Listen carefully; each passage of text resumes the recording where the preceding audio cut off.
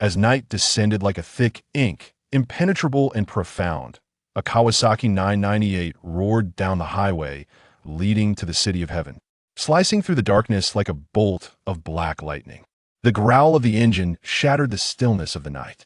The young man astride the motorcycle was tall and imposing, clad in a snug black leather jacket and pants that accentuated his robust physique. A heavy helmet concealed his features entirely, rendering him a mystery to those who might gaze upon him. It was the season of early spring, yet the lingering chill of late winter remained formidable, with a cold wind whipping around him, biting at his face like shards of ice. Unbeknownst to him, a thin mist had quietly crept in, adding an air of haziness and enigma to the night. Nevertheless, none of this affected the young man's speed as his unwavering gaze fixed resolutely ahead, as though the destination before him were the very purpose of his existence. This young man was Lin Ran, whose real name was Lin Long. Upon returning to the Dragon Kingdom, he adopted a new name to avoid drawing attention. Lin Ran was the eldest son of Lin Tian, the patriarch of the Lin family, once the foremost among the 5 great families of the City of Heaven. The Lin family had established its roots in the city for centuries, a name so powerful that even the slightest tremor from it would send ripples throughout the City of Heaven. Yet, everything changed irrevocably on that night. 10 years ago, a night steeped in nightmare. On that fateful evening, 200 members of the Lin family were brutally slain, the reasons cloaked in mystery, and the identity of the perpetrator shrouded in darkness. What was most chilling was that, in the aftermath of the massacre, not a single soul emerged to seek the truth. Even whispers of the incident were scant, as if discussing it might invite untold calamities. The enormity of the Lin family's empire was devoured by various factions overnight, leaving naught but echoes of its former grandeur. Lin Ran returned today solely for the purpose of vengeance. He vowed to make those executioners from years past pay a painful price and reclaim everything that rightfully belonged to the Lin family. As his motorcycle glided into Tiancheng, the neon lights flickered even in the depths of night, illuminating towering skyscrapers that stood majestically against the darkened sky, their brilliance reminiscent of stars cascading to earth. Yet, this vibrant spectacle felt utterly foreign to Lin Ran, as he had departed from here when he was still but a child. In the distance, a tower loomed. The structure atop the iron tower resembled a resplendent jewel, the Pearl Tower, a symbol of Tiancheng, once a source of pride for the Lin family, now possessed by others. Lin Ran gazed intently at the Pearl Tower, a flicker of complex emotions passing through his eyes. "Father, mother, I have returned," Lin Ran murmured, his voice low and hoarse, imbued with endless longing and righteous indignation. The roads of Tiancheng were now alien to Lin Ran. He could only recall that the Lin family mansion lay not far behind the Pearl Tower. The mist thickened, enveloping the world in a heavy veil. Lin Ran's vision blurred, yet his resolve grew ever more steadfast. Finally, he revved the motorcycle once more and proceeded onward at a measured pace. Shortly thereafter, the motorcycle came to a halt at an intersection of a narrow road. Lin Ran looked up, and the 3 bold characters of Lin Garden Road captured his attention. This road, named after the Lin family's Lin Garden, had once witnessed their grandeur, but now it bore the marks of decay. Lin Ran parked his motorcycle and slowly approached the dilapidated building at the end of the road. This was once the Lin family's grand residence, Lin Yuan. A devastating fire had ravaged this place, leaving it unrecognizable, and though a decade has passed, the scars of the inferno remain vividly etched in memory. Lin Ran stood silently before Lin Yuan, as if he could see the flames roaring before him, envisioning his parents and family fallen in pools of blood, the acrid scent of carnage assaulting his senses. It had been an utterly ordinary night, with the Lin family enveloped in tranquility. However, in the dead of night, that serenity was violently disrupted. Dozens of masked assailants clad in black suddenly invaded, their training evident in their seamless coordination. They had clearly come prepared. The Lin family hastily attempted to resist, but against these ferocious killers, they stood no chance. The family patriarch, Lin Tan, sought refuge for his wife and children in a fortified room, shielded by a cadre of loyal defenders. At that time, Lin Long was merely 8 years old, having lived under the tender care of his parents and had never witnessed such a scene of bloodshed and terror. He was paralyzed with fear, his face drained of color, trembling uncontrollably as he clutched his mother's hand, as if it were his sole anchor in this world. Upon entering the room, Lin Tian's expression turned grave and resolute. He removed a dragon ring from his hand. This ring was the emblem of the Lin family's successive patriarchs, emanating an air of mystery. The ring was intricately adorned with vivid dragon motifs, and a red gemstone was enshrined at the dragon's eye, glimmering with an eerie light under the dim illumination. Lin Tian handed the dragon ring to Lin Long, his gaze imbued with affection and expectation. He said, "Little dragon, this dragon ring is the emblem of our Lin family, signifying the head of the household. By possessing it, you embody the lineage of the Lin family. Today, I bestow it upon you from this moment forth. You shall be the master of our clan." Taken aback by this sudden turn of events, Lin Long felt a surge of panic. Having just composed himself from tears, he found himself disoriented once more. It seemed to him that his father was about to depart, and tears welled in his eyes, yet he valiantly suppressed them. Lin Tan gently caressed Lin Long's head, speaking earnestly, "Little dragon, the sons of the Lin family shed blood, but not tears. Crying will only render you weak. You are the bloodline of our family, bearing the weight of our deep-seated grievances. You must cultivate strength within yourself." With that, Lin Tian pressed lightly on the dragon ring, which immediately emitted a dazzling red light. He then took Lin Long's small hand and placed it upon the ring. In that instant, a mysterious green light radiated from the ring, illuminating the room, as if narrating the indomitable spirit and legacy of the Lin family. Bending down, Lin Tian locked eyes with Lin Long and declared solemnly, "Little dragon, from now on, you are the head of the Lin family. To all who behold the dragon ring, it is as if they are witnessing the master himself. This is the custom of our lineage." Lin Long bit his lip, nodding vigorously. His small hand clutched the dragon ring tightly, as if grasping the future and hope of the Lin family. Lin Tian spoke again, "Xiao Long, shortly, someone will escort you out. Your sister, Lin Feng, has already been sent away safely. Once you step outside, there will be someone to assist you. You have an uncle in South America whom you have never met. He will take care of you." At that moment, a family member rushed in, urgency etched on their face. "Master, the outsiders are about to break, and we may not be able to hold them off much longer. We must expedite the young master's escape." Lin Tian nodded, his gaze lingering on Lin Long, filled with both reluctance and resolve. "Xiao Long, when you grow up, you must return and avenge our Lin family." Lin Long clenched his fists tightly, flames of vengeance igniting in his eyes as he proclaimed, "Father, I will certainly do that." His mother, tears glistening in her eyes, removed her bracelet and placed it in Lin Long's hand, her voice trembling. "This is a token from your mother.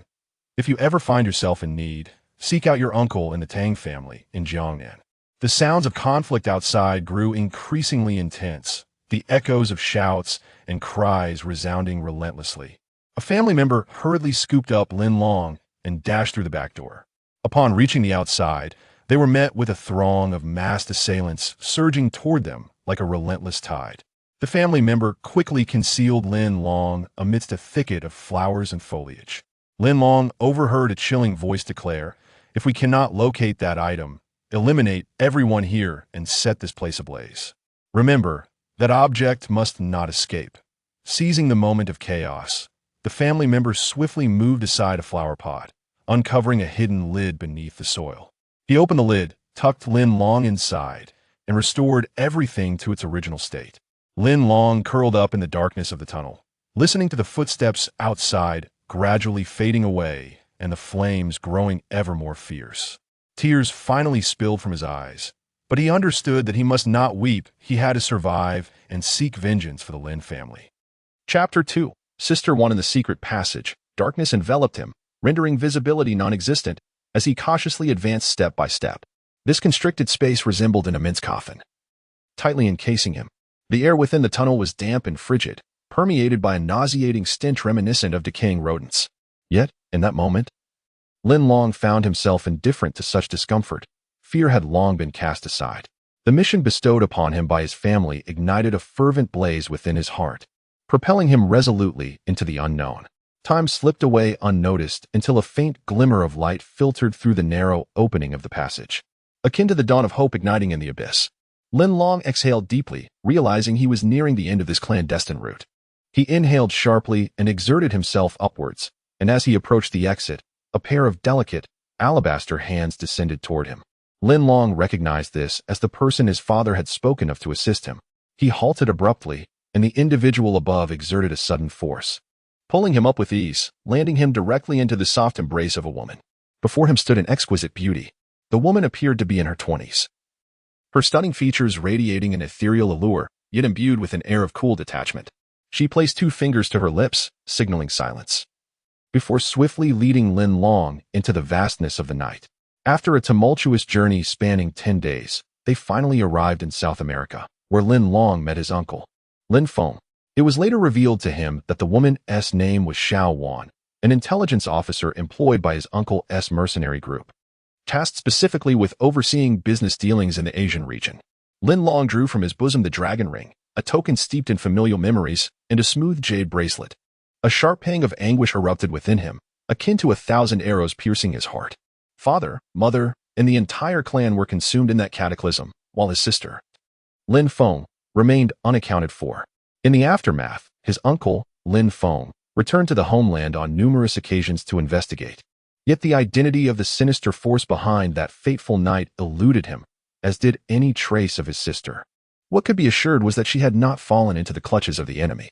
The enigmatic powers entwined in the Dragon Kingdom shrouded the annihilation of the Lin family in an impenetrable veil of secrecy. Officially, it was declared that a sudden fire had engulfed Lin Garden, tragically claiming the lives of its inhabitants. Subsequently, the incident sank into oblivion, devoid of any further whispers, as if the very mention of it would summon calamity upon those who dared to speak. At that moment, the fog thickened, and a fine drizzle fell like powder, chilling him to the bone. Yet, Lin Long's heart was colder still than the inclement weather. He sat in quietude, allowing the rain to soak him completely, as if this were the only means to alleviate the torment within. Years of military service had accustomed him to various adversities. Thus, this trivial tempest was of little concern. Time passed, and gradually the dawn broke, with nearby residents beginning to emerge from their abodes. Only then did Lin Long slowly rev up his motorcycle, departing from Lin Garden Road. Half an hour later, he arrived at the front of an opulent standalone villa. As soon as the motorcycle came to a halt, the grand entrance of the villa swung open automatically. A stunning woman in her 30s emerged from within, her skin as fair as snow, and her figure exquisitely graceful, exuding an air of nobility in every movement. Lin Long removed the cumbersome helmet, revealing a handsome and sun-kissed visage. Though merely 18, he possessed a maturity that belied his youth, marked by an aura of profound experience. His striking features were sharply defined, and his gaze, deep and enigmatic, resembled an unfathomable abyss, radiating a robust masculinity. Jianjia. Lin Long beamed with a radiant smile, a smile imbued with the joy of a long-awaited reunion. Xiao Long, you've finally returned. I've been waiting for you all night, Xiao Wan exclaimed, her face aglow with delight. At that moment, a security guard hurried over, taking the helmet from Lin Long's hands. He nimbly dismounted from the motorcycle and embraced Xiao Wan tightly, planting a gentle kiss on her cheek. Xiao Wan shot him a playful glare, chiding, "You're all grown up now, yet you still behave so mischievously." However, Lin Long whispered softly into her ear, "Jianjia, I am no longer Xiao Long. I am now Xiao Ran." Xiao Wan lightly tapped her forehead, realization dawning upon her. Oh dear, how could I forget? Subsequently, Xiao Wan led Lin Ran into the villa, where the workers had been waiting for quite some time. The moment he stepped inside, Lin Ran casually plopped down onto the sofa, his long legs carelessly draped over the coffee table. Xiao Wan gently patted his legs and inquired, "Why did you only return this morning? You were supposed to be home by midnight last night." Lin Ran merely smiled and did not answer her question, instead exclaiming, "Jianjia, is there anything to eat? I am on the verge of starvation." With a smile, Xiao Wan replied, "I have prepared everything for you long ago." She then nodded to the workers, signaling them to bring forth the dishes. After a brief wash, Lin Ran eagerly took his place at the dining table, devouring the food voraciously until every morsel was consumed, before finally reclining contentedly on the sofa. Xiao Wan joined him, and at that moment, the workers brought in a pot of tea. Xiao Wan waved her hand, indicating that all the workers in the hall should withdraw. Once it was just the two of them, she lowered her voice and asked, "When you returned to Long Country, did your uncle instruct you on what to do?" Lin Ran nodded and replied, "He advised me to refrain from acting impulsively, as those forces could be quite formidable.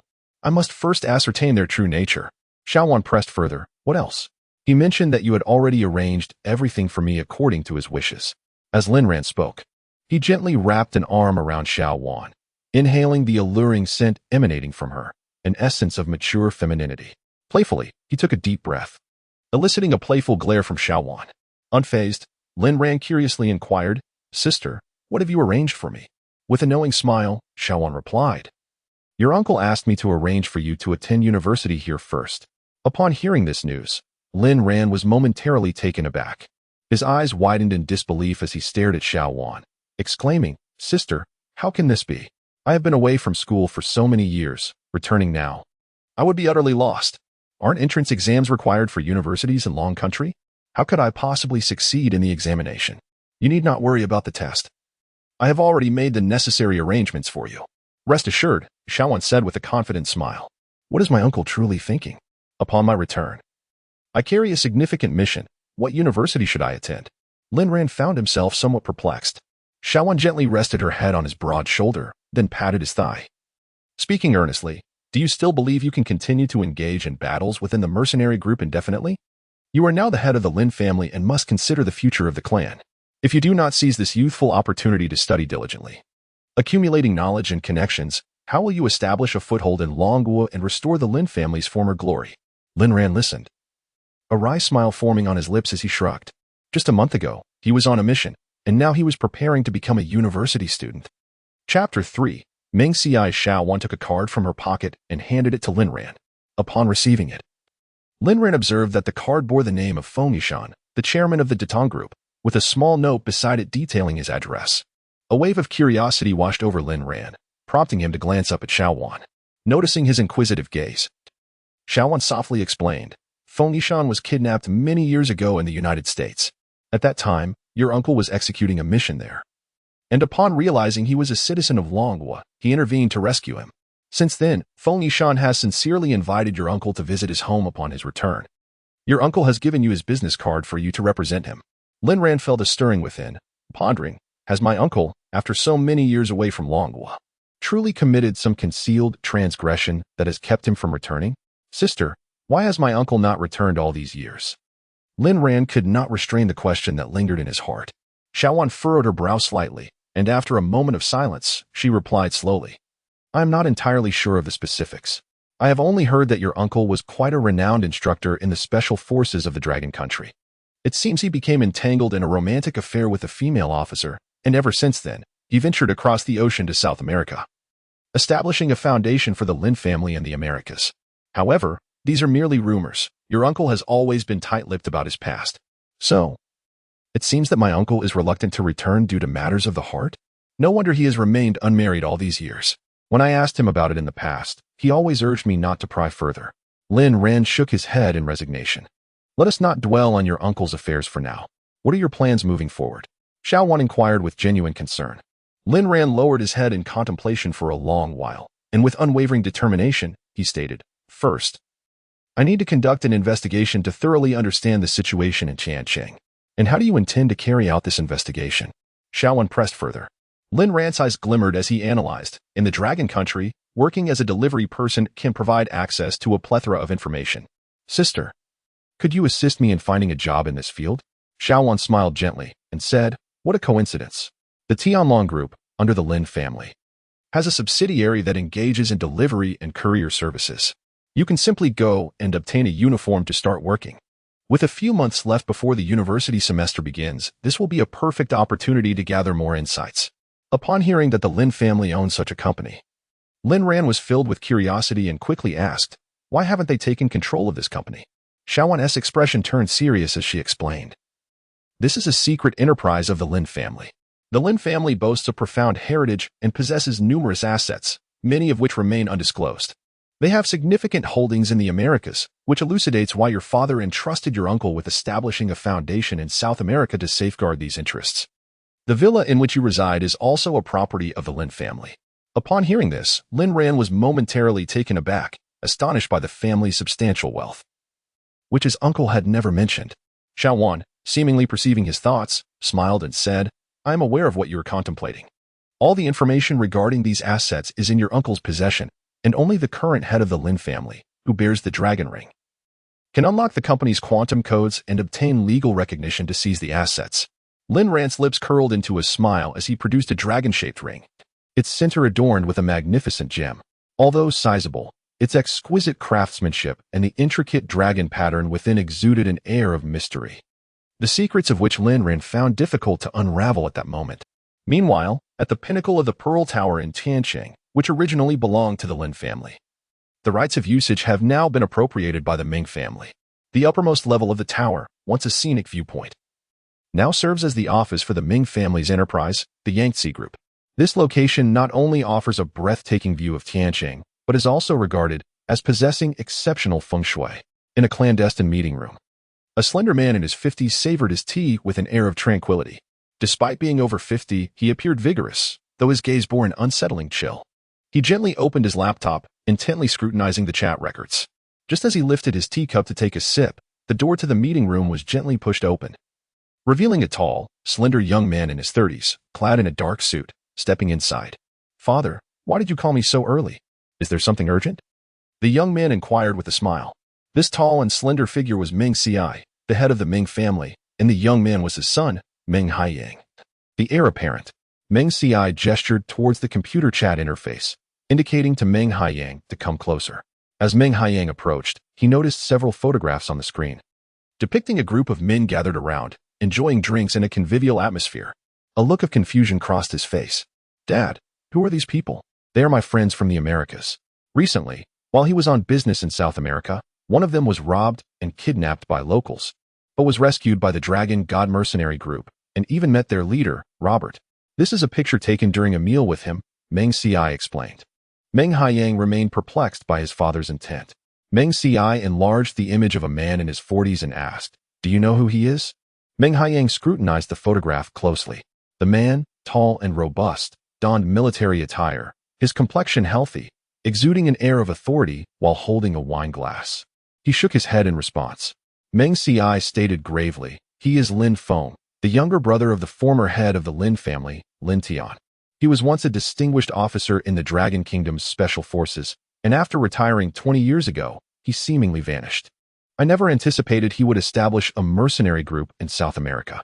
Meng Haiyang's expression shifted slightly, and after a moment of contemplation, he remarked, "Father, if Lin Feng is in South America, could it be that the siblings who escaped the Lin family are also there? We have yet to uncover their whereabouts. And even with the Wang family's connections within the police, we have yielded no results." Meng Xiai nodded, "I share your suspicions. However, my friend mentioned that he has never encountered any relatives of Lin Feng, nor does he possess any knowledge on the matter." Meng Haiyang furrowed his brow. If that is indeed the case, could it be that the siblings have already returned to Longhua? Meng Xiai fell into a reverie, the scenes from a decade ago vividly resurfacing in his mind. After a prolonged silence, he slowly remarked, "If they were to come back, it is highly likely they would head to Linyuan. However, our covert sentinels stationed near Linyuan have not reported any unfamiliar faces recently." Meng Haiyang pondered thoughtfully, while Meng Xiai continued with a grave tone, "Nevertheless, we must remain vigilant. Recently, I have been plagued by an unsettling feeling, as if a significant event is imminent." Meng Haiyang quickly nodded. "I understand, Father." After a brief pause, he added, "Father, we must locate those two, especially Lin Long. It is said that the Dragon Ring is in his possession. Without it, we cannot formally take over the Lin family's enterprises and will only be able to manage them temporarily, which would be a considerable disadvantage." Chapter 4. Tianlong Group. The following morning, as dawn broke and a faint blush of light graced the horizon, soft rays illuminated the city streets. Lin Ran and Xiao Wan set out early for Tianlong Group. Both dressed in an understated manner, Xiao Wan wore a fitted beige suit that accentuated her figure, exuding simplicity and elegance. Each step she took was steady and confident, the sound of her heels clicking against the ground resonating like a rhythmic beat of tension. Lin Ran, on the other hand, donned a casual sports outfit, radiating vitality, with a glimmer of anticipation and vigilance in his eyes, ever alert to the surroundings. They drove a modest Volkswagen sedan, navigating through the traffic at a leisurely pace, as they preferred to maintain a low profile in such crucial matters, avoiding undue attention. An hour later, they arrived at the Tianlong Group. From a distance, the building of the Tianlong Group resembled an aged elder. Its facade weathered and worn by the ravages of time. The exterior of the edifice appeared dilapidated, the walls mottled and flaking, like shattered scales trembling gently in the breeze, devoid of vitality. The only indication of its status as a corporate entity was the sign perched atop the building. Yet, even that sign had succumbed to decay, with large patches of gold leaf peeling away, resembling fallen yellow leaves swaying precariously, revealing a rusted black undercoat that seemed glaringly stark in the morning light, as if silently narrating tales of past glory now overshadowed by desolation. However, the two noticed a scattering of young individuals within the parking lot, all sporting crew cuts, their robust physiques exuding an air of menace. Lin Ran, a master of concealed weaponry, possessed keen eyesight and immediately discerned that these individuals bore dragon tattoos on their arms. These tattoos, in various hues of red, blue, black, and green, shimmered with an eerie light under the sun, hinting at some undisclosed secret. Clearly, these individuals were not ordinary employees, but rather appeared to be members of an underground organization, perhaps thugs or enforcers. The different colors of the dragons likely represented varying ranks within the organization. Upon seeing Lin Ran and Xiaowan's vehicle approach the Tianlong Group, their relaxed demeanor instantly transformed into vigilance, their bodies tensing in unison as their gazes, filled with hostility and caution, fixated on Lin Ran and Xiaowan, as if they were intruders encroaching upon their territory. Xiaowan and Lin Ran exchanged a glance, each reflecting a sense of perplexity that stirred whispers of doubt within them. Why does the Tianlong Group appear more akin to a stronghold of an underground organization rather than a legitimate enterprise? Lin Ran furrowed his brow slightly and whispered to Xiaowan, "Sister, what made you think to take over the Tianlong Group first? Something feels fundamentally amiss. These individuals hardly seem like they are engaged in honest business."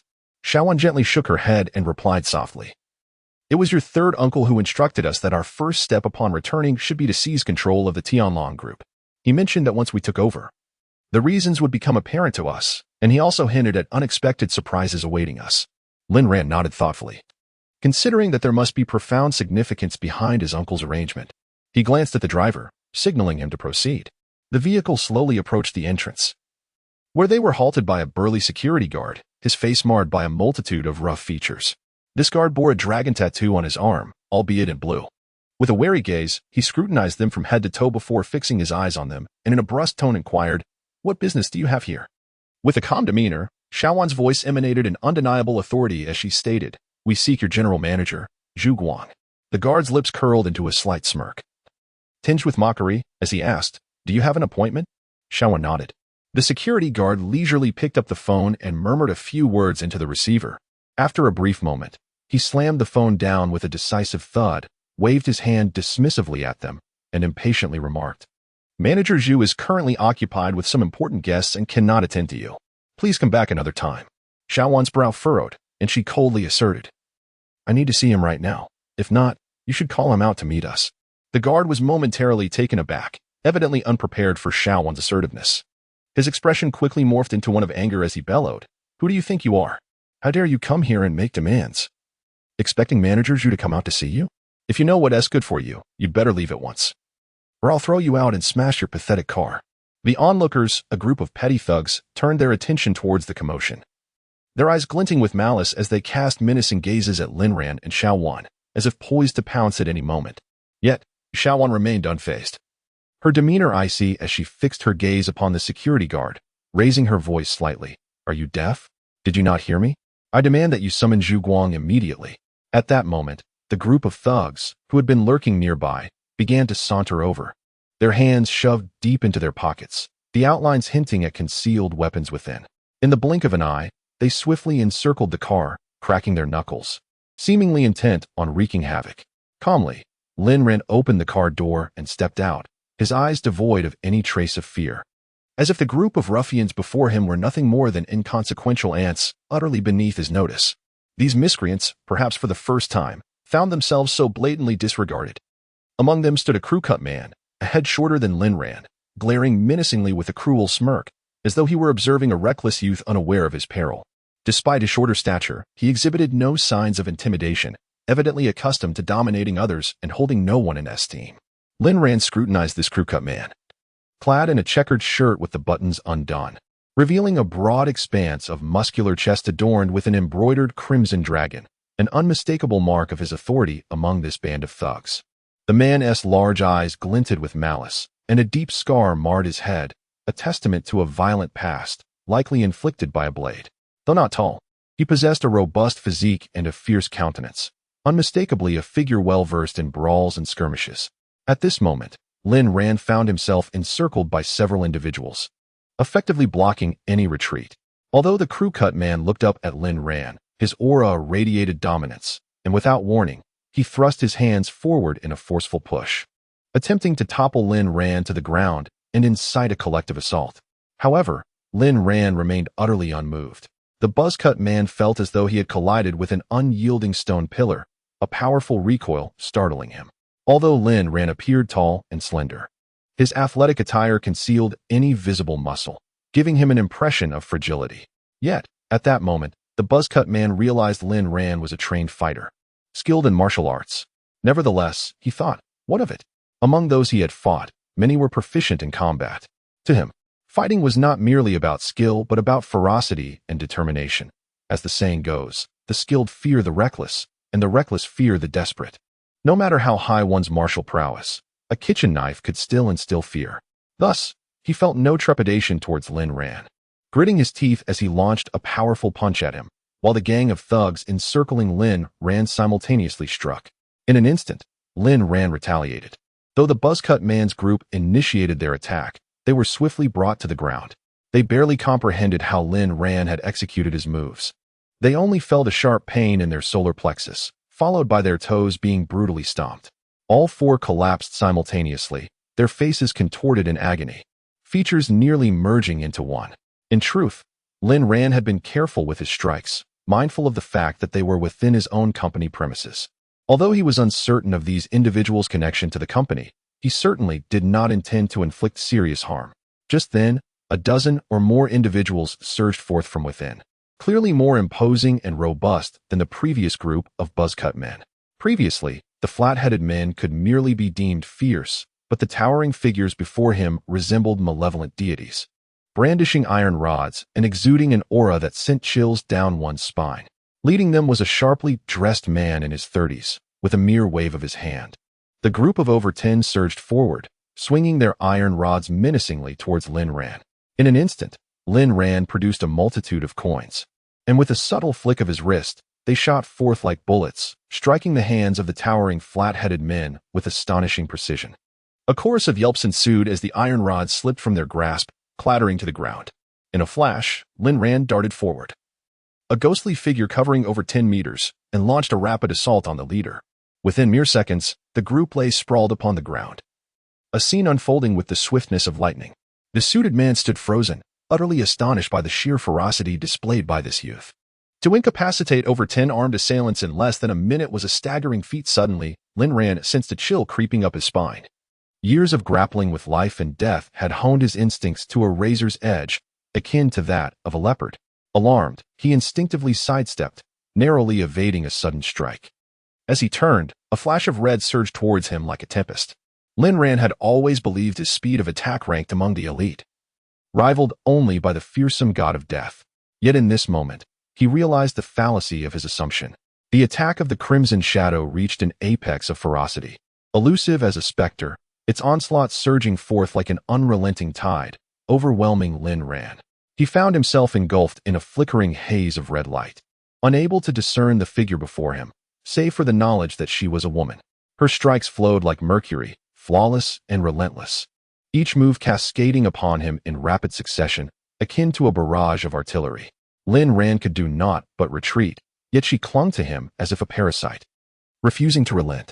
Moreover, she targeted his most vulnerable points, his eyes, throat, and groin, with each strike a potential death blow.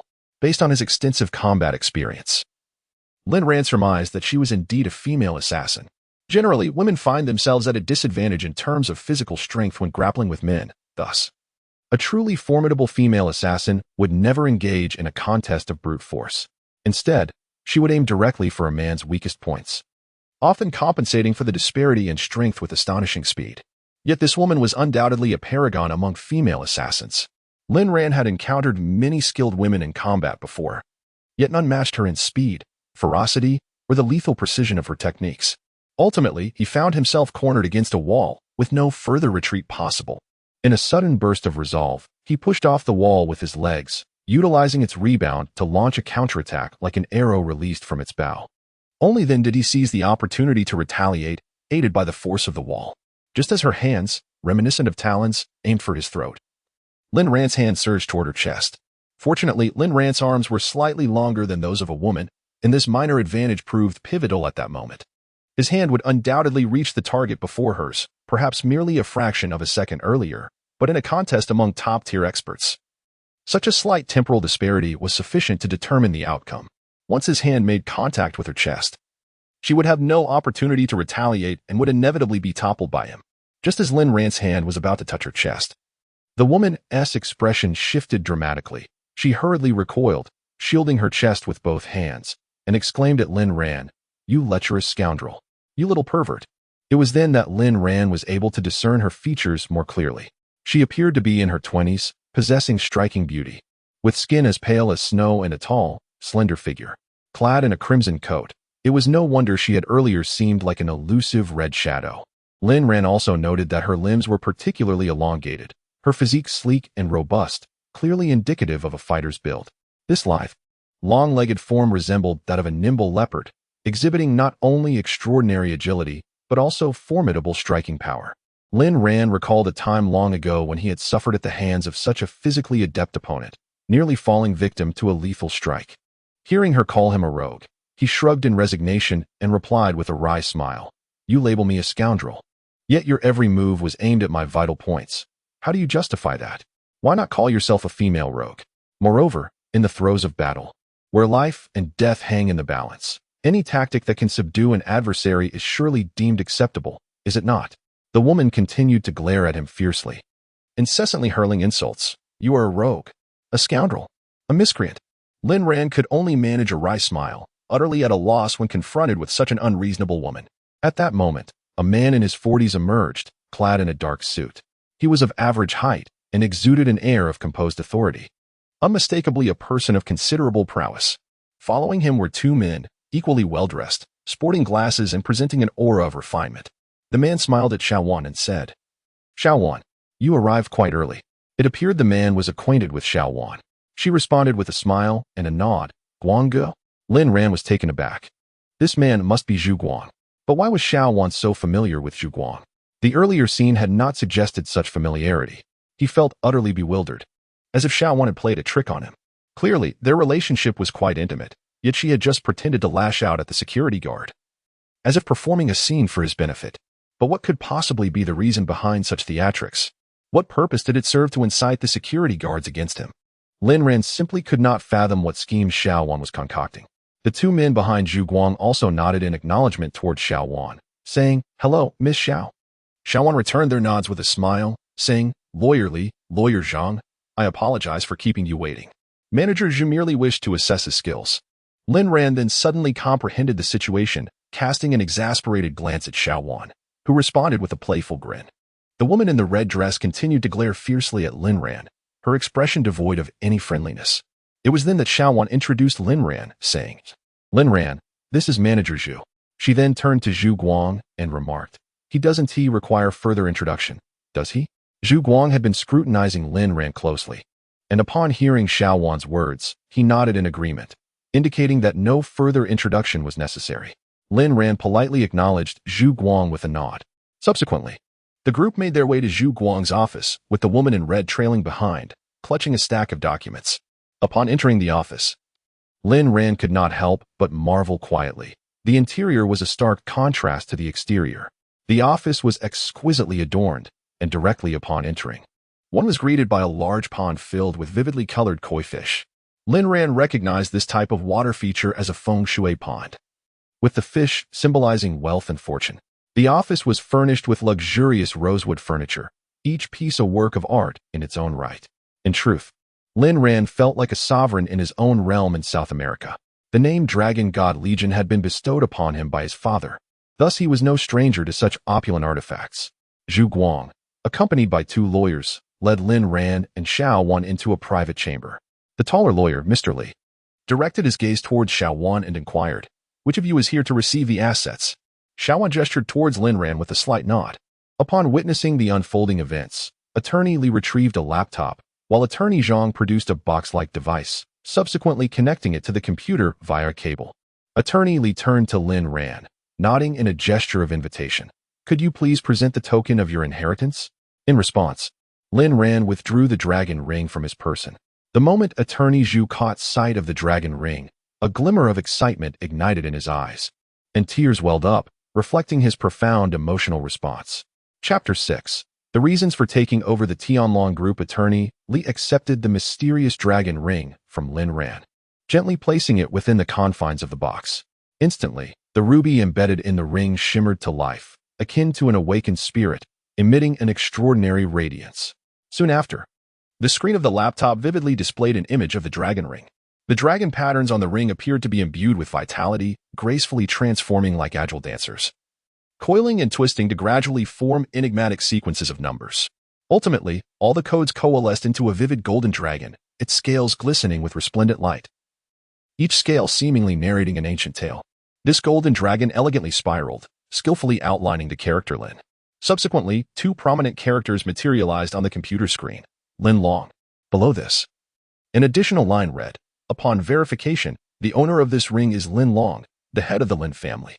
Attorney Li retrieved the dragon ring and returned it to Lin Ran, smiling as he declared, "Mr. Lin, it is now confirmed that you are Lin Long, the head of the Lin family. According to legal procedures, the Tianlong Group is the property of the Lin family, and you may now officially take possession." Lin Ran nodded slightly in acknowledgement.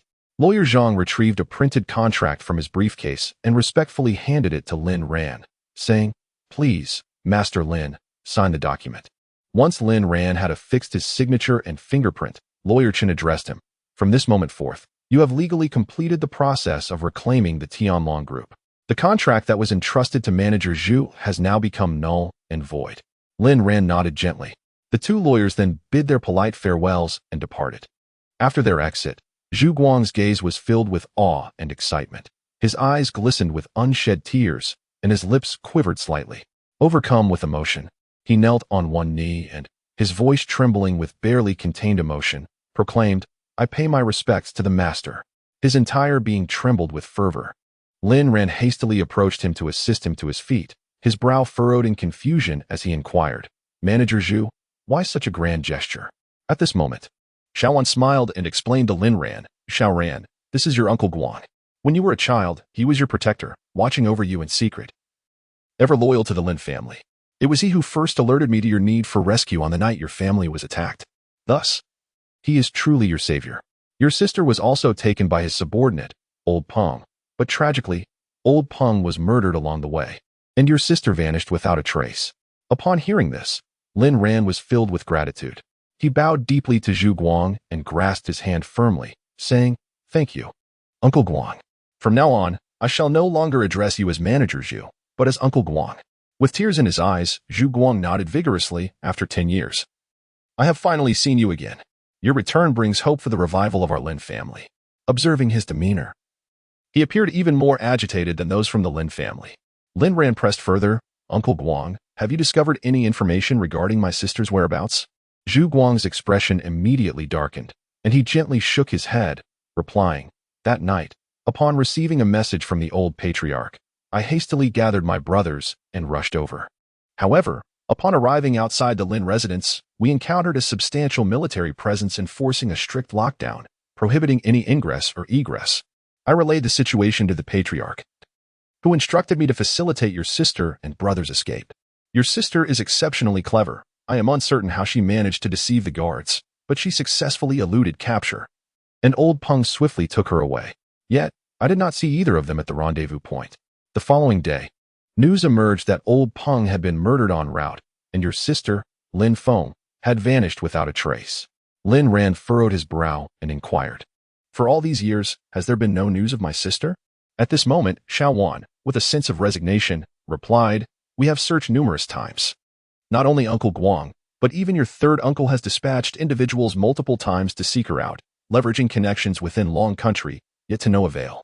However, It is certain that your sister has not fallen into their clutches. I am not overly concerned for her. She has always been quite astute, adept at manipulating others, and no one has ever been able to outsmart her. A look of concern inevitably surfaced in Lin Ran's eyes. Xiaowan patted his shoulder, offering comfort. Do not dwell on this too much for now. Let us discuss our next course of action.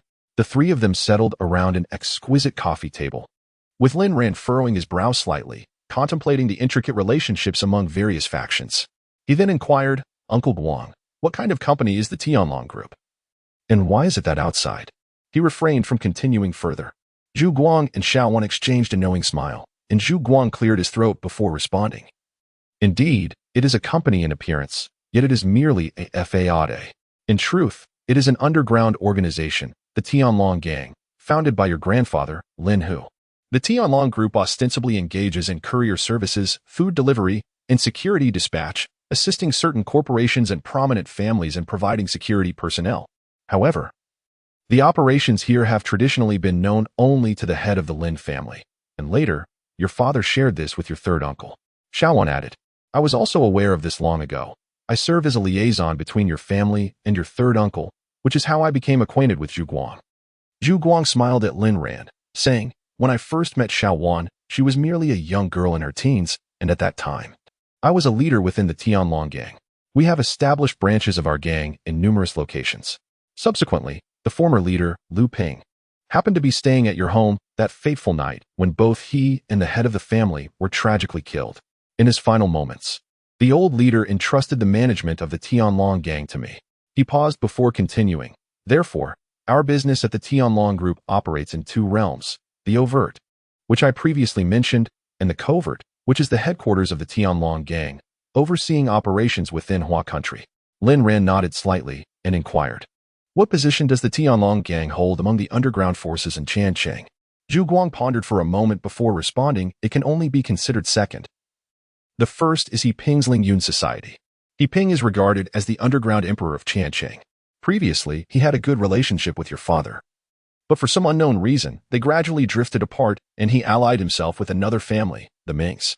However, we have always maintained a policy of non-interference. While He Ping reigns as the underground emperor in Changcheng, our Tianlong Gang boasts far more branches outside and possesses financial resources that far exceed theirs, making them hesitant to provoke us lightly. At this moment, Lin Ran understood why his uncle had repeatedly urged him to take over the Tianlong Group as soon as he returned. It turned out that the Tianlong Group concealed a faction of underground power belonging to the Lin family, akin to a colossal python lurking in the shadows.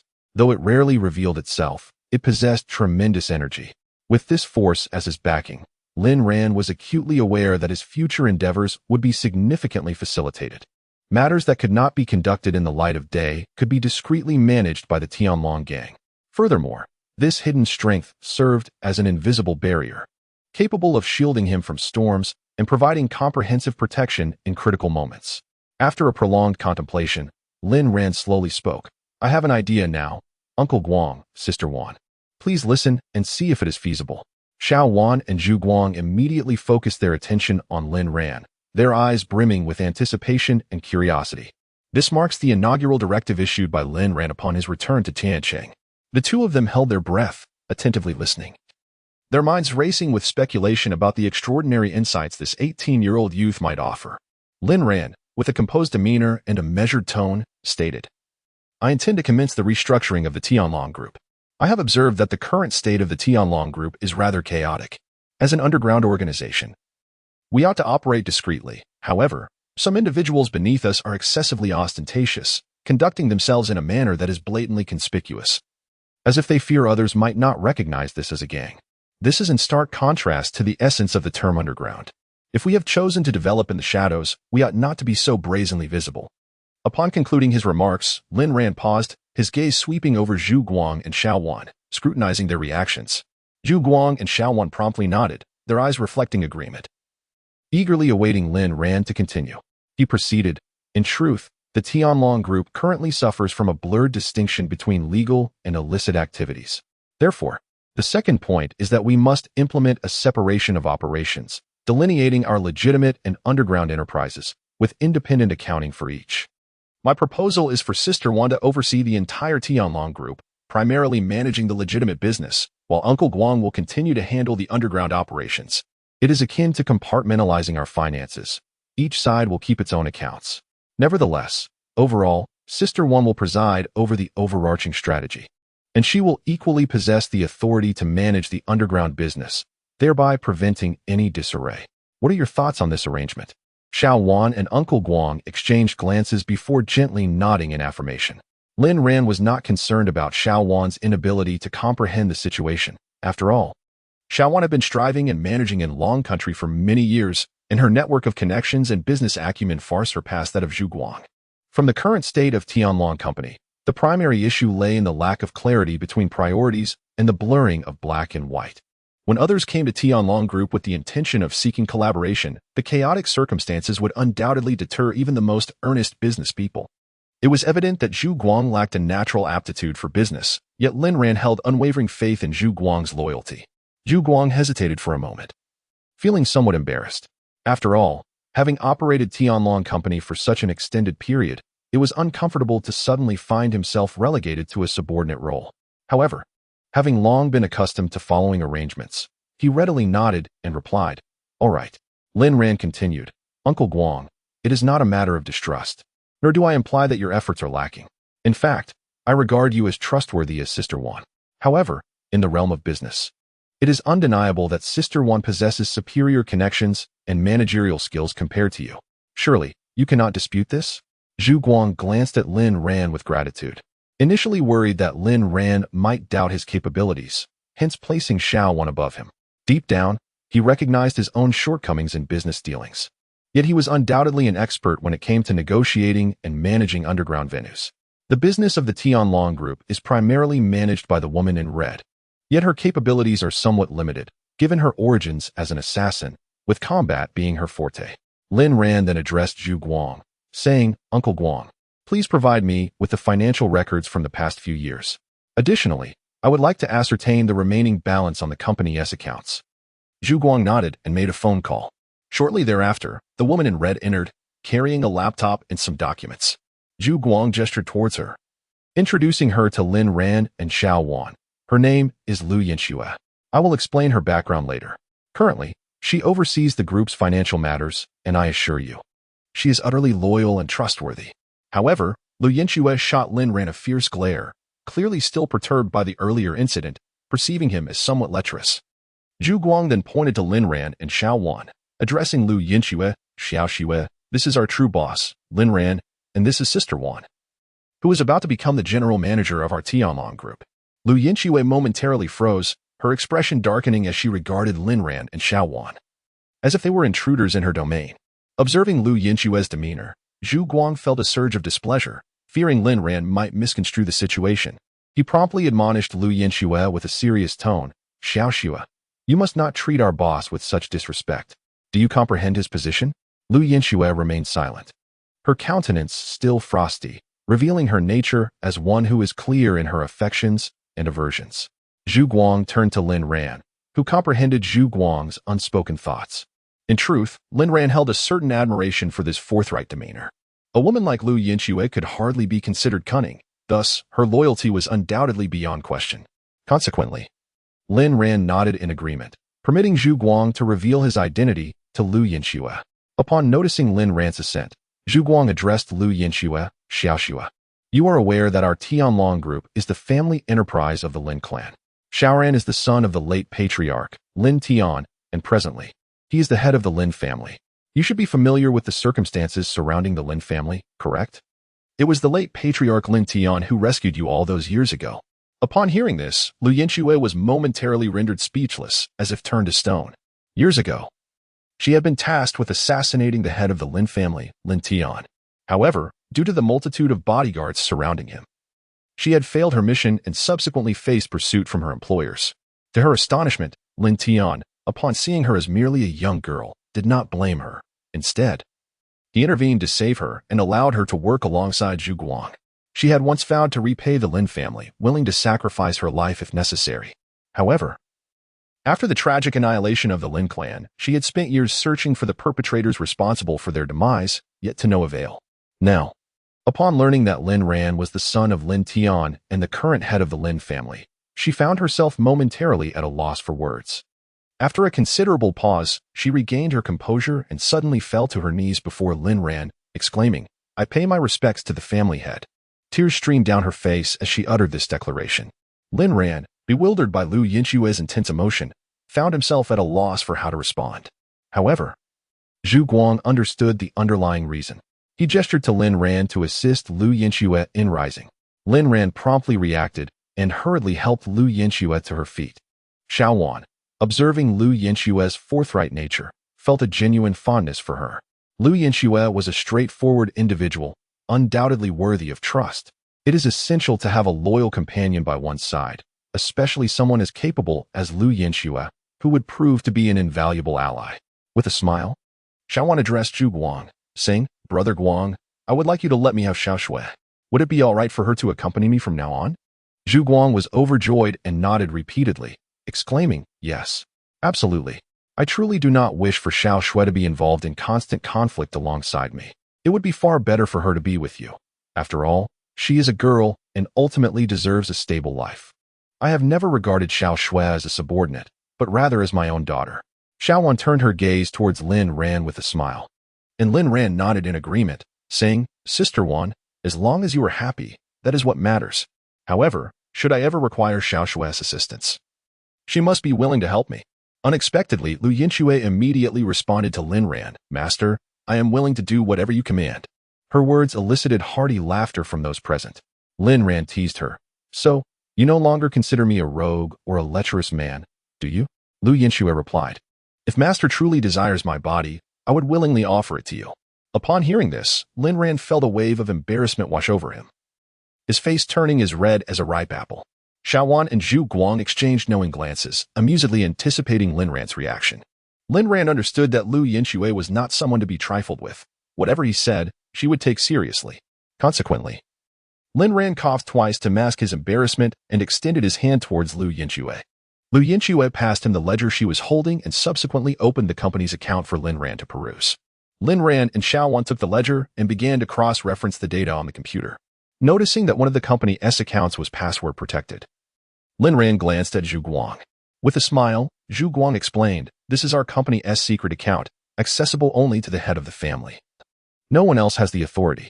Each year, we can only withdraw 50% of the operating profit as operational expenses, while the remaining surplus automatically transfers to this secret account." Furrowing his brow, Lin Ran inquired, "How do I open it?"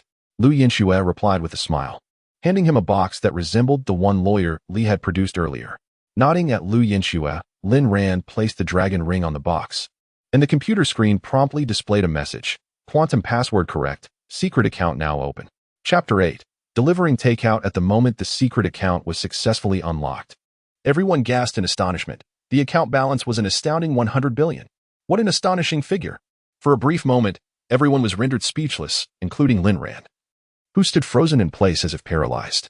No one could have anticipated that this seemingly unremarkable and somewhat dilapidated corporate group harbored such formidable financial power behind the scenes. At this moment, Lin Ran truly comprehended the profound depth of his family's heritage, the Lin family's legacy. After all, this was merely a small enterprise under the Lin family banner. Soon, he regained his composure and, leveraging his keen intuition, deduced that the Lin family must have refrained from utilizing this secret fund over the years, which had amassed to such a substantial sum. Indeed, upon examining the account statement, he discovered that since its inception, this clandestine account had only recorded deposits, with no expenditures whatsoever. Subsequently, Lin Ran scrutinized the existing company accounts of Tianlong Group. After careful analysis, he found that the combined capital of the group's overt and covert accounts amounted to approximately 10 billion. Xiao Wan quickly perceived that the current state of the group suffered from mismanagement issues. Furthermore, over the years, Tianlong Group had adhered to a conservative operational strategy, refraining from business expansion.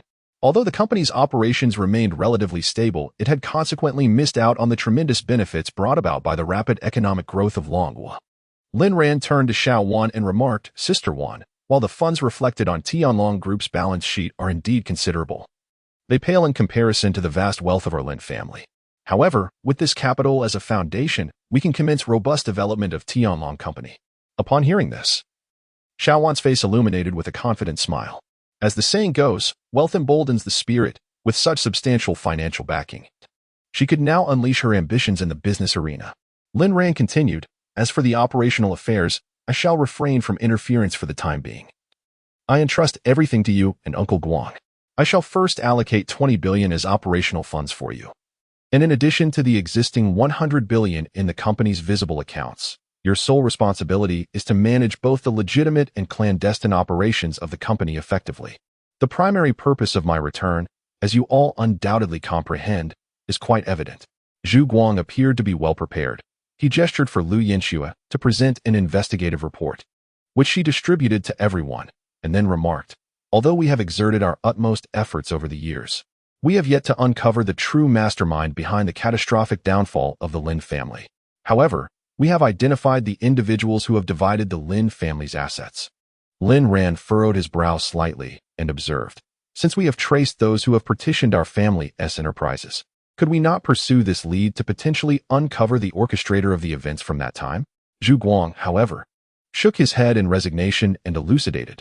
The division of the Lin family's assets primarily pertains to operational rights. Ultimately, the ownership still resides with the Lin family. Furthermore, during the period of the Lin family's disarray, these operational rights were publicly auctioned off by the Tianqing government. Many individuals successfully bid, with the highest bidders prevailing. Thus, we cannot simplistically deduce that those who subsequently acquired operational rights are the true masterminds. Moreover, the orchestrators of that scheme acted with extreme caution, leaving behind scarcely any traces. I even harbor suspicions that there may be individuals within the Dragon country's military involved. Yet it remains unclear whether they were the principal architects or mere accomplices in this affair.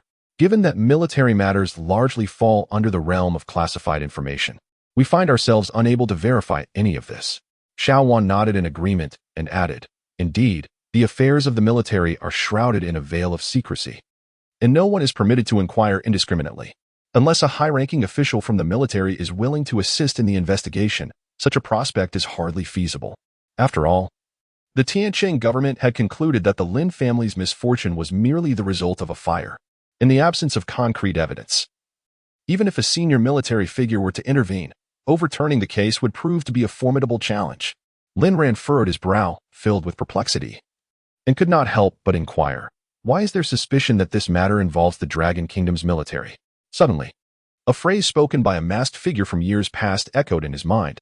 If that item cannot be found, eliminate all the members of the Lin family. It appeared that the Lin family's tragic demise could very well be linked to that enigmatic object. Yet, what could this item be that holds such significance? Prompting the shadowy puppeteer to commit an atrocity of this magnitude? It seems to me that the depths of this matter are indeed profound. Xiao Wan's words gradually brought Lin Ran to a state of calmness. Let us consider what a prominent presence the Lin family holds in Tianqing. Without formidable backing, who would dare to openly perpetrate such a heinous act against your family? Even the other 4 prominent families in Tianqing would likely lack the audacity to do so. After all, should the Lin family discover their involvement, the repercussions from such a powerful lineage would be unbearable for those 4 families. It must be noted that the strength of the Lin family alone is sufficient to rival that of the other 3. Lin Ran fell into contemplation, and Zhu Guang, observing his demeanor, continued, Master, you indeed possess the capability to reclaim all the assets of the Lin family. However, if we do not first eliminate the hidden puppeteer lurking in the shadows, we cannot ensure that another massacre will not ensue. Moreover, the Lin family, having suffered a heavy blow previously, is now considerably weakened. Should we face another crisis, the consequences may be far more catastrophic than before. Thus, it is imperative that we identify the mastermind and eradicate them entirely before we can contemplate reclaiming our assets. Head of the family, do you believe my reasoning holds merit? After a moment of contemplation, Lin Ran slowly replied, Uncle Guang is indeed correct. However, the fact that you have not uncovered any leads over this extended period indicates that these individuals possess a deeply entrenched network, which should not be underestimated. Lin Ran refrained from disclosing the incident from years past when he overheard the words of the cloaked figure. After all, he was still uncertain about what that so-called entity truly was and the reasons behind it. In the absence of sufficient assurance, it is wise to keep certain matters under wraps for the time being. Zhu Guang looked at Lin Ran and inquired, What are your plans now, head of the family? Lin Ran, with a resolute gaze, stated, I intend to personally investigate this matter. Zhu Guang was momentarily taken aback and repeated, "You plan to investigate personally?" Xiaowan jestingly remarked, "He is planning to deliver packages and takeout. You should quickly prepare some such jobs for him." Lin Ran joined in the laughter, saying, "I also plan to apply for a security position. However, starting with delivering takeout and packages would be beneficial, as it would provide a comprehensive understanding of the entire Tian City situation, laying the groundwork for subsequent investigations." Upon hearing these words, Zhu Guang was momentarily taken aback. After a considerable pause, he spoke with a grave expression, "Master of the family, I can comprehend your sentiments, and they are not entirely unfeasible. However, as the head of the Lin family, you bear the hopes of the entire clan, and you must not allow any missteps. You are the linchpin of our family's resurgence. Only if you agree to certain conditions will I consent to your undertaking." Zhu Guang's tone was exceedingly serious, even imbued with an air of authority that left Lin Ran somewhat astonished. He replied, "Uncle Guang, please speak your mind freely." With a solemn countenance, Zhu Guang continued, "First and foremost, during your investigation, you must exercise utmost caution and refrain from recklessness. Should you encounter any suspicious leads, do not venture forth alone. You must return at once to confer with us. Secondly, to ensure your safety, you must remain under our covert protection at all times. Only by adhering to these two stipulations can I feel at ease allowing you to proceed." Upon absorbing Zhu Guang's counsel, a wave of warmth surged within Lin Ran. He understood that Zhu Guang harbored genuine concern for his safety. Indeed, while he possessed a modicum of strength, the vast expanse of Dragon Country was teeming with formidable individuals. There were always those beyond one's reckoning. Thus, Lin Ran nodded earnestly and said, "Very well, Uncle Guang, I shall heed your arrangements. You need not worry." At this, Zhu Guang finally revealed a look of relief. He had been apprehensive that Lin Ran might stubbornly disregard his advice, and the potential consequences of an ill-fated investigation were indeed dire. The following day, within the realm of the company's food delivery operations, a tall and strikingly handsome youth made his appearance. Despite his tender years, he exuded an air of composure and maturity. Clad in the standard yellow delivery uniform, he rode a food delivery electric bicycle, just like his fellow couriers. This individual was none other than Lin Ran. He stood quietly, awaiting food orders. But his wait was not aimless. He was specifically anticipating an order from the Meng family. Due to the Meng family's successful bid for the management rights of the Pearl Tower under the Lin family's name, he resolved to make the Meng family his first subject of investigation. Before long, Lin Ran received an order from the Meng family, destined for the Pearl Tower. Chapter 9, Conflict in the Office. On the top floor of the Pearl Tower, Meng Haiyang respectfully addressed his father, Meng Xiai, saying, "Father, I have dispatched someone to South America to investigate the situation regarding Lin Feng. We should receive news in approximately a month." Meng Xiai furrowed his brow slightly and inquired, "Who did you send?" Meng Haiyang replied, "Meng Tian." After a moment of contemplation, Meng Xiai slowly remarked, "I have already made inquiries through a friend in South America. There is a young leader within the Dragon God mercenary group, known by the moniker Mad Dragon. It is said he is around 18 or 19 years old and has a close relationship with Lin Tian. I suspect that this Mad Dragon may very well be the sole survivor of the Lin family." Lin Long. Meng Haiyang promptly pressed on, "Is there a photograph of this Mad Dragon?" With a resigned shake of his head, Meng Xiai replied, "No.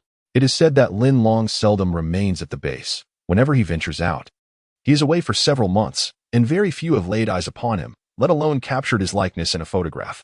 By the way, have you managed to find a picture of the young Lin Long?"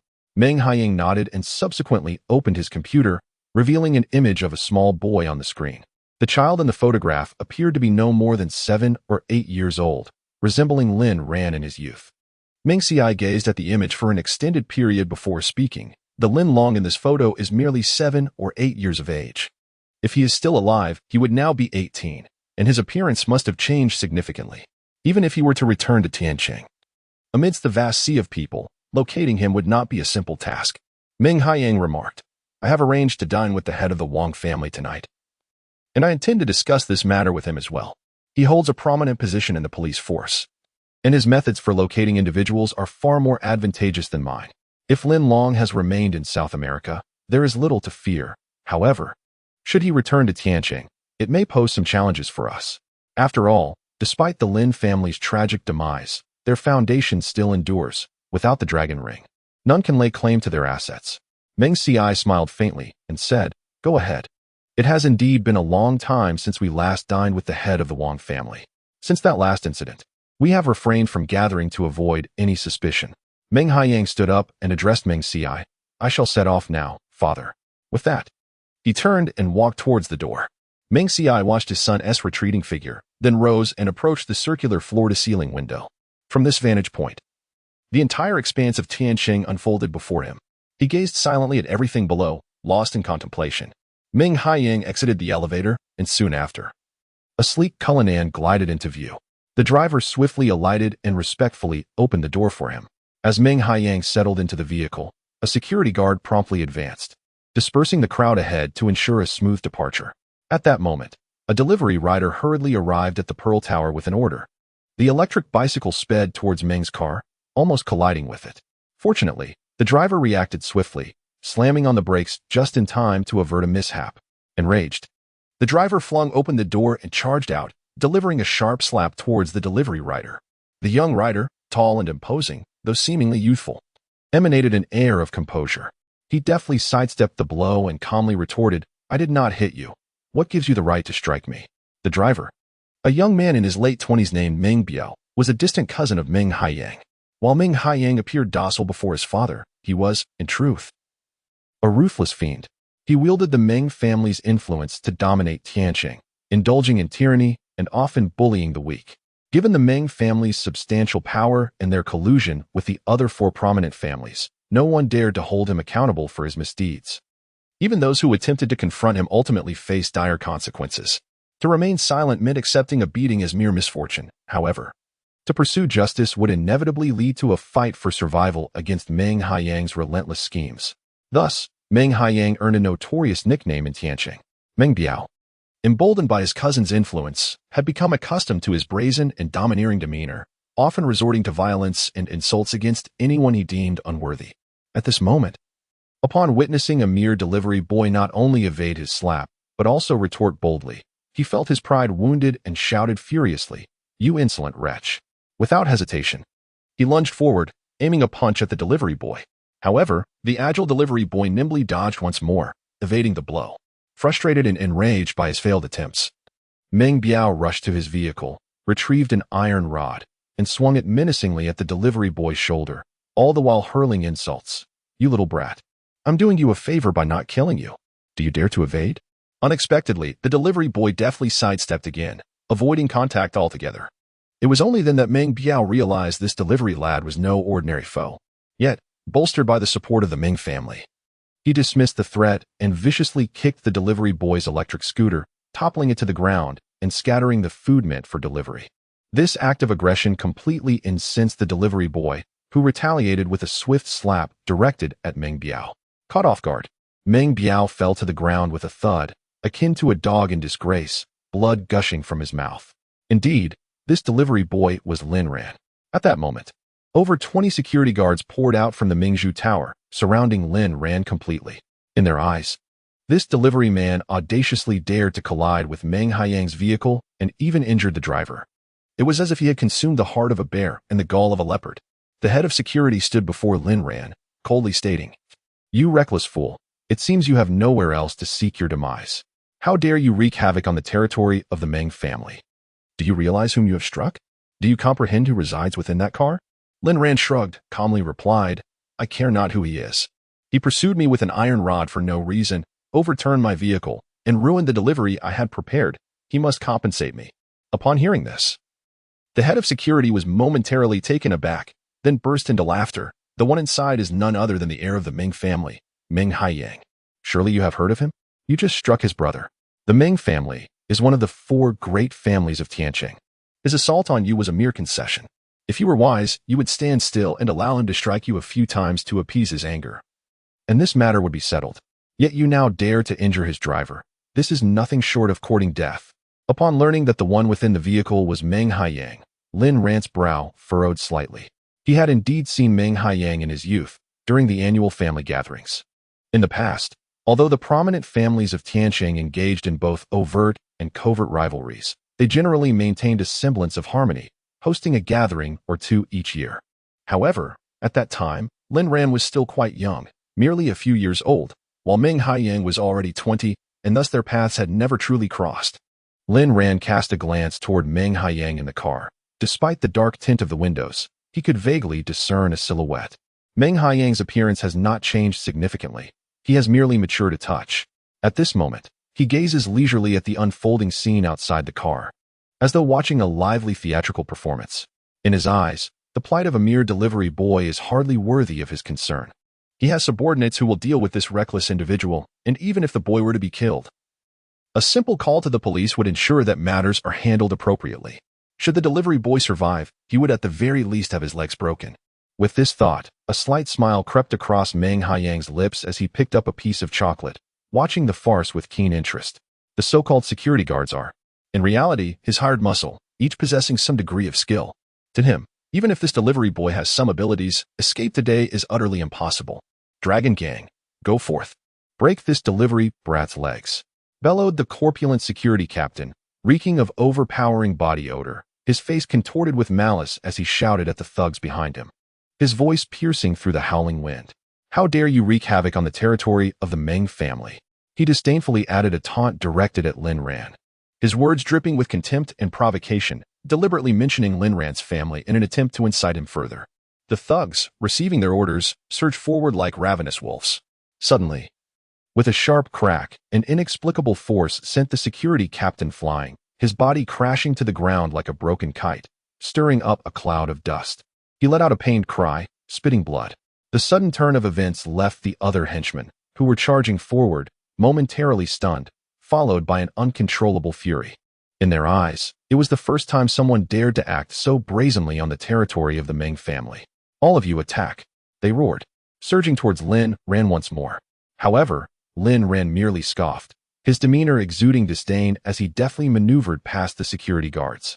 In less than 3 seconds, 5 men lay sprawled on the ground, howling in agony, their mouths stained with blood, struggling painfully. The remaining 5 or 6, though gripped by fear, refused to show weakness, hurling insults. I'll kill you, you little punk. You're dead meat. Lin Ran regarded them with a cold indifference, akin to observing mere ants, a hint of mockery playing at the corners of his lips. At that moment, Meng Haiyang, who had been seated in the car, could no longer contain himself and slowly stepped out. Clad in a deep crimson suit, his tie absent, the collar of his shirt unbuttoned, he raised his chin slightly, the large gold chain around his neck glimmering ominously in the dim light, exuding an air of arrogance as if no one were worthy of his regard. This was the first instance someone dared to strike his underlings in his presence. His gaze, icy and penetrating, fell upon Lin Ran, revealing a hint of malice. As if he were looking at a corpse. Delivery boy, not bad. You can fight. Only then did Lin Ran shift his attention towards Meng Haiyang, his trademark shrug accompanying a nonchalant smile as he replied, I'm just delivering food. I expected a compliment, but they called me a punk. Do you think they deserved a beating? Meng Haiyang was momentarily taken aback, taking a few seconds to grasp the implication of Lin Ran's words. A chill flickered in his eyes, quickly morphing into a disdainful smirk as he leisurely retrieved a pack of cigarettes from his pocket, extracting one to place between his lips. Observing this, a nearby security guard promptly approached, dutifully assisting him in lighting the cigarette. Meng Haiyang inhaled deeply, releasing a smoke ring that swiftly dissipated in the breeze. With a cold chuckle, he remarked, Delivery boy, quite audacious. I trust you will maintain that bravado shortly. Lin Ran's attention was suddenly captivated by a jade ring adorning Meng Haiyang's hand. The jade, a striking and flawless imperial green, was unmistakably the very ring that belonged to his father, Lin Tian. A surge of rage ignited within him, as memories of the Lin family's tragic demise flashed before his eyes. His hands involuntarily clenched, nails digging into his palms, leaving trails of crimson. He fixated on the jade ring, a murderous intent simmering just beneath the surface. In that moment, he inhaled deeply, his heart brimming with hatred. The Meng family. Indeed, they were complicit in the massacre of the Lin family. He could almost visualize the scene of Meng Haiyang ruthlessly prying the ring from his father's lifeless hand. Noticing Lin Ran's intense gaze, Meng Haiyang's lips curled into a slight smirk, a glimmer of mockery dancing in his eyes. As if he could already envision Lin Ran begging for mercy. Go, summon the Bald One. Meng Haiyang commanded the security guard who had assisted him, his tone icy and laden with authority. The guard nodded hastily, exclaiming his assent, and hurriedly exited. Meng Haiyang took another drag of his cigarette, his gaze provocatively fixed on Lin Ran. At that moment, a burly, bald man strode forward with an imposing presence, clad in a leather jacket with the zipper undone. His muscular chest bore a tattoo of a menacing creature, each step he took exuding an air of formidable pressure. Following closely behind him were over a dozen henchmen, each wielding iron rods, with two brandishing glinting machetes. As the bald man approached, he fixed a fierce gaze on Lin Ran and, in a gruff voice, inquired of Meng Haiyang, "Boss, is this the delivery kid?" Meng Haiyang nodded slightly and addressed the bald man, "Gang leader, be a little gentle, just break his legs." The bald man nodded in acknowledgement, replying, "Understood, boss." With that, he raised the iron rod in his hand and, with a thunderous shout, swung it towards Lin Ran. At that moment, Lin Ran was still consumed by his hatred for the Meng family, fixated on the jade ring on Meng Haiyang's finger, utterly oblivious to the impending danger. Just as the iron rod was about to strike him, a stone whizzed through the air like a meteor, striking the bald man's hand with precision. "Ouch!" he exclaimed in pain as the iron rod clattered to the ground. Before the bald man could react, a shadow darted in front of him. It was Lu Yanxue. Her gaze was icy, and her right fist, propelled by the force of the wind, shot towards the bald man's face like a cannonball. In a moment of panic, he raised his hand to block, but Lu Yanxue deftly evaded his attempt and delivered a powerful elbow strike to his temple. The bald man let out a low grunt, his footsteps faltering as he struggled to regain his balance. Before he could steady himself, Lu Yanxue delivered a swift and powerful sidekick, striking him squarely in the chest and sending him flying several meters back, crashing heavily to the ground and stirring up a cloud of dust. "How dare a woman strike me?" Enraged and humiliated, the bald man fought to his feet and swung a fist at Lu Yanxue. She evaded effortlessly, like a nimble swallow, vanishing from her original position and reappearing at his side, landing a solid punch on his ear. The impact sent him into a whirl, his head buzzing, and he nearly lost his footing. Yet, Lu Yanxue had no intention of letting him off the hook. She followed up with another punch, this time striking his chin with force. A sharp crack echoed through the air as the bald man let out a pained cry, collapsing straight to the ground and raising a cloud of dust around him. Here was a nearly 2-meter-tall brute, brought down by this woman in just 3 moves. Even while wielding a weapon, this spectacle left everyone present utterly astonished, the henchmen staring wide-eyed in disbelief. "Altogether, let us take down this vile woman," someone shouted, snapping the others from their stupor as they rushed forward, surrounding Lu Yanxue. Just then, a cacophony of footsteps echoed from outside, as over 20 men adorned with dragon tattoos charged in with fierce intensity. Leading the charge was a short man known as Old Shorty, his body marked with a red dragon, his eyes fierce and exuding a palpable ferocity. Upon encountering these individuals, Meng Haiyang's complexion instantly drained of color, and his hand trembled violently as he exclaimed, "The Heavenly Dragon Gang!" He could scarcely believe that the gang would suddenly come to the aid of this delivery person. Hastily, he shouted, "Stop!" His subordinates, already quaking in fear at the mere mention of the Heavenly Dragon Gang, felt as if they had been granted a reprieve and eagerly ceased their actions, panic evident in their demeanor. While they were accustomed to bullying common folk, the Heavenly Dragon Gang was the undisputed leader of the underground world in Tianqing, a force that even the Lingyun society dared not provoke lightly. At that moment, several vehicles came to a halt outside, and from one imposing car, a middle-aged man emerged. The other vehicles opened their doors as well, and over a dozen bodyguards surrounded this man, advancing with a synchronized and deliberate gait, exuding an overwhelming aura of authority. Upon seeing this middle-aged man, Meng Haiyang's pupils constricted sharply, and a look of horror spread across his face. Chapter 11. The winds rise at the Pearl Tower. At the pinnacle of the Pearl Tower, Meng Ci observed everything unfolding below through the surveillance cameras. Who exactly was this enigmatic delivery person, capable of eliciting the personal intervention of Zhu Guang, the leader of the Heavenly Dragon Gang? A wave of confusion washed over Meng Ci as he instinctively picked up the telephone in his hand. As Zhu Guang stepped into the scene, an imposing presence enveloped the surroundings, instilling a sense of dread in all present. Although Meng Haiyang acutely felt the weight of this pressure, his status as the heir of the Meng family compelled him not to yield an inch. "Zhu Guang, what is your intention in bringing the Heavenly Dragon Gang to my Meng family's territory?" Meng Haiyang's gaze was as frosty as the winter chill, his voice imbued with a hint of coldness that seemed capable of freezing the very air around him. Zhu Guang did not respond immediately. Instead, he raised his hand, prompting his subordinates to respectfully present him with a cigar, which they carefully lit. Taking a deep drag, Zhu Guang exhaled a series of smoke rings, his demeanor remarkably composed. One of my brothers from the Tianlong gang has been besieged by your Meng family. As the leader, it is only natural for me to stand up for him. Meng Haiyang let out a cold laugh, skepticism flickering in his eyes. Is it truly worth your esteemed presence, Zhu Laoda, over a mere delivery boy? Zhu Guang responded with a gentle smile. Why should a delivery boy not be considered my brother? What exactly do you wish to achieve, Zhu Guang? At this moment, the head of the Meng family, Meng Xiai, made his entrance. Zhu Guang smiled slightly and shifted his gaze to Meng Xiai. It is fortuitous that the head of the Meng family has arrived. My brother was delivering food, and not only did you assault him, but you also overturned his goods. This debt certainly needs to be reconciled. Meng Xi's gaze was piercing, fixating intently on Zhu Guang, his expression a blend of amusement and scrutiny. Zhu Guang, do not attempt to deceive me with such words. I care not for your intentions, simply state your demands. Zhu Guang turned to Lin Ran, Xiao Ran. What do you think they should compensate us for? Before Lin Ran could respond, Meng Haiyang interjected with a disdainful snort. Compensate you? That's utterly ludicrous. It is we who have been harmed.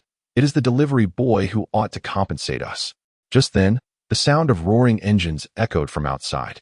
7 or 8 vehicles raced in like a tempest, led by a formidable Land Rover, followed by a convoy of neatly arranged vans.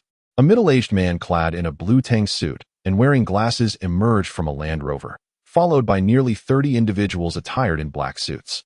The man in the tang suit, surrounded by this entourage, made his way inside.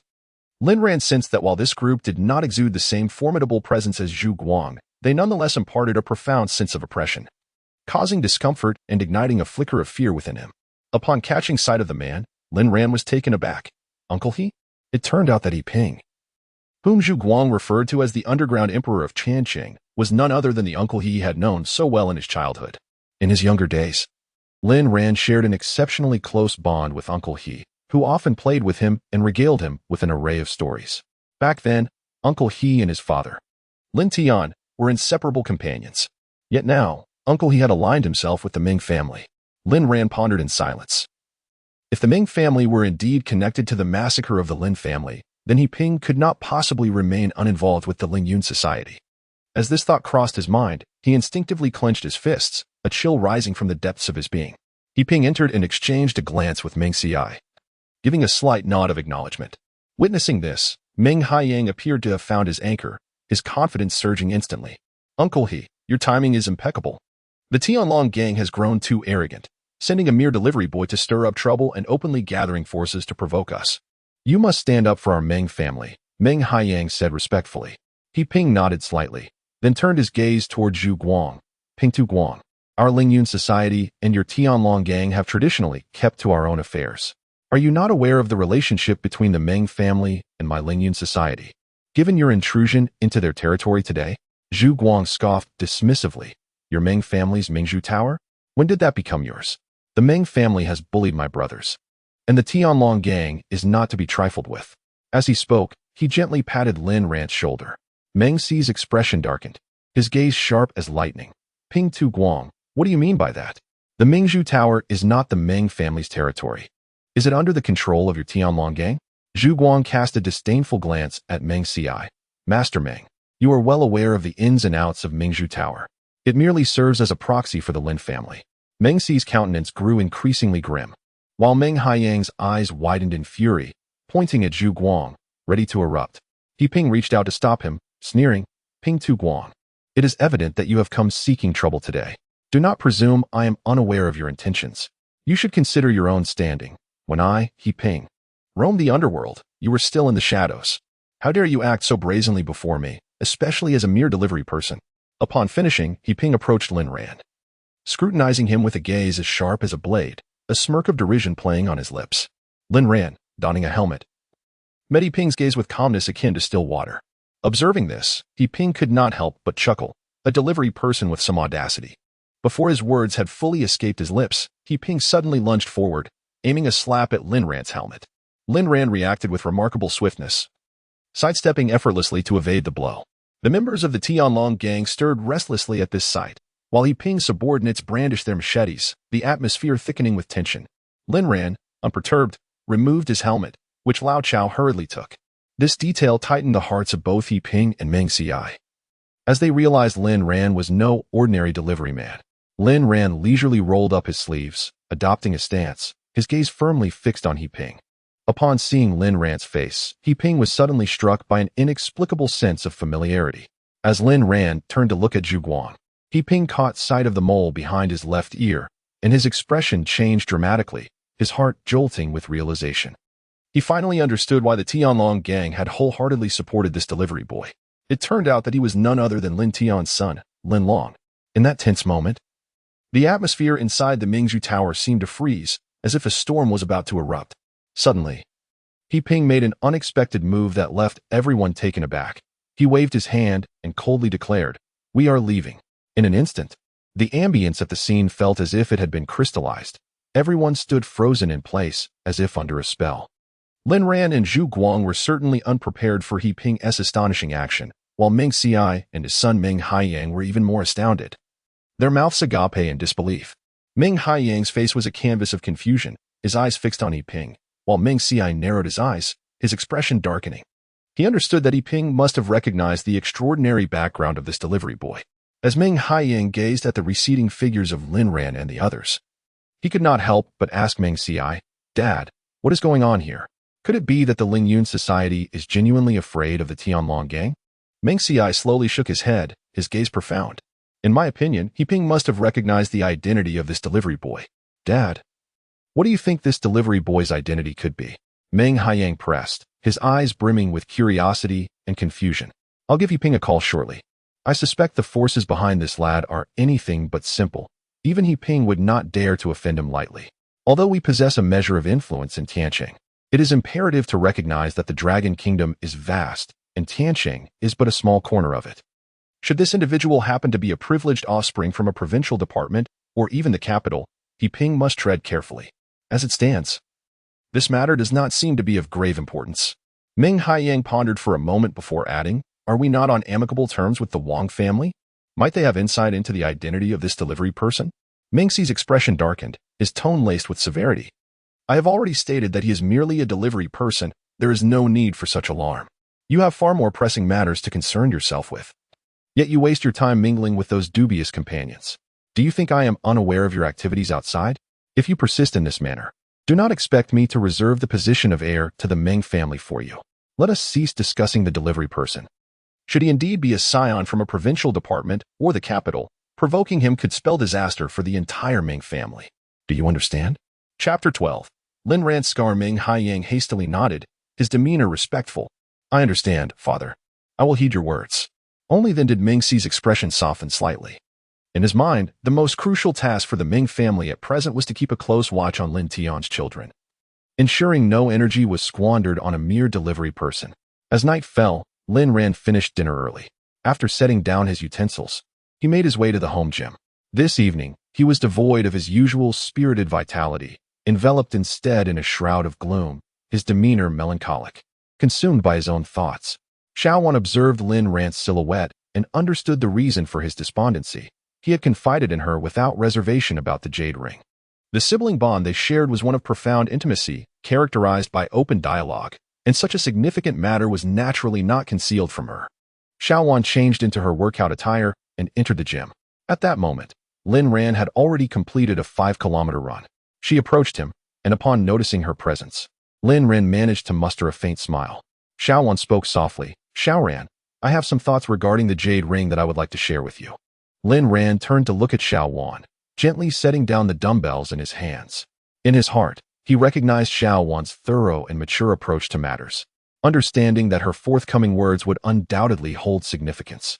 With a slight furrow of her brow, Xiaowan earnestly articulated, "Xiaoran, the fact that Meng Haiyang possesses your father's jade ring is indeed an important clue.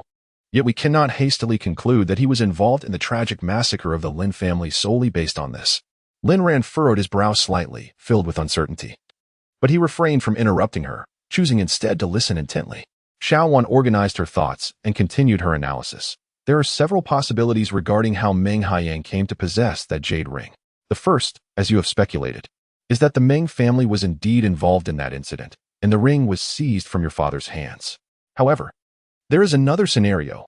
He may have seen the individual who murdered your father wearing the ring, found its design striking and formidable, and consequently purchased it for a substantial sum. Lin Ran lowered his gaze in contemplation, remaining silent as Xiao Wan's words plunged him into profound reflection. Xiao Wan paused momentarily before continuing. We cannot dismiss another possibility. During the auction of our Lin family's estate, this jade ring might have been included in the sale, and Ming Haiyang could have acquired it at that event. Regardless of the circumstances, since this jade ring is a crucial lead, we might as well use the Ming family as our entry point for a more in-depth investigation.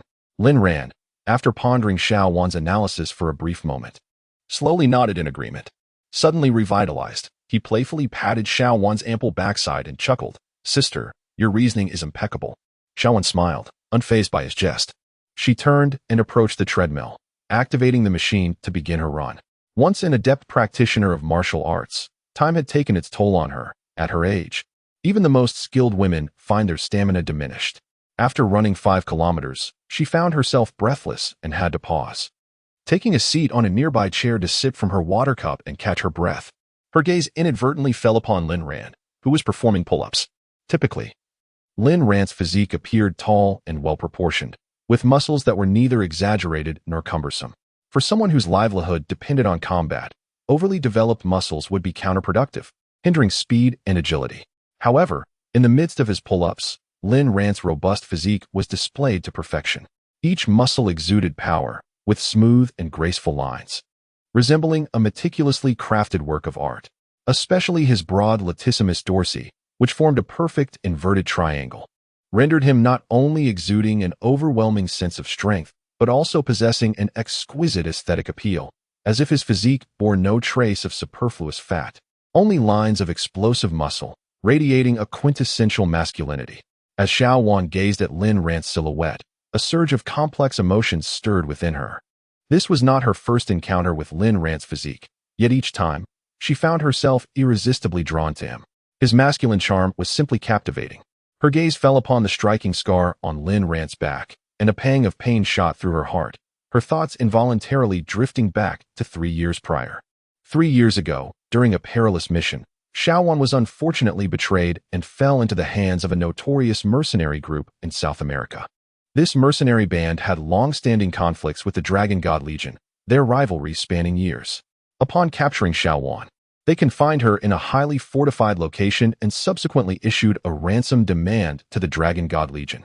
They were acutely aware of Xiao Wan's significance within the Legion, and thus made exorbitant demands, not only seeking a vast sum of money, but also attempting to coerce Lin Feng, the leader of the Dragon God Legion, into relinquishing a portion of essential territory. This warlord, known as Satan, was already infamous in South America, lacking any semblance of credibility. Those who had previously dealt with him knew that even fulfilling their demands would not guarantee escape from betrayal and murder. The news reached the Dragon God Legion's base, igniting a fierce debate. The overwhelming majority of members resolutely opposed the ransom and vehemently disagreed with any rescue efforts. Their reasoning is quite sound. Previously, the Dragon God Legion and Satan's mercenary corps had engaged in numerous fierce conflicts, resulting in deep-seated animosity and significant casualties on both sides. Furthermore, these individuals are devoid of integrity, having repeatedly betrayed trust, leading many to suffer greatly. The prospect of a successful rescue operation appears exceedingly dim. To save Xiao Wan, an enormous price must be paid, with many brothers likely to be sacrificed. Merely for the sake of one individual, it seems hardly justifiable to invest such vast resources, manpower, and energy. Although Xiao Wan holds a certain status and influence within the Dragon God Legion, it seems unreasonable to jeopardize the entire Legion for her sake. Even Lin Feng, the leader of the Legion, does not support this rescue endeavor.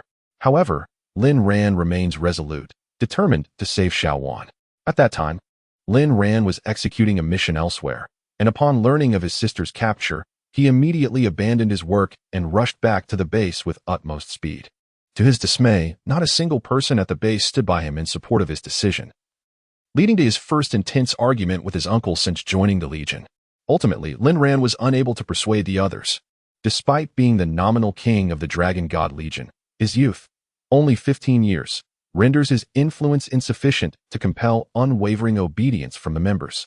Nevertheless, Lin Ran did not relinquish his resolve.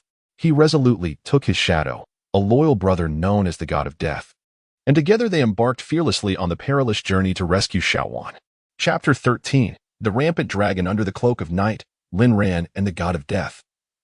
Two brothers endowed with extraordinary skills stealthily infiltrated the encampment of the Satan Mercenary Corps, capturing a soldier from the mercenary group. They gleaned the location where Xiaowan was being held captive.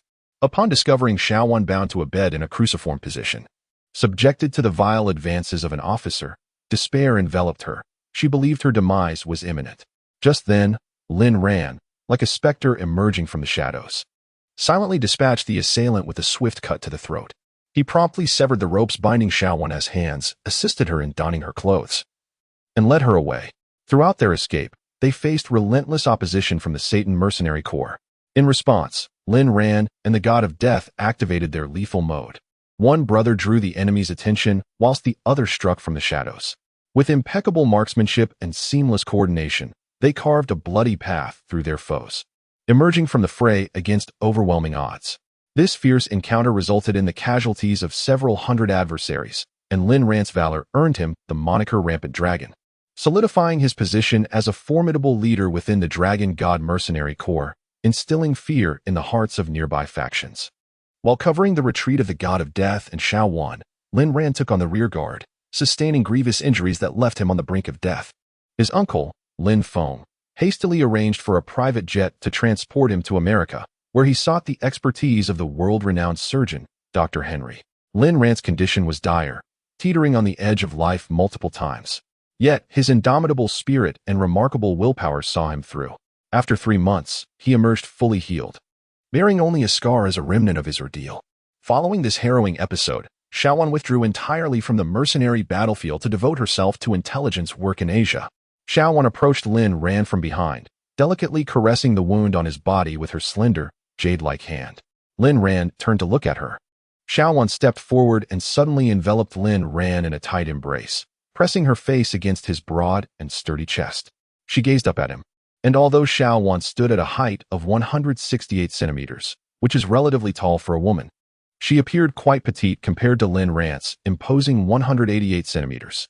Lin Ran lowered his gaze to meet Xiaowan's, who was blushing furiously, her usual cold, immature demeanor replaced with that of a girl who seemed to seek refuge.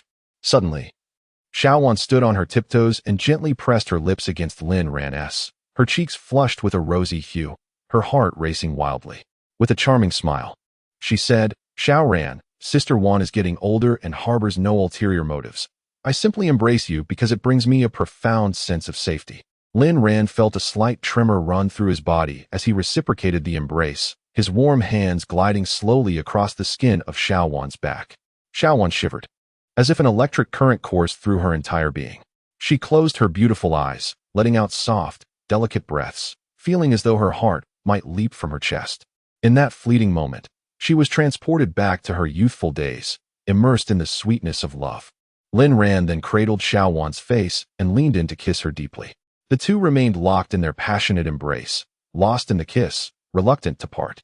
After an indeterminate amount of time, Lin Ran finally released Xiaowan, winking at her. She responded with a radiant smile, her eyes sparkling with allure.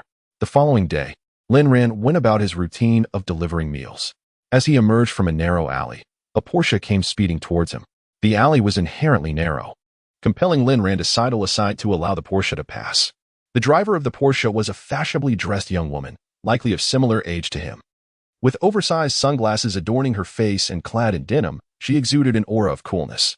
Leaning out of the vehicle, her expression was one of ire as she vehemently admonished Lin Ran, "Delivery boy, keep an eye on my car. If it gets scratched, you won't be able to afford the cost. Do you understand?" Lin Ran could only shrug in resignation, pondering how brazen this girl was.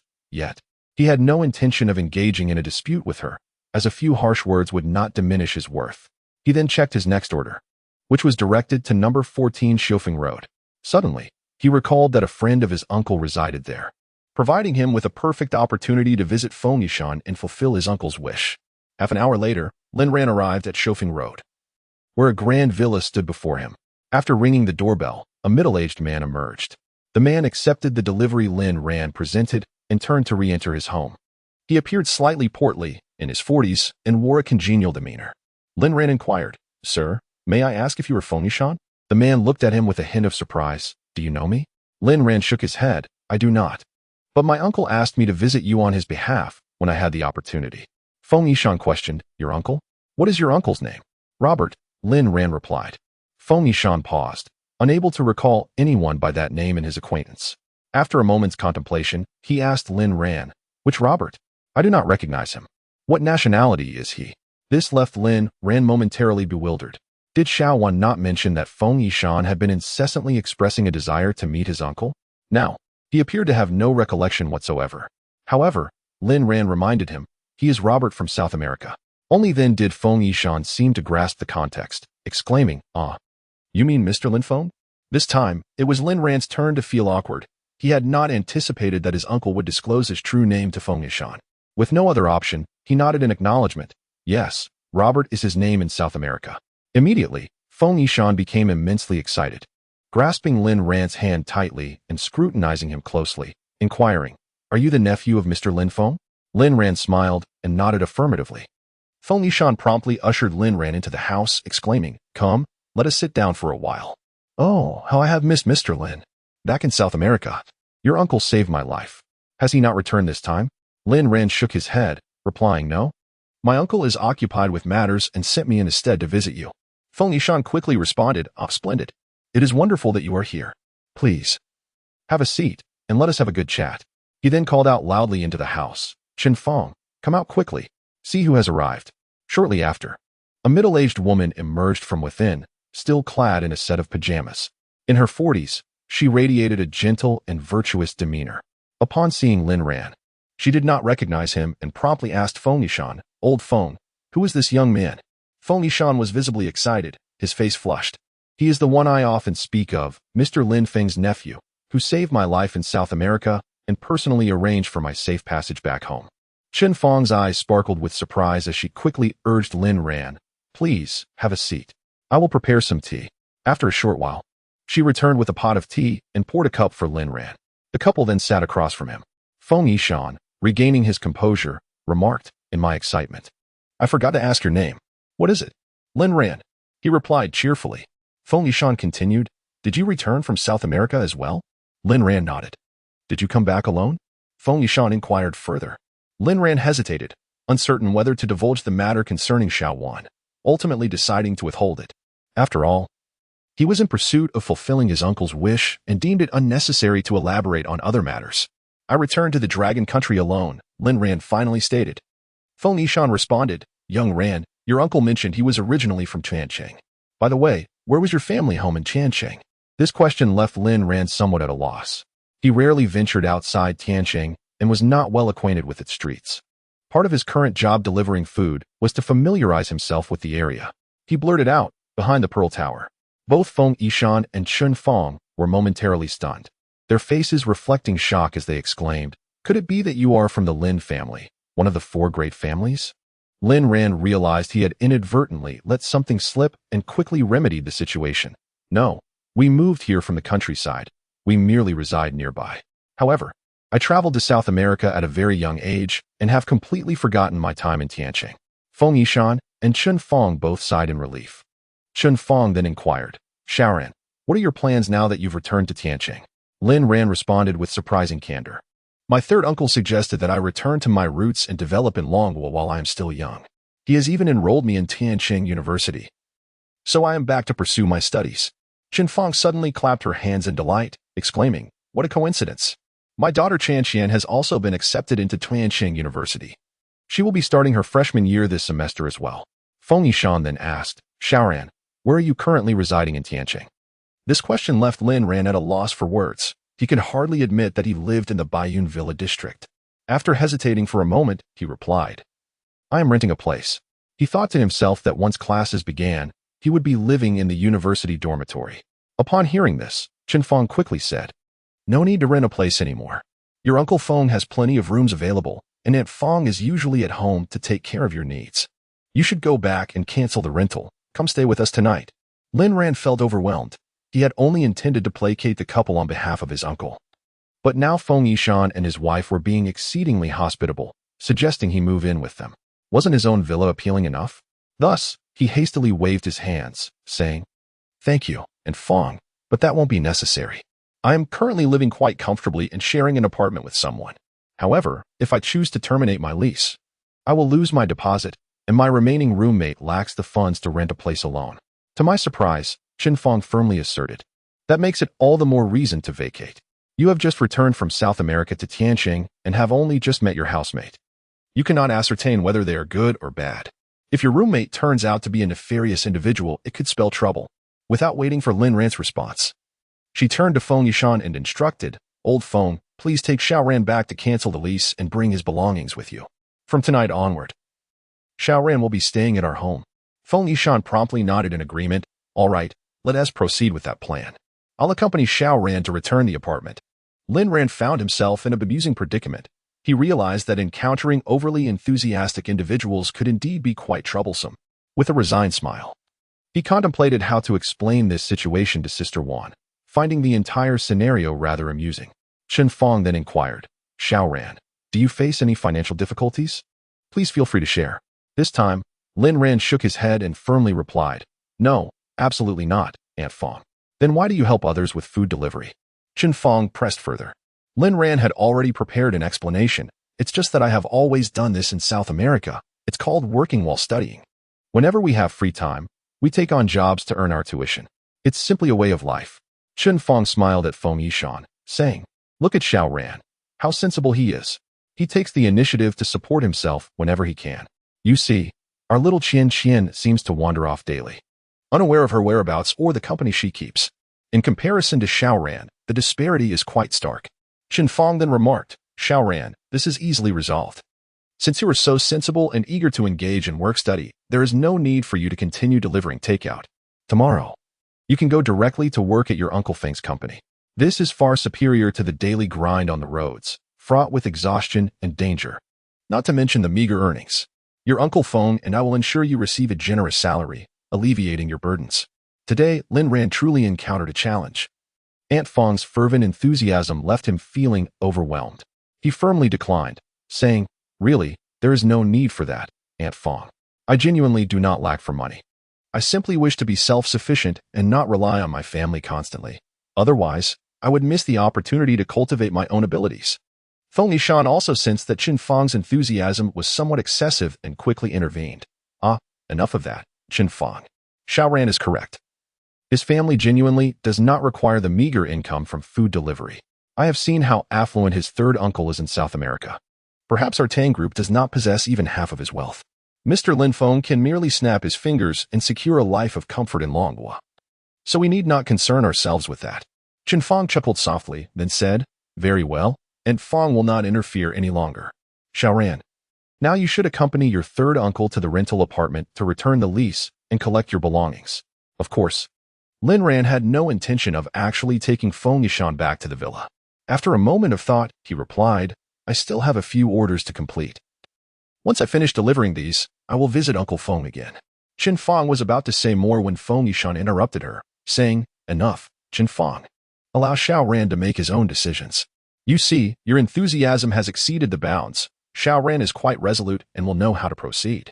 Chen Feng shot Feng Yishan a glance, then smiled, saying, Very well, Xiao Ran, remember to come back and find Uncle Feng after you complete these deliveries. Lin Ran nodded and took his leave. He promptly called Xiao Wan to discuss the matter regarding Feng Yishan and Chen Feng. Xiao Wan, pondering the situation, remarked, This is fortuitous. I've come across some information indicating that He Ping from Lingyun Society is actively seeking news about you. You could take this opportunity to stay at Feng Yishan's residence to evade them. Earlier this morning, I noticed a few strangers lurking near our villa, likely sent by He Ping. While we are not particularly fearful of him, given the current circumstances, it is prudent to keep your identity concealed. Lin Ran's heart raced. He had indeed surmised correctly that He Ping must have uncovered his identity, prompting him to send people away. Initially perplexed, he reflected on the incident and concluded that He Ping had recognized him.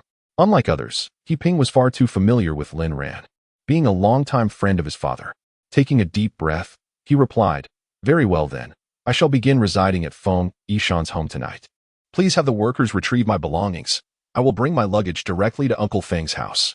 Chapter 15. Feng Tianqian that evening. Lin Ran indeed arrived at Feng Yishan's residence, carrying his luggage. After a brief moment of pressing the doorbell, Lin Ran was greeted by a girl who opened the door. He was taken aback. Was this not the headstrong girl he had encountered in the alley during the day? The girl also found him somewhat familiar, though she could not quite place him, as someone of her background would hardly pay heed to a mere delivery person. Lin Ran recognized her as Feng Chanqian, the daughter of Feng Yishan and Chen Fang. He nodded at her, but she merely cast him a fleeting glance, too indifferent to respond, and called out into the house. Dad, Mom, who ordered takeout? Chen Fang, momentarily forgetting that Lin Ran was supposed to be staying over, replied, no one ordered. Little Ran is coming over for dinner tonight. We've prepared so much food that there's no need to order takeout. Feng Chanqian shot Lin Ran a disdainful look and said, no one in our house ordered takeout. You must have come to the wrong place. Just as Lin Ran was about to explain, Feng Chanqian had already slammed the door shut. At this point, Lin Ran found himself in a rather ridiculous predicament, caught between a rock and a hard place. Should he return? Xiaowan mentioned that someone was watching him from outside. Should he stay? Yet Feng Chanqian refused to open the door. Reluctantly, he pressed the doorbell again. From inside, Feng Chanqian shouted, get lost. You filthy delivery person. We've already said no one ordered takeout. Lin Ran was rendered speechless by her harsh words, feeling akin to a beggar. After contemplating for a while, he decided it might be best to find a hotel to stay in for the night. Meanwhile, Chen Fang and Feng Yishan busied themselves in the kitchen, preparing an elaborate feast, yet Lin Ran was nowhere to be seen.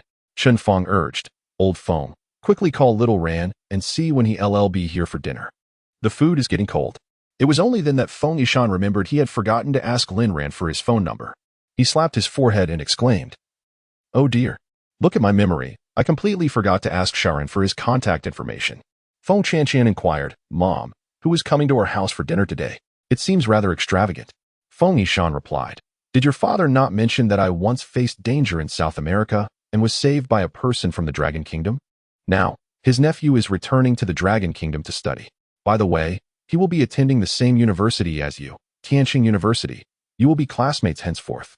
Feng Chanqian curled her lip in disdain and retorted, isn't he just some gang leader from South America? How can you speak of him so nobly?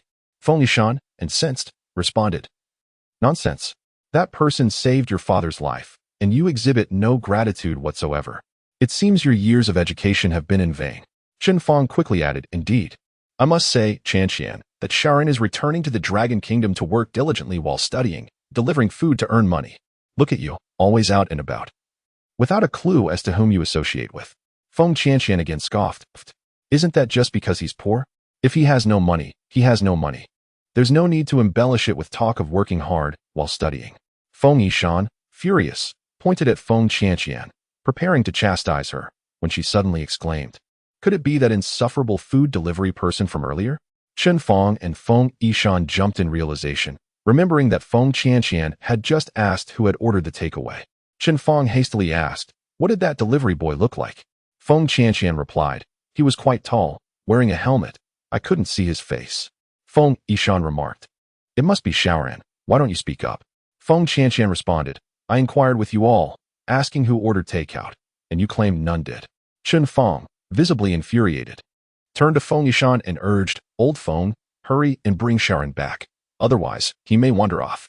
Feng Yishan acknowledged with an O and promptly stepped outside to pursue Lin Ran. Feng Chanqian exclaimed, Mom, why are you placing such importance on a mere delivery person? Why prepare such an extravagant spread? Chen Fang explained, he is not only dining here tonight, but will also be staying at our home. Upon hearing that this delivery person would be residing in their home, Feng Chanqian jumped up in protest, saying, Mom, how can you allow a poor delivery man to live in our house? You must tell him to leave at once. Chen Fang retorted, Chanqian, your father, during his time in South America, would have perished were it not for his uncle. You don't even express a word of gratitude. And you keep referring to him as a mere delivery person. You truly lack manners. Look at Shaoran. He is so courteous. You should learn from him. Just as Feng Chanqian was about to respond, she saw Feng Yishan returning with Lin Ran. Lin Ran was still clad in that yellow delivery uniform, while Feng Chanqian sat in her chair, sulking and refusing to acknowledge him. Lin Ran greeted Chen Fang, hello, and Fang. Chen Fang, with an apologetic expression, replied, I'm sorry, Shaoran. I didn't realize you had arrived. She then gestured towards Feng Chanqian, saying, it's all this troublesome girl's fault for not clarifying. Lin Ran glanced at Feng Chanqian, who was currently dressed casually, appearing quite beautiful with her fair skin, striking features, and long legs. To be frank, she was indeed a stunning beauty, albeit with a rather spoiled and willful disposition. Lin Ran waved his hand and smiled, saying, "Aunt Fong, it's all right. Qianqian, doesn't he realize that I am not here to deliver takeout?" Chen Fong then urged Feng Qianqian, "Qianqian, come over and meet Lin Ran. He is also your classmate from Tianqing University." Suddenly, Feng Qianqian sprang to her feet and exclaimed, "Mom, I refuse to let this stinky delivery boy live in our house. If you like him, rent another place for him to stay." Feng Yishan shouted angrily, "Qianqian, when did you become so uncouth? Apologize to Lin Ran immediately." Unbeknownst to them, Feng Qianqian grew even more unruly, pointing at Lin Ran and declaring, "He wishes. Why would I apologize to him? Who does he think he is?"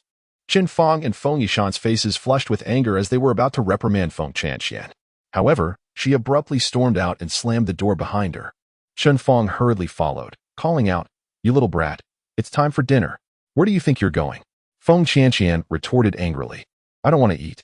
You go ahead and fill yourself up. The sight of this stinky delivery boy makes me lose my appetite." Chen Fong shouted again, "Where are you planning to go now?" Feng Qianqian snapped back, "That's none of your business. Once you send this stinky delivery boy away, I'll naturally come back." At this moment, Chen Fong's face alternated between red and white with fury. Turning to Lin Ran, she said, "Lin Ran, please don't take offense. This girl has been spoiled since childhood, indulged in her willfulness. Let us indulge in our meal without concern for her. After all, she lacks the ability to venture far." Lin Ran shrugged and replied, "Very well, Aunt Fong." With that, the three of them settled down to dine together. During the meal, Lin Ran casually inquired about the Lin family's past, yet Feng Yishan consistently deflected the conversation, appearing reluctant to delve into the matter. Conversely, Chen Fong was unperturbed. Speaking candidly, his thoughts came to her mind. Chapter 16 harbors some astonishing secrets. Chen Fong remarked, "I have heard whispers that the great fire at the Lin family estate a decade ago was not a mere accident, but rather an act of deliberate arson. The members of the Lin family did not simply perish in the flames. I have also heard that individuals from the military were involved. On that fateful day, old Feng happened to attend a banquet, returning home at midnight only to be intercepted by military personnel who declared a state of martial law, barring passage. Then, he witnessed a figure resembling an officer approaching. Feng Yishan quickly kicked Chen Fong sharply under the table, admonishing her in a hushed tone, "Chen Fong, why are you speaking of such matters? Do you wish for our Feng family to face a similar calamity?" Chen Fong immediately fell silent, offering an awkward smile to Lin Ran. "Oh dear, little Ran, none of this is true. It is merely hearsay from Aunt Fong. Take it with a grain of salt, and do not let it trouble your heart. After all, this occurred a decade ago, and the veracity of many details is hard to ascertain. Our Tianqing officials have released their findings, and they must have conducted a thorough investigation. Surely, there can be no mistake, as this information comes from the government." Chen Fong's words, coupled with Feng Yishan's demeanor, sent a chill through Lin Ran's heart. It was evident that Feng Yishan was privy to some underlying truths, and judging by his expression, this information seemed profoundly significant. Lin Ran took a deep breath, contemplating that moving to the Feng family residence tonight was indeed a fortuitous decision. Initially, he had merely intended to stay at Feng Yishan's home for a few days before departing, especially since Feng Qianqian was rather unwelcoming towards him. Prolonged presence here seemed likely to strain the familial dynamics within the Feng household. However, the circumstances had drastically shifted. He now felt compelled to remain, at least until he could glean what Feng Yishan had overheard that fateful night. Yet, he knew he must not act hastily. As long as he could stay here, opportunities would eventually arise. Noticing Lin Ran's silence, Chen Fong hastily placed some dishes into his bowl, cheerfully remarking, "Xiao Ran, do eat more. The food will lose its flavor once it cools." Lin Ran smiled and nodded in gratitude towards Chen Fong. She continued, "Xiao Ran, are you still pondering over that matter? Never mind it. Although you share the surname Lin, you are not a member of the Lin family, so there is no need to dwell on such concerns." Lin Ran quickly masked his thoughts, replying, "No, I'm merely a bit curious. The affairs of such prominent families have no bearing on me. If I truly belonged to such a lineage, how could I possibly be delivering takeout?" Chen Fong nodded in agreement. "Precisely. The Lin family once enjoyed immense prestige in our Tianqing. Not only their direct relatives, but even a common worker from their household would receive respect wherever they went. I recall encountering one of their workers while shopping at the market. Upon seeing him, everyone was eager to curry favor, bowing and scraping in admiration. Feng Yishan, concerned that their conversation might linger on the unfortunate matters concerning the Lin family, quickly interjected, "Let us not dwell on the Lin family's affairs. Discussing such a tragic incident only brings a sense of foreboding." Chen Feng promptly nodded in agreement. Yes, let us cease this topic." Lin Ran hastily sought to divert the conversation, addressing Feng Yishan. "By the way, Uncle Feng, my third uncle has entrusted me with a gift for you. I happened to bring it along." Upon hearing that Lin Feng had a gift for him, Feng Yishan could not suppress his excitement. "Oh dear, how could Mr. Lin Feng go to such lengths? Your mere presence in my home is already a great honor. He saved my life in South America, and I have yet to express my gratitude. I feel unworthy of accepting his gift." With a smile, Lin Ran retrieved a card from his pocket and presented it to Feng Yishan, saying, "This is the contact information for a dear friend of my third uncle in Changcheng. He mentioned that you were involved in real estate and might find it useful." Taken aback, Feng Yishan accepted the card. And upon noticing the name of the Luqiao Industrial Group inscribed upon it, he momentarily froze before erupting in joy, slapping his thigh with fervor. "Ah, your third uncle is even more timely than Song Gongming. I have been fretting over this matter lately. If I can indeed make the acquaintance of the owner of this group, it would signify a tremendous turning point for me." Chen Feng, observing Feng Yishan's exuberance, expressed her surprise. "Old Feng, you have been sighing and lamenting for days. Could it be that this is the source of your distress?" Feng Yishan, his face aglow with happiness, replied, "Indeed. Our company has faced continuous setbacks over the years, suffering significant losses and being pressed down by competitors. I have previously heard that the Luqiao Group is undertaking a colossal project worth over 100 billion. Securing this project could provide our company with an opportunity for a remarkable turnaround. Recently, I have devoted all my energy to this endeavor. Yet I've learned that they may have internal connections which could result in our bid being unsuccessful." He took another sip of his drink, excitement evident on his face, and continued, "Chen Feng, you have no idea how severely the company has been losing money over the years. The board members incessantly blame me and are secretly plotting to oust me from my position as chairman. Now, with Mr. Lin Feng's connections in Changcheng, he is truly a savior for the Feng family." As he spoke, he stood up and deeply bowed to Lin Ran, saying, "Xiao Ran, this bow is not for you, but rather a request for you to convey my gratitude to your uncle. Please be sure to express my heartfelt thanks to him." Lin Ran smiled and nodded, "Certainly. Uncle Feng, I will make sure to pass on your words." This good news left Feng Yishan in particularly high spirits that evening. He indulged in a considerable amount of alcohol, exuding a strong scent of liquor while frequently burping, the pungent aroma invading Lin Ran's nostrils.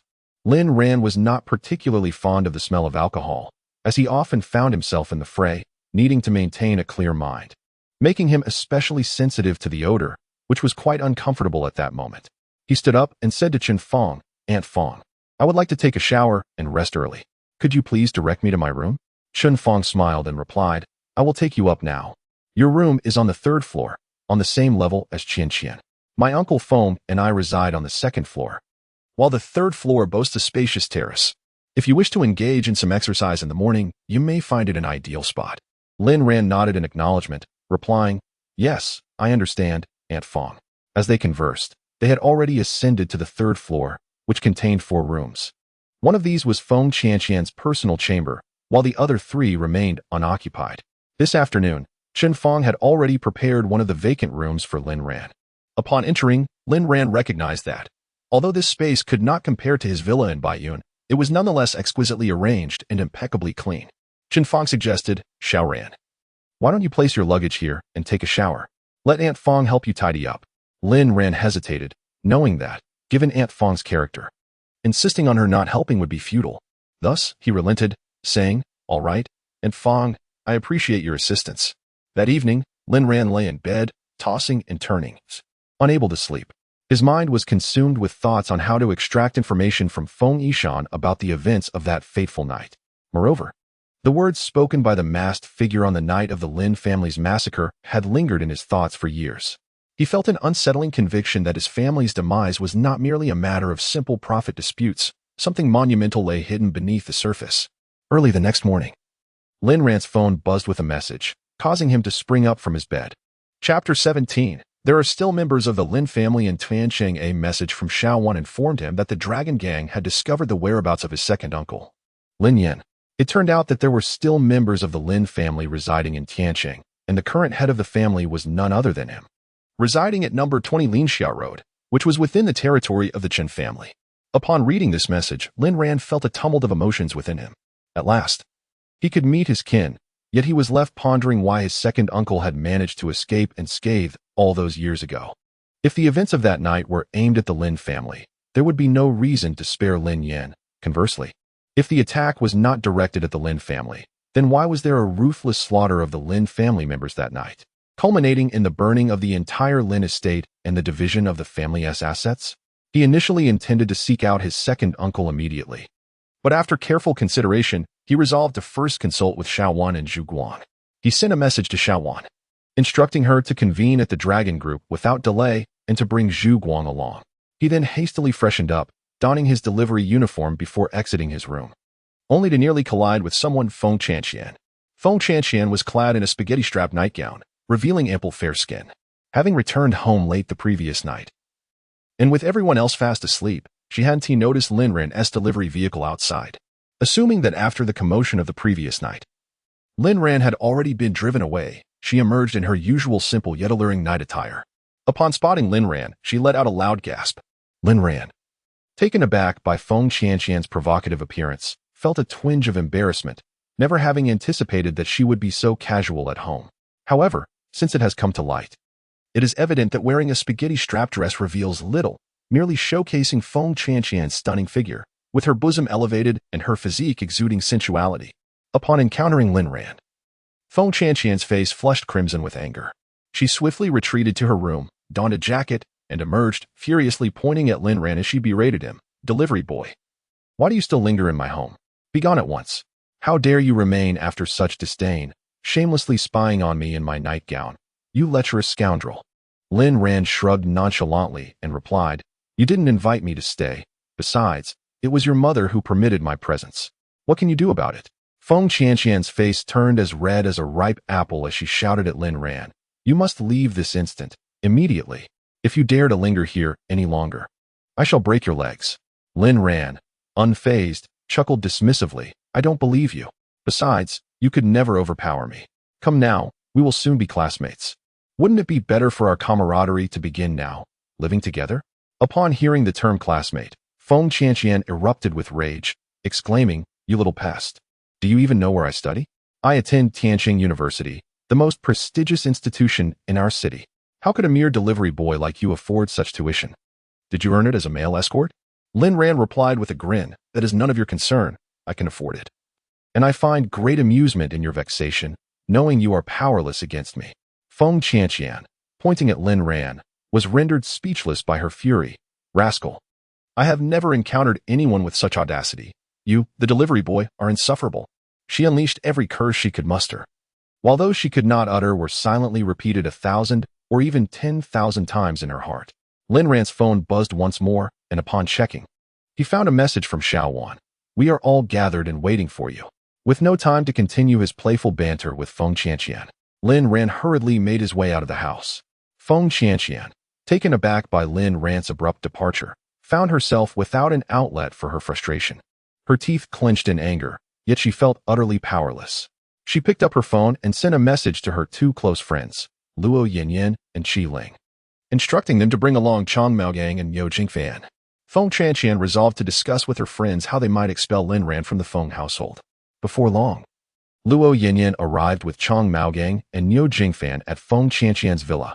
By that time, Feng Chanxian had changed her outfit and stepped outside, driving her Porsche as the two cars made their way to a CAF to strategize. Upon hearing that someone delivering food was now residing in Feng Chanxian's home, Luo Yanyan and the others erupted into laughter. They had always perceived Feng Chanxian as proud and disdainful, exuding an air of royalty. Among the five, she had always considered herself the queen. The notion that she was now cohabitating with a delivery person struck them as utterly amusing. The only one who did not share in the laughter was Feng Chanxian. After the laughter subsided, noticing her lack of amusement, the group refrained from further teasing. Chang Maogang suggested, this is simple. I can go with Niu Jingfan tonight to intimidate him a bit. warning him not to stay in your home any longer. If he does, we'll give him a beating every time we see him. What do you think? Feng Qianqian gazed at Chang Maogang and Niu Jingfan, one standing around 7 meters tall and the other barely reaching that height. In both stature and physique, they bore little resemblance to Lin Ran. Shaking her head, she remarked, compared to him, you two appear as mere children.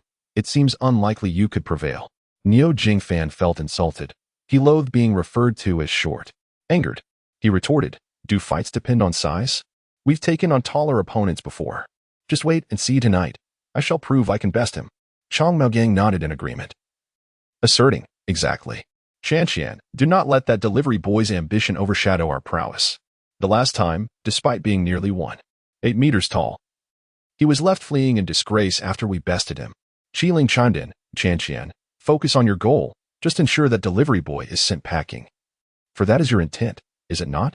Upon hearing their words, Feng Qianqian nodded lightly, very well.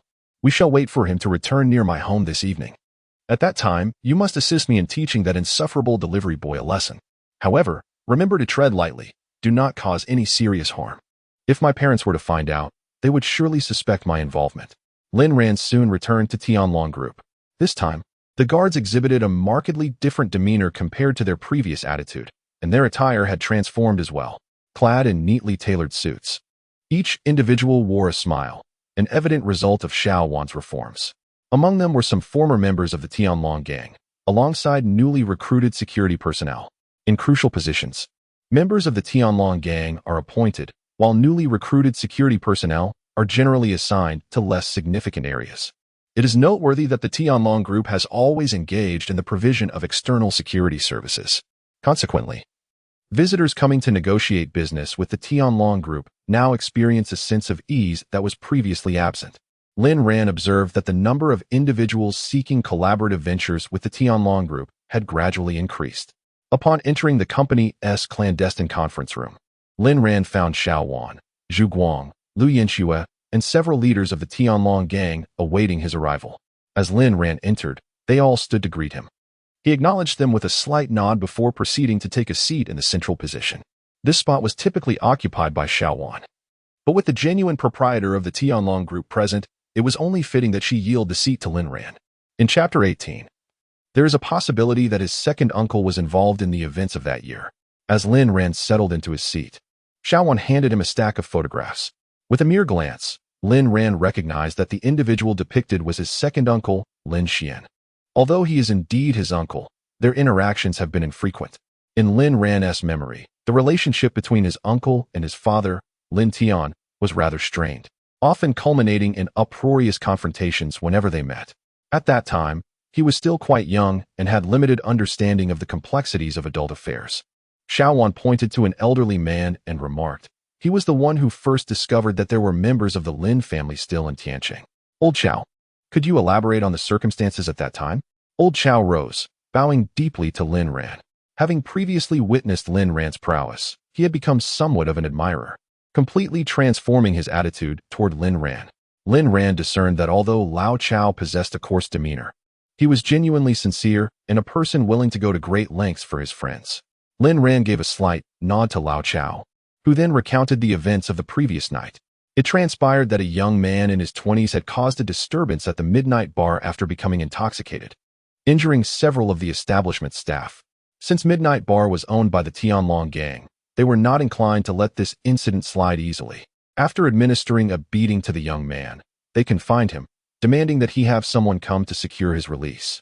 Subsequently, a middle-aged man in his 40s arrived in a car, accompanied by several henchmen. Lao Chao immediately recognized these henchmen as members of the Chun family's enforcers. The leader, pointing at the middle-aged man, informed Lao Chao, "This is Lin Xian, the head of the Lin family. Perhaps you could extend some leniency. The troublemaker is his son, Lin Ping, the current heir of the Lin family." Lao Chao was skeptical and replied, "The Lin family perished a decade ago. How could he possibly be their head?" The leader chuckled and explained, "He is from the original family of Lin Tian, along with others who resided with him. However, Lin Xian has a strained relationship with his elder brother, which spared him from the fallout." Lao Chao remained unconvinced. Ultimately, the leader extended an invitation for Lao Chao to accompany them back to the Lin family, asserting that they now resided within the territory of the Qin family. To verify the authenticity of this claim, Lao Chao decided to follow them, bringing along several henchmen, to the location at number 20 Linxiao Road. Xiao Wan then elaborated. Indeed, that place is part of the Chun family's business enterprise, Huatian Industrial Group. The Chun family was one of the 5 prominent families of Tianqing, possessing wealth rivaling nations. Since the Lin family was annihilated, the Chun family has emerged as the wealthiest in Tianqing. The head of the Chun family, Chen Zilong, is a highly influential figure in the city, possessing immense financial resources and renowned as the most distinguished philanthropist, donating over $1 billion each year. Lin Ran is acquainted with the Qin family and Chen Zilong. In his youth, he encountered Chen Zilong, who appeared kind-hearted and always wore a warm smile, leaving a favorable impression on Lin Ran. Another reason Lin Ran remembers Chen Zilong fondly is that he was classmates with Chen Zilong's daughter, Chen Huanling. Although Chen Huanling was the cherished daughter of the esteemed Qin family, her demeanor was remarkably gentle, bordering on timid. At times, she would endure bullying from classmates without uttering a word or informing her parents. Lin Ran, who towered over his peers and possessed a fierce temperament, commanded respect due to his father, Lin Tian, leading many classmates to fear him. Over time, Chen Huanling began to rely on Lin Ran, shadowing him closely and becoming his devoted follower. Old Chao shared the photographs he gathered of the Lin Xian family in the Tianlong gang group, and Lin Ran immediately recognized his cousin, Lin Ping. Lin Ping was 5 years older than Lin Ran, sharing the same age as his sister, Lin Feng. Lin Ran held a particularly unfavorable impression of Lin Ping from their childhood. Lin Ping often leveraged his Lin family status to engage in frequent brawls, drawing numerous complaints, and was considered a tyrant at school, neglecting his studies while associating with delinquents, indulging in misconduct. On one occasion, he was caught cheating during an examination, and instead of admitting his wrongdoing, he brutally attacked the supervising teacher. The school, intimidated by his family name, hesitated to pursue the matter further. Since then, he has become increasingly unruly, not only bullying his classmates but also harassing female students and even peeping into the girls' restroom. Even when caught, he displayed an indifferent demeanor, causing considerable distress to the entire school. After classes, he would conspire with a few delinquents to extort fellow students in secluded alleys, and on occasion, he would dare to assault adults as well. His father, Lin Xian, was particularly protective, dismissing any complaints as the fault of others. Even Lin Ran's father, Lin Tian, had previously criticized Lin Xian. Moreover, Lin Ping held a particular disdain for Lin Ran, often mocking him with sarcastic remarks, which deeply upset Lin Ran during his childhood, bringing him to tears on several occasions. Lin Ran inquired of Lao Chao, "What is the reason behind my cousin causing trouble at the nightclub?" Lao Chao replied, "He has a mistress named Bing Bing who works as an escort at the nightclub. It is said that he exhibited violent behavior at home, and Bing Bing could no longer endure it, so she moved out while he was away. That night, he went to the nightclub to confront her, and when she refused to engage with him, he publicly assaulted her.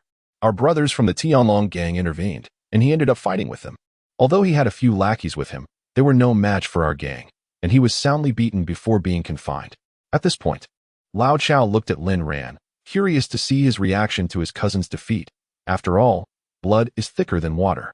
Lin Ran maintained a stoic expression, prompting Lao Chao to continue. After Lin Ping was brought back to the Lin household, he threatened that this matter was far from over and that he would seek revenge against those at the nightclub. Xiao Wan turned to Lin Ran and asked, "Do you understand what kind of person your second uncle is?" Lin Ran shook his head, indicating his lack of understanding, and then said, "I only know that my second uncle has never had a good relationship with my father. But I was too young at the time and did not grasp the matters of the adults." Xiao Wan turned to Zhu Guang, who smiled and replied, "Little Ran, I happen to know a bit more."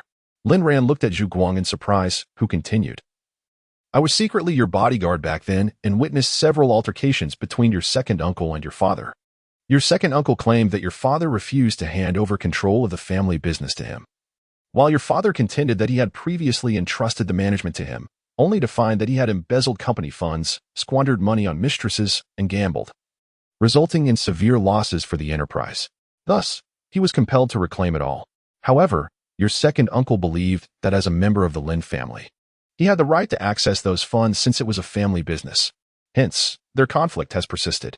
Upon hearing this, Lin Ran finally understood why his second uncle seldom returned to Lin Yuan. It was because he felt his father had been unjust, At this moment, Xiaowan spoke up. Little Ran, there is something I must inform you. Your second uncle likely possesses knowledge regarding the massacre of your Lin family back then. Therefore, you must prepare yourself mentally. Chapter 18. Chen Huanling. Without waiting for Lin Ran's reaction, Xiaowan continued. The Tianlong gang has recently discovered that several significant assets of your Lin family have fallen into the hands of your second uncle for management. Although he does not hold legal ownership, the operational control remains with him.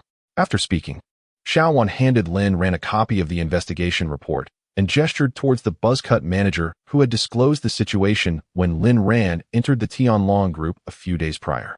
The tall figure clad in a suit, Mo Ting, of the Tianlong gang, spoke.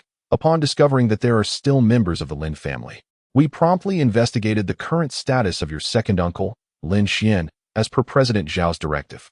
It became evident that a substantial portion of the Lin family's industrial management rights rests in your second uncle's hands, particularly concerning your family's largest enterprise, the Lin Group. Upon hearing this, Lin Ran inhaled deeply, inadvertently snapping the pen he held. Mo Ting continued, Moreover, we uncovered instances of embezzlement on your uncle's part. This was brought to light by the accounting team appointed by the former head of the Lin family, who demanded that your uncle return the misappropriated funds, which he eventually did. However, he resorted to a different method, squandering the assets of the Lin Group, leading to significant losses. The accounting team has since issued a warning, stating that if this situation persists, they will revoke their management rights. At this moment, Lin Ran's expression darkened, and his body trembled slightly. Mo Ting elaborated. Additionally, we found that less than a month after the troubles befell the Lin family, the government placed the management rights of Lin Enterprises up for auction, ultimately won by the Chen family. Curiously, the Chen family then transferred the management back to your second uncle, indicating that there is certainly more to this story. Previously, your uncle had persistently sought the management rights of these companies from your father, the head of the Lin family, Lin Tian, but to no avail. It is highly probable that your uncle was involved in the incident that led to the annihilation of the Lin family, and the management rights were his reward. Lin Ran inquired, given my second uncle's management of the enterprise, which has consistently been disrupted by the accounting team, why not replace these accounting firms? Xiaowan replied. Not only is it impossible to change the accounting firm, but even replacing the company's general manager is unfeasible, as it requires the dragon ring to facilitate such a transition. In essence, your second uncle can only garner a fraction of operational profits. The majority of the funds remain beyond his reach. This is precisely why he desires to embezzle from the company, even to the extent of allowing the Lin family enterprise to collapse. However, your father has long anticipated this maneuver and established agreements with leading international accounting firms. Coupled with the fact that our legal team is among the most influential accounting alliances globally, he is rendered powerless. It was then that Lin Ran grasped the meticulous nature of his father's considerations. Behind him, no one would dare to jeopardize the Lin family enterprise. Yet, Mo Ting interjected. This is untenable. We suspect your second uncle has already found a way to corrupt General Manager Yu Lang. Thus, we conclude that, should conditions permit, it is advisable for the family head to expedite the retrieval of the Lin family business. Lin Ran nodded and further queried Mo Ting. Have you uncovered the relationship between the Chen family and my second uncle? Before Mo Ting could respond, Zhu Guang interjected with a smile. The Chen family is undoubtedly involved in dubious dealings. Conversely, we now perceive the Meng family as less significant, as they have merely acquired your Lin family's Mingzhu Tower, while abstaining from the remaining assets. Although we cannot entirely dismiss the possibility of their involvement, they do not carry the same level of suspicion as the Chen family. At that moment, Lin Ran's phone rang, displaying a notification that there was a package from the Chen family awaiting his acceptance. With a smile, Lin Ran remarked, Speak of the devil, and he shall appear. There is a parcel from the Chen family that I must attend to. Moreover, as he began to elaborate, he abruptly halted. He had initially intended to disclose information he had gleaned from Feng Yishan, yet reconsidering, he chose to remain silent to avoid inadvertently implicating Uncle Feng's family. It was imperative to recognize that those individuals employed exceedingly ruthless tactics, having even dared to annihilate the Lin family, let alone Feng Yishan's. Once the crowd dispersed, only he and Xiaowan remained. Suddenly, Xiaowan gazed at Lin Ran with a flirtatious glimmer in her eyes, her cheeks flushed with a rosy hue. Lin Ran was well aware of her intentions and promptly embraced her. Xiaowan's breath quickened, a soft gasp escaping her lips, her body trembling slightly. Lin Ran cupped her face and bestowed a gentle kiss upon her ruby lips, followed by a firm slap on her curvaceous posterior. Xiaowan shuddered, tightly wrapping her arms around Lin Ran and fervently kissing him in return. After a half-hour had passed, Lin Ran finally emerged from the office. Waiting outside was a woman named Lu Yanxue. She looked at Lin Ran and inquired, "Master, would you like me to assist you with something?" Lin Ran nodded slightly and replied, "During this period, please keep an eye on He Ping and ascertain their true intentions. Sister Wan mentioned that the Lingyun Society has been investigating me." Lu Yanxue responded affirmatively, "Understood, Master. I shall attend to it at once." Lin Ran observed Lu Yanxue's competent demeanor and smiled. Her straightforward and efficient character was indeed quite endearing. He arrived at the courier company to collect the package for the Chen family, then rode his electric scooter towards their residence. After pressing the doorbell, a girl soon emerged, causing Lin Ran's heart to skip a beat. It was Chen Huanling. After a decade of separation, Chen Huanling had blossomed into an extraordinarily beautiful young woman. Her figure exquisitely curvaceous and alluring, with long, slender legs and shoulder-length hair that lent her an air of vitality. In terms of both appearance and physique, she ranked among the finest women Lin Ran had ever encountered. Evidently, Chen Huanling held no recollection of Lin Ran, yet she cast him a glance. Drawn by the charisma and striking looks that radiated from him, she could hardly fathom that such a dashing figure could be found among the ranks of couriers. After Lin Ran departed, she gazed after his retreating silhouette, inexplicably sensing a flicker of familiarity, yet the feeling remained elusive. She had never known a courier before. Ultimately, she smiled to herself and turned back into her home, yet the image of that delivery boy lingered in her mind. Was it merely the courier's handsomeness that evoked such a sensation, or had she encountered him somewhere before, igniting a sense of déjà vu? Absently, she picked up the package in her hands, and, upon closer inspection, her heart raced. The label read Lin Ran. Initially, she had misread it as Lin Long, internally chiding herself. She thought, how absurdly paranoid. How could Lin Long possibly have fallen to the point of delivering packages? Do not speak of Lin Long's uncertain fate. Even if she were alive, she had heard from her father that the ownership of the Lin family's enterprises was secure, and it was utterly inconceivable for them to descend to the level of delivering parcels for others. It is worth noting that even a mere fraction of the Lin family's assets constitutes an immense fortune. Nevertheless, she undeniably sensed a familiar aura emanating from the delivery man. She glanced at the name of the courier company, Tianlong Group Logistics Company, Limited. Chen Huanling resolved that next time, she would order a package online, specifically requesting this courier named Lin Ran to deliver it once more. She was determined to unravel the mystery behind the peculiar illusion that had overtaken her. Chapter 20. The Secrets Within Chen Huanling's Heart. Chen Huanling sat quietly by the window, her gaze somewhat distant, as if lost in contemplation. After a moment, she slowly rose and approached her desk, gently opening a drawer from which she retrieved an exquisite box. Cradling the box in her hands, she returned to her seat by the window and carefully opened it. At the bottom of the box lay a small wristwatch, an innocent children's watch, adorned with a heart-shaped design on the cover, glimmering softly in the sunlight. Despite its unassuming appearance, this watch hailed from a world-renowned brand and bore a considerable price tag. However, for Chen Huanling, the value of this little timepiece transcended mere monetary worth. It encapsulated a cherished memory, concealing a secret that belonged solely to her. It was during the 3rd grade, in a corner of the schoolyard, that Chen Huanling found herself bullied by a classmate, succumbing to tears due to her somewhat timid nature. Just when she felt utterly helpless, Lin Long appeared before her, expelling that male classmate. Lin Long gently removed a small wristwatch from his own wrist and offered it to the still weeping Chen Huanling, softly saying, "Do not cry. This is for you."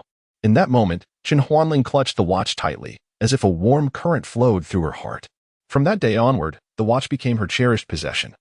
Safeguarded for a decade, she delicately held the childhood watch in her hands, treating it with the utmost tenderness, as though it were an exquisite treasure, fearful of causing even the slightest damage. Despite the passage of 10 years, under her meticulous care, the watch remained as pristine as the day it was gifted. In Chen Huanling's heart, it represented her most significant secret. Her introverted nature led her to live quietly and independently, with few deep connections. She had but a handful of confidants. Thus, the secret lay buried within her like a seed, known only to herself. She nurtured a steadfast aspiration. One day, she would personally return the watch to its giver, Lin Long. Only he could truly listen to the secrets that resided deep within her soul. Over the years, Lin Long had occupied the softest recesses of her heart, akin to a sacred and untouchable sanctuary, impervious to outside interference. Since that fateful afternoon when she was 8, Lin Long's image had been indelibly etched in her tender spirit, occupying the most significant place, irreplaceable by anyone else. Setting the watch aside, Chen Huanling picked up her phone and gently accessed the cloud storage. Within the cloud lay a trove of photographs, predominantly featuring family and classmates. She scrolled through the images, her gaze flitting over each one, before entering the password to the cloud's vault. Within the collection lay 7 or 8 photographs, each a captured moment from their elementary school activities. In every image, Lin Long could be seen, and she gazed intently at his figure, her eyes brimming with affection and nostalgia. This was perhaps the 100th time she had examined these photographs, yet the allure remained insatiable.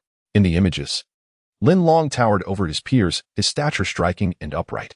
His hair was meticulously styled, each strand seemingly tending to with utmost care, embodying a fastidiousness that bordered on obsessive cleanliness in Chen Huanling's mind. His facial features were sharply defined, his eyes bright and expressive when he smiled.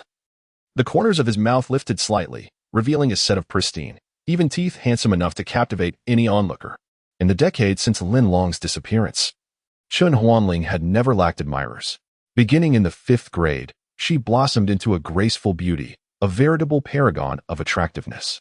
By the time she reached secondary school, her striking looks and poise elevated her to the status of the school's undeniable belle, revered as a goddess by her peers. Furthermore, hailing from one of the 4 prominent families of Tianqing, the Chen family boasted immense wealth and influence. Any boy fortunate enough to win her heart would not only claim a beautiful partner, but also find himself thrust into a life of prosperity overnight. The Chen family's riches were beyond imagination. Even a small sum could transform one's destiny entirely. Thus, despite knowing the daunting criteria for courting Chen Huanling, many brave young men continued to pursue her, undeterred by the challenges ahead. Among them are not only boys from ordinary families, but also a multitude of young gentlemen hailing from illustrious lineages, including several signs of officials. On most days, Chen Huanling presents a demeanor of icy aloofness, rarely bestowing smiles upon others. If she were to smile at a particular boy, or exhibit even the slightest warmth towards him, perhaps merely by gazing intently in his direction, he would instantly become the object of envy and jealousy among his peers. The fortunate boy would often find himself exhilarated, unable to sleep for several nights, his mind awash with delightful fantasies. Chen Huanling is not only strikingly beautiful but also an academic prodigy at her school. She frequently speaks at student assemblies, sharing her insights on learning. Each time she takes the podium, the previously raucous gathering falls into a hushed reverence. Her classmates listen with rapt attention, and should anyone dare to make a slight disturbance, they are swiftly met with disapproving glares from nearby male students. When it came time to select her university major, Chen Huanling initially yearned for the arts. Her closest friend was enrolled in the art department, and they often engaged in discussions about artistic endeavors. Those were the moments of her utmost joy. However, her father, Chen Zilong, insisted that she pursue a degree in business administration at Tianqing University. After all, the Chen family possesses numerous enterprises, and as the daughter of the family patriarch, Chen Huanling has borne the responsibility of managing the family business since the day she was born. She has an elder brother, Chen Yuhang, who is 6 years her senior and currently serves as the vice president of the family company. However, the family business is vast, and it is challenging for Chen Yuhang to manage it alone. It is inevitable that Chen Huanling will also join the family enterprise in the future, assuming the responsibilities of management. Despite feeling a deep sense of resignation, Chen Huanling has always been a dutiful child, ultimately complying with her parents' wishes by choosing the field of business administration, which she perceives as the most tedious, monotonous, and uninteresting. Suddenly, a notification pinged from her phone, interrupting her train of thought. She picked up her device to find a video call request from her best friend, He Xiaolan. On the screen, it was evident that He Xiaolan was in a bustling restaurant, surrounded by a cacophony of voices. Upon answering the video call, He Xiaolan's eager voice instantly reached her, lingling. Our high school class is having a reunion. Were you notified? Chen Huanling nodded slightly, a hint of an apologetic smile gracing her lips as she replied, Yes. I was informed, but I will be engaged in learning at the family business during this period, so I may not be able to attend. Before she could finish her sentence, a large head suddenly appeared beside He Xiaolan. It was Lu Fei, her classmate. With a serious expression, Lu Fei snatched the phone from He Xiaolan and addressed Chen Huanling earnestly. Chen Huanling, I must tell you something very important. If you do not attend the reunion, I can assure you that it will be quite serious. Chen Huanling furrowed her brows in confusion and curiously inquired, why is that? Lu Fei did not respond immediately, but instead turned the phone to reveal a group of male classmates gathered together. Lu Fei loudly inquired of the group of male classmates, what do you propose we do if our goddess does not arrive? The boys immediately responded with enthusiasm, we shall host it at Chen Huanling's residence. Chen Huanling initially appeared taken aback, only to be subsequently amused by their remarks. At that moment, the phone returned to He Xiaolan's hand, who feigned a pitiful demeanor and playfully said, Lingling, look, if you do not come, they will not relent. With a resigned smile, Chen Huanling replied, very well. I shall speak to my father shortly. If he consents, I will attend. From the other end of the line, a chorus of cheers erupted from the group of boys. Meanwhile, Lin Ran had not strayed far from the Chen residence after his departure. He leisurely rode his electric scooter onto Linxia Road, a lengthy and somewhat secluded path. Alongside the road stood numerous construction sites, with mounds of building materials and the relentless clamor of machinery filling the air. The sparse traffic lent the area a somewhat desolate atmosphere. The houses along Linxia Road bore the weight of history, their walls adorned with the marks of time. These homes were inhabited, brimming with the essence of life, likely nestled within a district undergoing rejuvenation. Chapter 21. The Lin residence. Amidst this aged neighborhood, Lin Ran diligently searched. For the houses were closely packed, most possessing a certain antiquity that made locating his target quite a challenge. After a prolonged quest, he finally spotted an unassuming courtyard before him. This courtyard was modest in size, flanked closely by two adjacent houses. At the entrance, a sign hung, bearing the words Lin Residence. Lin Ran pondered silently. Could this be the residence of my second uncle? The scene before him was profoundly shocking. It was in a state of utter disrepair. The luxurious Lin Garden of Yore, with its opulent grandeur, stood in stark contrast to this dilapidated place. Even when compared to the White Cloud Villa he currently resided in, this was an entirely different realm, lagging far behind.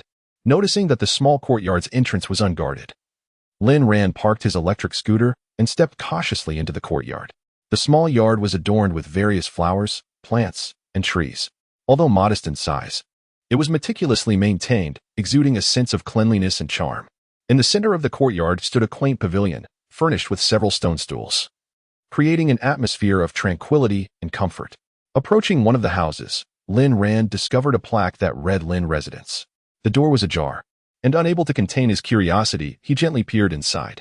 Though the exterior of the house appeared unremarkable, the interior was exquisitely decorated, featuring an array of high-end mahogany furniture. The spaciousness of the room conveyed a sense of grandeur. A large photograph hung prominently in the center, depicting his second uncle, Lin Xian, the head of the Lin family. The room was bright and tidy, with a few workers busily engaged in cleaning, oblivious to his presence. Suddenly, he felt a gentle tap on his back, startling him. He quickly turned around to find a middle-aged man in his 50s, clad in black leather, followed by a man in his 30s who appeared to be a vendor, carrying several bags of meat and vegetables, clearly having just returned from the market. Lin Ran nearly exclaimed fifth uncle, but managed to restrain himself just in time. This man is Lin Xian, Lin Ran's fifth uncle. Though referred to as the fifth uncle, he is, in fact, a distant relative rather than a direct kin. There was a time when he resided in Lin Yuan and worked for the Lin family, during which he always wore a sycophantic smile in front of Lin Ran's father. With a scowl upon his face, Lin Xian scrutinized Lin Ran from head to toe and questioned him in a harsh tone. What are you doing here, boy? Sneaking around, are you? Lin Ran quickly shook his head. A smile plastered across his face as he cautiously replied. I just delivered a package to the house next door and noticed your courtyard's gate was ajar, so I was curious to take a look. Lin Xian's eyes brimmed with suspicion as he coldly scoffed. I doubt it's that simple. You aren't trying to sneak in and steal something, are you? This is the Lin residence, one of the 5 prominent families of Tianqing. Surely you've heard of it? Now be gone. Otherwise, I'll have you apprehended as a thief. Lin Ran nodded hastily. All right, I'll leave right away. With that, he turned to exit the courtyard. Just as he reached the gate, he stumbled upon 2 individuals entering, his second uncle Lin Xian and his second aunt Su Mandan. Both Lin Xian and Su Mandan were clad in casual athletic attire, leading Lin Ran to surmise they had just returned from a stroll. Previously, he had only seen his uncle in videos, and now encountering him in person felt markedly different. This was the second time he had met a member of the Lin family, the first being his third uncle Lin Feng. However, at this moment, he could not acknowledge his second uncle, his heart a tumult of emotions. After enduring the great calamity, he understood the preciousness of family. Yet he could not reveal his identity. This inner turmoil was excruciating. He merely cast a fleeting glance at Lin Xian before sidestepping past him. Lin Xian initially paid little heed to Lin Ran, considering it quite ordinary for a courier to enter the Lin residence, which was bustling with visitors. However, his keen eyes caught Lin Ran's flustered demeanor upon departure, which seemed somewhat peculiar. He inquired of Lin Xian. That courier appeared rather odd. Who summoned the delivery? Lin Xian promptly replied, no one ordered a delivery. When I arrived, I noticed this fellow peering in furtively. When I asked what he was doing, he claimed to have just delivered a package nearby and, seeing our courtyard empty, was curious to take a look. Lin Xian then asked, where is the security guard at the entrance? Lin Xian shook his head. I also did not see anyone stationed at the door when I came in. Just then, the security guard, Lao Si, emerged from the entrance. Lin Xian's expression darkened as he fixed his gaze upon Lao Si, demanding, Lao Si, where have you been? You didn't even notice someone sneaking in. Lao Si hastily responded, I had an urgent need and stepped away for a moment. I will check the surveillance footage right away. Lin Xian remarked, I will accompany you. For some inexplicable reason, he felt an unsettling premonition, as if something was amiss. Lao Si entered the security room and accessed the surveillance video, rewinding to the earlier footage. On the screen, a tall courier clad in a blue delivery uniform was seen observing the entrance for quite some time. Noticing the door ajar, he gently pushed it open and stealthily stepped inside, scanning the surroundings before peering into the house. Lin Xian intently focused on the courier in the video, lost in contemplation. As an inexplicable sense of familiarity washed over him, though he could not recall where he had encountered such a figure before, he instructed the fourth brother, please this portion of the video and send it to my phone. His wife, Su Manyun, turned to Lin Xian, her brow furrowed in confusion. Old Lin, what's wrong? Is something the matter? Lin Xian frowned. For some reason, I can't shake the feeling that this courier is not merely curious. It seems he has ulterior motives.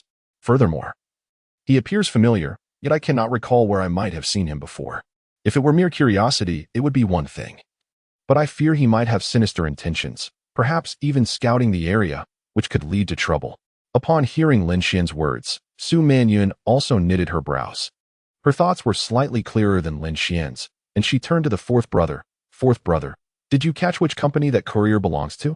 I'll call and inquire personally. It's not often one encounters a courier of such stature. The fourth brother enlarged the image of Lin Ran on the video and discerned it was from Tianlong Logistics. Su Manyun, decisive as ever, immediately took out her phone and dialed Tianlong Logistics. After ringing for over 10 seconds, a woman's voice answered, hello, this is Tianlong Logistics. How may I assist you? Su Manyun replied, I would like to inquire if you have a particularly tall courier. May I know his name? The woman on the line asked, how tall is he? Su Manyun glanced at Lin Xian. Old Lin, how tall do you estimate that courier to be? After a moment of contemplation, Lin Xian responded, that courier is likely around 1.90 meters. The woman on the other end of the line, having overheard Lin Xian's estimation, said, if he is that tall, then it must be Lin Ran. Lin Ran. Su Manyun felt a tightening in her chest, involuntarily exclaiming. Her demeanor puzzled Lin Xian, prompting him to inquire, Manyun, what is the matter? Su Manyun replied, Tianlong Logistics mentioned that the courier's name is Lin Ran. This revelation startled even Lin Xian, who remarked, could he possibly be a member of our Lin family? After a moment of contemplation, Lin Xian added, I don't recall ever hearing of a young man named Lin Ran in our family. Su Manyun then asked Tianlong Logistics, when did this Lin Ran join your company? The response came after a brief pause. Please hold on. After 5 minutes, she picked up the phone and said, a few days ago. Chapter 22. Moving out of the Feng family, Su Manyun promptly inquired, where is he from? Could he be from the Tianqing Lin family? The woman on the other end of the line responded, how could he possibly be from the Tianqing Lin family? Wasn't it established that the Lin family perished in that devastating fire? The authorities have already reached a conclusion. He hails from South America and is merely a student at Tianqing University, working part-time to support his studies. Upon hearing this, Su Manyun softly acknowledged, oh, I see. Thank you. Noticing the relaxed expression on Su Manyun's face, Lin Xian asked, what did you find out? Su Manyun smiled and replied, it's nothing. Just a student from South America studying at Tianqing University, not a member of your Tianqing Lin family. Hearing this, Lin Xian felt a weight lift from his heart. At that moment, the fourth brother inquired, "Master, should we take a screenshot?" Lin Xian hesitated, reflecting on the earlier situation, realizing it might have been an overreaction. Su Mandan inquired of the fourth, "Did you manage to intercept it?" The fourth replied, "Yes, I did. That is why I am asking the master of the house if it is still needed." Growing somewhat impatient, Su Manyan remarked, "Since you have already intercepted it, then just send it. It is not a matter of great consequence." Upon returning to Tianlong Company, Lin Ran had scarcely settled into his seat when a woman in her 40s approached him and asked, "Lin Ran, did you just sneak into someone else's room?" Startled, Lin Ran quickly responded, "Sister Guo, how did you come to know about this?" With a sly smile, Sister Guo replied, "The homeowner just called the company to inquire about you." Lin Ran was taken aback, nearly leaping from his chair. This was entirely unexpected. He had not anticipated that his uncle and aunt would be so astute and resourceful as to trace him directly through the company. He hurriedly pressed Sister Guo, "Sister, how did you respond to her?" Sister Guo chuckled, "What's the big deal? She was merely concerned that you might have gone in to steal something. Since you aren't actually a thief, just say what is true." Lin Ran, increasingly anxious, insisted, "But how exactly did you convey this to her?" His fervent inquiries aroused Sister Guo's suspicions. Frowning, she asked Lin Ran, "Young man, you didn't actually steal something from her, did you?" "I must remind you. That is a criminal offense." Lin Ran shot her a look. "Sister Guo, where are your thoughts wandering? I simply wish to know how you specifically answered her." Sister Guo replied, "She asked for your name, and I told her you were Lin Ran. She inquired again whether you were from the Lin family of Tianqing. To which I replied that you were an international student from South America, newly arrived at Tianqing University and had just joined the company." Lin Ran's heart raced. He regretted his impulsive decision to visit the Lin residence today. Naturally, he had not anticipated that his uncle and aunt would be so astute. Nevertheless, he felt compelled to enter, as he needed to ascertain whether his uncle was indeed connected to the massacre of the Lin family. If it turned out that his uncle had no involvement, then all would be well. As for his uncle's minor acts of greed within the company, he was not overly concerned. After all, following that calamity, the direct descendants of the Lin family had dwindled to a mere few. Only his uncle, the cousin Lin Ping whom he had once despised, and his aunt Su Mandan remained, along with his sister Lin Feng, whose fate was still uncertain. He even thought that it would not matter if he were to offer a few companies to his uncle, for blood is thicker than water. In truth, Lin Ran's clandestine entry into the Lin residence was not merely born of curiosity. He had surreptitiously installed listening devices and tiny cameras, no larger than insect eggs, within the premises. These devices were cleverly concealed in obscure corners, enabling him to monitor the comings and goings of his uncle's household, as well as their conversations, through his mobile phone daily. This was his true objective for today. His next step would be to install similar surveillance equipment at the residences of the Qin and Ming families, among other prominent clans. However, gaining access to those places would prove challenging, as delivering takeout or parcels would certainly not suffice to gain entry.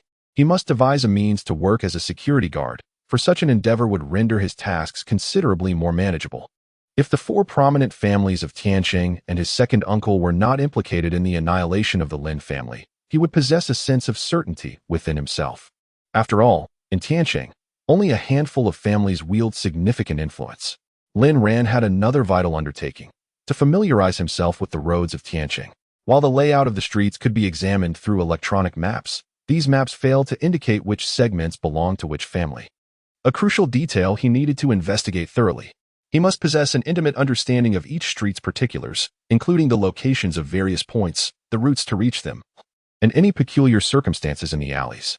This knowledge would be imperative for his personal inquiries in the future, especially when he might face situations requiring him to scale walls or enter residences. Familiarity with the terrain would be essential, for if discovered, he might be at a loss regarding where to flee.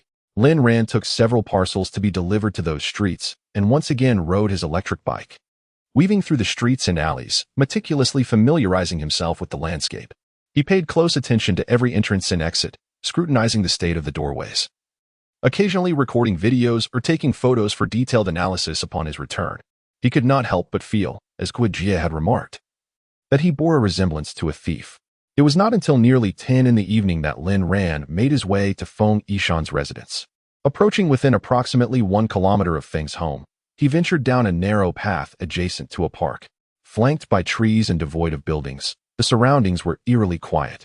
punctuated only by the sounds of insects and the gentle rustling of the breeze. Yet, Lin Ran could not suppress a smile. He had long sensed that someone was lurking in ambush, although the specifics of Feng Qianqian's plans remain unclear. Years of experience on the battlefield have endowed him with an intuition that is anything but ordinary. This remarkable instinct allows him to perceive a sense of impending danger, even in the absence of any unusual sounds or movements. Perhaps this is what one might refer to as the sixth sense, a feeling forged through countless trials and tribulations. As fate would have it, a vehicle suddenly veered into view, obstructing Lin Ran's path. The narrow lane could accommodate only a single car, leaving Lin Ran no choice but to halt. Two young men emerged from the vehicle, one with slightly longer hair and the other short, stout, and robust. These were Chang Maogang and Niu Jingfan.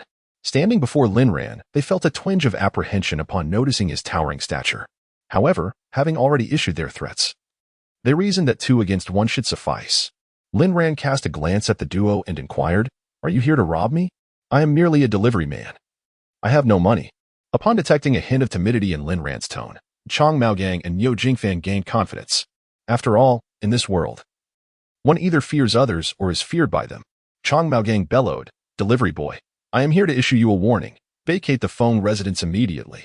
You are not to remain there any longer. Otherwise, we will confront you each time we see you." Chapter 23. How could Chen Huanling possibly recognize him? Lin Ran trembled slightly as he spoke. "Did Uncle Feng send you to drive me away?" Chang Maogang and Niu Jingfan found themselves momentarily at a loss for words. Chang Maogang turned to glance at Feng Qianqian, who was hiding at a distance. She quickly shook her head in disapproval. After a moment's hesitation, Chang Maogang addressed Lin Ran, stating, "Regardless of who sent you away, you must vacate the Feng residence now, or I shall have no choice but to rearrange your teeth." Lin Ran promptly feigned fear, pleading, "Elder brother, please refrain from resorting to violence. I will leave. However, the hour is quite late, and I have nowhere to find lodging at this time. Might I stay the night and depart at dawn?" Chang Maogang and Niu Jingfan once again turned their attention to Feng Qianqian, who this time nodded in agreement. Niu Jingfan then declared, "You may stay for 1 night only. Come morning, you must vacate the premises." Lin Ran nodded vigorously. Yes, I understand, esteemed brothers." Chang Maogang, growing impatient, barked, "Begone." Lin Ran hastily mounted his electric scooter, struggling to squeeze past a nearby vehicle. As they watched his retreating figure, Chang Maogang and Niu Jingfan felt an inexplicable sense of relief. To be candid, they had harbored a certain trepidation at the sight of Lin Ran's imposing stature. They had never anticipated that matters would unfold so smoothly. They had assumed that such a tall individual would be far less timid. Meanwhile, hidden at a distance, Feng Qianqian, Luo Yinyan, and Lu Ling initially felt a surge of anxiety for Chang Maogang and Niu Jingfan, but they could hardly believe how timid Lin Ran turned out to be. Luo Yinyan curled her lips and remarked, "Qianqian, at first, I found the delivery guy rather tall and handsome, but I never imagined he would turn out to be so disappointing. I even considered that if you didn't let him stay at your place, perhaps he could stay at mine instead." At that moment, from a distance, Chang Maogang and Niu Jingfan approached. Upon overhearing Luo Yinyan's words, Chang Maogang scoffed disdainfully. "Yinyan, it has been proven that being handsome is of no use if one possesses no skills whatsoever." Niu Jingfan, with a proud expression, gazed at Feng Qianqian and said, "Qianqian, you witnessed it all tonight. This proves we weren't boasting, right? What is the big deal about being tall? In a fight, it all comes down to fists, you know." Feng Qianqian feigned annoyance and rolled her eyes at him. I know. Your brother Fan is the most formidable. Thank you." Niu Jingfan's lips curled into a slight smile, and with a brazen demeanor, he said to Feng Qianqian, "You can't just say thank you and leave it at that. You ought to give me a kiss as a token of appreciation." Feng Qianqian spat playfully, "Pa, dream on. However, inviting you for drinks is still on the table. By the way, tomorrow night we have a motorcycle race with He Gang and the others, so make sure you don't drink too late. If we lose the race, I will hold you accountable." Lin Ran returned to the Feng residence, where Chen Fong had already prepared several delectable dishes, awaiting his return. Upon seeing Lin Ran, Chen Fong expressed her concern. "Xiaoran, why did you deliver food so late? If you're not in dire need of money, don't overexert yourself. Come home earlier in the evenings." Lin Ran nodded in response. "Understood, Aunt Fong. I will try to return home sooner in the future." Lin Ran swiftly finished his meal, bid good night to Chen Fong, and retreated to his room. After taking a shower, he promptly opened his mobile phone and laptop, launching the video surveillance software. He meticulously monitored the comings and goings at the Lin residence, keen to discern who was entering and exiting. Around 5 in the afternoon, he observed his cousin Lin Ping returning home, accompanied by a slightly older young man. This young man exuded a composed demeanor, his presence significantly more commanding than that of Lin Ping. Typically arrogant and overbearing, Lin Ping now displayed a countenance of obsequiousness and utmost respect towards this young man. Even Lin Ran's second uncle, Lin Xian, personally stood at the entrance to greet him. However, due to the surveillance camera's distant positioning, the content of their conversation remained inaudible, though it was evident that this young man's status was extraordinary. Lin Ran captured an image of the young man and sent it to Xiao Wan, requesting her to investigate his identity. Subsequently, he organized the images and videos he had recorded, then opened a map to meticulously mark the locations. This map was a task that could not be entrusted to others. It had to be painstakingly crafted by his own hand, as it represented a crucial escape route. He needed to be intimately familiar with every location. Relying on someone else would hinder his recollection, and in a moment of crisis, he would be left floundering like a headless chicken. Given the urgency of the escape, there would be no time for contemplation. Everything would hinge on instinctive reactions. Merely 10 minutes later, Xiao Wan sent a message accompanied by several images. Lin Ran read the name inscribed on them, Chenjia Shizi Chen Yuhang.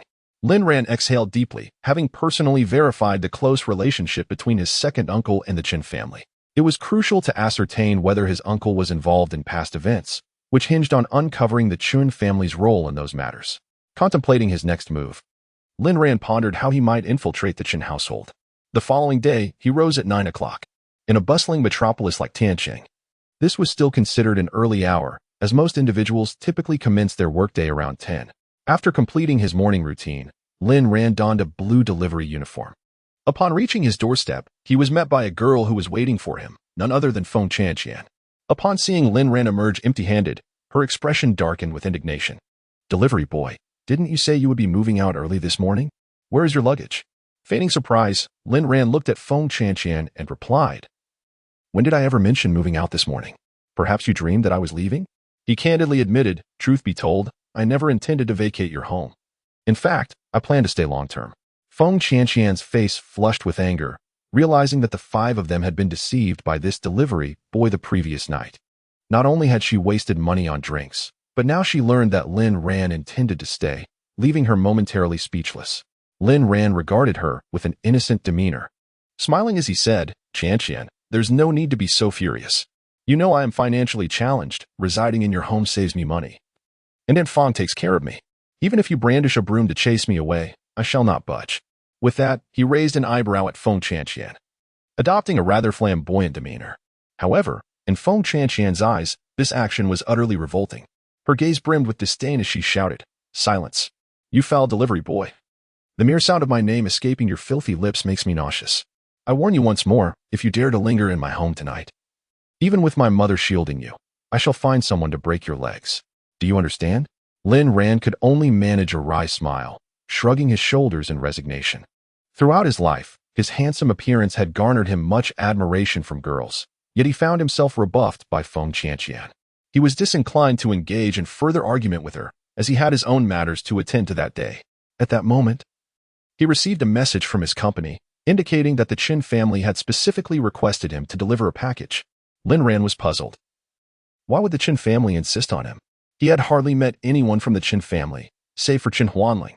Yet they had not crossed paths since they were 8 years old, and now at 18, their appearances had transformed significantly. Even his uncle and aunt failed to recognize him, as evidenced by the surveillance footage. It was only because he knew beforehand that the parcel was destined for the Chen household that he recognized the girl as Chen Huanling. Chen Huanling had no idea who he was. How could she possibly request him for the delivery? Chapter 24. The notion of valuing a delivery boy. Feng Chanqian watched Lin Ran's retreating figure, her heart ablaze with fury, yearning to rush forward and deliver a forceful kick to his back. Left with no other recourse, she pulled out her phone and called Luo Yanyan and Qi Ling, asking them to bring Chang Maogang and Niu Jingfan along so that they could collectively devise a strategy. In a Western restaurant, Feng Chanqian recounted the events of the morning in their entirety. Chang Maogang and Niu Jingfan could hardly believe that this delivery boy had the audacity to provoke them. Enraged, they slammed their hands on the table, unleashing a torrent of expletives. "Damn it. It seems that if we don't teach this insolent delivery boy a lesson tonight, He one-t grasped the meaning of fear. Qianqian, her eyes gleaming with a fierce determination, replied, "Absolutely. Let us give him a thrashing until he vacates our home." However, Luo Yinyan interjected, "Qianqian, don't forget you have a match against Haigang tonight." It was then that Feng Qianqian snapped back to reality in her fury. She had completely overlooked this obligation. Gritting her teeth, she declared, "Then we shall deal with him tomorrow night. I can endure this delivery boy for one more evening." Subsequently, Feng Qianqian turned to Chang Maogang and asked, "Which of you two will be the driver tonight?" Almost simultaneously, Chang Maogang and Yao Jingfan raised their hands, eager to volunteer. "I will." Their eagerness to drive stemmed from the competition rules, which mandated that a girl must ride pillion. Luo Yinyan and Qi Ling were not participating in the race, merely there to enjoy the spectacle. The true reason for the two vying for the chance to drive lay in the fact that during the competition, Feng Qianqian would need to cling tightly to them for balance, with her alluring figure and ample bosom pressed against their backs. This was a rare opportunity for them to be close to the formidable female. In the end, due to an impasse between Chang Maojiang and Niu Jingfan, they resorted to drawing lots to reach a decision. Ultimately, Niu Jingfan was fortunate enough to draw the winning lot. He wore a smug expression, his eyes secretly darting towards Feng Qianqian's bosom, nearly drooling in his delight. Meanwhile, Lin Ran, having collected the Qin family's package from the company, rode his electric scooter towards their residence. Upon arrival, he rang the doorbell, and Qin Huanling, who had been waiting eagerly, promptly opened the door. Actually, Qin Huanling was supposed to be at work today, but she had been inexplicably struck by a sense of familiarity towards the delivery man named Lin Ran. To unravel this mystery, she had taken the day off, choosing to stay at home to await his arrival, even opting to collect the package herself rather than asking the security guard for assistance. Following protocol, Lin Ran handed the package to Qin Huanling and presented a delivery slip for her signature.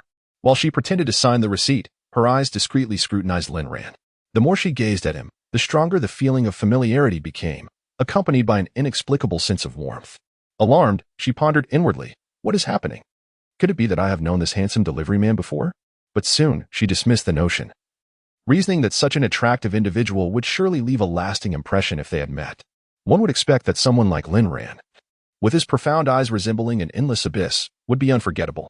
Yet, Lin Ran remained oblivious to Qin Huanling's unusual demeanor, as she was not the focus of his attention at that moment. When the tragic massacre occurred years ago, Qin Huanling was merely a child of similar age. It was implausible for her to be involved, let alone comprehend the intricacies behind it. Lin Ran took the delivery slip signed by Qin Huanling without casting her a second glance and departed. This left Qin Huanling feeling somewhat disheartened. For a long time, she had been regarded as the goddess in the hearts of many boys, yet this delivery person, of all people, didn't even spare her a look, instantly invoking feelings of neglect within her. In truth, had Lin Ran merely glanced her way or offered a faint smile, it would have alleviated her spirits. However, his indifferent demeanor only served to frustrate her further, leading her to silently contemplate. She must find an opportunity to teach this delivery man a lesson. What if he was handsome? Did that grant him the right to disregard her? Yet, after a moment, Qin Huanling found herself laughing at her own folly. How ridiculous it was to sulk over a delivery person and yearn for his attention. She chastised herself inwardly. Qin Huanling, how lowly you are, to be so affected by a mere courier. Ultimately, she resolved to let the matter rest, recognizing there was no need to engage in a rivalry with a delivery man. Meanwhile, Lin Ran busied himself with tasks left unfinished from the previous day, meticulously exploring the streets surrounding the Chun residence according to the map he had drawn. Fortunately, dressed in his delivery uniform, he aroused no suspicion. After all, a person behaving furtively could easily be perceived as harboring ulterior motives. However, the courier was perceived differently. It was widely accepted that it was entirely normal for couriers to search for house numbers while delivering packages, and no one paid much attention to it. After several days of diligent effort, Lin Ran had thoroughly explored every alley and street near the Qin residence. His next step was to ascertain the identities of the residents in the area. It was not until midnight that Lin Ran rode his electric scooter back to the Feng household. On the usually deserted path, he noticed a commotion up ahead, suggesting that a conflict had erupted. Lin Ran had no intention of involving himself with these individuals. In his eyes, anyone remaining outdoors at such a late hour, regardless of gender, was not of reputable character. He deliberately averted his gaze and accelerated the scooter to pass by swiftly. Just then, a familiar female voice reached his ears. "Hey gang, let me go. I've already lost tonight. Didn't I just give you 10,000 yuan? Following this, a man's lewd laughter echoed. Feng Qianqian, you clearly agreed earlier that if you lost, not only would you pay me 10,000 yuan, but you would also spend the night with me. What is the matter? Trying to back out? Feng Qianqian retorted furiously, you think I'd willingly accompany you? Hey gang, do you even know what you are? You think you're worthy? A sharp slap resonated through the air, indicating someone had been struck. Then, the man known as Hey Gang snarled, Feng Qianqian, you filthy creature. Do you think you hold any value? In my eyes, you are nothing more than a plaything. Any woman I wish to have will comply. Do your research? Do you know who Hey Gang is? This evening, I intend not only to indulge myself with you, but also to have you obediently serve me. I have heard that your father is the chairman of a prominent company, which presents a delightful opportunity for me to sample the company of a young lady of your stature. Upon finishing his statement, he emitted a series of lewd chuckles. A subordinate nearby, eager to curry favor, remarked, Brother Gang, since Feng Qianqian is so lovely, could you perhaps look after me as well? As he spoke, he brazenly fixated on Feng Qianqian's figure, nearly drooling. The voice of Brother Gang rang out once more. Get those 3 girls into the van quickly. We mustn't linger lest we attract the attention of the authorities. In the next moment, Lin Ran observed several men hoisting the 3 girls toward a van. The girls struggled desperately, but their mouths were sealed with adhesive tape, leaving them to emit only muffled whimpers. Nevertheless, Feng Qianqian and her companions were resolute in their refusal to enter the vehicle, pushing against the door with all their might, causing a momentary chaos among the group of young men who found it challenging to force them inside. Just as the situation grew increasingly frantic, a tall figure clad in a blue courier uniform appeared before the van. Chapter 25, The Overbearing CEO. Lin Ran's unexpected arrival startled all the men present. Initially, they presumed the police had arrived, and a sense of alarm washed over them. However, upon closer inspection, they realized it was merely a delivery worker, which somewhat eased their tension. Yet, upon seeing Lin Ran, Feng Qianqian and the other girls looked upon him as a beacon of hope in their darkness, their eyes brimming with longing. At that moment, a man in his 30s, of average height but robust build, with a visage marked by a multitude of fleshy folds, fixed a chilling gaze upon Lin Ran, his eyes as cold as those of a corpse. He spoke to Lin Ran with a frigid tone. So, a delivery guy. Is it? What is it to you? Do you fancy yourself a hero, rushing in to save the damsel? However, Lin Ran's subsequent words astonished him. No, esteemed sir. Please do not misunderstand. I merely wish to join in the revelry and play around with these lovely ladies. Upon hearing this, Feng Qianqian was instantly engulfed in fury. Struggling with renewed vigor, her eyes glaring at Lin Ran as if they could pierce him with daggers, wishing to inflict 100 wounds upon him. Though her mouth was bound with tape, muffled curses escaped her lips, her rage undiminished. Hai Gang observed Lin Ran without immediate ire, instead letting out a soft chuckle. A delivery man, quite audacious. You possess considerable guts. After making this remark, he even gave Lin Ran an approving thumbs up, albeit casting a furtive glance at his subordinate beside him. Lin Ran, with an air of humility, smiled back. I am unworthy of such praise. I have merely learned from you. You boldly abduct individuals in broad daylight, with intentions most vile. Compared to you, esteemed brother, my audacity pales in comparison. I must learn much more from you. The nearby lackeys instantly grasped the underlying message, and without hesitation, several of them launched their fists toward Lin Ran, each striking directly at his head. Given their fierce demeanor, should Lin Ran be struck, it would likely result in severe injury, if not death. For these men showed no mercy in their assault. Upon hearing Lin Ran's earlier remarks, Feng Qianqian and the 2 other girls realized that Lin Ran was deliberately putting on an act. As they witnessed the assailants surrounding Lin Ran, they could not help but gasp in fear, their mouths sealed, rendering them only capable of producing muffled sounds. However, what the assailants did not anticipate was that just as their fists were about to strike Lin Ran, he suddenly vanished without a trace. Instantly, they felt a sharp jab beneath their ribs, followed by a searing pain that coursed through their bodies. The assailants doubled over, clutching their injuries and howling in agony. Lin Ran's series of movements was executed with lightning speed, completed in a mere heartbeat. Hai Gang, observing the scene, understood that he had encountered a formidable opponent this evening. Nevertheless, he remained only momentarily startled before regaining his composure. After all, he still had 5 men at his side, all armed and ready. The earlier incident was merely a lapse in judgment. Hai Gang signaled to his subordinates, who promptly understood his intent and drew their daggers. This spectacle caused Feng Chanqian and her companions' faces to drain of color, as they feared Lin Ran would undoubtedly be no match for these men, and that his demise was imminent. The girls could not help but scream, but alas, they could only emit muffled cries. At the very moment the assailants brandished their daggers, each of them suddenly felt a powerful kick strike their feet simultaneously. They lost their balance and fell to the ground, their grip on the daggers faltering as they clattered onto the floor. One by one, they grimaced in pain, their mouths continually uttering cries of agony. Lin Ran stepped forward, seized He Gang by the hair, and with a sharp crack, delivered a resounding slap. The sound echoed through the stillness of the night, and 5 distinct handprints swiftly appeared on He Gang's face, a trickle of blood seeping from the corner of his mouth. Yet, He Gang proved to be a tough man. Despite the intense pain, he gritted his teeth and remained silent. The other men present were wailing loudly, but throughout it all, He Gang uttered not a single word.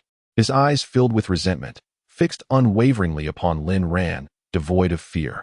Lin Ran chuckled softly. Indeed, a true man. I have a fondness for those of your ilk, though I wonder how much you can endure. No sooner had Lin Ran spoken than He Gang felt a heavy punch strike his waist. This blow appeared to lack force, yet it compelled a cry of pain to escape his lips. He clearly observed that the courier seemed to exert little effort, yet he distinctly felt as though his ribs might shatter. At that moment, He Gang realized he had encountered a genuine master. Gazing at the courier's almost mocking expression, he felt a chill run down his spine, as if death itself were watching him. He understood that if he continued to endure, this courier might indeed break every rib in his body. A wise man does not suffer losses in front of his eyes. A gentleman takes his time to seek revenge. With this thought, he hastily pleaded, "Esteemed one, please, no more. I was blind to your greatness. I humbly beseech you to spare me. Whatever you wish, esteemed one," Black Gang implored. Lin Ran remained silent, suddenly delivering a powerful kick to Black Gang's shoulder. The force was immense, causing Black Gang to collapse to the ground like a lump of clay, a sharp pain radiating through his arm as if it had been shattered, while he coughed up a mouthful of blood. Yet, Lin Ran felt unsatisfied. He placed his foot upon Black Gang's face, pressing down with great force. It was now Black Gang who emitted muffled sounds of despair, his pleas for mercy stifled beneath Lin Ran's foot, resulting in indistinct whimpers. A cold glint flashed in Lin Ran's eyes, akin to 2 razor-sharp daggers, piercing straight toward Black Gang's heart. Panic enveloped Black Gang. He realized that this seemingly ordinary delivery man was anything but mundane. He was a harbinger of death, drawing upon his years of experience navigating the treacherous underbelly of society. Black Gang discerned that this courier had undoubtedly taken lives, for such an aura of terror could not be feigned. True fear gripped him as he dreaded the prospect of being mercilessly beaten to death by this delivery boy. He sensed that if Lin Ran truly unleashed his fury, there would be no mercy. As he sobbed, Black Gang desperately pleaded for forgiveness, tears and snot streaming down his face. Overwhelmed to the point of losing control of his bladder, leaving a large wet patch on the ground. At last, Lin Ran withdrew his foot from Black Gang's face, who immediately continued to beg for clemency, a moment forever etched in his memory, the gaze of this delivery man. Having grown up in the streets, Black Gang had engaged in countless brawls, yet he had never encountered anyone like Lin Ran. To him, Lin Ran was not merely a man, but a terrifying demon. Being under his scrutiny felt akin to being dragged into an abyss of unending dread. Heibei's body trembled incessantly, a chilling sensation enveloping him, a dread of death that eclipsed even the physical agony he endured. Despair clouded his eyes as he silently vowed never to encounter this courier again in his lifetime. Lin Ran turned his gaze toward Heibei's group of subordinates, who instantly felt a chill run down their spines, their bodies quaking in fear as if struck by a fever. After a moment of contemplation, Lin Ran resolved to bring matters to a close. He then directed his attention to the 3 girls, Feng Chanqian and her companions, who had already torn away the tape from their mouths. Lin Ran shrugged at them, arching an eyebrow. The same gesture, which had seemed utterly repulsive to Feng Chanqian in the morning, now appeared strikingly appealing. Previously, she had found his demeanor excessively affected, but in this moment, she perceived him as exuding an aura of confidence and dominance. It was the first time Feng Chanqian sensed a charismatic essence akin to that of a powerful CEO emanating from Lin Ran, and curiously, she did not find it displeasing. In an instant, she felt as though she had already succumbed to his charm. Chapter 26. Can we call him handsome? Lin Ran retrieved 10,000 yuan from Heibei's grasp and handed it to Feng Chanqian, casting a dismissive glance at the 3 girls. His disdain left Feng Qianqian feeling uncomfortable. She had never anticipated being looked down upon by this delivery boy. Lin Ran then mounted his electric scooter and departed in a cloud of dust. On the way back, Luo Yinyan remarked to Feng Qianqian, "Qianqian, your delivery guy is rather handsome." Feng Qianqian cast a glance at her, curling her lip in disdain. "Yinyan, really? You are. After all, the daughter of the Southeast Real Estate Company. How could you possibly take a fancy to a mere delivery boy?" Qi Ling quickly interjected, "No, Qianqian. He is genuinely very handsome. If it weren't for him just now, the three of us would have been in dire straits." Feng Qianqian shot them both an exasperated look, as if lamenting their lack of judgment. "What is wrong with you two today? So what if he saved us? He is merely skilled in some martial arts."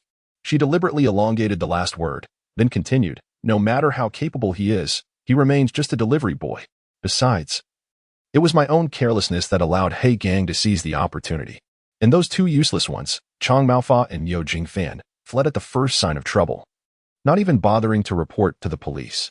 Just as she finished speaking, a motorcycle appeared before the three girls, revealing Chang Maofa and Yo Jingfan. Upon seeing them, Feng Qianqian's anger flared anew.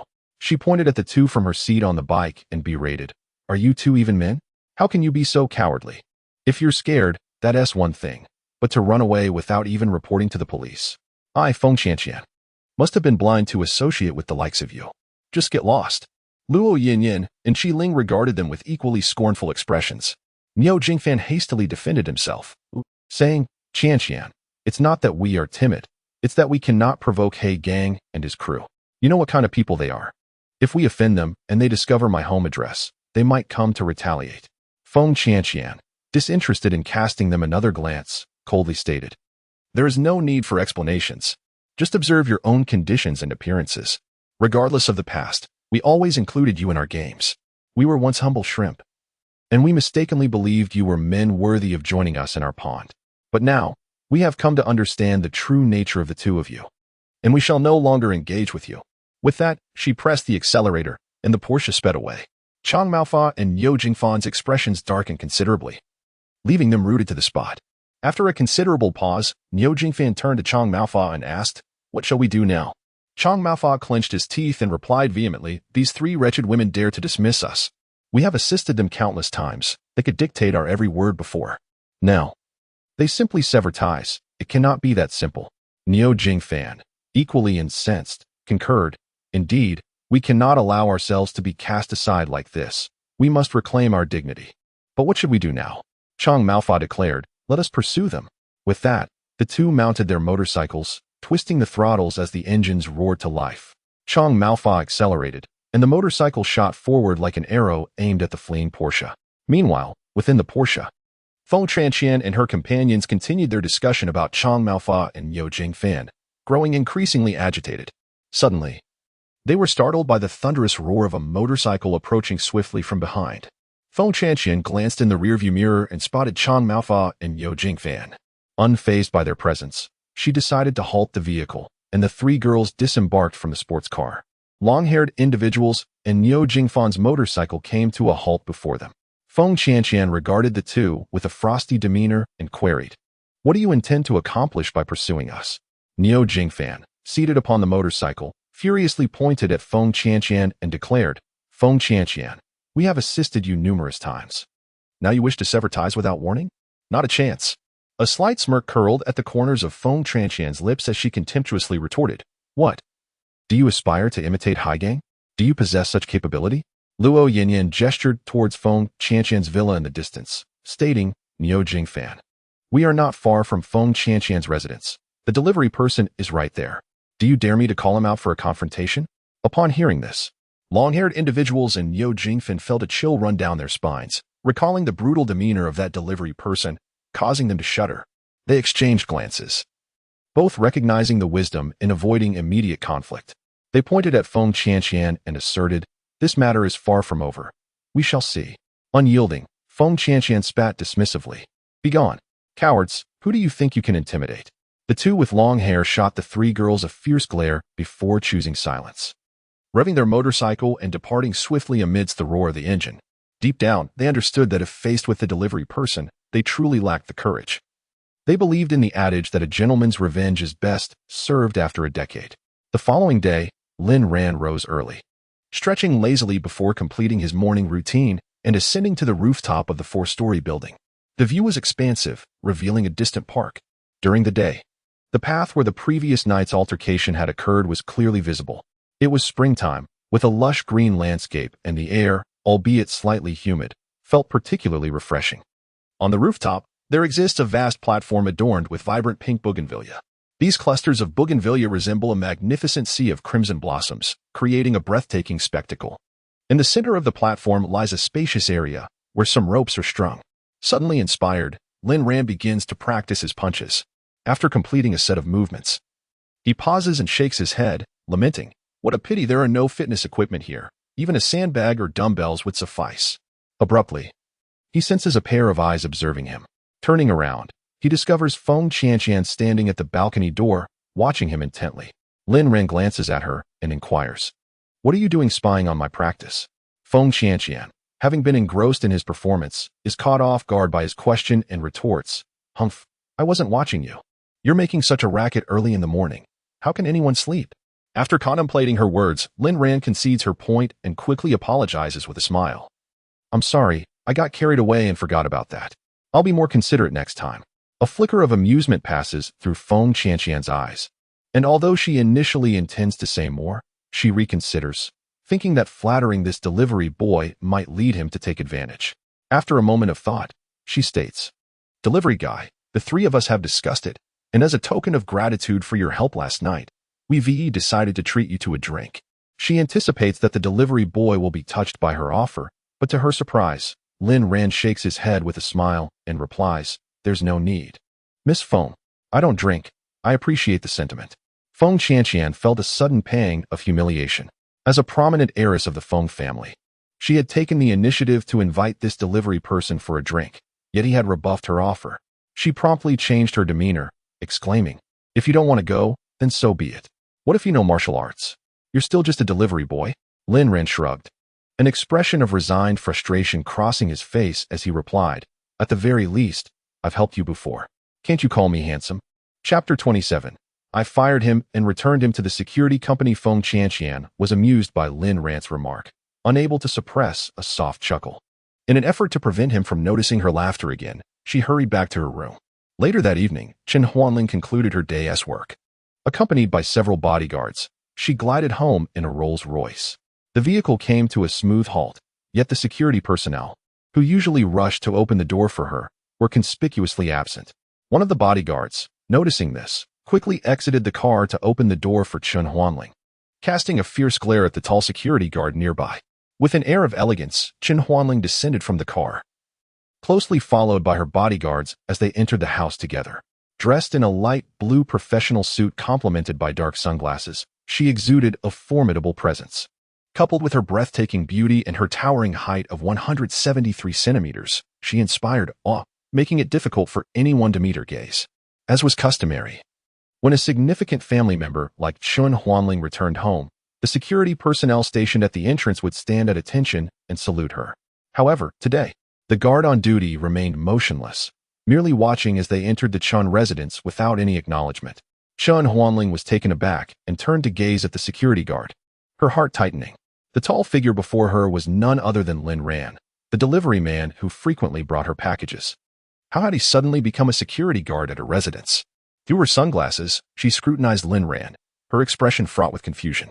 The bodyguard, misinterpreting Chen Huanling's silence as anger due to the guard's lack of decorum in greeting her, called out, "Captain Huang." A middle-aged, somewhat greasy man promptly emerged from inside. The bodyguard addressed the captain, inquiring, "What is the matter with this guard today? He fails to even acknowledge the young lady."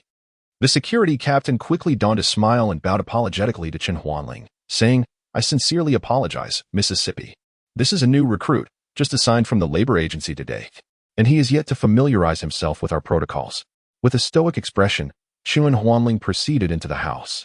After dinner, she finally found an opportunity to approach the entrance, intending to summon Lin Ran for clarification. However, upon her exit, she discovered that the guard had been replaced by another individual. The tall security guard had vanished without a trace. Startled, Chen Huanling hurried to the security office, seeking out the middle-aged captain. At that moment, The captain had just finished his meal and was leisurely chatting over tea with his wife. The sudden appearance of Qin Huanling caused a flutter of anxiety within him. She had never visited their post before, and it was undoubtedly a significant matter that it compelled her to come. The captain quickly surmised that it must pertain to the new guard from earlier that evening. He immediately nodded and bowed to Qin Huanling, saying, "Miss, have you come regarding the incident where the security guard failed to salute?" Qin Huanling was not someone he could afford to offend. She was the cherished jewel of the family head, Qin Zilong, and was deeply adored. Not only did her father dote on her, but her brother also showered her with care. Virtually any request put forth by Qin Huanling would be met with compliance. She nodded and inquired, "Uncle Huang, may I ask where that security guard is gone? Why is he absent?" Uncle Huang quickly replied, "I have dismissed him and requested the labor company to send a replacement. Rest assured, miss, I guarantee that the new security guard will adhere to our protocols and properly salute you." Qin Huanling's expression fell instantly. Having just seen Lin Ran working as a security guard, she felt an inexplicable thrill and had intended to engage him in conversation. To her dismay, he had been dismissed so swiftly. Overwhelmed with disappointment, she could only return slowly to her room. Meanwhile, the security team leader wore a puzzled expression, utterly bewildered by Miss Qin's unusual demeanor today. On the other hand, Lin Ran returned home early to the Feng family that evening. Having completed his task and installed the surveillance equipment, he stepped through the door only to sense an unsettling atmosphere. He noticed Feng Yishan, Qin Feng, and several unfamiliar relatives from the Feng family, all appearing tense as they deliberated over something. Upon seeing him enter, Feng Yishan quickly pulled Lin Ran aside and said, "Xiao Ran, your timing is impeccable. We were just about to seek you out." Lin Ran inquired, "Uncle Feng, has something happened at home?" Tears streaming down her face. Qin Feng lamented, "Xiao Ran, you are yet unaware, but my daughter Qian Qian has been kidnapped. The abductors just called, revealing that they have taken Qian Qian along with her two close friends, Yin Yin and Qi Ling. They warned us against alerting the authorities, threatening that if we dare report it, they will execute them immediately." Lin Ran felt a tightening in his chest and urgently inquired, "Did they specify any demands?" After a moment of hesitation, Feng Yishan replied, "They stated that they want you in exchange for them and insisted that you come to Yunshan Forest Park tonight. We are utterly at a loss regarding what to do. If you go, it is undoubtedly perilous, yet if I alert the police, Qian Qian might be killed."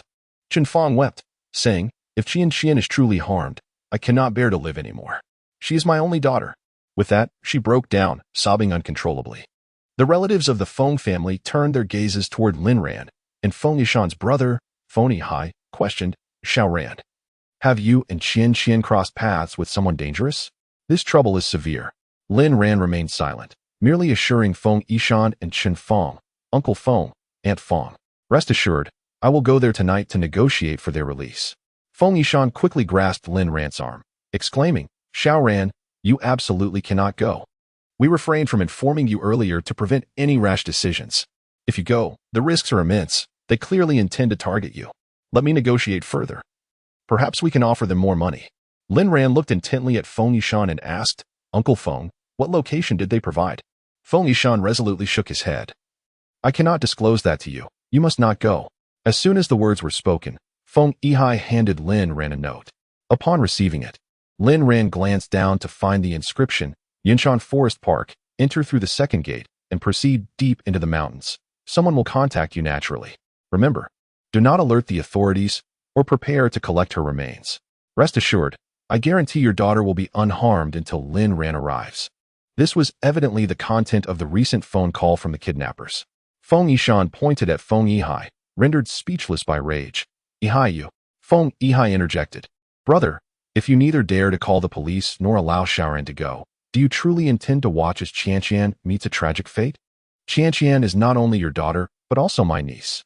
I have no children of my own and have always cherished Qian Qian as if she were my own flesh and blood. If something were to happen to her, what significance would it hold for the Feng family, no matter how grand our business?" Feng Yishan was instantly left without a retort.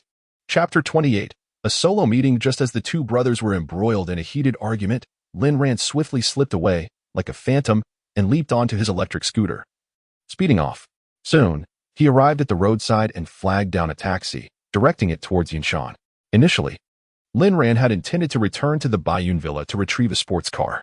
However, upon examining the map, he realized that Yunshan Forest Park was over 10 kilometers away and with the time being 8 in the evening.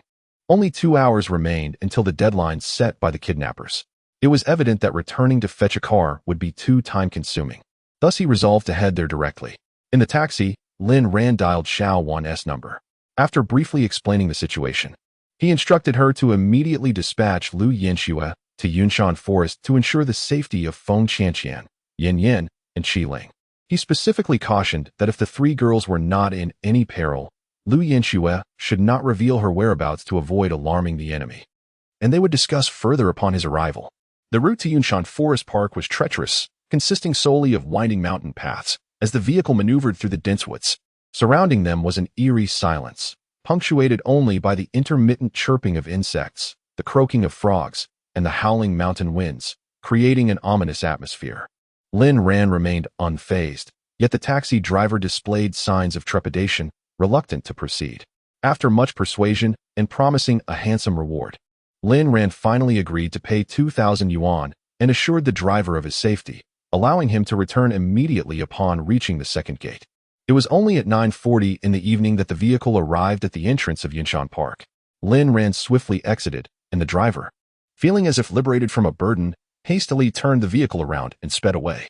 Without having received any news from Lu Yanxue, Lin Ran deduced that Feng Qianqian and the others were likely safe, which brought him a modicum of relief. After all, he would not know how to explain any mishap to Uncle Feng and Aunt Feng. With measured steps, Lin Ran ventured deeper into the forest. At this moment, the sky was devoid of moonlight, enveloping the surroundings in profound darkness, the forest exuding an unsettling tranquility, where one could hardly see their own hand in front of their face. However, Lin Ran had endured life and death trials on the battlefields of South America, where the conditions were far more perilous than this. In the dense forests of South America, every step is fraught with peril, as enemies may launch an assault from any shadowy corner. They are armed not only with firearms, but also with heavy weaponry such as rocket launchers and grenades, where a moment's carelessness could cost one's life. Even with utmost vigilance, absolute safety remains elusive. In stark contrast, the forest before Lin Ran and a few small-time thugs are of little consequence. Within the thicket, a middle-aged man with bleached hair, aged around 30, fixates intently on Lin Ran. He is none other than the notorious leader of the Black Gang, known as Black Tiger, infamous for his ruthless and savage nature. Although the Black Gang dares not confront Lin Ran directly, Black Tiger is not inclined to let this matter rest lightly. To him, anyone who dares to harm his underlings is challenging his authority, and to let it go would jeopardize his standing on the streets. Previously, Black Tiger had dispatched several henchmen to lie in wait near the Feng family's residence. The moment Feng Qianqian stepped outside, she was shadowed and followed. After meeting up with Yin Yin and Qi Ling, they intended to sing at a KTV. However, on a secluded stretch of road, their vehicle was intercepted by Black Tiger and his crew.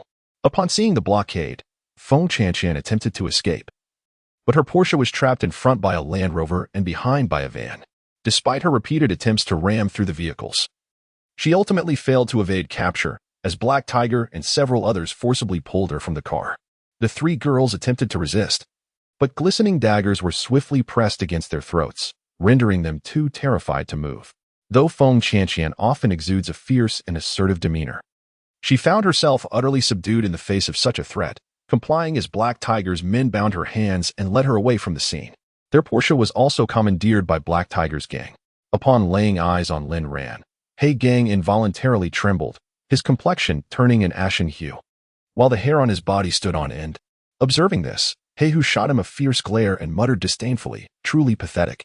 Lin Ran advanced steadily through the dense forest, acutely aware of He Hu's concealed presence. He feigned ignorance while mentally preparing for what lay ahead.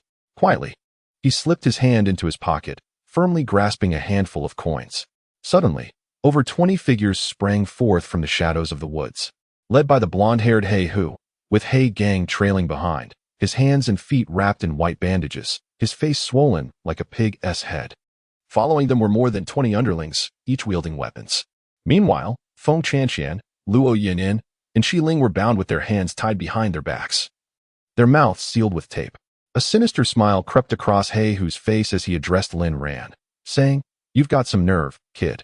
Let us see if you truly possess any skill, or if you're simply risking your life for these women, daring to come here alone." In truth, Lin Ran had noticed someone surveilling the Feng residence as soon as he stepped out, thus was aware of his compromised position. Moreover, He Hu's subordinates had failed to detect the presence of police at the Feng household, indicating that Feng Yishan had indeed refrained from contacting the authorities. Lin Ran surmised that He Hu's lackey might still be lurking at the entrance of the Feng residence. With a slight smile, he replied, "Of course, it is the former. What connection could I possibly have with them?" He Hu erupted into laughter at Lin Ran's words, exclaiming, "So you're Lin Ran, huh? Just a delivery boy. A mere nobody." Lin Ran expressed his dissatisfaction, saying, "Hey, boss, please refrain from calling me dumbass. At the very least, refer to me as handsome, would you? With my appearance. I believe I am worthy of such a title." His words sent Black Tiger and his underlings into fits of laughter, with Black Tiger nearly shedding tears from amusement. However, amidst the laughter, only He Gang remained solemn, acutely aware of Lin Ran's formidable nature. His complexion grew increasingly pale as he worried that Black Tiger and his gang were no match for Lin Ran. Once Black Tiger had enough laughter, he fixed his gaze on Lin Ran and declared, "Kid, you've successfully amused me. In light of this, I might consider only breaking one of your legs later. I had originally planned to break both your arms and legs, but now I'll spare you one leg." Lin Ran feigned gratitude, replying, "Thank you, my esteemed boss. Having one leg is sufficient. I should manage to hop down the mountain later." The underlings behind Black Tiger conjured a humorous image of Lin Ran bouncing down the mountain, erupting into another round of hearty laughter. Yet, this time, Black Tiger found no joy in the merriment. A sense of unease washed over him. Lin Ran stood alone. While they had over 20 reckless men armed with daggers, yet the youth exhibited no fear. Did he perhaps have an ambush set in place? A flicker of apprehension surged within Black Tiger, but he quickly regained his composure. He reasoned that they had hostages, and Lin Ran surely would not dare to disregard the safety of Feng Qianqian and the other two girls. With this thought, he felt emboldened. Chapter 29. Reclaiming the Black Tiger Gang. Black Tiger waved his hand and instructed the two underlings beside him, "All of you, go ahead and break this handsome fellow's limbs. But leave him one leg. I, the Black Tiger, have always stood by my word." Upon hearing this, the two thugs behind him brandished their daggers and menacingly charged towards Lin Ran. Only 3 remained to guard Feng Qianqian, Luo Yinan, and Qi Ling. In less than 30 seconds, these ruffians had closed the distance to within 2 meters of Lin Ran. With a swift motion of his arm, Lin Ran propelled a coin like a dart, striking precisely at the tibia of their calves. In that instant, it was as if their bones had shattered, unleashing excruciating pain, and they collapsed to the ground. A chorus of anguished cries filled the air as the searing pain radiated throughout their bodies, causing them to tremble uncontrollably. The Black Tiger stood frozen in shock, utterly unprepared for Lin Ran's extraordinary prowess. Black Gang, however, had anticipated this, for only those who had experienced Lin Ran's terror firsthand could truly comprehend it. At this moment, Black Gang found himself paralyzed with fear, despairing that he was surely doomed. After a brief moment of astonishment, the Black Tiger quickly regained his composure. He hastily drew his dagger and lunged toward the 3 girls, hoping to use them as hostages to threaten Lin Ran. Yet, before he could take a single step, a woman clad in a black coat, appearing to be in her mid-20s, obstructed his path. Before he could react, she landed a punch squarely on his jaw, followed by a kick to his knee. The sickening sound of bones snapping echoed, and the Black Tiger crumpled to the ground, emitting a piercing scream, as the agony from his jaw to his knee rendered him desperate for relief. It was only then that He Hu realized the several subordinates who had been guarding Feng Qianqian and the other 2 girls had already been rendered unconscious. He understood that he had encountered a formidable adversary, and his fate was sealed. Lin Ran approached He Hu leisurely, a smile gracing his lips as he regarded him. Despite the cheerful expression on Lin Ran's face, in He Hu's eyes, his gaze resembled that of a demon, as if he might consume him whole in the next moment. Instantly, every hair on He Hu's body stood on end. He momentarily forgot the pain coursing through him, his mind consumed solely by the terror of death. Though He Hu had faced many fierce opponents in his past and had even engaged in knife fights, he had never encountered such a terrifying gaze. It was as if that gaze could tear his very soul apart, emanating an aura of death that rendered him paralyzed with fear, extinguishing any thought of resistance. In truth, Lin Ran had not performed any remarkable actions. His eyes were calm and devoid of disturbance, and he had not uttered a single word.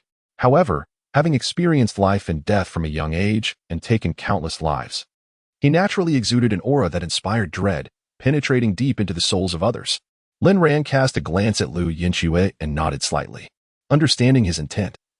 Liu Yinxue promptly took Feng Qianqian and the other two girls by the hand and began leading them down the mountainside. The three girls were already dumbfounded by the scene before them, so frightened that they could scarcely move. They stared blankly at Lin Ran, utterly unable to fathom how the delivery man they had known so casually could possess such formidable prowess, easily dispatching more than 20 ruffians before him. In comparison to the long-haired and the seemingly unremarkable, Lin Ran appeared as a towering figure, akin to a giant among ants. After observing Feng Qianqian and her companions depart, he turned his gaze towards the Black Tiger and inquired with a smile, "Esteemed one, what is your name?" The Black Tiger, trembling with fear, struggled to articulate his words.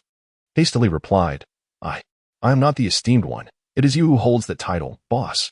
Lin Ran shook his head, still smiling as he persisted. "You have yet to answer my question. What is your name?" The Black Tiger, quaking in apprehension, responded, "Lu Hu. Everyone calls me Black Tiger." Lin Ran chuckled lightly and remarked, "Brother Black Tiger, you just threatened to break my arms and legs, leaving me with but one leg to leap down the mountain. Should I not return the favor in kind?" Upon hearing this, the Black Tiger immediately begged, "Please, no. Brother, I shall never dare to provoke you again." Yet, Lin Ran merely shook his head, stating, "I do not care. Your words must be upheld." With that, he lifted one foot as if to stomp down. The Black Tiger, witnessing this, wept more pitifully, tears streaming down his face in desperate supplication. Lin Ran then lowered his foot and asked, "So, what must you say to appease my anger?" After a moment of contemplation, the Black Tiger proposed, "Brother Ran, from this day forth, you shall be the leader of our Black Tiger Hall. Would that suffice?" Lin Ran feigned hesitation for a brief moment before questioning, "Are you sincere in this?" The Black Tiger, "Hey gang," and the multitude of underlings promptly responded in unison. "We are utterly sincere. With someone as formidable as you as our leader, we shall have no fear of anyone henceforth." Lin Ran nodded and said, "Very well. But should you dare to deceive me, I possess ample means to ensure that you regret it." Hey Hu and Hey Gang nodded vigorously, proclaiming, "We would never betray our leader." They were acutely aware that Lin Ran's earlier display of skill indicated he was no ordinary individual. Moreover, even without considering Lin Ran, the woman clad in a black coat was someone they could not afford to provoke. Lin Ran smiled and said, "All right. Please send me the location of your Hey Hu Tang." With great effort, Hey Hu sat up and added Lin Ran as a friend, subsequently sharing the address of their headquarters along with the names of several leaders. Upon reviewing the information, Lin Ran discovered that Hey Hu Tang comprised approximately 50 members, and the headquarters was not far from the Feng family. He nodded approvingly and then transferred a sum of money to Hey Hu. Upon hearing the notification sound from his phone, Hey Hu opened it and was taken aback. Lin Ran had transferred him 5 million. Overcome with excitement, he momentarily forgot the pain in his foot and hurriedly bowed in gratitude, exclaiming, "Thank you, my leader. Thank you." The surrounding underlings looked on in confusion, unable to comprehend Hey Hu's fervent reaction. However, the expression on Hey Hu's face clearly indicated that a momentous fortune had befallen him. Otherwise, he would not have reacted in such a manner. Lin Ran addressed Hey Hu, saying, "Use this money to take your brothers to receive medical attention. Now, summon the remaining brothers to join you. I will visit your headquarters in a couple of days, and all of you must come to see me then." Hey Hu, without a trace of hesitation, promptly replied, "Yes, my leader." After speaking, Lin Ran swiftly descended the mountain, vanishing like a specter in an instant. Everyone involuntarily gasped in astonishment. They turned to Black Tiger and inquired, "Brother Tiger, how much did the boss just transfer to you to elate you so?" Black Tiger replied with a proud smile, 5 million. The moment these words escaped his lips, the crowd was left in utter disbelief, their jaws nearly dropping. This implied that the 20 of them could each receive over 200,000 for their injuries, making tonight's ordeal seem worthwhile, even if it meant suffering broken limbs. Black Tiger further addressed his subordinates. "I suspected the boss was no ordinary person. Otherwise, how could he possess such formidable skills? It seems my intuition was correct. The boss is a wolf in sheep's clothing. His delivery guise is merely a ruse. He must have a significant background. From now on, we shall undoubtedly follow the boss's lead.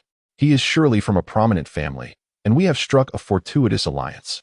Black Gang added, "Previously, when we sought to align ourselves with others, we were often scorned. Now, we find ourselves fortunate. Henceforth, We should no longer endure the cycle of violence and uncertainty. We finally have a protector. Chapter 30. Old Chow becomes the leader of Black Tiger Hall. Lin Rant's intention in subjugating Black Tiger Hall was clear. The Tianlong Group and Tianlong Gang were both founded by his father. As time has passed, certain individuals within these organizations remain less than loyal to him. After all, he is but an 18-year-old youth who has never participated in the establishment of the Tianlong Gang. He is revered by many as the leader of the Heavenly Dragon Gang or the chairman of the Heavenly Dragon Group, largely due to his lineage as the son of Lin Tian and his possession of the powerful dragon ring. However, the Heavenly Dragon has long since severed ties with the Lin family, and relying solely on a purported loyalty to maintain cohesion within the group and gang inevitably invites numerous unstable elements. These seemingly insignificant impurities could potentially obstruct his future plans to a considerable extent. Over the past decade, Lin Ran has navigated countless hardships in South America, grappling with the fierce competition for territory. This experience has rendered him acutely aware of human nature, making it exceedingly difficult for him to place complete trust in others. Even with individuals like Sister Wan and Uncle Guang, who share a close bond with him, his trust does not exceed 80 or 90%. Sister Wan once saved his life, and Uncle Guang has served as his bodyguard since childhood. Yet, Lin Ran finds it impossible to trust them unreservedly, let alone others.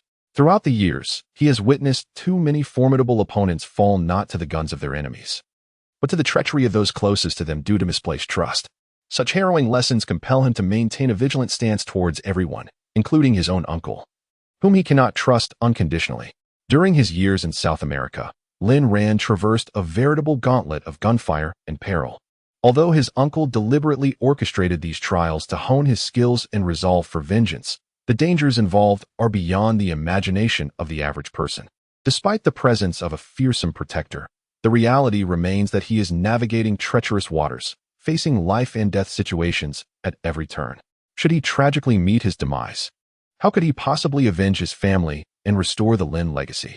The Dragon God Mercenary Corps was established with the financial backing of his father, under the auspices of his uncle. As the founder, his uncle enjoys unparalleled prestige within the mercenary group, a status that remains unmatched. Although Lin Ran is nominally the king of the Dragon God Mercenary Corps, which bears his name, he initially wielded little influence within the organization, his authority seemingly negligible. It was not until he distinguished himself in a battle by successfully rescuing Xiao Wan that he gained recognition and gradually established his own stature within the Corps. Even then, his initial following was largely comprised of young mercenaries who admired his reputation and willingly chose to align themselves with him, thereby granting him a semblance of genuine military power. Prior to this, his uncle, Lin Feng, had vehemently opposed the formation of such a sovereign force within the nation. However, as Lin Ran led his loyal troops to seize considerable territory, the renown of the Dragon God began to spread far and wide, ultimately leaving his uncle without grounds for dissent. From this experience, Lin Ran profoundly understood the critical importance of possessing a force that is unequivocally loyal to oneself. It was at this juncture that he finally grasped why the founders of the Dragon Kingdom throughout its history harbored doubts regarding those who aided them in their rise to power. Absent personal experience, such deep insights would be difficult to attain. These loyal subjects, while lauded as the architects of a monarch's empire, could, under the pressures of reality, also transform into potential betrayers. The harshness of reality compelled Lin Ran to mature swiftly. To avenge his family and restore the Lin name, he must confront these truths head-on. Yet, within Lin Ran's heart, there exists one individual he trusts implicitly, his sworn brother, the God of Death. The God of Killing has repeatedly pulled him back from the brink of death, emerging from the heaps of corpses, and has fought alongside him countless times, enduring innumerable tempests of blood and carnage. The God of Killing possesses an extraordinary simplicity, never pursuing fame or fortune, always silently dedicating himself in the shadows. Thus, when the name of Lin Ran Long reverberates through the land, few are aware of the capable aide behind him, whose contributions and combat prowess are on par with his own. To these matters, the God of Killing simply smiles and remains unfazed. The person he respects most in life is his uncle, Lin Feng, yet his loyalty lies unwaveringly with Lin Ran, willing to unconditionally sacrifice everything for him, never keeping score of personal gains or losses. In truth, the God of Killing is a few years older than Lin Ran and was initially far more powerful. All of Lin Ran's skills, save for his expertise in hidden weapons, were personally imparted by his uncle, Lin Feng. The same applies to the god of killing, who received even his proficiency in hidden weapons from his uncle. Since their first partnership, a profound bond has formed between the god of killing and Lin Ran, rendering them brothers united in life and death. Henceforth, whatever Lin Ran seeks to accomplish, the god of killing follows without hesitation, never uttering a word of complaint. Even in the face of death alongside Lin Ran, he would not flinch. It is precisely because of the god of killing's formidable strength and unparalleled loyalty that his uncle entrusted him with the protection of Lin Ran. Lin Ran has always believed that forming a brotherhood with the god of killing is the greatest fortune of his life. However, the origins of the god of killing remain shrouded in mystery. No one knows his background, not even his uncle. He has never divulged his past to anyone, as if he were a mysterious figure materialized from the very air itself. 2 days later, Lin Ran arrived at Fenglin Road in Tianqing, halting before a house that was neither entirely new nor old. Upon entering, he observed the interior was exceedingly sparse, furnished with merely a table and a few chairs, alongside several rooms that housed rudimentary beds. This was the resting place for the members of the Black Tiger Hall. From these circumstances, it was evident that the Black Tiger Hall found itself in a rather dire situation, struggling to make ends meet. Their livelihood primarily depended on collecting debts for others, occasionally overseeing small venues. Most of the members possessed little in the way of survival skills, relying on violence or intimidation to scrape by. In Tianqing, the survival space for small gangs like the Black Tiger Hall was exceedingly limited.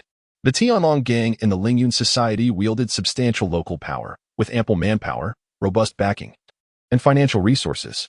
For them, eliminating a minor gang like the Black Tiger Hall was a trivial task, as effortless as snapping one's fingers. The Black Tiger Hall had previously made numerous attempts to seek a powerful ally, but each endeavor ended in failure, with no one willing to lend them support. Consequently, they were left to scavenge for survival opportunities amidst the small businesses that the Tianlong gang and Lingyun Society deemed unworthy, barely scraping by on the leftovers.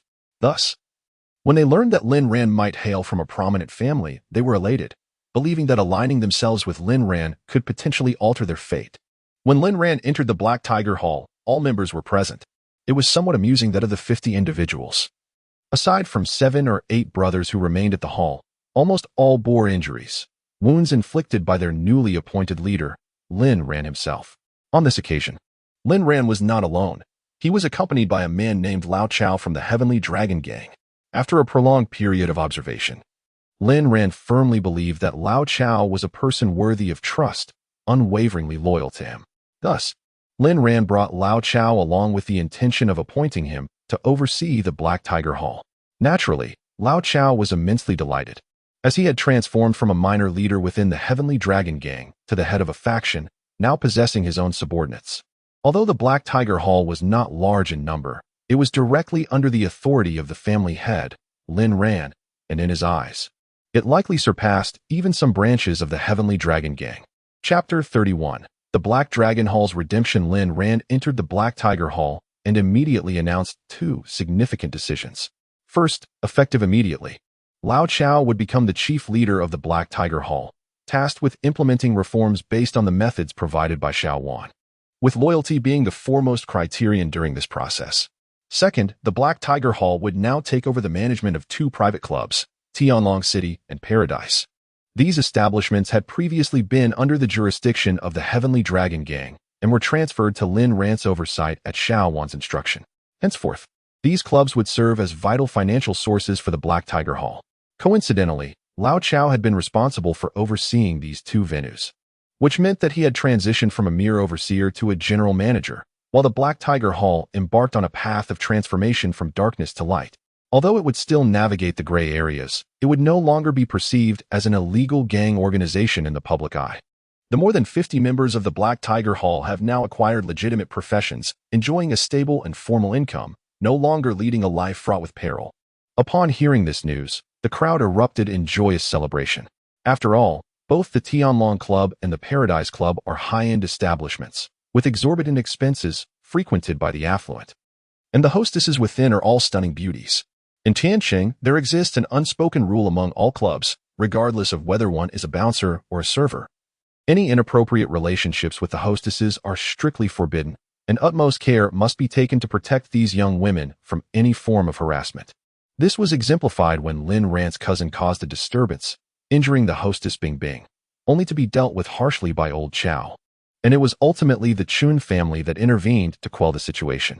It is precisely because of such regulations that these esteemed hostesses feel secure in their employment at these clubs. The Black Dragon Gang oversees these two venues, and their members have effectively ascended to a status akin to the upper class as they interact daily with the elite, gradually adopting their demeanor. This turn of events was utterly unforeseen for all at the Black Tiger Hall.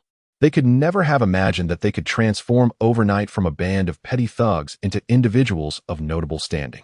This realization further solidified Black Tiger and Hae Gang's belief that Lin Ran must hail from a prominent family. Otherwise, it would be inconceivable for a mere utterance of his to entrust the management of these high-end establishments, which generate annual profits in the tens of millions or even billions.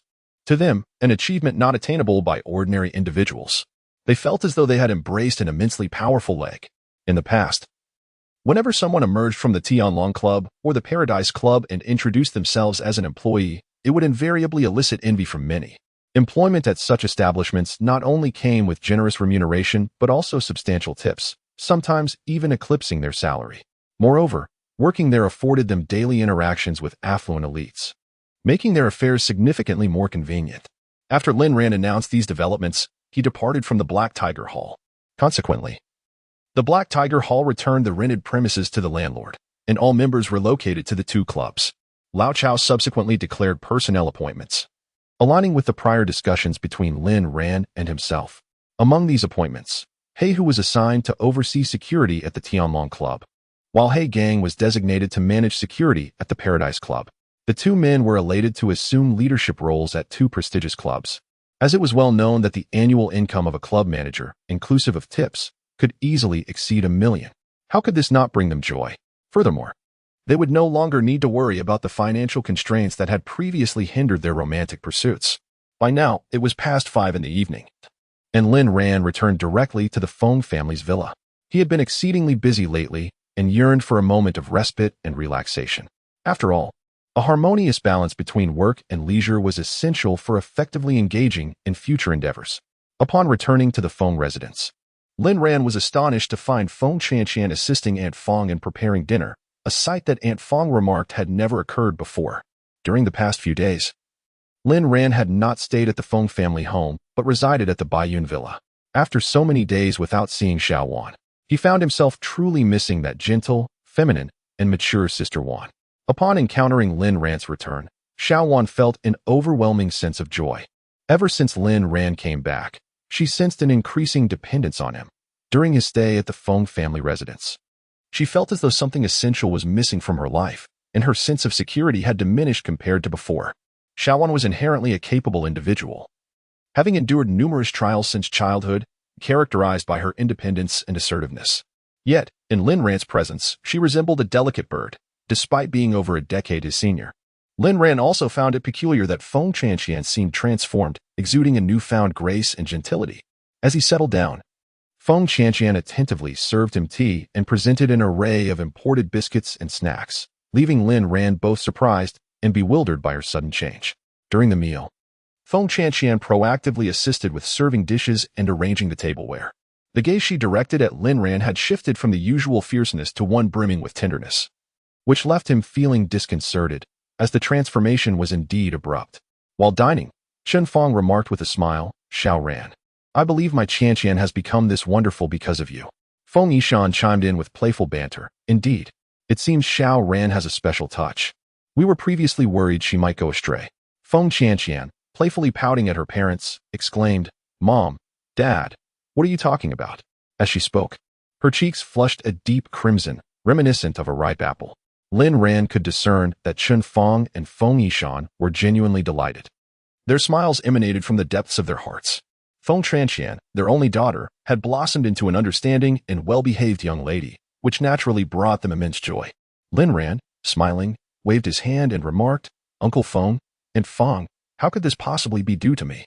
Chanqian has always been exceptional. It's merely that you hadn't recognized it before." Upon hearing Lin Ran's compliment, Feng Chanqian's face flushed even deeper. She lowered her head slightly, engrossed in her meal, yet her lips betrayed a subtle upward curve.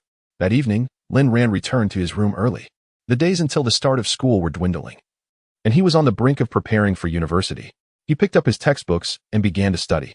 Lin Ran had previously attended an elite school in America.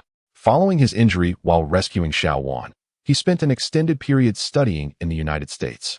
Fortunately, American schools operated on a credit system, allowing students to achieve admission to prestigious institutions as long as they accumulated enough credits, regardless of their attendance. From a young age, Lin Ran exhibited remarkable talent. His father had studied in America, and his mother graduated from Qingbei University, one of the pinnacle institutions in Longhua. This advantageous lineage endowed him with considerable aptitude. Coupled with his remarkable intelligence, he grasped new knowledge with ease, placing his IQ among the highest among his peers. Thus, even with minimal classroom attendance, his academic performance remained outstanding. His studies in America were at the behest of his uncle, Lin Feng, who harbored hopes for Lin Ran to return to Longhua and inherit the family business. After all, without knowledge, achieving success was fundamentally unattainable. Furthermore, knowledge itself constituted a formidable skill. It was not until 11 o'clock at night that Lin Ran retired to bed. The following morning, at precisely 7 o'clock, he rose from his slumber. After completing his morning rituals, he ascended to the rooftop, intending to engage in a session of Qigong practice. For a martial artist, Qigong is indispensable. Only with the enhancement of inner strength can one's combat prowess be significantly amplified, while also bolstering the body's resilience against blows, thus reducing the likelihood of injury. Qigong embodies the essence of traditional culture in Dragon Country, offering myriad benefits to the body. Upon reaching the rooftop, he was taken aback to discover an array of fitness equipment. There were not only punching bags and dumbbells, but also treadmills and exercise machines. This unexpected sight left Lin Ran quite astonished. Chapter 32. Does the sun rise in the west? Lin Ran deduced that this collection of fitness apparatus must have been procured by Feng Chanqian after he had shared his thoughts with her. Without hesitation, he approached and began his workout. The fourth floor of the villa actually housed a spacious interior of 300 square meters, which had been partitioned into 3 rooms designated for storage of various items. Feng Chanqian had cleared out the clutter from one of these rooms, repurposing it to accommodate the fitness equipment. It was evident that she took this matter to heart. After utilizing nearly all the apparatus, he found himself drenched in sweat. He relished the invigorating yet exhausting sensation, and thus decided to shed his shirt, preparing to mount the treadmill for a run. At that moment, he noticed a girl standing at the doorway. Turning around, he realized it was Feng Chanqian. Today, she was donned in a striking pink athletic outfit, which accentuated her fair skin and rosy cheeks, exuding an abundance of youthful vitality, indicating that she, too, was ready to engage in some physical activity. In truth, she had been lingering at the entrance for over 10 minutes. Upon her arrival, she witnessed Lin Ran finishing a set of dumbbell exercises, after which he removed his upper garment. Her gaze fell upon Lin Ran's back, and she was suddenly struck by the realization that, despite his typically slender appearance, he possessed remarkably developed muscles. The contours of his physique were exquisitely defined, robust, and well-proportioned, captivating Feng Chanqian entirely. A sense of bewilderment arose within her. How could a person who delivers takeout and parcels daily possibly attain such a formidable physique? With a life spent in relentless toil for survival, when would he find time to engage in physical training? Her attention shifted to a prominent scar on Lin Ran's back, strikingly noticeable, resembling a deep cavity. While Feng Chanqian was lost in contemplation, Lin Ran became aware of her presence. An immediate wave of embarrassment washed over her, however. This time, she refrained from displaying the disdain she had previously shown. Instead, her cheeks flushed crimson, and her eyes unconsciously radiated a gentle warmth. It was then that Lin Ran took a moment to genuinely assess Feng Chanqian, surprised to discover that she was indeed a remarkably beautiful girl. Previously, she had always donned a denim ensemble and oversized sunglasses, exuding an air of arrogance, which had deterred him from observing her closely. At that moment, Lin Ran found himself inexplicably drawn to Feng Chanqian.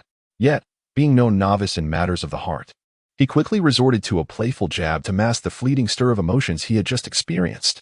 "Miss Feng," he teased, "why do you always prefer to gaze from behind? Though I am undeniably handsome, do refrain from developing an infatuation. I am merely a legend." With that, Lin Ran raised an eyebrow with a hint of self-satisfaction. Feng Chanqian's originally rosy cheeks turned an even deeper shade of crimson at Lin Ran's remark. She spat at him in disdain, retorting, "Pa, you shameless cat. Who's been spying on you?" I merely ascended here to engage in some exercise. With that, she disregarded Lin Ran entirely and approached the dumbbell rack, picking up a pair of small weights and lifting them with exaggerated form. At that moment, Lin Ran had already mounted the treadmill and commenced his run. As he jogged, he kept a watchful eye on Feng Qianqian, noticing her movements were far from correct. If she continued in this manner, she was likely to injure her muscles. He promptly halted the treadmill, hastening to her side, gently grasping her hand to correct her posture. Feng Qianqian felt her heart race at Lin Ran's touch, her previously calmed emotions now spiraling into a flurry. This was her first intimate contact with him. His large, warm hand instilled in her an overwhelming sense of safety, leaving her momentarily bewildered, her body trembling slightly. Fortunately, Lin Ran soon released her hand, instructing her to lift the dumbbells as he had just demonstrated. Not only did Lin Ran diligently guide Feng Qianqian through the correct motions, but he also elaborated meticulously on the reasons behind each action, sparing no detail in his explanations. After all, Lin Ran possessed a wealth of fitness experience. His impressive physique was not a result of nature, but rather the fruit of relentless daily training. Meanwhile, Feng Qianqian, thoroughly flustered by Lin Ran's presence, found herself utterly distracted, her mind consumed by thoughts of him, making her movements clumsy and ineffective. The scent of sweat emanating from Lin Ran, intertwined with a potent aura of masculinity, caused her heart to race uncontrollably. His towering stature imparted an overwhelming sense of pressure. It seems that a magnetic attraction inherently exists between men and women. Not only the naive Feng Qianqian found herself captivated, but even the worldly and composed Xiaowan struggled to resist Lin Ran's allure. What chance did the blossoming Feng Qianqian have? Eventually, Lin Ran could only manage a wry smile, conceding to her whims. After all, the weights were not overly burdensome, and her repetitions were limited. She was unlikely to genuinely strain her muscles. Lin Ran resumed his place on the treadmill, restarting his run. As Feng Qianqian gazed at Lin Ran's robust back, she felt her own breaths quicken, unable to suppress a soft gasp. Lin Ran sensed a gaze fixated upon him from behind, prompting him to halt the treadmill and turn towards Feng Qianqian. Indeed, he observed her flushed cheeks. Upon realizing he was looking, she quickly averted her eyes, feigning concentration on her dumbbells. Lin Ran, with a bemused expression, inquired, "Miss Feng, what seems to be the matter today?" The unexpected question left Feng Qianqian flustered, as if Lin Ran had unearthed the secret thoughts buried deep within her. She hastily composed herself and retorted, "What do you mean? What is wrong with me?" "Lin Ran, what are you implying?" Clearly, her demeanor today was markedly different from her usual self. Typically, she would unabashedly refer to him as the delivery boy, even expressing her distaste at the mere mention of his name. Yet now, not only had she refrained from calling him that, but she had also directly addressed him by name. Her subtle change did not escape Lin Ran's keen observation. With a smile, he remarked, "It seems you haven't called me Takeout Boy today. In truth, I find that moniker rather endearing, though I do miss the disdain you once held for me. Of course, you may also refer to me as handsome." Feng Qianqian shot him a glance, playfully retorting, "Boring." Lin Ran, undeterred, provocatively gazed at her and inquired, "Am I not handsome?" "Not handsome," Feng Qianqian replied decisively. Lin Ran immediately feigned a look of despair, shaking his head in mock resignation. He then turned away to resume his running. "Wait a moment," Feng Qianqian suddenly called out. Lin Ran, taken aback, turned his head towards her. However, this swift motion caused him to lose his balance, nearly toppling off the treadmill.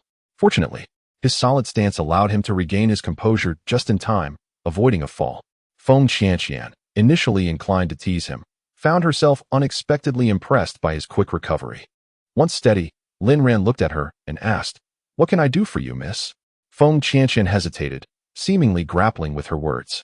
After a moment of contemplation, she bit her lip, as if summoning great resolve, and said to Lin Ran, "I have a classmate's graduation party tomorrow, and I would like you to accompany me." Lin Ran was momentarily taken aback by her invitation. This girl, who typically held herself with such lofty arrogance and was notoriously willful, had spontaneously asked him to join her at a graduation celebration? Truly, it was as if the sun had risen from the west. Chapter 33. Temperament. Lin Ran smiled at Feng Qianqian and said, "I am merely a delivery person. How could I possibly accompany you to a gathering? What if your classmates discover me? Where would your dignity be then?" Feng Qianqian scoffed and replied, "What's wrong with being a delivery person? I have no other choice. Even if you are a delivery person, you are still far superior to Chong Maogang and Niu Jingfan. Just give me a straight answer. Will you accompany me or not? And what role shall I play at this gathering? Shall I be your boyfriend or simply a good friend? Lin Ran asked with curiosity. Of course, just a good friend. You can pretend to be my admirer, serving as my protector, Feng Qianqian said with a feigned nonchalance. She quickly added, Lin Ran, do not underestimate this role. You must know that many would envy you for attending a gathering with me. The number of suitors vying for my attention is as numerous as the stars. Standing beside me, they would be consumed with jealousy. Lin Ran chuckled wryly, teasing. So, in essence, I am going to incite envy? Feng Qianqian, growing impatient, urged. Have you made your decision yet?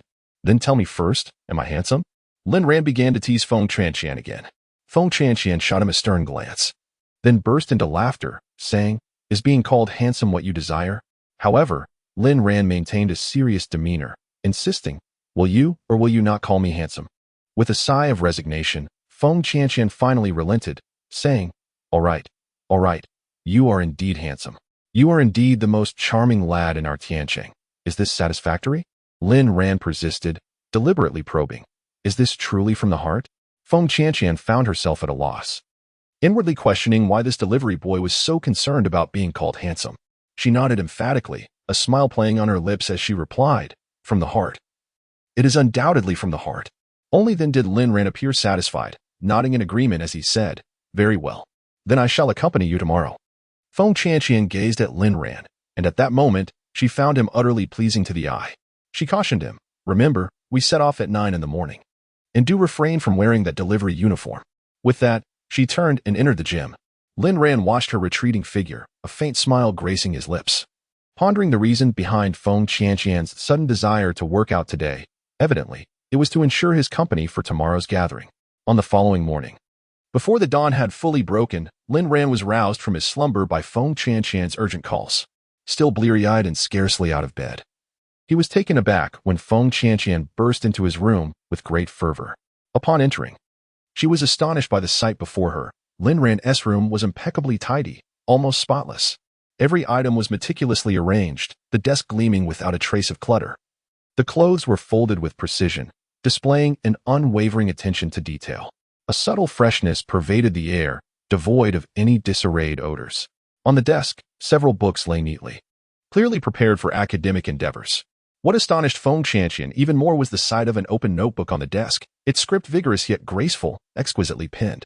At that very moment, her perception of Lin Ran underwent a profound transformation.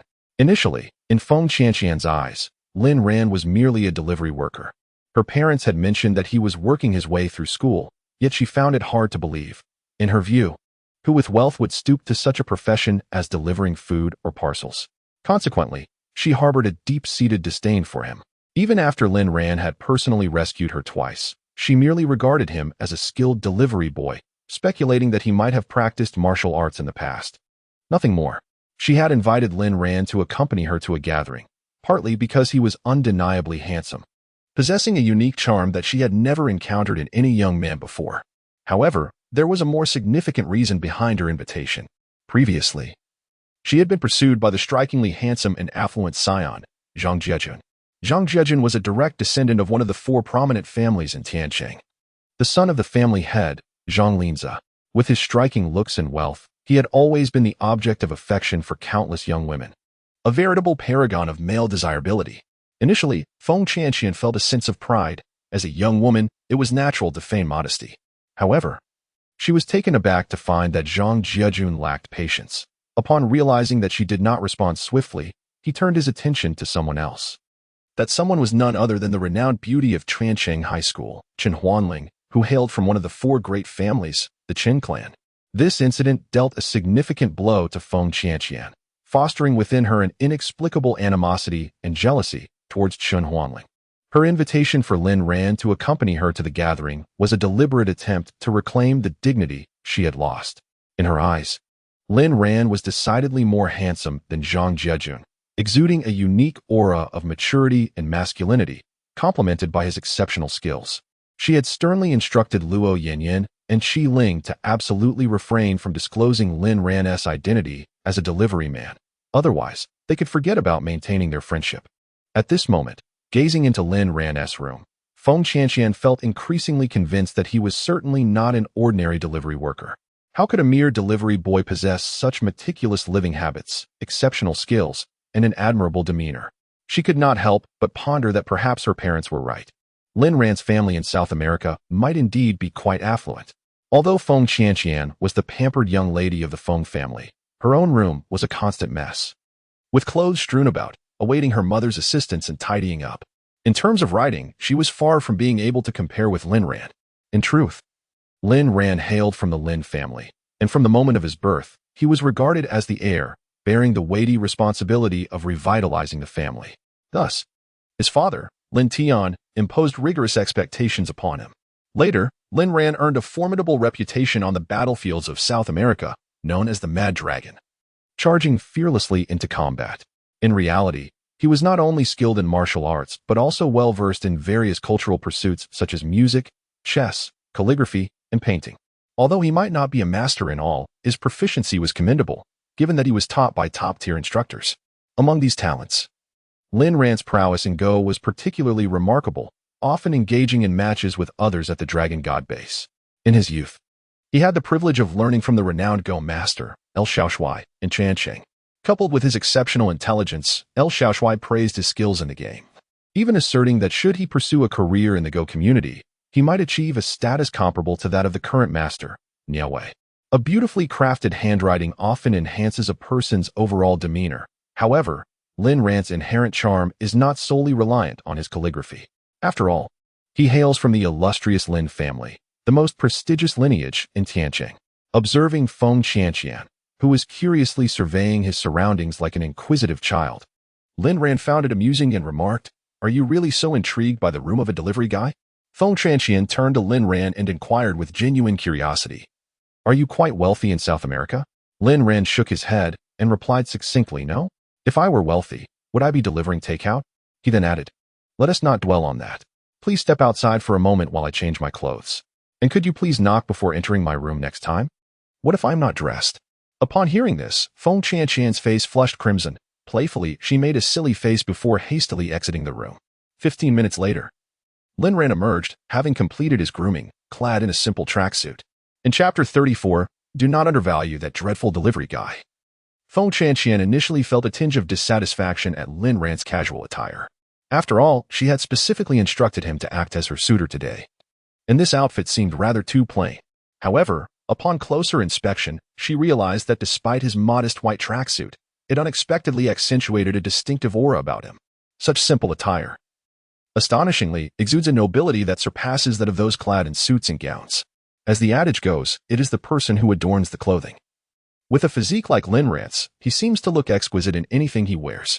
Remarkably, Lin Ran has not even made an effort to style his hair. His dark, silky strands cascade effortlessly, devoid of any pretense, and he does not rely on his attire to assert himself, yet he appears to possess an innate aura of a heartthrob. This is something Feng Qianqian had never noticed before. In stark contrast, Feng Qianqian is dressed quite elaborately today, with the intent of salvaging her dignity. She feels compelled to outshine Chen Huanling, lest the latter, clad in her own splendid attire, eclipses her. Given Chen Huanling's naturally alluring figure, paired with an extravagant gown, it would undoubtedly diminish her own presence. Observing Feng Qianqian gazing at him with starry eyes, Lin Ran finds it amusing and cannot resist teasing, "Miss Feng, haven't I told you before? Do not be infatuated with me. I am merely a legend." To this, Feng Qianqian scoffs, her face marked with disdain. "What kind of legend are you? The legend of delivering takeout, or perhaps the legend of courier services?" Her words amuse Lin Ran, who chuckles and replies, "Regardless, I am a legend. Whether it be delivering takeout or parcels, how many can achieve legendary status in either?" The two exchange a glance and burst into hearty laughter. Subsequently, Feng Qianqian adds, "Your role today is not that of my boyfriend, but rather that of my admirer. You must demonstrate that profound love for me, cradling me in your hands as if I were fragile, and savoring me in your mouth as if I might dissolve. We must evoke envy and jealousy in those around us. Do you understand?" Lin Ran chuckled wryly and replied, "Wouldn't that make you a mere sycophant?" Feng Qianqian eagerly nodded, smiling as she said, "Precisely, I intend to play the part of a sycophant. It's not genuine, merely a fade to help me vent my frustrations." Lin Ran shrugged in resignation. Subsequently, the two exited and entered Feng Qianqian's Porsche. Lin Ran inquired, "Miss Feng, Where are we headed for this gathering? Feng Qianqian responded. We are going to the Tianlong Club. Have you heard of it? It is the most luxurious private club in our city, frequented solely by the affluent and elite. Today, the venue is reserved exclusively. Even if you possess wealth, they may not grant you access. This establishment is operated by our Tianlong gang. Lin Ran shook his head with a smile. I haven't heard of it. I'm merely a delivery person. How would I know of such places? Feng Qianqian quickly nodded. Then you must seize this opportunity to witness it for yourself. Lin Ran promptly agreed. Indeed. As their vehicle approached an intersection, they were halted by a red light. This scene caught the attention of two individuals in the distance, Zhang Mao and Niu Jingfan. They observed a strikingly handsome man in the driver's seat of Feng Qianqian's Porsche.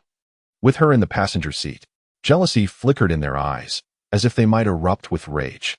Today, Lin Ran was not dressed in his delivery uniform, causing them to fail to recognize him as the driver. After the vehicle passed, they suddenly recalled that the person was indeed Lin Ran, and today, unexpectedly, Feng Qianqian had allowed him to drive.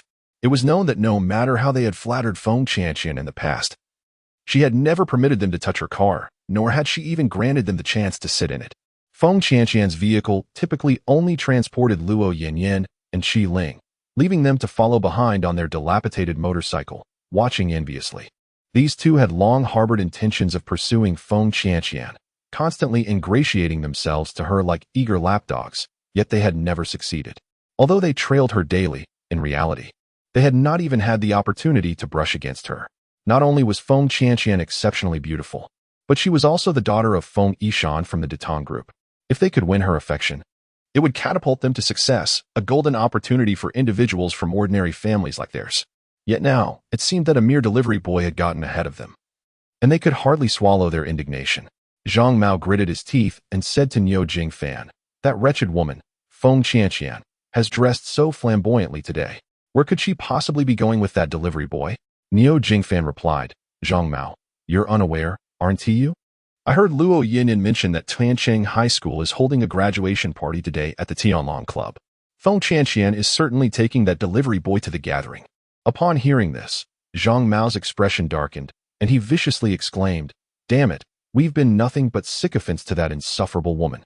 And now it seems that delivery boy has reaped the rewards. Let us head to the Tianlong Club and disrupt their little affair. Niu Jingfan hesitated, perplexed, and asked, Zhang Mao, how do we intend to create a disturbance? A fleeting chill flickered in Zhang Mao's eyes as he coldly remarked, Feng Qianqian merely believes that this delivery boy is handsome and is using him to enhance her image. Let us unveil the true identity of this delivery worker, exposing to all that she is involved with someone of such humble profession. At that point, she shall become the subject of ridicule, and we shall see how she maintains her pride. Niu Jingfan expressed his concerns, Zhang Mao, if we proceed with this plan, we will irreparably sever ties with Feng Qianqian and her companions. Any future attempts to win them over will be futile. Zhang Mao scoffed dismissively, and what of it? Shall we allow the efforts of the past 2 years to be in vain? I would rather see it all destroyed than allow that delivery boy to succeed. With a clenched jaw, Niu Jingfan acquiesced, very well, we shall do as you say. With that, the two hastily mounted their motorcycles and raced towards the Tianlong Club. Before long, Lin Ran and Feng Qianqian arrived at their destination. As they parked, staff members promptly guided Lin Ran to the designated parking area. Once disembarked, they made their way toward the entrance of the Tianlong Club. Although the club was, in fact, Lin Ran's own establishment, this was his inaugural visit. Upon reaching the entrance, Luo Yanyan and Qi Ling were already waiting for them. They noted that Lin Ran had forsworn his usual blue delivery uniform in favor of a white tracksuit. While it was less formal than the attire donned by other male students, the tracksuit accentuated Lin Ran's exceptional demeanor, rendering him strikingly handsome to the point of being nearly blinding. They had never encountered a man as strikingly handsome as Lin Ran, whose athletic attire vividly showcased his vitality, exuding an aura of youthfulness. Coupled with his chiseled features and profound gaze, they instantly felt an infatuation for this delivery boy. The mature charm and masculine energy radiating from Lin Ran were unparalleled by their male classmates. In that moment, they deemed their male peers. Even the illustrious Zhang Jiaju from one of the 4 prominent families of Tiancheng, utterly inferior. Chapter 35. Regaining face as Lin Ran and his companions entered the Tianlong Club. The atmosphere was already bustling with excitement, with men and women adorned in extravagant evening gowns. Amongst the crowd, Lin Ran was the sole individual dressed casually. He noticed a group of people gathered around someone, predominantly male. Upon closer examination, he realized that the center of attention was none other than Chen Huanling. Today, Chen Huanling donned an exquisitely ornate evening gown that accentuated her natural beauty. With just a touch of makeup, she appeared breathtakingly stunning. The gown seemed tailor-made for her, perfectly highlighting her beauty and grace, resembling a fairy that had stepped out of a painting, captivating many around her who engaged her in lively conversation. Although typically reserved, as the daughter of the Chen family, she was well-versed in social engagements and navigated them with ease. While Chen Huanling was engrossed in delightful conversation with those around her, she inadvertently cast several glances toward Lin Ran and his companions, Feng Qianqian, Luo Yinyan, and Qi Ling, who had just entered. Upon this sight, she was momentarily taken aback, her heart racing uncontrollably and her breath quickening. She had never anticipated that Lin Ran, devoid of his courier attire, would appear as an entirely different individual, exuding a unique aura that profoundly captivated her. His eyes seemed to possess an enchanting quality, compelling her to internally marvel, how strikingly handsome. The others in the vicinity noticed Chen Huanling lost in a daze, and they too turned to gaze in the same direction, discovering Feng Qianqian and her companions. Feng Qianqian was already remarkable in appearance, yet beside her, Lin Ran was so extraordinarily handsome that he became the center of attention. Not only were all the female classmates entranced by Lin Ran, but even some male classmates couldn't help but express their admiration in hushed tones. Among these boys was Zhang Jiejun, a rather handsome lad, who fixed an intense glare upon Lin Ran, his eyes brimming with envy and resentment. His gaze was akin to two sharp blades. If looks could kill, Lin Ran would have long been riddled with wounds. Zhang Jiejun, who held himself in high regard, was imbued with arrogance. After all, he hailed from a prestigious family, not only boasting a striking appearance and a tall, elegant stature, but also possessing an air of nobility as an academic prodigy. Wherever he went, his mere presence would ensnare the attention of numerous girls, earning him the reputation of a campus heartthrob at Trancheng High School. It was said that many girls even transferred to this school solely to catch a glimpse of him. Even the simplest gesture from him, such as a playful grimace or a faint smile towards a girl, would incite a flurry of infatuation, as visions of romantic encounters with him flooded their minds. Previously, Zhang Jiejun was captivated by Feng Qianqian's remarkable beauty and commendable family background, as she was the daughter of Feng Yishan from the prestigious Detang Group. Although not quite on par with the Zhang family, she was nonetheless regarded as part of the elite in Tianqing. Thus, he commenced his pursuit, but after being rejected by Feng Qianqian just once, his patience waned. In his experience, women typically pursued him, and this rejection struck a significant blow to his pride. Soon, he redirected his affections towards Chen Huanling, employing every ounce of cunning and perseverance in his courtship. Chen Huanling not only possessed ethereal beauty akin to a celestial being, but was also an academic prodigy. In this regard, Feng Qianqian fell short. Despite her attractive appearance, her academic performance was mediocre.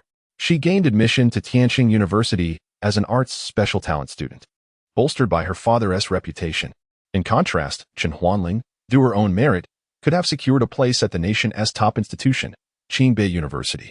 However, her father, Chen Zilong, worried that his daughter, having been raised in privilege, might struggle with the hardships of living away from home. He also preferred that she remain close to him and his wife, thus guiding her towards Tianqing University.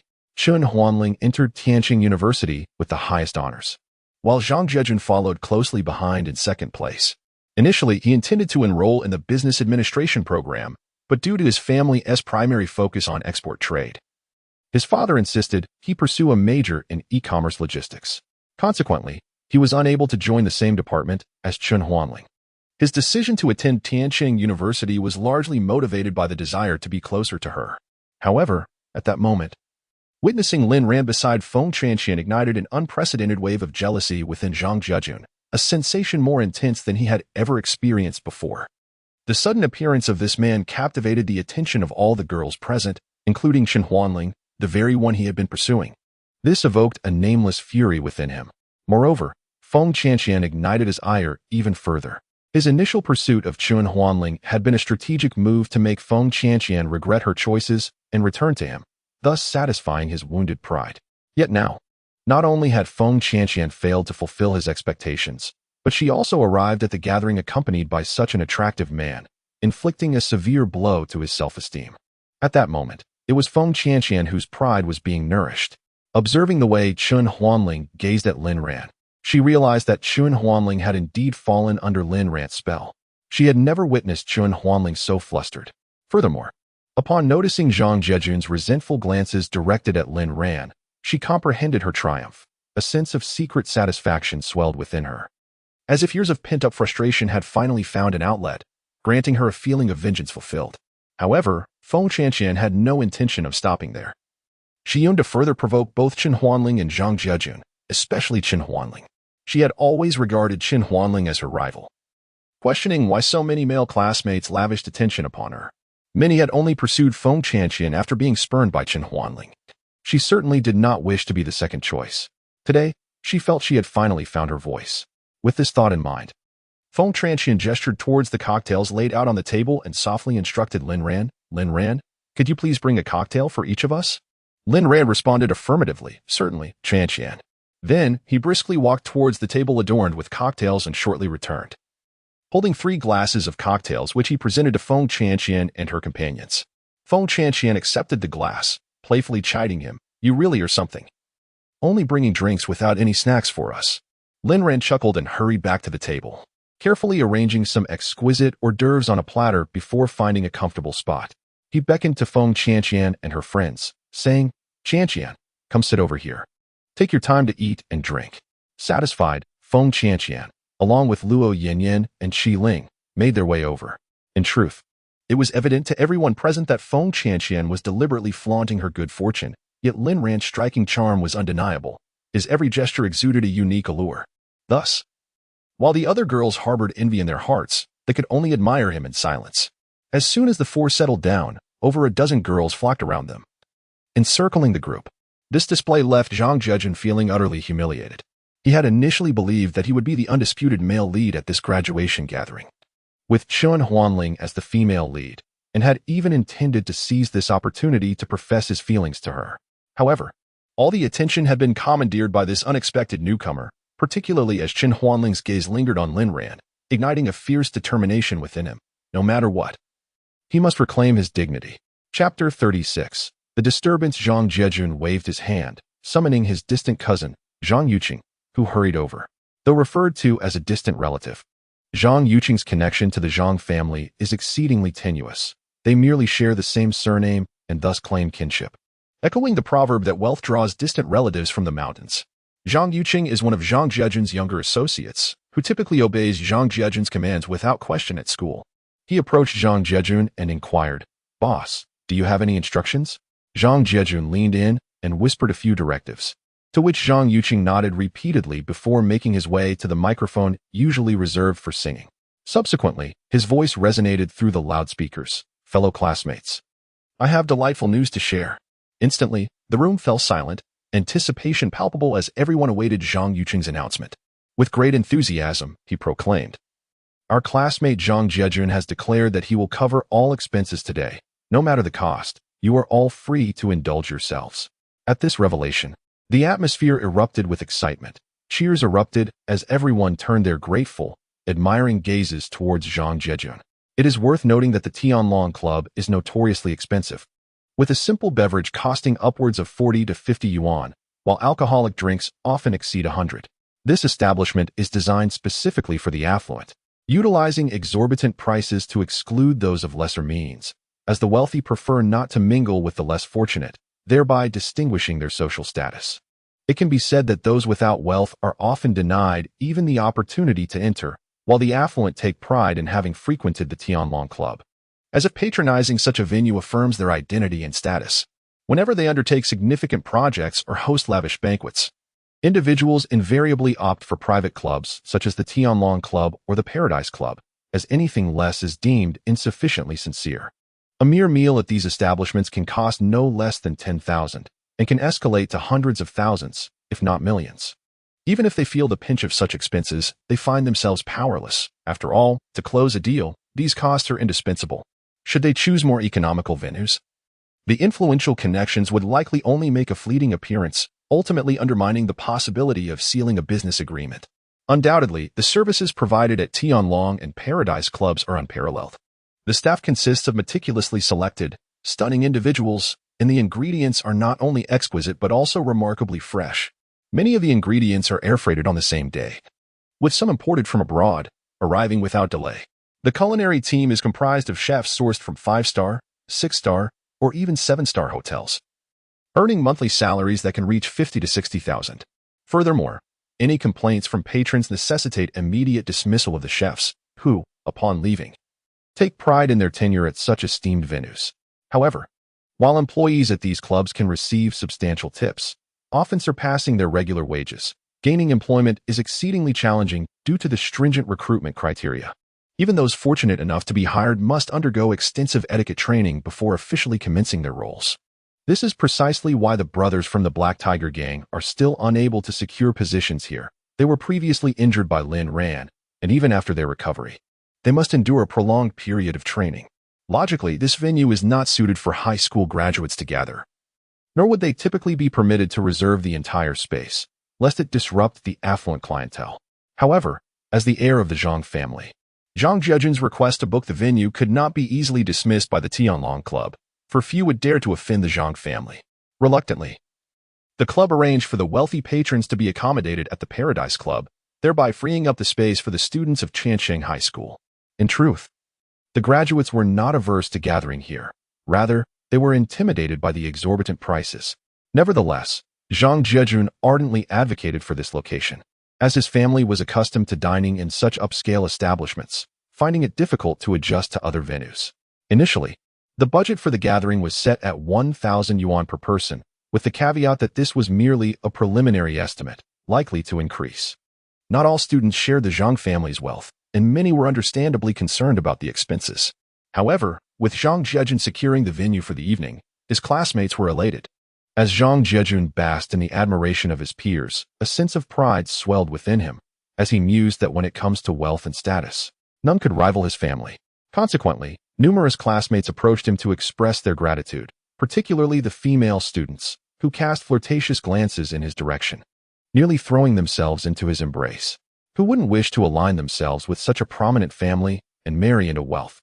Then, Zhang Yuqing interjected, stating that while our classmate Zhang Jiejun had indeed covered the expenses for Tiansheng High School students, those not graduating from our institution would be responsible for their own costs.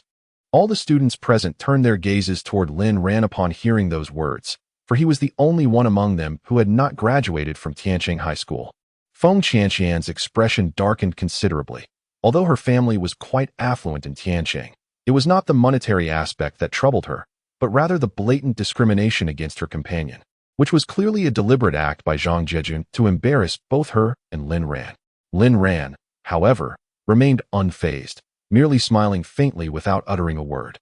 Feng Qianqian quietly reassured Lin Ran, saying, "You need not worry, I will cover your expenses since it was I who invited you here." Lin Ran nodded with a smile in acknowledgement. Zhang Jiejun, brimming with self-satisfaction, cast a triumphant glance at Chen Huanling, thinking his display of generosity would surely astonish her, and at the very least signify that only he, Zhang Jiejun, was a suitable match for Chen Huanling among the affluent families of Tiansheng. The tall young man, whom he deemed a mere pauper, appeared insignificant before the esteemed four great families. When Chen Huanling noticed Zhang Jiejun's gaze upon her, she nodded politely in gratitude. This elicited a gleeful response from Zhang Jiejun, who had previously received no acknowledgement despite his attempts to ingratiate himself. With Zhang Jiejun hosting the gathering, the atmosphere became even more jubilant. Initially, the attendees had been somewhat restrained, given the exorbitant prices of the venue. However, with Zhang Xiao's declaration of hospitality, they felt liberated to indulge freely in food and drink, treating it as his generosity. Consequently, laughter and merriment filled the room as guests engaged in conversation, singing, and dancing. Suddenly, two young men entered from outside. Initially, the security personnel assumed they were also students from Tiansheng High School and allowed them entry without further inquiry. One was clad in a red jacket, while the other donned a complete denim ensemble, starkly contrasting with the attire of the surrounding students. A palpable silence enveloped the crowd as all eyes gravitated towards these two individuals. It was evident from their clothing that they wore exceedingly inexpensive garments, clearly indicative of their impoverished status. The onlookers were taken aback, speculating about the identity of these newcomers, none of whom recognized them. However, upon sighting them, Feng Qianqian. Luo Yanyan and Qi Ling's expressions turned ashen. These two were none other than Chang Maogang and Niu Jingfan. Their intentions were unmistakably disruptive. Feng Qianqian contemplated summoning security to intervene, but it was too late.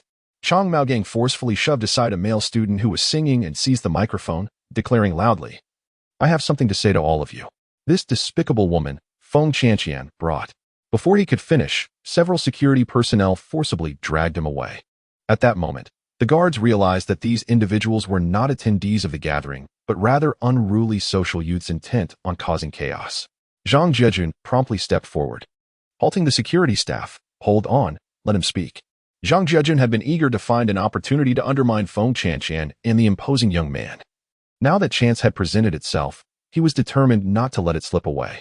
Upon hearing Zhang Jejun's command, the security personnel ceased their attempts to restrain Chang Maogang and Niu Jingfan, allowing them to continue. With a smile, Zhang Jejun nodded at Chang Maogang and said, "What were you about to say? Speak freely. With me here, no one dares to harm you."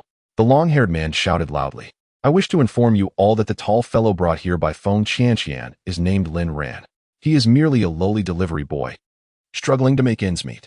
He cannot even afford his own abode and has to reside in Feng Qianqian's home. He is nothing but a complete pauper." Initially, Feng Qianqian urged us to drive this delivery man away, yet now she finds herself entangled with him. She is nothing but a frivolous woman. All eyes once again fixated on Lin Ran and Feng Qianqian. Feng Qianqian's face turned an ashen hue, her entire body trembling with fury. Normally articulate, she was rendered speechless in her rage. Her previous arrogance utterly vanished, leaving her feeling utterly humiliated. A wave of murmurs swept through the crowd, their gazes towards Feng Qianqian filled with disdain. Who would have imagined that the usually haughty Feng Qianqian would associate herself with a mere delivery man? Luo Yanyan, incensed, charged forward and delivered a resounding slap to the long-haired man. With a sharp crack, 5 distinct marks appeared across his face. Long-haired man and Niu Jingfan were taken aback by Luo Yanyan's audacity to strike in such a public setting. They could hardly swallow their indignation. Just as they were about to retaliate, they caught sight of Lin Ran smiling at them, causing their hearts to race with trepidation. This delivery man had the audacity to nearly dismantle the Black Tiger gang. Provoking him might result in severe consequences. At that moment, the security personnel ceased paying any heed to Zhang Jejun. The Tianlong Club would not tolerate any disturbances within its premises. A few of them rushed forward, dragging long-haired man and Niu Jingfan away as if they were lifeless carcasses. Zhang Jejun's heart swelled with pride as he turned his gaze towards Lin Ran and Feng Qianqian, proclaiming, "Feng Qianqian, even if you fail to capture my favor, must you truly associate with this delivery boy? How utterly disgraceful. You are, after all, the daughter of the Datong group. True, this delivery lad possesses a certain height, but what of it? He is merely a man living off others' fortunes. Do not use him as a facade, cast him aside swiftly, ha." With that, he erupted into a fit of laughter. At last, he had regained his dignity. Having had his moment overshadowed by this delivery boy earlier, he then smugly glanced at Chen Huanling, only to find her countenance icy, seemingly disapproving of his antics. Yet, he paid it no mind. Tonight, he was determined to trample both Feng Qianqian and this delivery lad underfoot. Zhang Jejun's entourage seized the moment to fan the flames. "Brother Jejun, what is your status? A woman like Feng Qianqian does not deserve you. She has no choice. Having a delivery boy is better than having no one at all. At least he can serve as a pretense. I suspect those 2 fellows from earlier were also associated with Feng Qianqian, but now that this delivery boy has taken her away, they are incensed and have come to stir trouble." Their laughter echoed throughout the room. Meanwhile, other students looked on with glee, whispering amongst themselves as they reveled in Feng Qianqian's embarrassment. Zhang Jejun, feeling that his vengeance was still unsatisfied, seized a megaphone and announced loudly, "In light of our classmate Feng Qianqian's actions, I have decided that she shall bear her own expenses tonight, as well as Luo Yanyan and Qi Ling. They too shall pay their own bills." He summoned the waiter once more, gesturing towards Feng Qianqian and the 3 others, instructing, "Please tally the expenses for these 4 separately. I shall cover the rest." The waiter promptly nodded, "Yes, young Master Zhang." Lin Ran turned to Zhang Jiajue and inquired softly, "Are you from the Zhang family?"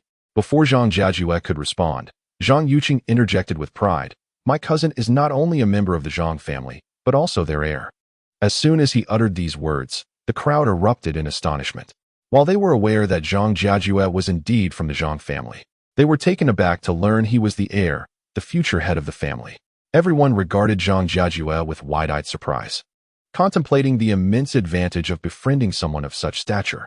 They understood that even after graduating from university, they would enter various corporate realms, and failing to cultivate a good relationship with Zhang Jiajue now could jeopardize their future prospects. Consequently, they all flocked around him, eager to ingratiate themselves. Conversely, a faction sought to undermine the situation, insisting to the security, "You should expel that delivery person. He has no right to sit with our brother Jiajue." The security personnel appeared conflicted. One of them remarked, "He was brought in by one of your classmates. It seems unreasonable to just throw him out. Furthermore, he has not caused any trouble, and we lack the authority to act." Zhang Jiajue's expression darkened as he addressed the security. "Engaging in idle talk with you is a waste of my time. You are incapable of resolving this matter. Bring your manager out. I wish to speak with him. If you do not remove him, I shall ensure you are dismissed. Do you comprehend that I am a member of the Zhang family?" The security guard, feeling helpless, remarked, "Young Master Zhang, please wait a moment while I summon the manager." Shortly thereafter, a middle-aged man in his 40s emerged. Lin Ran observed him closely. The man was tall but somewhat portly, his hair slicked back with a glossy sheen, impeccably arranged, and clad in a resplendent Tang suit, exuding an air of grandeur. Accompanying him were several bodyguards, forming a protective entourage around him. This individual was none other than Lin Yueshi, the manager of the Tianlong Club. Despite his position, Lin Yueshi wielded considerable influence in Tianqing, for the club was established by the Tianlong Group, which was backed by the formidable Tianlong Gang, an entity of great renown in the city, commanding respect from all. Figures like Zhu Guang, the gang leader, were rarely seen, leading many to seek out someone like Lin Yueshi whenever they wished to engage the gang's assistance. In Tianqing, Lin Yueshi's slightest action could cause tremors throughout the community. With a displeased expression, Lin Yueshi stepped forward and coldly interrogated the security guard. "Who dares to cause a disturbance in our Tianlong Club? Have they lost their senses? Do they not recognize the significance of this place?" The guard hastily pointed to Zhang Jiajun, stating, "Manager Lin, it is him, young Master Zhang." Upon recognizing Zhang Jiajun, Lin Yueshi's demeanor softened immediately. Having worked for the Tianlong Group for many years, he was well acquainted with Zhang Jiajun, the heir of the Zhang family, destined to become its future head. With a beaming smile, Lin Yueshi turned to Zhang Jiajun and inquired with genuine concern, "Young Master Zhang, what has brought you such unhappiness?" The onlookers, witnessing the manager of the Tianlong Club treating Zhang Jiajun with such courtesy, began to believe Zhang Yuqing's words. Even Lin Yueshi holds such profound respect for Zhang Jiajun. It is evident that he must undoubtedly be the heir of the Zhang family. Filled with pride, Zhang Jiajun raised his voice to Lin Yueshi, stating, "Uncle Lin, I wish to lodge a complaint." The crowd was taken aback by the depth of the relationship between Zhang Jiajun and General Manager Lin, astonished that he referred to him as uncle rather than general manager, which imbued their gaze upon Zhang Jiajun with a hint of reverence. Lin Yueshi chuckled and replied, "Young Master Zhang, you are being too modest. This is merely a suggestion, offering our Tianlong Club an opportunity for improvement. Wouldn't you agree?" Zhang Jiajun was momentarily taken aback by Lin Yueshi's demeanor, but soon overwhelmed with joy. For this was ample proof of the Zhang family's esteemed status in Tianqing. Even the general manager of Tianlong Club held him in such high regard. He pointed at Lin Ran and addressed Lin Yueshi, saying, "General Manager Lin, I wish to file a complaint regarding your security personnel. This fellow, Lin Ran, is merely here to mooch off the food and drinks. I instructed the security to remove him, yet they claimed they lacked the authority to do so, which clearly shows a lack of respect for the Zhang family." Lin Yueshi turned to look at Lin Ran, who was a tall young man dressed in plain sports attire. He then turned to the security personnel and inquired, "Why did you not heed young Master Zhang's request and remove him?" The security replied, "He was brought in by a female student from Tianqing High School, thus we believed it inappropriate to expel him without cause." After hearing this, Lin Yueshi hesitated. Lin Ran had not caused any trouble here, and it would indeed be rather improper to simply dismiss him. He turned to Zhang Jiajun with a smile, saying, "Young Master Zhang, please hold on for a moment while I ascertain the details." As he spoke, he approached Lin Ran and Feng Chanqian, inquiring of Feng Chanqian, "My dear, did you bring this handsome gentleman in?" Feng Chanqian, intimidated by Lin Yueshi's commanding presence, nodded nervously. Lin Yueshi continued, "Currently, Your classmate Zhang Xiao claims that he is not a student of Tianqing High School. We would like to request that he step outside for a moment. Do you find this agreeable? Feng Qianqian, somewhat dissatisfied, retorted, this is unfair. He hasn't caused any trouble here. Must he be dismissed simply because he works as a delivery person? Lin Yueshi smiled gently, her tone amicable. We are not dismissing him, my dear. You seem to have misunderstood. We merely wish to invite him to my office for a short while. We assure you he will be well taken care of. After all, today is a gathering for classmates, and he is not one of yours. It would indeed be inappropriate for him to remain. Momentarily at a loss for words, Feng Qianqian recognized the validity of Lin Yueshi's argument. Today was indeed a class reunion, and Lin Ran was not one of their peers. Furthermore, she had initially brought Lin Ran along to enhance her own image, only to find herself embarrassed by the revelation of his delivery job. She turned to Lin Ran and said, Lin Ran, since everyone feels this way, you might as well accompany Mr. Lin to his office for a bit. At that moment, her tone toward Lin Ran had shifted entirely. Lin Ran shrugged helplessly and replied, Fine, I shall take my leave then, so as not to intrude upon your gathering. Farewell. With a playful arch of his eyebrow at Feng Qianqian, he waved to the others, displaying no signs of embarrassment, as though he were the true victor in this encounter. Zhang Jiejun gazed at Lin Ran's arrogant demeanor, feeling an overwhelming sense of indignation, yet rendered helpless. As he pondered how to respond, Zhang Yuqing leaned closer and whispered, Cousin, that fellow hasn't settled the bill yet. Awakening from his stupor, Zhang Jiejun gestured for Zhang Yuqing to voice it loudly. Zhang Yuqing immediately proclaimed, Mr. Lin. My cousin insists that aside from this Lin Ran and the 3 young ladies, he shall cover the rest of the expenses. If this fellow intends to leave, he must first settle his account. Should he abscond, who would assume the cost? Lin Yueshi nodded thoughtfully and addressed Lin Ran. Well then, since young Master Zhang is unwilling to cover your bill, would you kindly settle it before departing? To everyone's astonishment, Lin Ran retorted, Why should I pay for my consumption here? A collective gasp resonated among the crowd. Had this delivery boy lost his senses to make such an audacious claim at the Tianlong Club? Zhang Jiejun sneered, confronting Lin Ran. Are you suggesting that you plan to dine and drink here without charge? Lin Ran nodded affirmatively. Indeed, I came here with the intention of enjoying a complimentary meal. Initially taken aback, the crowd struggled to comprehend the implications of the delivery boy's words. Zhang Jiejun then turned to Feng Qianqian with a mocking smile. Feng Qianqian. It appears this delivery lad refuses to pay. I suppose you intend to cover for him? Otherwise, how could he speak so brazenly? I always said, why would you choose to associate with a mere delivery boy instead of a respectable gentleman? This certainly tarnishes your reputation. At this moment, Feng Qianqian's complexion was as pale as paper. Indeed, she had lost all face today, just as Zhang Jiejun had remarked. However, Lin Ran was someone she had invited, and naturally she was responsible for covering his expenses. She could only turn to Lin Yueshi and say, President Lin, could you please inform me of the total cost? I shall take care of his bill. Lin Yueshi glanced at the nearby waiter, who had already prepared the meticulously calculated bill. The waiter addressed Lin Yueshi, stating, President Lin, thus far, their total expenditure amounts to 1.2 million. With a total of 200 individuals, the average cost per person is 5,000 plus tips, which brings it to 6,000 each. Upon hearing this figure, all the students present were taken aback. They had never anticipated that expenses at the Tianlong Club could be so exorbitant. Merely enjoying a few drinks, light snacks, singing, and dancing had resulted in a bill exceeding 100,000, with an average of 6,000 per person. Moreover, this was only the current expenditure. Additional costs were surely forthcoming. It was hard to imagine that even adults would find such expenses burdensome, let alone students. Fortunately, Zhang Jiejun had previously stated that he would cover all costs today. Otherwise, they would have been at a complete loss regarding how to settle the bill. Feng Qianqian was even more startled, her body trembling in fear. She had never expected such a hefty sum. She initially thought that the cost would be just over 1,000 per person, with her and Lin Ran together not exceeding 3,000. Yet now, their combined total had surpassed 10,000. Her monthly allowance was merely 10,000, and since her mother had preloaded her gas card, she only had around 6,000 left, leaving her utterly unable to pay. To make matters worse, the gathering was not yet over, and when all was said and done, it seemed that each person would need to contribute a sum approaching 10,000. Luo Yinyin and Qi Ling were equally terrified. They were even more financially constrained than Feng Qianqian, each possessing a mere 3,000 yuan in pocket money per month. With siblings to support, Their allowances paled in comparison to Feng Qianqian, who was an only child. Now, due to Lin Ran's involvement, Zhang Jiejun refused to cover for them, leaving them to bear the expenses themselves.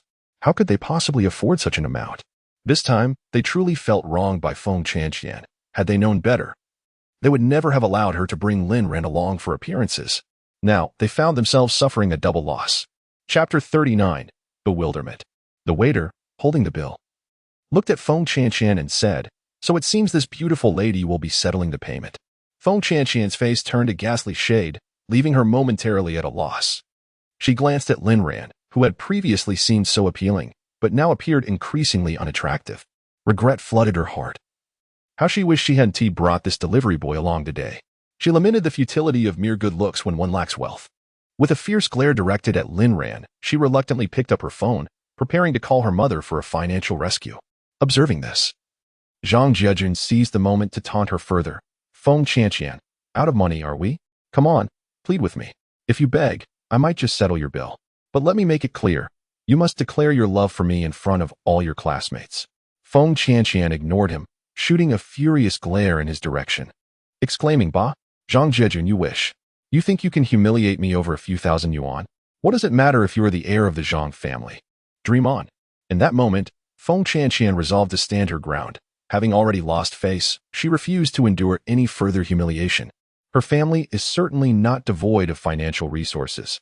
Even if her mother refuses to assist her in saving money, seeking help from an uncle would suffice. Any individual could easily resolve this matter, which only amounts to a sum of 20,000 at most. What truly embarrasses her is Lin Ran's identity as a delivery person. She has silently resolved to sever all ties with him, let alone use him to enhance her own image. It is utterly humiliating. She reassured Luo Yinyin and Qi Ling, saying, "Do not fear, for I am here." However, Luo Yinyin, with a frown of concern, replied, "Qianqian, the gathering has yet to conclude, and we still do not know how much we will need to spend." She is acutely aware that the money borrowed by Feng Qianqian must eventually be repaid. If she were to truly owe this sum, her allowance for the next few months would be non-existent, and she would inevitably find herself in a state of financial despair. At that moment, a gentle feminine voice broke through, "I will cover Lin Ran's expenses." Everyone turned in unison, astonished to hear those words come from none other than the goddess in the hearts of all the boys, Chen Hualing. She had taken the initiative to offer assistance to Lin Ran. What could possibly be the reason behind this? Even Zhang Jiejun was taken aback, a surge of jealousy flooding his heart. After pursuing Chen Hualing for so long with no response, she now willingly helped a mere delivery boy settle his bill. The charm of this delivery lad was indeed remarkable.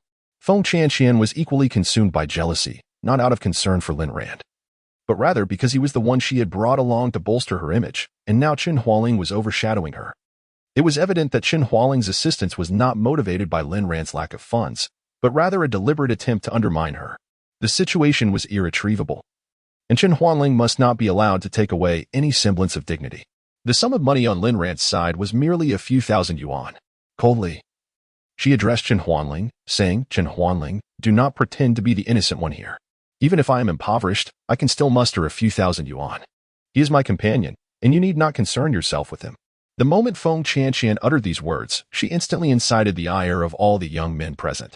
It was well known that Chen Hualing was their goddess, and thus they accused Feng Qianqian of being cruel and hurtful, criticizing her for bringing a mere delivery person to their gathering. Once her facade was pierced, they derided her for belittling Chen Huanling's goodwill. Feng Qianqian, upon receiving their harsh censure, erupted with fury, her brazen nature fully unveiled. With her hands on her hips, she shouted at the young men, "Yes, I disdain her type. Always pretending to be pure, why should I allow her to cover the expenses for someone I brought? What's wrong with being a delivery person? I have a preference for delivery workers. And what if he is a pretty boy? I like pretty boys. If you can't stand it, then go throw yourselves against a wall." With that, she boldly seized Lin Ran's hand and declared, "Once my mother transfers the money, we shall leave and never associate with these people again." Just as chaos reigned, a male voice cut through the tumult, asking, "Old Lin, what is all this commotion about?" Everyone turned their gaze towards the source of the sound, and there emerged a middle-aged man in his 40s or 50s, followed by a tall, strikingly beautiful woman in her 20s, a distinguished and attractive middle-aged lady, and lastly, a short, portly man with a prominent scar on his head. Soon, A classmate recognized the middle-aged man and excitedly whispered to the person beside him, "That's Zhu Guang, the leader of the Tianlong gang. I can't believe we would encounter him here." The crowd was instantly taken aback. This was the renowned and enigmatic underground kingpin of Tianqing, the bald Zhu Guang. Although Zhu Guang was immensely famous in Tianqing, few had actually seen him, as figures of his ilk seldom graced the media like government officials. Lin Yueshi felt an acute sense of embarrassment upon witnessing Zhu Guang's personal appearance. His expression darkened significantly. What should have been a trivial matter that he could effortlessly resolve had spiraled into chaos. The crux of the issue was the Zhang family's young master, whom they could not afford to offend, yet he was adamantly fixated on Lin Ran, the delivery man. Lin Yueshi awkwardly addressed Zhu Guang, saying, "Brother Guang, please hold on a moment. I will take this delivery person outside to handle the matter. I assure you it will not disturb you." Zhu Guang glanced at Lin Ran and was momentarily taken aback, exclaiming, "Xiao Ran." To be honest, Lin Ran was also quite astonished when he first saw Zhu Guang and Xiao Wan emerge. He hadn't anticipated their presence here, and the coincidence was striking. The entire assembly was left in shock upon hearing Zhu Guang affectionately call Lin Ran by name, standing frozen in disbelief. What is the true background of this delivery person? Not only does Zhu Guang know him, but he also addresses him in such an affectionate manner. The students from Tianqing Middle School were left astounded. And even Lin Yueshi was taken aback. She glanced at Lin Ran, her mind filled with curiosity. Who exactly is this young man? How could he elicit such warmth from Zhu Guang? Is he truly just a delivery person? Lin Ran smiled at Zhu Guang and greeted them, saying, "Uncle Guang, Sister Wan. What brings you here?" Xiao Wan replied with a hint of annoyance, "Xiao Ran, you really have a tendency to forget things. Don't you remember why we were called here?" It suddenly dawned on Lin Ran that he had indeed asked Xiao Wan and Zhu Guang to entrust the management of the Tianlong and Tian'an clubs to Lao Chao and his team. And today was the day of the handover. Embarrassed, he chuckled, "Oh dear, I completely forgot." Following this, Lin Ran walked inside with Zhu Guang and Xiao Wan, while Lao Chao and Lu Yinxue trailed behind. Zhu Guang waved to Lin Yueshi, prompting her to hastily catch up. The remaining individuals present were left in a state of confusion, utterly unaware of what had transpired. Among the most bewildered were Zhang Jiajun, Feng Chanqian, Luo Yan'an. In Qiling Chapter 40, refinement as Lin Ran and the group entered the Tianlong Club's office, Lin Yueshi immediately directed her gaze at Zhu Guang and inquired, "Brother Guang, who is this young Master Lin? Is he a close friend of yours?" In truth, Lin Yueshi was well aware that Lin Ran could not possibly be a close friend of Zhu Guang. Given the significant age gap, Zhu Guang was quite elderly, while the young man before them was merely 18 or 19, easily old enough to be Zhu Guang's son. More crucially, he observed the newly appointed leader of the Black Tiger Gang, the unassuming Lao Chao, and the frosty Lu Yinxue, displaying an attitude of utmost respect towards Lin Ran. This clearly indicated that Lin Ran was no ordinary individual. His inquiry was, in essence, a probing gesture. Zhu Guang turned to Lin Ran, who understood the unspoken question and reciprocated with a look laden with inquiry.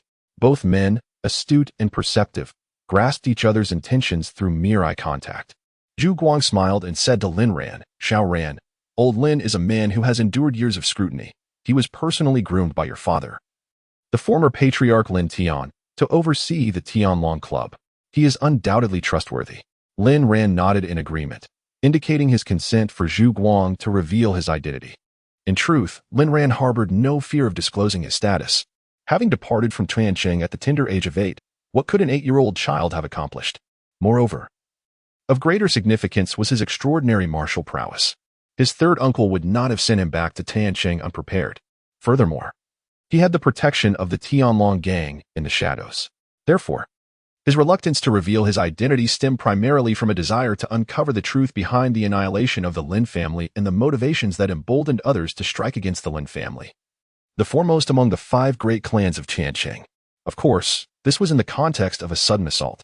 If someone were to act openly, none would possess the capability to do so. Upon seeing Lin Ran nod in agreement, Zhu Guang grinned and addressed Lin Yueshi, saying, "This young man is Lin Tian's son, the former patriarch of the Lin family, and the newly appointed head of the family, Lin Ran." Upon concluding his words, he gestured for Lin Ran to present the dragon ring. Lin Ran nodded in agreement and retrieved the ring from his person. Upon sighting the dragon ring, Lin Yueshi was immediately filled with excitement. However, he remained exceedingly cautious and addressed Lin Ran, saying, "Master of the house, may I request to examine it?" Lin Ran inclined his head slightly. Lin Yueshi then stepped aside, opened a safe, and procured a box, connecting it to a computer with a cable. Subsequently, he opened the box and respectfully requested, "Master, could you please place the dragon ring inside?" Lin Ran remained silent, gently placing the dragon ring within the box. Instantly, a series of codes appeared on the computer screen, gradually converging to form a magnificent five-colored dragon. Shortly thereafter, a line of small text emerged below, "Quantum password correct. This is the token of the Lin family patriarch." The five-colored dragon then morphed into two grand characters. Lin Long witnessing this, Lin Yueshi swiftly knelt on one knee, tears welling in his eyes. His body trembling slightly as he spoke with a quivering voice. Lin Yueshi pays his respects to the master of the house. Overwhelmed with emotion, he found himself momentarily speechless. Lin Ran hastily bent down to assist Lin Yueshi in rising, smiling as he remarked, "Uncle Lin, there is no need for such formalities." It was then he comprehended that this must be a tradition established by his father during his time with the Heavenly Dragon Gang. Zhu Guang then addressed Lin Ran, saying, "Xiao Ran, do you know? Old Lin is also a member of your Lin family." Lin Ran was quite taken aback, shaking his head in disbelief. His eyes filled with astonishment. "How have I never met Uncle Lin?" Zhu Guang glanced at Lin Yueshi before turning his gaze back to Lin Ran, slowly explaining, "Ultimately, he's your distant uncle. However, they were not of the main lineage, but rather a branch." Upon hearing this, Lin Ran could not help but feel a surge of excitement within. Since his return to Tianqing, apart from meeting his second uncle, cousin, and the fifth uncle, he was now encountering another member of the Lin family. Lin Yueshi, reflecting on her earlier demeanor, earnestly expressed her apologies to Lin Ran. "Master, my attitude towards you earlier was utterly inexcusable. Whatever punishment you deem fit, I shall accept without complaint." Lin Ran quickly smiled and replied, "How can you say such things? I believe you handled the situation quite well. In business, one must adhere to the principles of commerce. At Tianlong Club, where we cater primarily to the affluent, it is essential to afford our guests the respect they deserve. Only then will they return to patronize us. Having charged them such a substantial fee, we must ensure they feel their investment is worthwhile. Uncle Lin, your approach just now was entirely appropriate." In truth, Lin Ran held a deep appreciation for Lin Yueshi's earlier actions. She exhibited reason and decorum, refraining from exploiting her position to offend Zhang Jiajun, thereby preserving his dignity while also not transgressing against him. This indeed marked her as an adept businessperson. Lin Yueshi, Zhu Guang, and Xiao Wan were all greatly pleased by Lin Ran's endorsement. Although merely 18 years of age, Lin Ran displayed remarkable maturity in his interactions, devoid of the recklessness often associated with youthful success. However, they remained unaware that this was the result of deliberate training by Lin Ran's third uncle. Lin Ran needed to mature swiftly, for how else could he shoulder the monumental task of revitalizing the Lin family? The Lin family was not only vast in scale, but also brimming with exceptional talents. Even individuals as exceptional as Zhu Guang and Xiao Wan represent merely a minuscule fraction of the vast talent pool within the Lin family. These individuals possess remarkable abilities, extensive experience, and deep-rooted foundations, their influence intricately intertwined.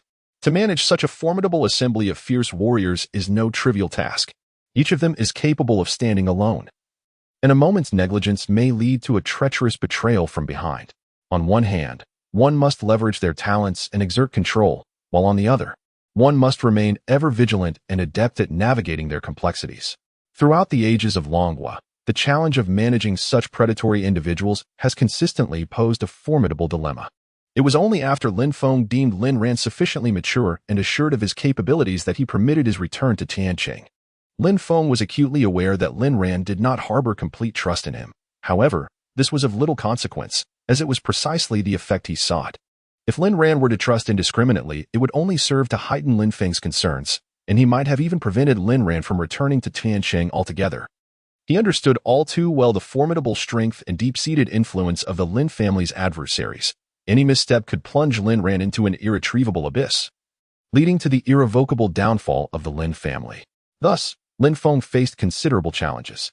On one hand, he had to subject Lin Ran to rigorous training, compelling him at such a tender age to endure the trials of life and death, navigating through perilous terrains to forge exceptional skills and a resilient spirit.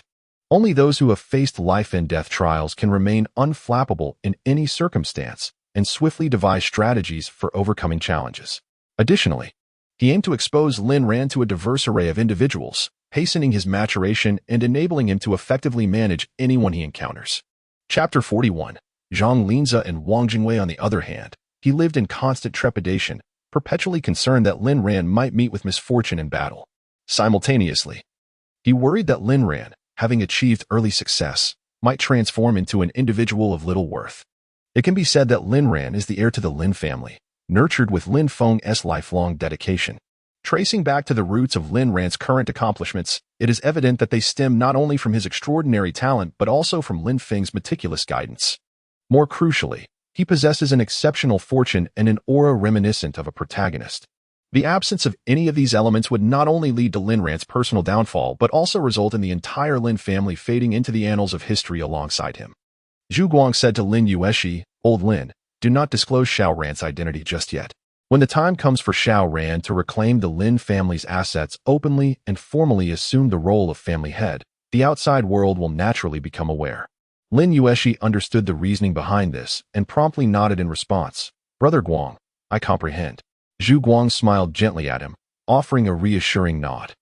Lin Ran arranged for the Tianlong and Tian'an clubs to be managed by Lao Chao and the Heilong gang, while the financial aspects were overseen by Xiao Wan.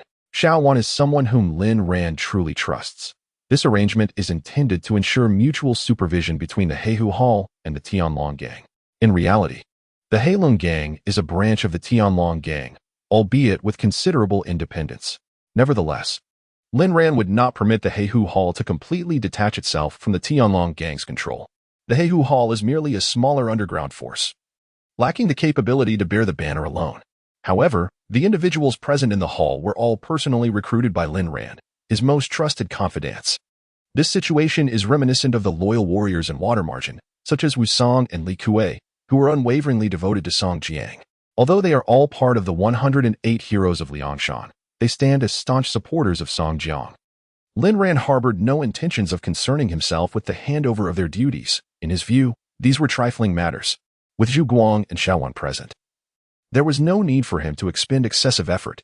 Thus, he stepped out toward the door. Outside, a throng of people were engaged in fervent discussions about Lin Ran, speculating about his true identity. They crowded around Feng Qianqian, eager to glean information. Yet, Feng Qianqian herself was equally perplexed, utterly unaware of the circumstances, and thus unable to provide any answers. Nevertheless, she feigned an air of mystery, as if privy to some hidden truths, hesitatingly prompting further conjectures from others, which allowed her to regain a sense of pride in that moment. As soon as Lin Ran emerged, all eyes in the vicinity converged upon him. Suddenly, two middle-aged men entered from outside. One was of refined appearance and slender build, the other, tall and robust. Both appeared to be in their 50s. Particularly striking was the stout middle-aged man, who stood upright, exuding an aura of inherent authority that commanded respect without anger. His penetrating gaze seemed capable of discerning the innermost thoughts of others, rendering anyone in his presence seemingly transparent. Lin Ran quickly deduced that this imposing figure must have a military background and was likely serving in a disciplined force, for he emanated a powerful military presence. From his demeanor and conduct, it was highly probable that he belonged to the Six Doors. However, Lin Ran did not recognize these two individuals. Yet, when the crowd caught sight of them, the atmosphere instantly erupted in excitement. Lin Ran surmised that the students present were likely familiar with these two figures. Indeed, he overheard a male student whispering, "Today must be our lucky day. Not only have we encountered the leader of the Heavenly Dragon Gang, but we have also met the heads of the Zhang and Wang families." It was then that Lin Ran realized the two individuals before him were none other than Zhang Linze, the patriarch of the Zhang family, and Wang Jingwei, the patriarch of the Wang family, both of whom belonged to the four prominent families of Changcheng. Lin Ran had not seen Zhang Linze and Wang Jingwei during his childhood. The Zhang family primarily engaged in foreign trade and spent most of their time abroad, while Wang Jingwei, a high-ranking government official, rarely attended social gatherings. The relationship between Wang Jingwei and Lin Ran's father, Lin Tian, was not particularly cordial, and they seldom interacted. This was due to Lin Tian's close ties with several influential figures in provincial and ministerial circles, who had a strained relationship with Wang Jingwei's backers. Thus, it could be said that Wang Jingwei and Lin Tian belonged to opposing factions, though there were no significant conflicts between them. A thought crossed Lin Ran's mind. Could the tragic massacre of his family be related to the different faction that Wang Jingwei belonged to? Upon seeing his father arrive, Zhang Jiujie was filled with joy. Previously, due to Lin Ran and Zhu Guang, his spotlight had been momentarily overshadowed. And after spending 1 or 2 million to regain some prominence, he found himself eclipsed once more by Lin Ran's resurgence, becoming the center of attention once again. The present moment is markedly different. With the arrival of his father, it feels as though he possesses a formidable backing to bolster his confidence. Instantly, he perceives a notable straightening of his posture. In his mind, Zhu Guang is merely the leader of an underground faction, unworthy of comparison to his father, the esteemed head of one of the 4 prominent families of Tiancheng. He hastily approached Zhang Linze and Wang Jingwei, exclaiming, "Dad, Uncle Wang." Zhang Linze, taken aback momentarily by the sudden appearance of his son, soon broke into a smile and inquired, "Jiajun, what brings you here?" Simultaneously, Wang Jingwei turned to him, affectionately asking, "Xiaoju, are you here to enjoy some time with your friends at Tianlong?" Zhang Jiajun cast a sidelong glance at Lin Ran, his expression seemingly conveying, as a delivery person, "What significance does your acquaintance with Zhu Guang hold? Can you truly be compared to our Zhang family?" He then turned back to Zhang Linze and Wang Jingwei, cheerfully stating, "Today, our classmates from Tianqing High School are gathering here for a graduation celebration." Only then did Zhang Linze raise his gaze to the crowd, offering a gentle nod and greeting, "Hello, everyone." The boys and girls present were filled with excitement. After all, the individual before them was none other than the head of the Zhang family, who had taken the initiative to acknowledge them. The crowd promptly bowed in respect to Zhang Linze, responding in unison, "Greetings, Zhang family head." Wang Jingwei also waved to the assemblage, smiling broadly as he called out, "Hello, students of Tianqing High School." The excitement escalated as everyone cheered, "Greetings, Wang family head." Witnessing the profound respect his classmates exhibited towards his father, Zhang Jiajun felt an even greater swell of pride within him. He shot Lin Ran a fierce glare, inwardly thinking, "You little pauper, what use is your tall stature? What does being handsome matter? In the face of the formidable power of the Zhang family, everything else is but a fleeting illusion." Zhang Linze addressed the students in the venue. "We have some matters to discuss, so you young ones may enjoy yourselves." Chapter 42. Lin Ran was indeed not the person she had been waiting for. As he spoke, Zhang Linze turned to Zhang Jiajun and instructed, "Jiajun, since the classmates are having such a good time, let us cover all expenses today. There is no need for them to pay." Upon hearing this, a deafening cheer erupted from the crowd. "Thank you, head of the Zhang family." Zhang Jiajun straightened his back, his face brimming with pride. Zhang Linze waved to the crowd before preparing to step inside. At that moment, Zhang Jiajun hurriedly stopped him, saying, "Dad, allow me to introduce a classmate of mine." Zhang Linze was taken aback, unsure why this particular classmate was so significant that his son insisted on introducing her. Zhang Jiajun led Zhang Linze to Chen Huanling and said, "Dad, the person I wish to introduce to you is her, Chen Huanling, the daughter of Uncle Chen and also my classmate." Upon seeing Chen Huanling, Zhang Linze was initially surprised, but he soon grasped his son's intention. He looked at Chen Huanling and couldn't help but exclaim, "Ah, you are the daughter of the Chen family. The last time I saw you was many years ago. I didn't expect you to grow up so beautifully into a stunning young lady. You bear quite a resemblance to your brother." After speaking, he turned to Wang Jingwei and remarked with a smile, "Chen Zilong's daughter is truly enchanting. Her beauty is quite befitting of her name." Naturally, Wang Jingwei discerned Zhang Jiajun's intentions and nodded in agreement, responding to Zhang Linze, "Xiao Ling is not merely beautiful, she is an absolute stunner. If she were to join our department after graduation, she would undoubtedly captivate those young men. However, I believe she and your son make quite a charming pair. Why not arrange a marriage between your families?" Upon hearing this, Zhang Jiajun beamed, his eyes narrowing with delight. Chen Huanling promptly greeted the 2 family heads with politeness, saying, "Hello, Uncle Zhang and Uncle Wang." The 2 nodded in acknowledgement, and Wang Jingwei addressed Chen Huanling, "Xiao Ling, please convey our regards to your father when you return, and inquire about when he might be available for a gathering of our 4 families. It has indeed been a long time since we last convened." Chen Huanling smiled graciously in response, "I will certainly pass on your message to the 2 family heads." Just as Zhang Linze and Wang Jingwei were about to proceed further, Lin Yueshi, having received notification from the security staff about the arrival of the Zhang and Wang family heads at the Tianlong Club, hurriedly came out to greet them. With a beaming smile, he extended his hand from a distance, exclaiming joyfully, "I knew today was a special day. It turns out the esteemed heads of the Zhang and Wang families have graced our Tianlong Club with their presence. Why didn't you inform me sooner? So I could have prepared accordingly to welcome you both?" Upon seeing Lin Yueshi, Zhang Linze and Wang Jingwei immediately returned his smile and extended their hands to shake his. Wang Jingwei chuckled and remarked, "We had no intention of coming here, but we happened to pass by and decided to take a seat for a while." Lin Yueshi promptly responded, "Not at all, not at all. As long as the two esteemed heads of the family are here, it is our club's honor." With that, he turned to a nearby waiter and instructed, "Shaoli, please arrange a luxurious suite for our two esteemed guests immediately. Also, take the fresh seafood we just received from the island in Australia to the kitchen and have the chef prepare a few exquisite dishes for them to savor. Additionally, remember to serve each of them a portion of the dragon fruit we imported from Argentina." The waiter acknowledged and hurried off to make the arrangements. Just then, a man and a woman emerged from within. It was Zhu Guang and Xiao Wan. The two heads of the family were momentarily taken aback, clearly surprised to see the leader of the dragon gang present. Zhu Guang quickly stepped forward to shake hands with Zhang Linze and Wang Jingwei. Wang Jingwei jokingly remarked, "Old Guang, it's only been a little over a year since we last met, yet you seem to have put on some weight." Zhu Guang laughed in response. "That must be thanks to you, Head Wang." At this moment, Wang Jingwei seemed to recall something and said to Zhu Guang, "Not long ago, I heard from Old Ming that you had a bit of a dispute with the delivery person. Is that true?" Zhu Guang nodded and replied, "Indeed, that is the case." Wang Jingwei then inquired, "What was it about that delivery person that warranted the esteemed Zhu Lao to personally bring people to support him?" Zhu Guang chuckled and explained, "The delivery person is named Xiao Ran. He is the son of one of my brothers and also my nephew. He was bullied, and as his uncle, I could not stand idly by. Naturally, I must speak up for him." Wang Jingwei nodded with a smile, saying, "At that time, I told Old Meng that this is merely a trivial matter, not worth making a fuss over. Lao Guang, do not take this to heart. We are all in Tianqing, prominent individuals who are bound to cross paths. We should avoid letting our relationships become too strained."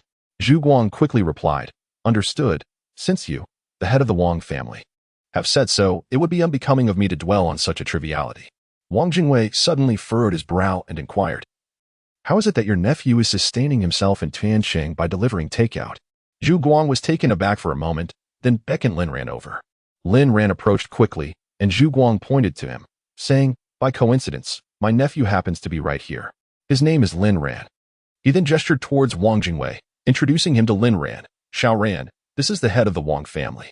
Wang Jingwei scrutinized Lin Ran carefully, his brow slightly furrowing as he remarked to Zhu Guang, "Your nephew is quite extraordinary."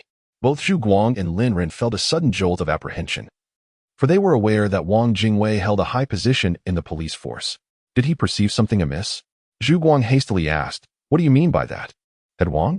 He appears only to be 17 or 18 years old, yet he possesses a calm demeanor and acts with considerable maturity, which is indeed rare at such a young age, Wang Jingwei replied.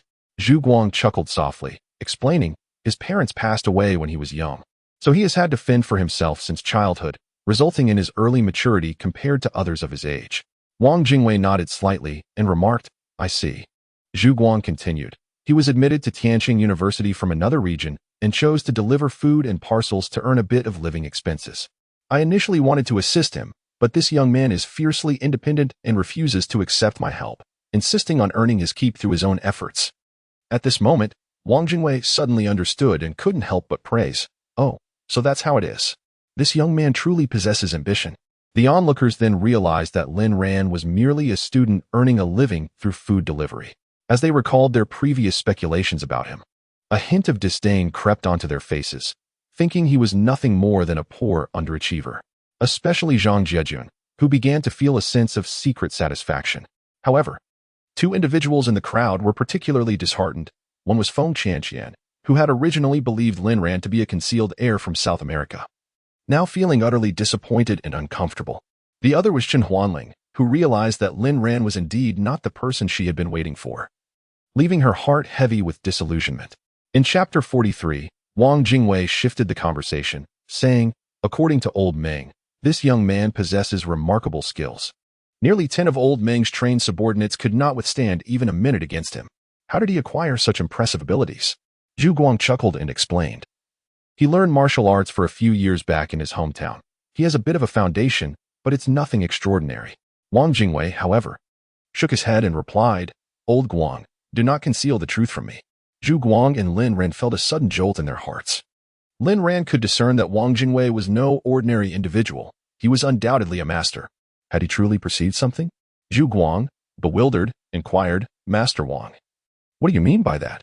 With a smile directed at Zhu Guang, Wang Jingwei replied, Old Guang, you two are a practitioner, skilled in your own right.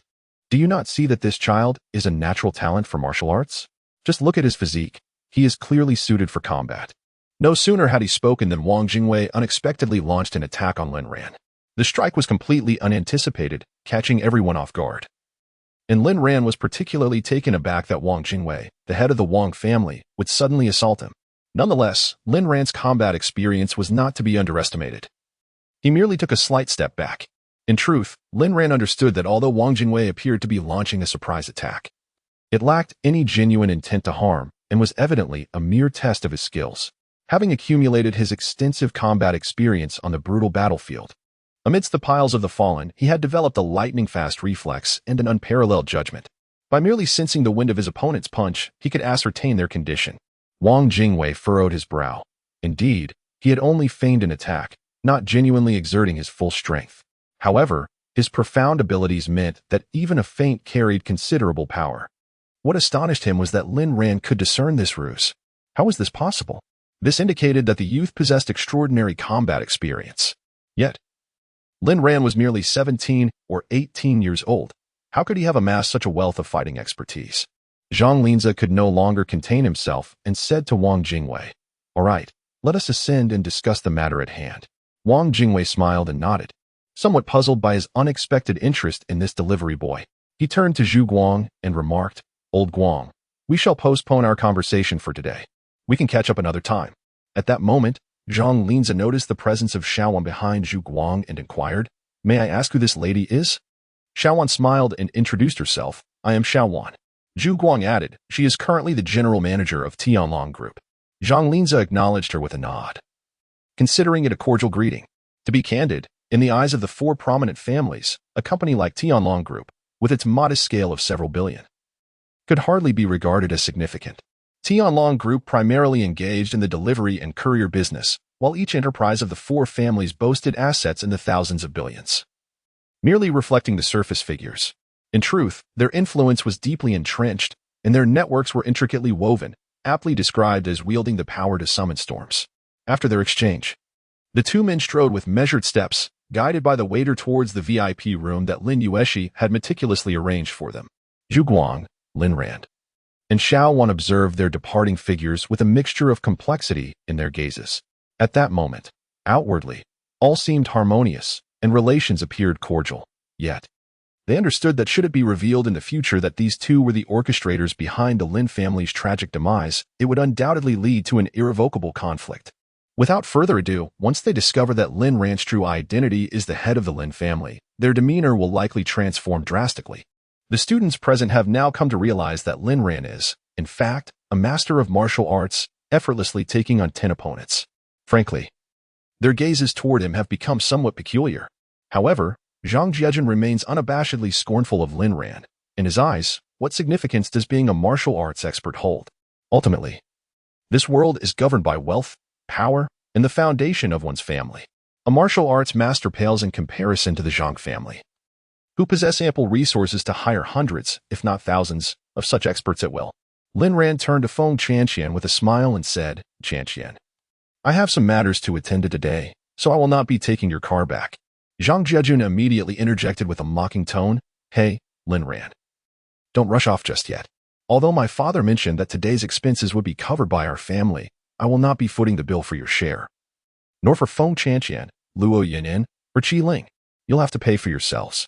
Lin Ran merely cast a fleeting glance at Zhang Jiejun, his expression resembling that of one looking at a naive fool, and then he proceeded to walk straight toward the exit.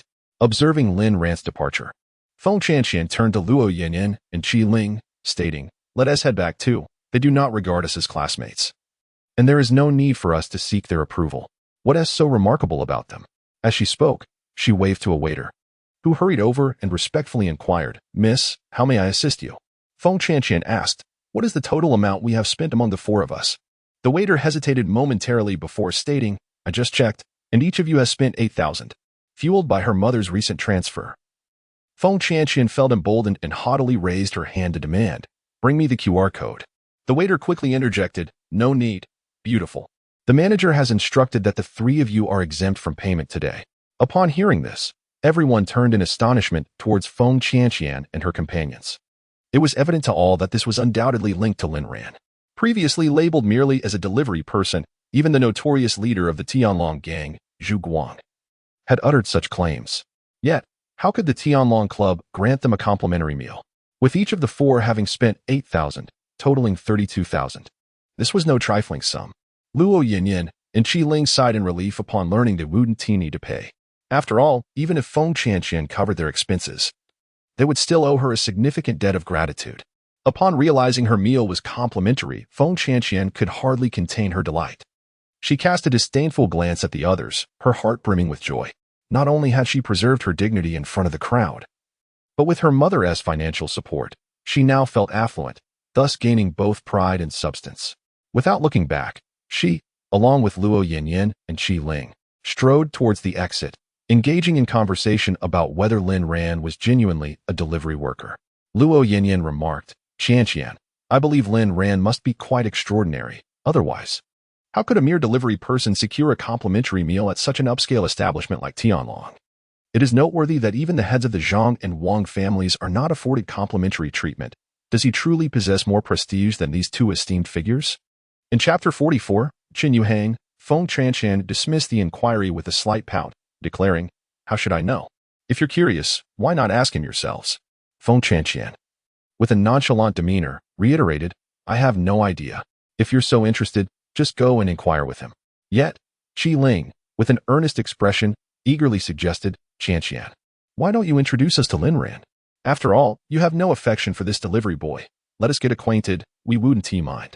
Feng Chanqian shot a glance at the two, her face reflecting disappointment, as she retorted, "You both are truly lacking in ambition to be enamored with a mere delivery boy." At the Tianqing Club, Chun Huanling's phone began to ring. Upon glancing at the screen, she saw it was her brother, Qin Yuhang, calling.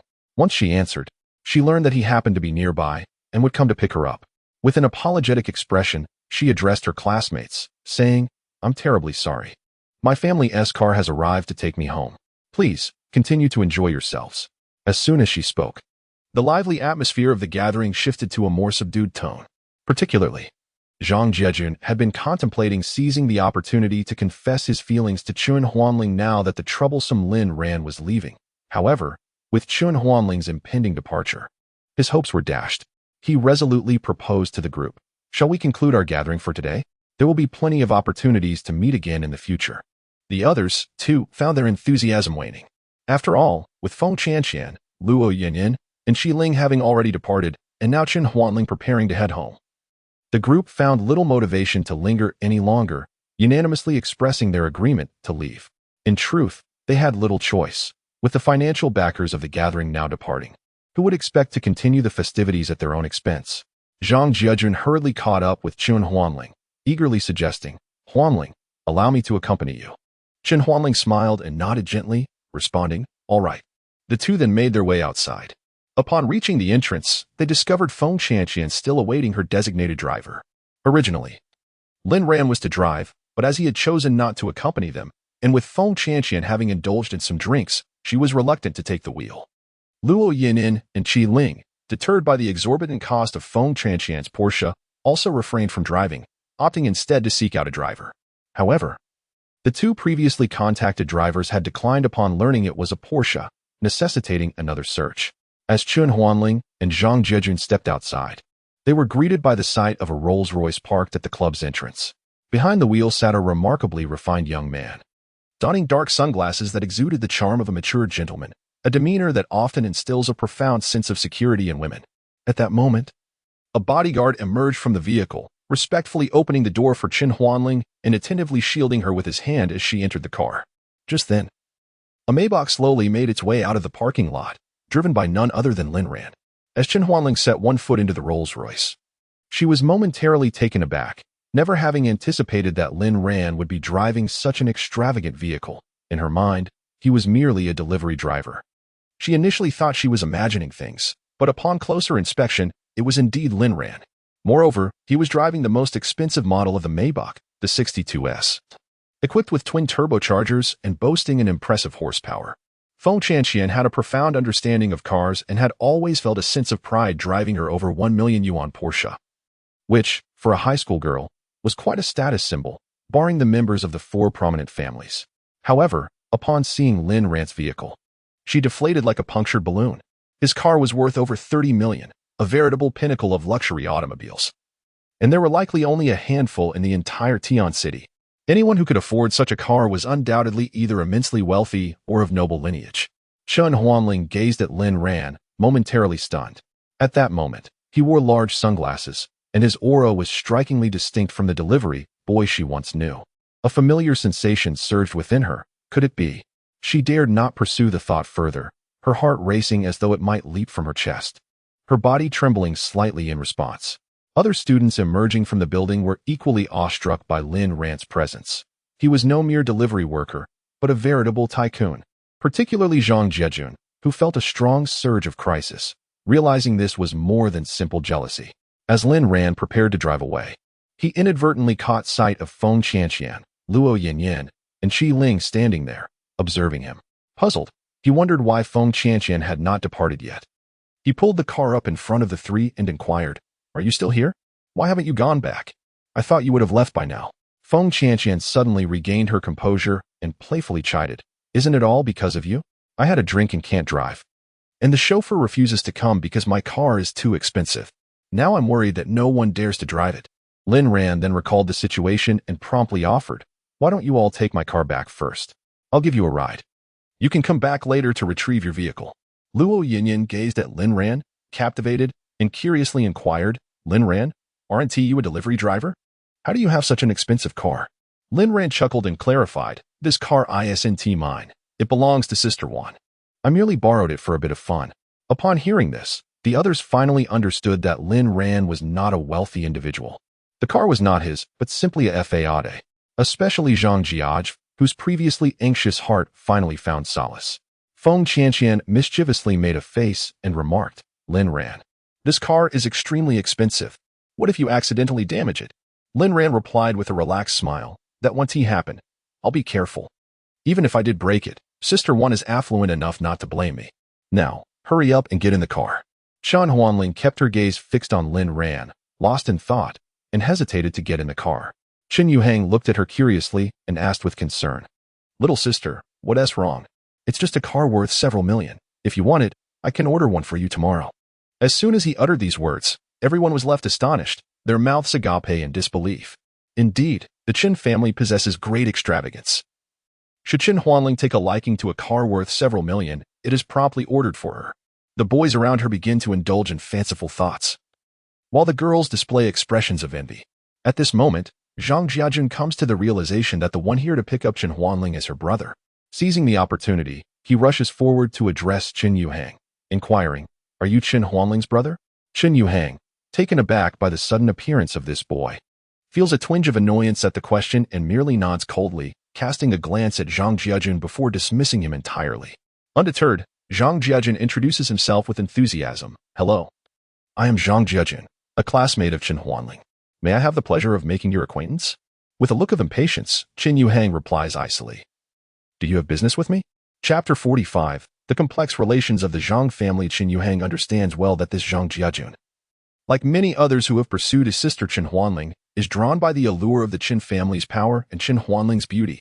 However, this particular young man appears to possess a confidence that surpasses that of his predecessors. In the past, suitors who learned of Qin Huanling's status as the direct heiress of one of Chansheng's 4 illustrious families often found their resolve waning. After all, those bold enough to pursue a woman of such high standing typically hailed from the families of provincial and ministerial officials. Yet, before the Qin family, these sons of officials are merely inconsequential figures. Zhang Jiajun, however, maintains an air of composure and states calmly, "I am a member of the Zhang family, the heir of the Zhang lineage." Qin Yuhang was momentarily taken aback, genuinely astonished as he scrutinized Zhang Jiajun, before shifting his gaze towards Qin Huanling. Qin Huanling remained silent, her lips curving slightly upwards in a faint smile. Qin Yuhang then turned to Zhang Jiajun and inquired, "Isn't Zhang Yin the heir of the Zhang family?" Upon hearing Zhang Yan's name, Zhang Jiejun's expression darkened instantly, and with a disdainful snort, he retorted, "What does he count as an heir? Merely a discarded pawn, cast aside by my family. His mother long ago severed her marital ties with my father and was expelled. It was only out of a semblance of kinship that my father, in his pity, allowed him a minor administrative role in the company." Upon hearing this, Chen Yuhang comprehended the situation. It was evidently an internal family affair within the Zhang clan. He vaguely recalled that his father, Chen Zilong, had mentioned that Zhang Linze originally had a legitimate wife, but in a bid to strengthen the Zhang family through an alliance with another powerful clan, he resolutely divorced her and married the heiress of that prominent family. Since this heiress was an only child, all the family assets merged under Zhang Linze's name, propelling the Zhang family into prominence. Now, the Zhang family had become a renowned export trading dynasty in Longhua. The Qin family had not maintained close ties with the Zhang family, having collaborated only once a decade ago for reasons unknown. At that time, Chen Yuhang was still young and attending school, having overheard his parents discussing matters that seemed intricately linked to the Lin family. After the Lin family suffered a tragic massacre, the Chen family strictly forbade any mention of the incident among its members. However, his father, Chen Zilong, exhibited considerable care for Lin Xian of the Lin family, even generously bestowing upon him the operational rights to Lin family's assets acquired from the auction house for a period. The reasons behind this gesture remained undisclosed to Chen Yuhang. As for Lin Xian's son, Lin Ping, he displayed unwavering obedience towards Chen Yuhang, akin to a loyal subordinate. Chen Yuhang reciprocated this affection, often assisting Lin Ping in resolving the chaos he frequently caused. Observing Chen Huanling's demeanor, Chen Yuhang concluded that Zhang Jiejun's words were likely credible. After all, such matters are seldom spoken of lightly, and his sister had not refuted them. If Zhang Jiejun were indeed the scion of the Zhang family, Chen Yuhang realized he could not afford to be complacent. He hastily exited the vehicle and extended a warm handshake to Zhang Jiejun. Although Zhang Jiejun was several years his junior, his status as the heir of the Zhang family conferred a sense of compatibility in pursuing his sister, further enhanced by Zhang Jiejun's striking appearance and remarkable demeanor. Chen Huanling observed their conversation with a composed facade, yet her thoughts were solely occupied by Lin Ran. The unique aura emanating from Lin Ran instilled in her an inexplicable sense of familiarity. Women are often acutely sensitive in matters of the heart, and Chen Huanling herself remained uncertain whether she had genuinely developed feelings for Lin Long. That was a memory from her childhood, when she was merely 8 years old. In matters of affection, she possessed little experience, and throughout the years, no one had truly penetrated the depths of her emotional world. Regardless of the elaborate efforts made by her suitors, none, including Zhang Jiejun, had been able to stir her heart.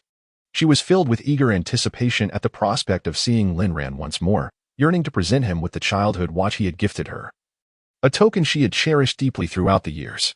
Meanwhile, Lin Ran was driving, first escorting Luo Yinyin back to her home, and subsequently bidding farewell to Qi Ling ultimately. He followed Feng Qianshan to the Feng residence. As the car traversed a secluded path by the park, a surge of ominous premonition washed over Lin Ran. Instinctively, he slowed down, his gaze vigilant as he scrutinized his surroundings. He vaguely discerned the silhouettes of 7 or 8 figures flanking the road.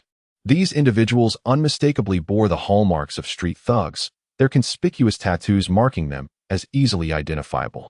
But what connection did these ruffians have with him?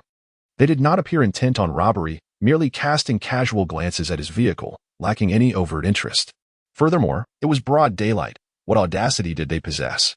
Just as confusion enveloped him, Lin Ran spotted 2 individuals standing alongside the thugs, and realization dawned upon him. These were none other than Chang Maogang and Niu Jingfan. It was clear that they were targeting either him or Feng Qianshan. But why were they so brazen, fully aware of his formidable reputation yet still daring to approach? After a moment of contemplation, Lin Ran discerned a singular possibility. Either these individuals possessed formidable strength, believing themselves capable of standing against him, or the thugs were backed by a powerful ally. It turned out that Chang Maogang and Niu Jingfan had previously been ejected from the Tianlong Club by its security personnel, enduring a thorough beating that had left them seething with indignation. They are well aware that causing trouble for the Tianlong Club would be akin to courting disaster, and they certainly lack the audacity for such folly. However, they find it utterly intolerable to let this matter simmer.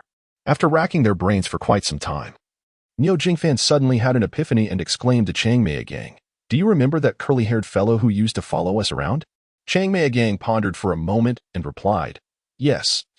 He later took up the role of collecting gambling debts and overseeing the venues. What of it? Niu Jingfan continued, not only that, but I have heard that he has now joined the Lingyun Society. Let us go and speak with them. Perhaps they can assist us in avenging this grievance. Upon hearing this, Chang Meigang eagerly nodded. Indeed, that vile Feng Qianqian does not concern us much, but that delivery man is quite formidable. However, if Curly can lend us a hand, we would have no fear of that delivery man. No matter how skilled he is, would he dare to provoke the Lingyun Society? Their leader is He Ping, and should the delivery man injure Curly and his crew, it would amount to offending the Lingyun Society, which he would surely regret. When they located Curly, he thumped his chest with bravado and declared, your affairs are my affairs. We are brothers. When a brother is bullied, I must stand up for you. However, I must rally the other brothers, for who would be willing to assist without some form of benefit? This left Chang Meigang and Niu Jingfan in a quandary, as they were utterly penniless and had no means to offer any reward. After much contemplation, Chang Meigang's eyes suddenly lit up, and he exclaimed with excitement, I've got it. Feng Qianqian is the sole daughter of Feng Yishan from the Tang dynasty group. If she were to be captured, Feng Yishan would undoubtedly pay a handsome ransom for her release. Not to mention, the Porsche she drives could fetch a considerable sum if sold. Upon hearing this, Wang Mao displayed a glimmer of interest and inquired, what does Feng Qianqian look like? The mere mention of her name ignited a peculiar gleam in Chang Mao and Niu Jingfan's eyes, nearly causing them to salivate. Their heads bobbed like chicks pecking at grain. She is indeed a stunning beauty, Niu Jingfan exclaimed eagerly. Chang Mao quickly added, not only is she beautiful, but her friends, Luo Yanyan and Qi Ling, are equally charming. Especially Luo Yanyan. Her father is Mr. Luo from Jiangnan Real Estate, and she possesses a figure that is simply voluptuous. Although Qi Ling may not match their figures, she is petite and adorable. After listening, Wang Mao waved his hand dismissively and declared, then it's settled. I shall take charge of this matter. With these lovely ladies and Feng Qianqian's prestigious background, it is more than sufficient to entice our brothers from the Lingyun Society. As he spoke, a sinister glint flickered in his eyes, and he menacingly asserted, what martial arts experts? I have dealt with my fair share of them. A mere delivery person, or even a Shaolin monk, would be no more than an ant before the Lingyun Society. Niu Jingfan and Chang Mao hurriedly nodded in agreement, of course. No matter who they are, they would be utterly powerless against the Lingyun Society. Even the Tianlong gang would dare confront us head-on. Curly did not pick up the thread of the conversation but instead inquired, how shall we locate that Feng Qianqian and the delivery boy? Long Mao chuckled and replied, oh, this is quite manageable. On the way to Feng's residence, there lies a park with a secluded path, rarely tread even during daylight. Feng Qianqian drives a red Porsche, and she is sure to be in that very vehicle today. We shall lie in wait along that path. As for the delivery boy, he took Feng Qianqian's car to a gathering this morning. If we seize them both, we might even capture Luo Yanyan and Qi Ling as well. However, after 7 or 8 individuals kept vigil along that desolate path for an entire day, not a glimpse of Feng Qianqian's red Porsche appeared, and the number of passers-by scarcely exceeded 10. The companions Curly had brought began to grumble incessantly, leading to an eventual dispersal in discontent. The following day, Lin Ran drove Feng Qianqian to the Tianlong Club, allowing her to return in that Porsche. Lin Ran then departed in his own vehicle.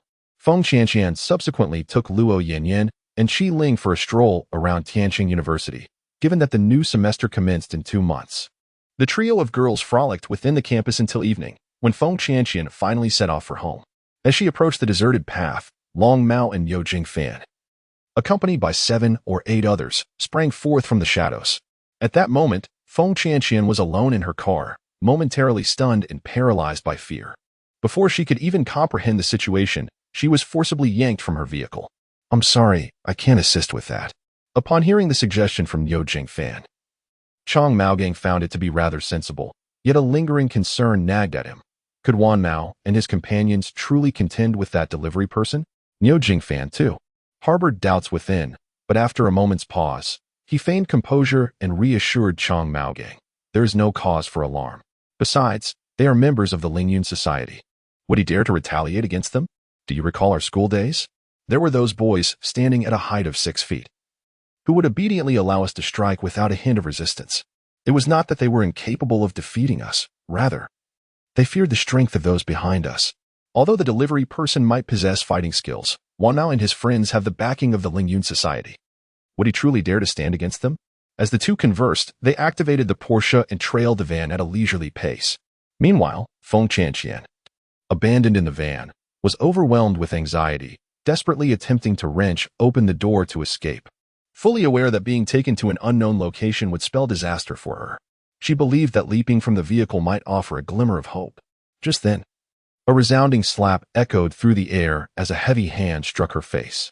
Following this, a young thug with curly hair seized her by the locks, his eyes glinting with malice. A chill gripped Feng Chanqian's heart, rendering her uncontrollably tremulous. Simultaneously, she noticed 6 or 7 tattooed men beside the curly-haired thug, their leering gazes fixated upon her. In that moment, a wave of dread washed over her, and her inner turmoil reached a fever pitch. The thug, grinning lewdly, addressed her. "You must be Feng Chanqian, am I right? As long as you obediently comply, you may spare yourself some physical suffering. Otherwise, you shall truly experience a fate worse than death."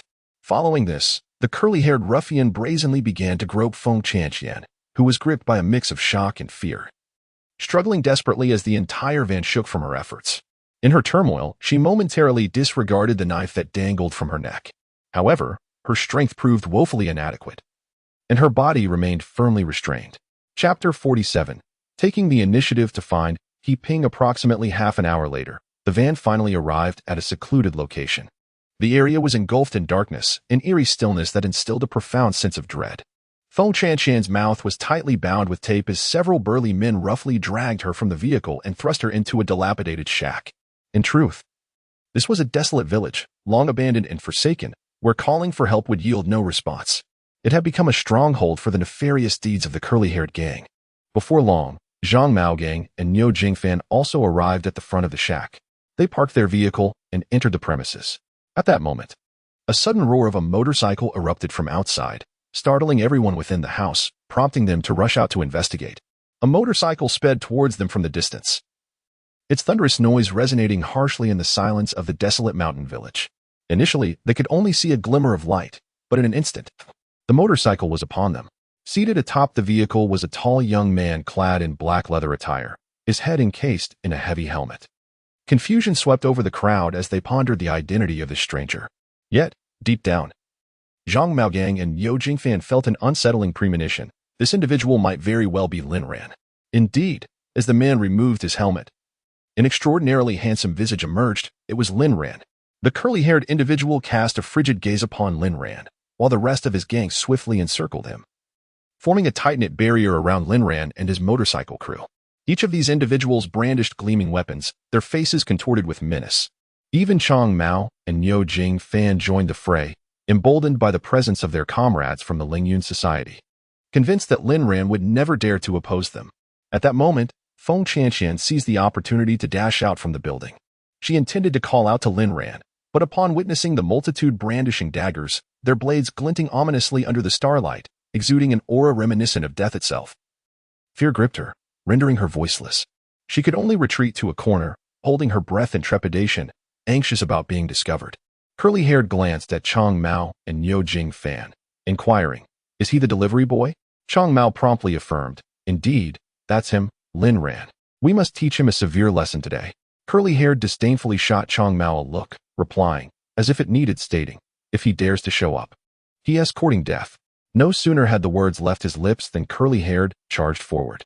However, as he took his first step, a stone hurtled through the air, striking him on the head. Dizziness engulfed him, and he let out a pained cry, clutching his head in agony.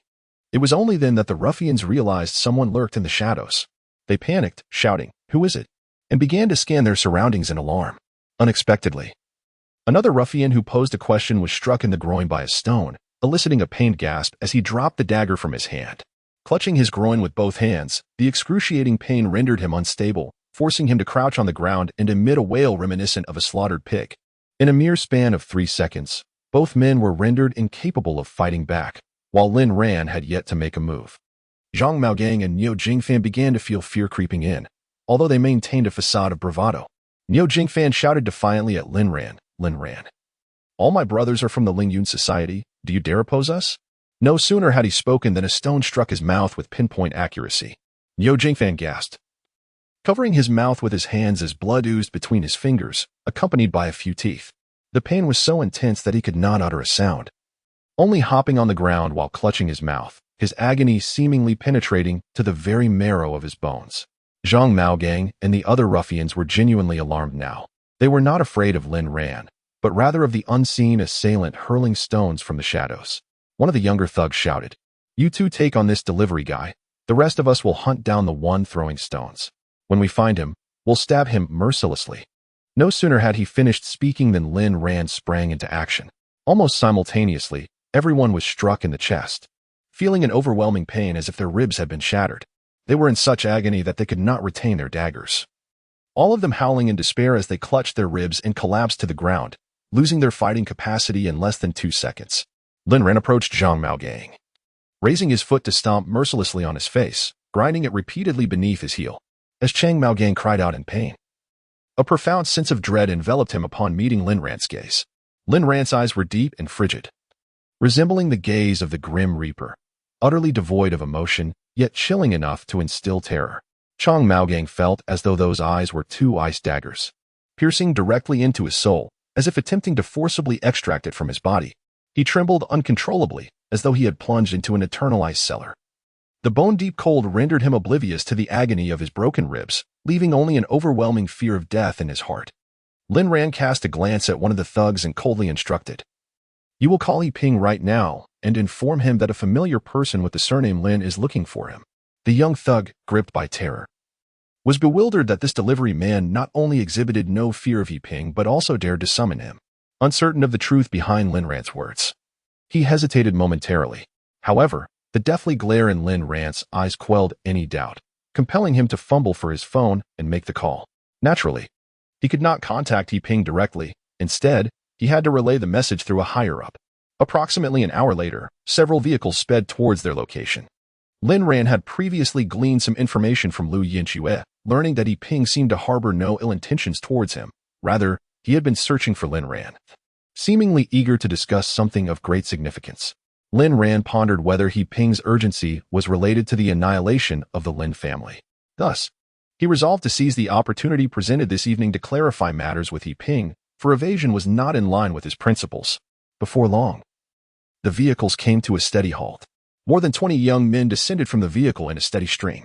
One of them stepped forward to open the door of the foremost car, from which emerged a middle-aged man clad in a blue tank suit. This individual exuded an air of authority, his presence overshadowing even Zhu Guang.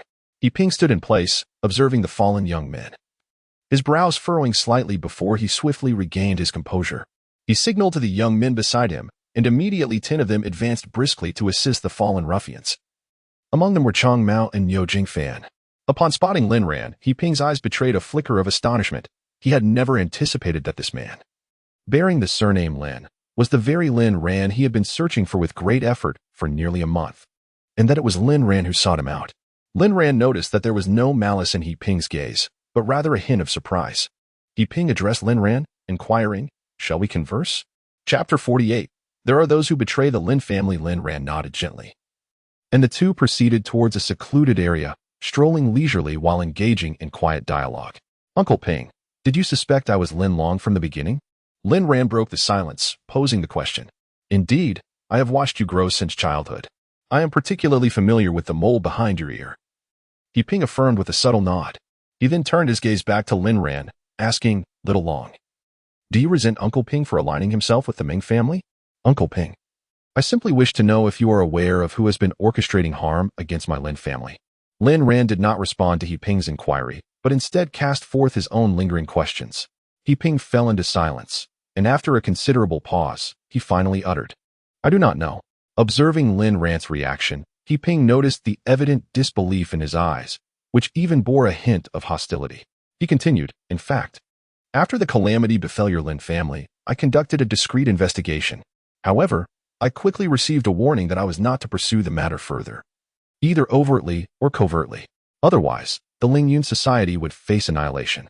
Suddenly, Lin Ran halted his steps, gazing intently at Yiping, his expression rife with incredulity. Yiping understood the implication behind his gaze and clarified, "Xiao Long, I wish to convey to you that the forces behind the eradication of your Lin family are extraordinarily formidable. You may perceive the Lingyun Society as a significant entity within the underbelly of Tianqing, yet in the face of that power, we are but a speck of dust, easily obliterated. Lin Ran inquired, Uncle Ping, all I ask is for you to disclose the nature of this force. I assure you, I will not implicate you or the Lingyun Society. Yet, He Ping shook his head. This, I truly do not know. Even if I did, I could not divulge it. Consider this. Your Lin family once wielded immense power, enduring through time with enterprises spanning the globe, yet they were extinguished overnight, masked as a mere fire, and afterward, no one dared to raise a voice. A little contemplation will reveal the sheer terror of this force. Moreover, your Lin family was eradicated less than 3 months ago, and the rights to your enterprises were hastily put up for auction. Reflect on who might be involved in such dealings. Had it not been for your father, Lin Tian, who had long since resolved that only the Dragon Ring could enable the takeover of the Lin family's enterprise, it is likely that the Lin family's assets would have been divided by now. Lin Ran took a deep breath, aware that He Ping spoke the truth. He then inquired, Uncle Ping, who warned you? He Ping regarded Lin Ran intently and slowly replied, the one who cautioned me was Wang Jingwei, the head of the Wang family. However, Xiaolong, if you still harbor intentions of vengeance or of restoring the Lin family, I sincerely advise you not to act impulsively. Although I am unaware of the true nature of that force, I can assure you that even if the 5 great families of Tianqing were to unite, they would be as insignificant as ants in their presence. He Ping's words sent a chill down Lin Ran's spine. He fixed his gaze on He Ping's eyes, seeking even the slightest hint of exaggeration. There was none, not a trace. He Ping's gaze was filled with sincerity. Xiaolong, Uncle Ping genuinely wishes you well. Let the matters of the Lin family rest here. You cannot contend with that force. If you cannot confront them, you must retreat. Should you persist in your inquiries, you may find that even the chance to retreat will be stripped from you. Bear in mind, officials of high rank, like Wang Jingwei, are of little consequence before that force. The Lin family of today has long since lost its former glory. What do you possess to challenge them? Even a random family of Tianqing could easily overpower you, let alone that mysterious force. Lin Ran was certain that He Ping's words were devoid of embellishment and not intended to intimidate him, but were spoken out of genuine concern. Had He Ping truly wished him harm, he would have divulged his identity to the Ming family long ago. Lin Ran remained silent, lost in contemplation. He Ping offered a wry smile and said, Xiaolong, I've said all that I needed to say. As for your desire for vengeance against the Lin family, I cannot deter you. Just be cautious. Suddenly, He Ping shifted his tone, lowering his voice as he addressed Lin Ran. Xiaolong, I am aware that the Tianlong Group and the Tianlong Gang are properties of your Lin family, which is why the Lingyun Society has refrained from clashing with the Tianlong Gang. However, do you know that within the Tianlong Group and the Tianlong Gang, there are individuals who have betrayed your family, and these are not ordinary people. I cannot disclose their identities, but you must be vigilant. He Ping's words sent a chill down Lin Ran's spine. It was crucial to note that the Tianlong Group and the Tianlong Gang were his primary support in Tianqing. Any disruption in these establishments would place him in a perilous situation. He quickly reviewed the core members of the Tianlong Group and the Tianlong Gang in his mind, yet found himself at a loss. If what He Ping said were true, why had there been no signs of trouble upon his return to Tianqing? Nor had anyone taken action against him? He began to suspect whether He Ping intentionally released this information to sow discord between him and the Tianlong Group and Gang. Lin Ran felt torn. If He Ping's words held any truth, his circumstances were indeed dire. Xiaolong, let me explain why the Lingyun Society has chosen to ally with the Ming family. You are aware that our Lingyun Society operates in the underground realm, constantly teetering on the edge of legality, existing within a gray area of society. Without protection, the Lingyun Society could not endure, as the Patriarch Wang stated. We could be uprooted at any moment. Thus, we have no choice but to align ourselves with the family. The Wang family holds us underground forces in disdain, for they are the sovereigns of Tianqing. We have, therefore, chosen to ally with the Ming family, He Ping explained to Lin Ran. Lin Ran nodded, indicating his understanding.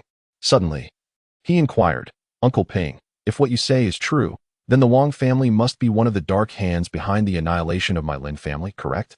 He Ping shook his head in response. I cannot say for certain.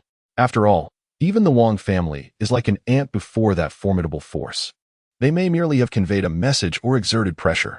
As for their direct involvement, I cannot ascertain. However, they are likely to be in the know. After expressing this, He Ping added, Xiaolong, let us conclude our discussion here. I have shared all that I know. The future is yours to decide. However, I must clarify that the Lingyun Society will not act against you unprovoked. Yet, should the Ming family or any other irresistible force threaten the very existence of the Lingyun Society, we would have no choice. After all, I am responsible for the many brothers in the Lingyun Society. Additionally, those who kidnapped your friend are merely the most peripheral lackeys of our organization. I will deal with them according to our family's principles upon my return. With that, He Ping turned and walked towards the vehicle, leaving Lin Ran alone, disheveled in the cold wind. Chapter 49. I will never pursue you proactively, understand? Lin Ran stood alone in the chilly spring night for quite some time. His thoughts a tangled web. He Ping's words made it clear that the situation was far more complex and troublesome than he had imagined. As He Ping aptly stated, even if the four prominent families of Tianqing were involved in the tragedy of the Lin family, they were likely nothing more than pawns driven by others.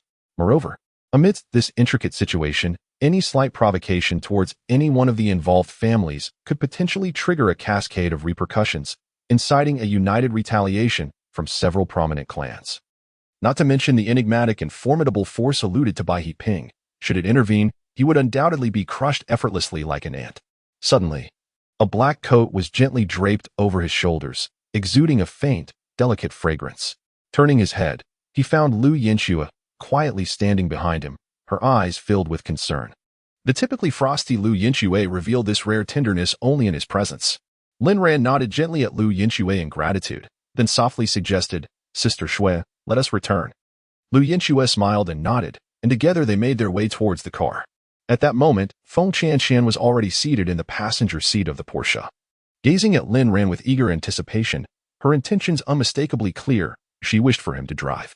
Lin Ran, with a resigned smile, turned to Lu Yinxue and said, "Sister Shui, could you kindly ride the motorcycle back for me?" Understanding his request, Lu Yinxue took the keys from Lin Ran's hand and mounted the Kawasaki 998. With a twist of the throttle, the motorcycle erupted into a thunderous roar. As she accelerated, the bike shot away like an arrow released from its bow. Lin Ran settled into the driver's seat of the Porsche, while Feng Qianqian gazed at him with unbounded admiration. At this moment, even the most oblivious observer could discern that Lin Ran was no ordinary delivery boy. His conversation with He Ping, the presence of the striking Lu Yinxue by his side, his close ties with Zhu Guang, and even Xiao Wen's willingness to lend him a car valued at 30 million were all telltale signs of his extraordinary stature. If one still perceives Lin Ran as merely an ordinary delivery person under such circumstances, it is indeed the height of folly. The two drove slowly along the winding paths of the mountain village, their pace unhurried. At last, Feng Qianqian could no longer contain her curiosity and asked Lin Ran, "How did you find your way here? How did you know I was in danger?" Lin Ran smiled gently and replied, "After your class reunion yesterday, while I was accompanying you home, I noticed those individuals lurking along the desolate path, eyeing passing vehicles with ill intent, which piqued my concern. When I spotted those two ruffians who frequently associate with you, I surmised they might wish you harm." Feng Qianqian cast a gaze of gratitude and admiration toward Lin Ran, then inquired, "How did you know they had brought me here?" Lin Ran offered a mysterious smile, choosing not to answer her question.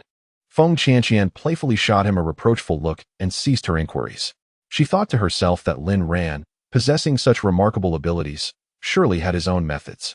Since she could not deduce the answer, there was no point in ruminating further.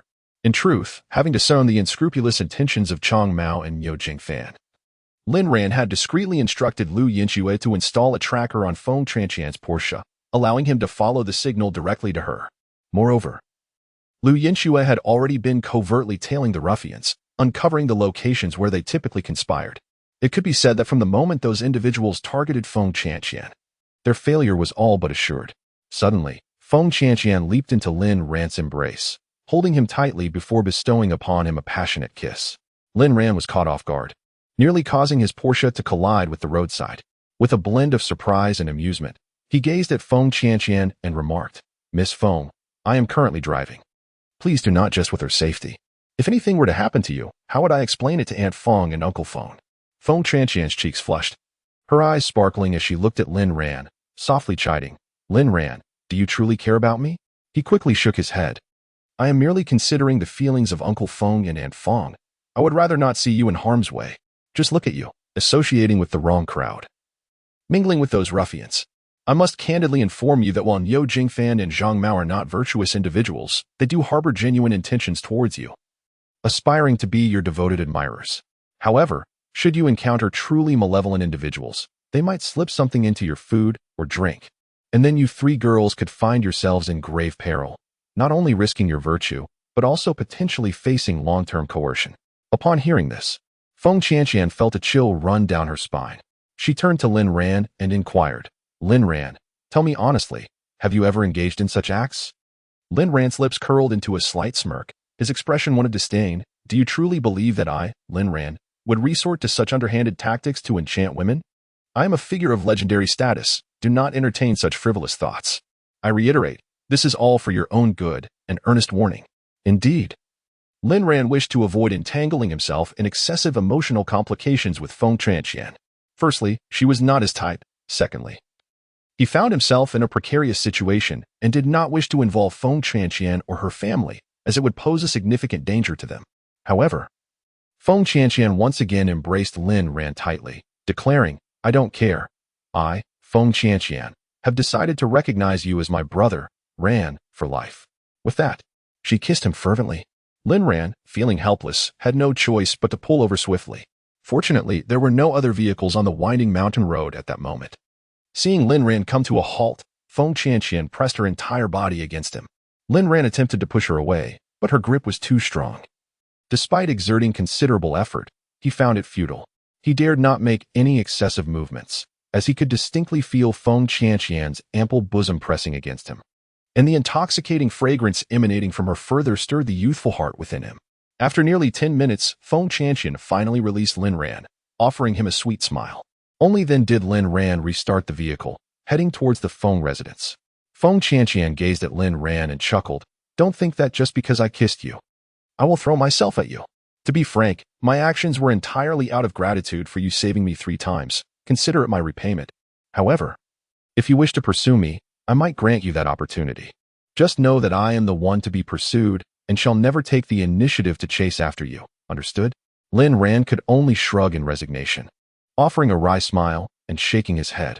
Time flew by, and in the blink of an eye, it was the day of enrollment at Tianqing University. At 10 in the morning, Feng Qianqian, Luo Yanyan, and Qi Ling arrived punctually at the registration office, clutching their admission letters. Curiously, Luo Yanyan inquired of Feng Qianqian, "Why didn't you come with Lin Ran?" Chapter 50. Campus stalemate. Feng Qianqian remarked, "Lin Ran left early this morning. When he departed, I had yet to rise. I called him, but he did not answer." Qi Ling inquired further, "You two have spent so much time together, yet there seems to be no spark between you?" Feng Qianqian curled her lip in apparent disdain. "I never pursue anyone. I simply wait for them to pursue me. If he does not seek me out, that is his loss." As they spoke, it was their turn to register. Although Feng Qianqian handed over her acceptance letter, her eyes scanned the surroundings for any sign of Lin Ran, wondering if he might be deceiving her. It struck her that she had never seen him present an acceptance letter. Without it, how could he enroll?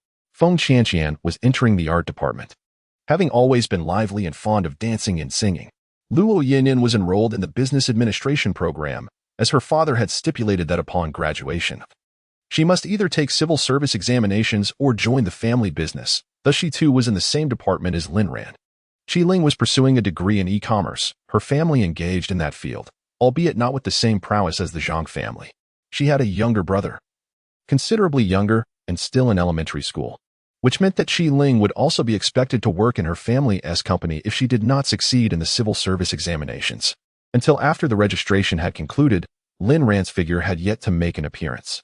The registration desk had already been dismantled, and Feng Qianqian and her fellow classmates had no choice but to be escorted to their classroom by their senior from the school. Half an hour later, Lin Ran finally arrived at Tianqing University on a food delivery electric bike. In recent days, he had made a new discovery and had been diligently following this lead. However, the campus security mistook him for a mere delivery person and adamantly refused him entry. He repeatedly asserted that he was a new student at Tianqing University, yet he was unable to produce his admission notice. A crowd of students gathered around, watching the spectacle, and began to accuse Lin Ran of deceiving the guards. How could someone, on the very first day of school, arrive dressed in a yellow delivery uniform instead of in something more presentable? Such a scenario was unprecedented.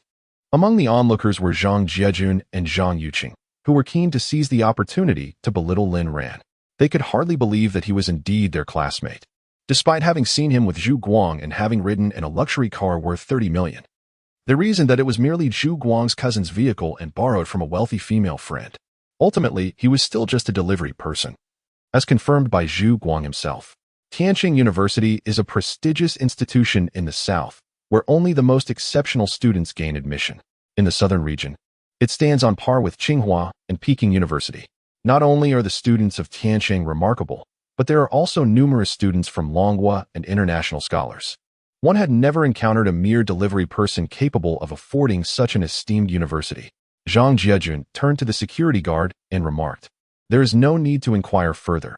How could this delivery boy possibly gain admission to our Tianqing University? Furthermore, he cannot even produce his admission notice. It is simply inconceivable." The security guard cast a fleeting glance at Zhang Jiejun and coldly remarked, "This student, you ought to attend to your own matters first. Do not create a disturbance regarding affairs that do not concern you." Zhang Yuqing, however, interjected, "Do you even know who he is?" The guard disdainfully replied, "Does it truly matter who he is? He is merely a student of Tianqing University, and as a student, you should refrain from causing a ruckus here. Otherwise, we will inform the head of your department, and you might receive a formal reprimand, which could severely impact your future job prospects." Zhang Yuqing's expression darkened instantly. He retorted, "You certainly have a grandiose opinion of yourself, suggesting my cousin would face a reprimand and struggle to find employment. You might not even manage to keep your own position." The security guard, possessing a stubborn temperament, was not one to back down easily. As a security personnel at Tianqing University, he wielded a certain authority over the students, who usually afforded them some respect. It was intolerable for him to endure such intimidation from a newcomer. He glared coldly at Zhang Yuqing and said, "Oh, I am quite curious to see who stands behind you, so audaciously proclaiming that I cannot retain my job."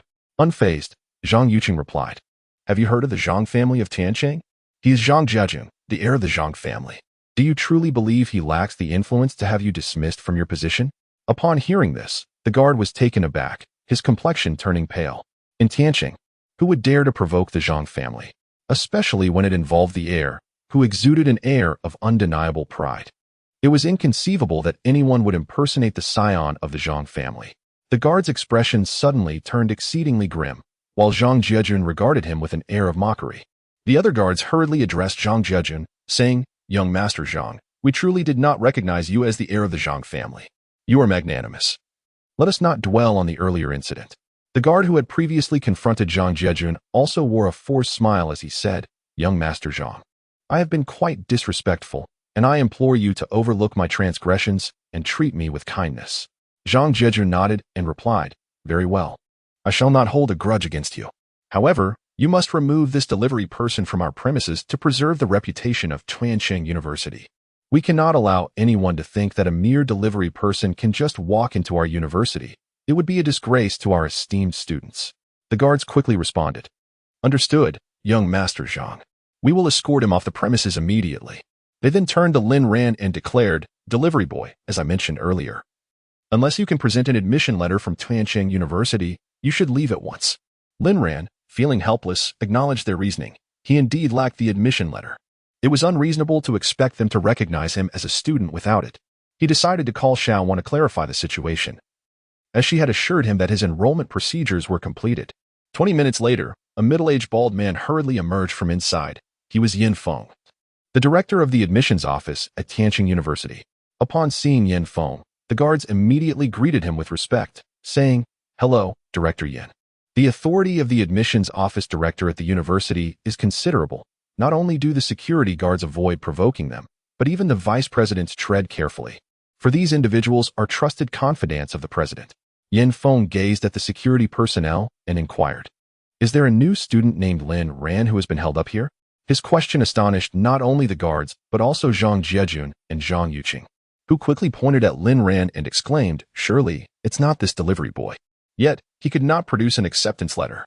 Chapter 51. The family of Jiang and Yin Feng observed Lin Ran clad in a delivery uniform and was momentarily taken aback, furrowing his brow as he asked, "Are you Lin Ran?"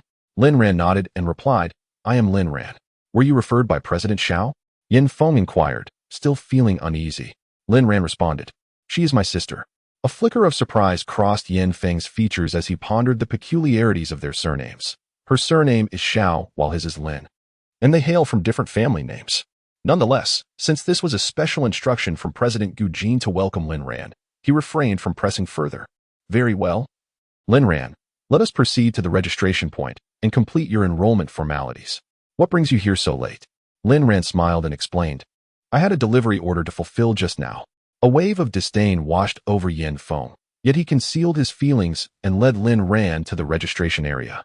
Once Lin Ran completed the necessary procedures, Yin Feng arranged for a student to escort him to the classroom, which was already filled to capacity with eager students. Leaving no seats available, a teacher was calling out the names of the students, and Lin Ran, feeling a twinge of embarrassment due to his tardiness, hurried into the classroom. However, upon entering, he discovered that there were nearly no vacant seats available. He scanned the room meticulously and spotted only one empty chair. Rushing over to it without a second thought, plopping down hastily. The classmates, taken aback by the sight of a tall young man clad in a yellow delivery uniform entering the classroom, exchanged glances of disdain. One muttered under his breath, "Has Tiancheng University really sunk to such lows that they allow a delivery worker to attend classes here?" Another boy, wearing a similarly contemptuous expression, regarded Lin Ran with disdain. Lamenting, now Tiancheng University is admitting this kind of trash. I'm beginning to regret enrolling in this institution. As Lin Ran settled into his seat, a few students erupted into laughter, exchanging knowing glances, eagerly anticipating the spectacle of how this delivery worker would be dismissed, ready for some entertainment. When the teacher called out Lin Ran's name, he immediately stood up and responded loudly, "Present." His booming reply triggered a wave of laughter throughout the room. The teacher, intrigued by the vigor of his response, cast a curious glance in his direction. Upon seeing the teacher, Lin Ran was momentarily stunned, for she was an extraordinarily beautiful woman. Standing at approximately 173 centimeters, her figure was nothing short of perfection. Based on Lin Ran's assessment, she possessed an ideal hourglass shape, embodying the classic proportions of 36, 26, 36, with fair skin, striking features, and long legs that truly captivated the eye. Her skin was a delicate, snow-white hue, and her large, expressive eyes seemed to communicate emotions of their own, complemented by long eyelashes that fluttered gracefully. She was no less captivating than any celebrity.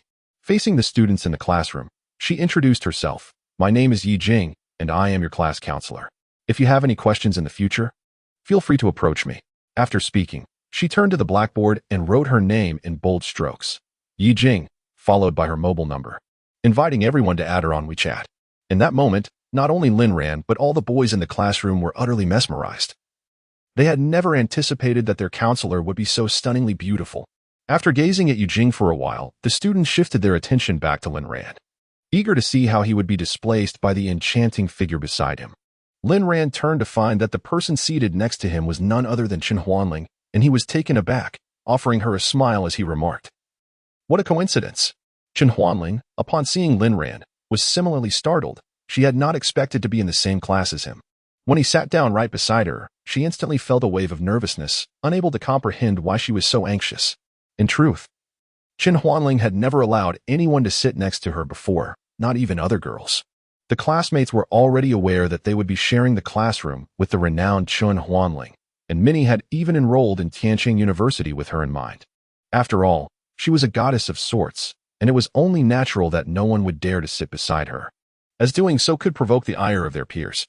In the realm of business administration, male students predominantly outnumber their female counterparts, as the subject is perceived as rather tedious. The number of girls in the class scarcely exceeds 5, and among this scarce group resides their goddess, Chen Huanling.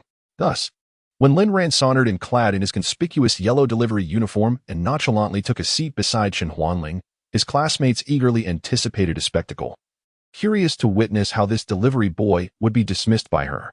However, to their astonishment, Chen Huanling not only seemed unfazed by Lin Ran's presence, but even bestowed upon him a warm smile, inciting waves of jealousy among their ranks. They inwardly lamented, wishing they had possessed the same audacity as this delivery boy to sit beside her. Although Lin Ran was indeed handsome, they scoffed at the notion that his looks could compensate for his poverty as he resorted to delivering food. Regrettably, their envy proved futile, for Chen Huanling exhibited no intention of sending Lin Ran away. At that moment, Yi Jing announced that there would be no class today, encouraging students to familiarize themselves with one another and explore the campus. She invited anyone with questions or uncertainties to approach her. As her words echoed in the air, students promptly rose and ventured outside the classroom. A faction gravitated towards Yijing, clamoring to engage her in conversation, captivated by her striking beauty. While another group gathered around Chen Huanling, posing absurd inquiries with the same ulterior motive. Yet, Chen Huanling remained indifferent to their antics, her gaze steadfastly fixed upon Lin Ran. Lin Ran intended to explore the school dormitory, for with the commencement of the academic year, it was no longer feasible to reside at the Feng family home and commute long distances for classes. The dormitory was spacious, accommodating 4 individuals per room, featuring a bunk bed and desk design, with bookshelves positioned against the wall. Adjacent to the entrance were the restroom and shower facilities, benefiting from ample natural light. Lin Ran's dormitory was a mixed arrangement, meaning that the residents hailed from different classes and even distinct majors. Upon entering, he discovered 3 young men already present. They greeted him warmly, nodding in acknowledgement and displaying no discomfort regarding his identity as a delivery worker. Lin Ran reciprocated their salutations, and the trio kindly assisted him in arranging his luggage while introducing themselves. Lu Bing was a computer science major and then studied economics, and Zheng Cheng was from the physical education department. Zhang Qing appeared particularly robust and tall, standing nearly 6 feet. A track athlete, though not quite as tall as Lin Ran. Lu Bing had a cherubic, plump appearance, while Anan exuded a refined charm. The 4 quickly formed a harmonious rapport. Subsequently, each shared regional delicacies they had brought from their hometowns. Being a local, Lin Ran had not prepared any specialties but promised to treat his new companions to a late-night snack to express his gratitude. Anan, hailing from the Jiangnan region, contributed an array of local delights, including drunken fish. This was Lin Ran's first experience with drunken fish. Though it appeared unremarkable at first glance, its exquisite flavor captivated him, and he found himself enamored with this distinctive taste. Anan claimed to be a member of the Yin family from Jiangnan, yet others had never heard of such a family. Observing their puzzled expressions, a look of helplessness crossed Nan's face. The Yin family was quite renowned in Jiangnan, but it was surprising that they were unknown in the southern city of Tianqing. Chapter 52. Cafeteria Conflict During the Midday Meal. The 4 residents of the dormitory made their way to the school cafeteria together. The cafeteria appeared remarkably tidy, offering a diverse array of dishes that catered to the varied tastes of students from different regions. As Lin Ran settled into his seat, he noticed many students casting their gazes toward a singular direction. He instinctively looked up and saw Zhang Jiejun and Chen Huanling entering the cafeteria side by side, an image that instantly captivated the attention of the crowd. At this point, many were already aware of Zhang Jiejun's status as the heir of the Zhang family, prompting several individuals to approach him for greetings. Zhang Jiejun wore an expression of pride, while the gazes of numerous boys were fixated on Chen Huanling beside him. Chen Huanling possessed an enchanting beauty, exuding an ethereal grace and an air of serene elegance, her striking appearance captivating the attention of every boy present. Even Lu Bing, who sat next to Lin Ran, along with Anan and Xing Qing, found themselves momentarily entranced by her stunning visage. However, Lin Ran merely cast a casual glance before returning his focus elsewhere. After all, he had encountered Chen Huanling before and held no particular feelings toward her. Thus, he proceeded to order a bowl of wonton noodles and immersed himself in his meal. Yet, while Lin Ran refrained from looking at Zhang Jiejun and Chen Huanling, Zhang Jiejun's gaze inadvertently fell upon Lin Ran. With his tall stature, Lin Ran was notably conspicuous in the crowd, often towering a head above those around him. Zhang Jiejun and Chen Huanling approached Lin Ran, with Zhang Jiejun wearing a mocking expression as he remarked, "Lin Ran, why aren't you off delivering takeout today?" His face was etched with disdain. Nearby, Zhang Yuqing quickly chimed in with a jest, "Cousin, do not be so harsh. I have heard that delivering takeout can be quite lucrative. You might find that we earn less than he does." Upon hearing this, Zhang Jiejun scoffed derisively, stating, "Cousin, you may not earn as much as him, but in my eyes, he is nothing but a speck of dust, unworthy even to lick the soles of my shoes." The two continued their exchange, indulging in the utmost derision. Yet, Lin Ran appeared oblivious, engrossed in his noodles, as if the barbs thrown at him left no impression on his mood whatsoever. However, Lu Bing, Anan, and Zheng Cheng, witnessing their roommate being bullied, felt a surge of indignation. Particularly Anan, hailing from the prestigious and family of Jiangnan, stood up and fixed his gaze on Zhang Jiejun, saying, "Is your Zhang family from Tianqing truly so formidable? If you have the courage, let us compare with the Yin family of Jiangnan." Zhang Jiejun was taken aback by these words, having never heard of the Yin family. Yet many present were well aware of its prominence. Being one of the 5 major families of Jiangnan, not to be trifled with lightly, Tianqing University boasted a considerable number of students from Jiangnan, most of whom returned to work in their homeland upon graduation. Soon, several classmates eagerly approached Nan, warmly greeting him. It was well understood that opportunities to meet members of the Yin family were exceedingly rare in Jiangnan. Thus, the prospect of sharing a classroom with someone from the esteemed lineage filled them with excitement. In the blink of an eye, a large group of classmates gathered around Nan. Upon witnessing Lin Ran's influential connections, Zhang Jiejun found himself at a loss, unable to retaliate. He contemplated the necessity of investigating the true nature of the Yin family in Jiangnan, pondering how they compared to his own Zhang family in strength and stature. Disheartened by this train of thought, Zhang Jiejun cast a fierce glare at Nan and Lin Ran before turning away. However, Lin Ran remained utterly indifferent, not even sparing him a glance. This sense of being disregarded by someone he deemed beneath him only fueled Zhang Jiejun's ire. Had Lin Ran merely shot him a look, it might have alleviated his frustration, but the complete neglect he faced was infuriating. Turning to Chen Huanling, he declared, "Huanling, let us depart. Being in the company of a mere delivery boy diminishes our own status." The implications of Zhang Jiejun's words were unmistakable, suggesting that his association with Lin Ran had tarnished his own identity.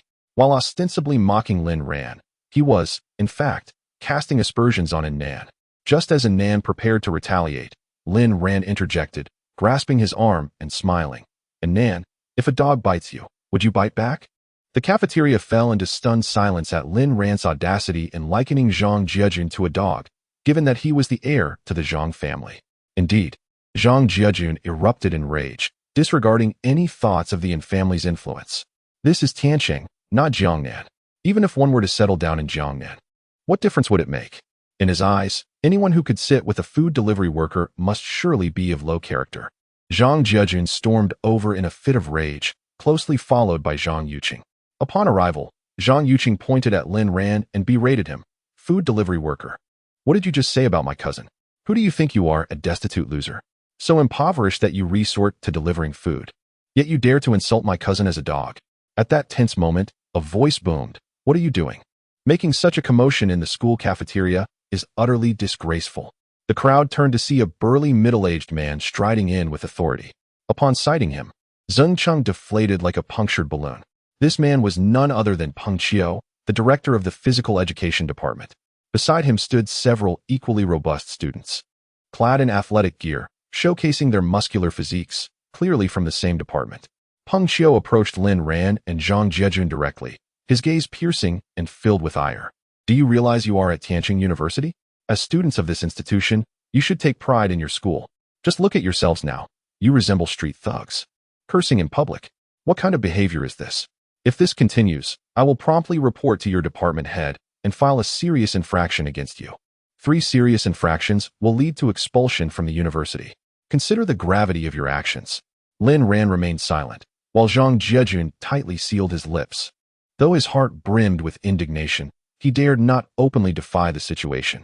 However, Zhang Yuqing could no longer contain himself. With the Zhang family as his backing, he felt emboldened, pondering whether Tianqing University would dare to expel a member of the Zhang family. If anyone were to be expelled, it would surely be this delivery boy.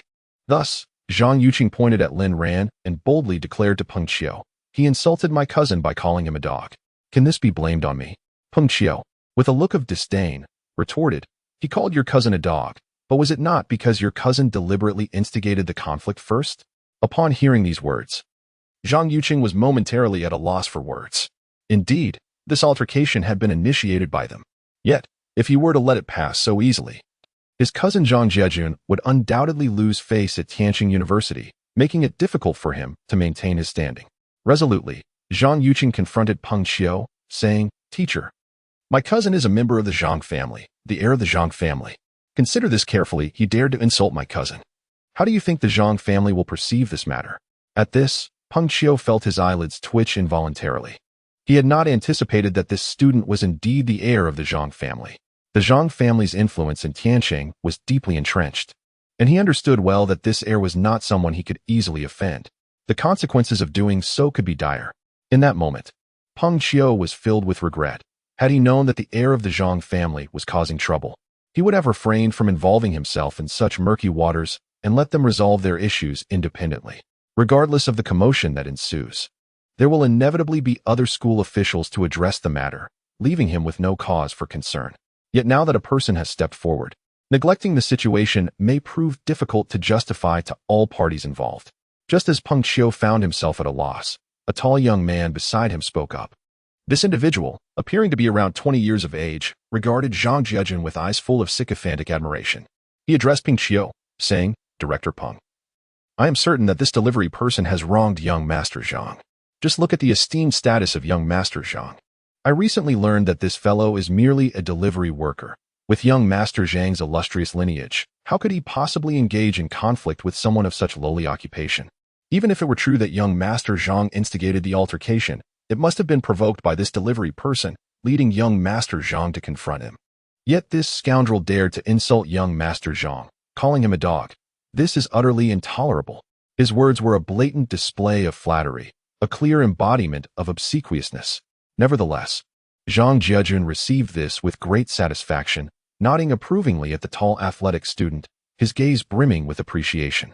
The tall student, buoyed by Zhang Jiajun's encouragement, beamed with delight, feeling that he had finally struck the right chord with his flattery. To garner the admiration of the heir to the Zhang family seemed to him a harbinger of his imminent rise to fortune.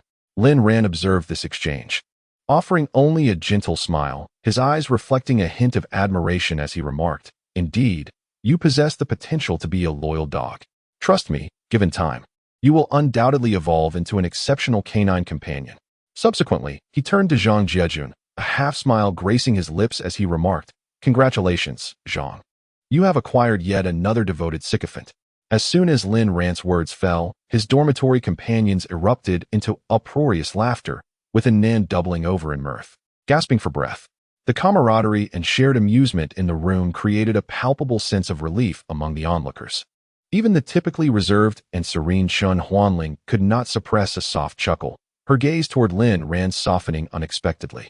For reasons unknown, he reminded her of the former Lin Long, yet she could not quite reconcile this memory, unable to fathom Lin Long delivering takeout or parcels. Not far off, Feng Chanxian was in fits of laughter alongside Luo Yinyin and Qi Ling, their joy infectious.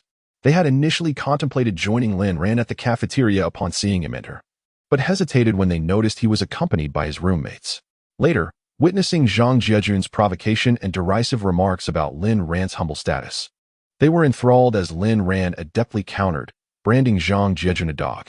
Feng Chanxian felt a surge of satisfaction. Zhang Jiajun had once embarrassed her publicly, and seeing him receive such a scathing retort from Lin Ran was immensely gratifying. Hearing Lin Ran's further jest at the expense of the boy beside Zhang Jiajun only heightened her delight, astonished by Lin Ran's sharp wit. Zhang Jiajun's face contorted with anger. Yet what gnawed at him even more was that this entire spectacle unfolded before Chun Huanling, leaving him utterly humiliated. Zhang Yuqing could no longer contain his indignation and immediately addressed Peng Qiu, saying, "Teacher, you must have heard that he not only insulted my cousin by calling him a dog, but also demeaned the classmates you brought along. I believe you must take appropriate action against him." The tall boy named Long Guoxing, seething with rage, raised his fist as if to strike Lin Ran. Upon witnessing this, Peng Qiu admonished sternly, "How dare you? Long Guoxing, you would raise your hand against someone in my presence." At Peng Qiu's rebuke, Long Guoxing hesitated, his expression a mix of grievance and defiance as he replied, "Director Peng, he called me a dog. I simply cannot swallow this insult. While it is indeed wrong for him to insult you, your readiness to resort to violence is far more foolish. Such actions not only violate the school's regulations, but also contravene the law. You are our university's karate champion for 3 consecutive years. You are well aware of the weight behind your fists. Look at his frail frame. Should you injure him, can you bear the consequences? You would find yourself facing imprisonment." Though Peng Qiu appeared to scold Long Guoxing, his words subtly conveyed admiration for the young man's prowess. This admonition served to remind Long Guoxing of the repercussions of his impulsive actions, while simultaneously highlighting his remarkable abilities to the onlookers. With this endorsement from the director of the Physical Education Department, Long Guoxing refrained from pursuing further aggression, satisfied that his strength had been acknowledged. However, a lingering sense of dissatisfaction remained as he remarked to Peng Qiu, "Director Peng, Yet this delivery boy is unbearably arrogant. First, he insulted Zhang Xiao. And now he has insulted me. I firmly believe that this matter cannot simply be brushed aside. You must provide both Zhang Xiao and myself with an explanation. At this juncture, it is evident to anyone that Long Guoxing is desperately attempting to align himself with the Zhang family. One cannot entirely blame him, for he is on the cusp of graduating from university and will soon confront the daunting challenge of job hunting. Securing a position within a prestigious enterprise such as the Zhang family would be the fulfillment of his aspirations, offering not only a generous salary but also enviable benefits. Now is the opportune moment for him to curry favor with Zhang Jejun. Peng Qiu thumped his chest and declared, Long Guoxing, rest assured, I shall not let this matter rest easily. I am going to confront the principal for an explanation. To insult a fellow student on the very first day of school, calling him a dog, this is intolerable. He must be expelled from our school, or at the very least, receive a serious reprimand. With that, he turned on his heel and strode out in a huff. Long Guoxing cast a fierce glare at Lin Ran before shifting his gaze to Zeng Cheng with a mocking expression. At that moment, Zeng Cheng felt a chill race up from his toes to his heart. It dawned on him that he had reported to school just 2 days prior. As a member of the sports cohort, new students generally arrive early to participate in physical assessments. Upon entering the campus, he had already been warned by the upperclassmen to steer clear of the karate students, who were notorious bullies at the school. If one were to provoke them, the consequences could be dire, potentially leading to a brutal beating. Thus, encountering Long Guoxing's malevolent gaze now left Xing Cheng feeling unnerved, his body trembling involuntarily. At this moment, Zhang Jejun looked at Lin Ran with a scornful expression, coldly sneering. Lin Ran, the delivery boy, just wait to be expelled from the school. A prestigious institution like Tianqing University is certainly beyond the reach of someone like you, who delivers takeout. Chapter 54. Is Lin Ran a member of the Lin family? Lin Ran gazed at Zhang Jejun with an expression akin to that reserved for fools, silently pondering. Is this truly the heir of the Zhang family? How could he be so impatient and utterly lacking in composure? Peng Qiu, seething with anger, marched into the principal's office accompanied by several students from the sports department. Upon entering, they found Principal Gu Jin in discussion with the director of the admissions office, Yin Feng. Gu Jin, a man nearing 50 with a receding hairline that gave him a Mediterranean hairstyle, was of short stature and slightly portly. Noticing Peng Qiu's furious demeanor, he was taken aback and inquired, Director Peng, what seems to be the matter? Peng Qiu replied loudly, Principal Gu, I have come to report an incident to you. A new student from the business administration department, named Lin Ran, who I have heard was previously a delivery boy, caused a disturbance in the school cafeteria. He not only insulted the heir of the Zhang family, calling him a dog, but also deliberately provoked my student, Long Guoxing, nearly forcing him to retaliate. Fortunately, I intervened in time. Otherwise, given Lin Ran's frail physique, a single punch from Long Guoxing could have shattered his bones. Principal Gu, you must not turn a blind eye to this matter. This student is already causing trouble on his very first day. How can we allow this to continue? Upon hearing this, Gu Jin furrowed his brow and instinctively glanced at Yin Feng. Yin Feng hurriedly said, Gu Xiao, this is the new student Lin Ran whom you asked me to pick up at the school gate today. Gu Jin, momentarily at a loss, was reminded by Yin Feng. Today, he was stopped by the school security at the entrance, as they assumed he was merely a delivery person and not a student of Tianqing University. He was unable to present his admission notice. Later, you called me to bring him in, mentioning that he was referred by someone named Xiao Zong. Gu Jin pondered for a while, murmuring to himself, referred by Xiao Zong? Who could that be? After a brief moment, he seemed to recollect something and nodded quickly. Yes, that does ring a bell. So he is a student who delivers food? At this moment, even he found it hard to believe. Yin Feng was equally bewildered. Earlier that morning, Gu Jin had urgently called him, instructing him to immediately go to the school gate to fetch a new student, particularly emphasizing that he was the brother of Xiao Zong, who had been blocked by the security. Yet now, Gu Jin appeared to have completely forgotten the matter. Could it be that he was suffering from some form of memory loss? Yin Feng quickly approached Gu Jin and, lowering his voice, inquired, who exactly is this Xiao Zong? For you to regard him with such importance? However, Gu Jin's next words left Yin Feng utterly astonished. Xiao Zong? I don't know him. At that moment, Gu Jin himself was also in a state of confusion. What was going on here? It should be noted that Tianqing University is a prestigious institution, and gaining admission is exceedingly difficult. Yet, with just a word from this Xiao Zong, this delivery student could be granted special admission without examination. Now, Gu Jin expressed that he did not recognize this Mr. Xiao at all. Yin Feng had previously assumed that Mr. Xiao was the head of a prominent enterprise. Noticing Yin Feng's puzzled expression, Gu Jin elaborated, "What Mr. Xiao? At our Tianqing University, aside from the 4 prestigious families, we need not concern ourselves too much with others. However, Tianqing University is a leading institution in Longhua. The student named Lin Ran was specially recruited by a call from the provincial department at the end of last semester. It is said that he returned from South America to study here. You understand that when the provincial department issues a recruitment order, we dare not disregard it. That so-called Mr. Xiao is merely a liaison." Upon hearing this, Yin Feng's eyelids involuntarily twitched. So this delivery student had such a formidable background? Yet, if he had connections with the provincial department, why would he still be delivering food? Yin Feng voiced his doubts. Gu Jin also found it puzzling. This Lin Ran, connected through the provincial department and Mr. Xiao, yet was merely a food delivery person, truly perplexed him. Soon, Yin Feng seemed to have an epiphany and leaned closer to Gu Jin, whispering, "Gu, could it be that Lin Ran is from the Lin family of Tianqing? If that is the case, many things would make sense. Perhaps his food delivery is merely a guise to conceal his identity as a member of the Lin family." Upon hearing this, Gu Jin's body jolted, and he quickly replied, "That is hard to say. However, if what you say is true and Lin Ran is indeed from the Lin family, then we must not involve ourselves in this matter. The depths of this situation are far too profound. If we inadvertently offend someone, we may find ourselves in an unexpected predicament." Yin Feng promptly nodded in agreement, stating that as long as Lin Ran does not create any significant disturbances, it would be best for us to maintain our distance from him. The further away, the better.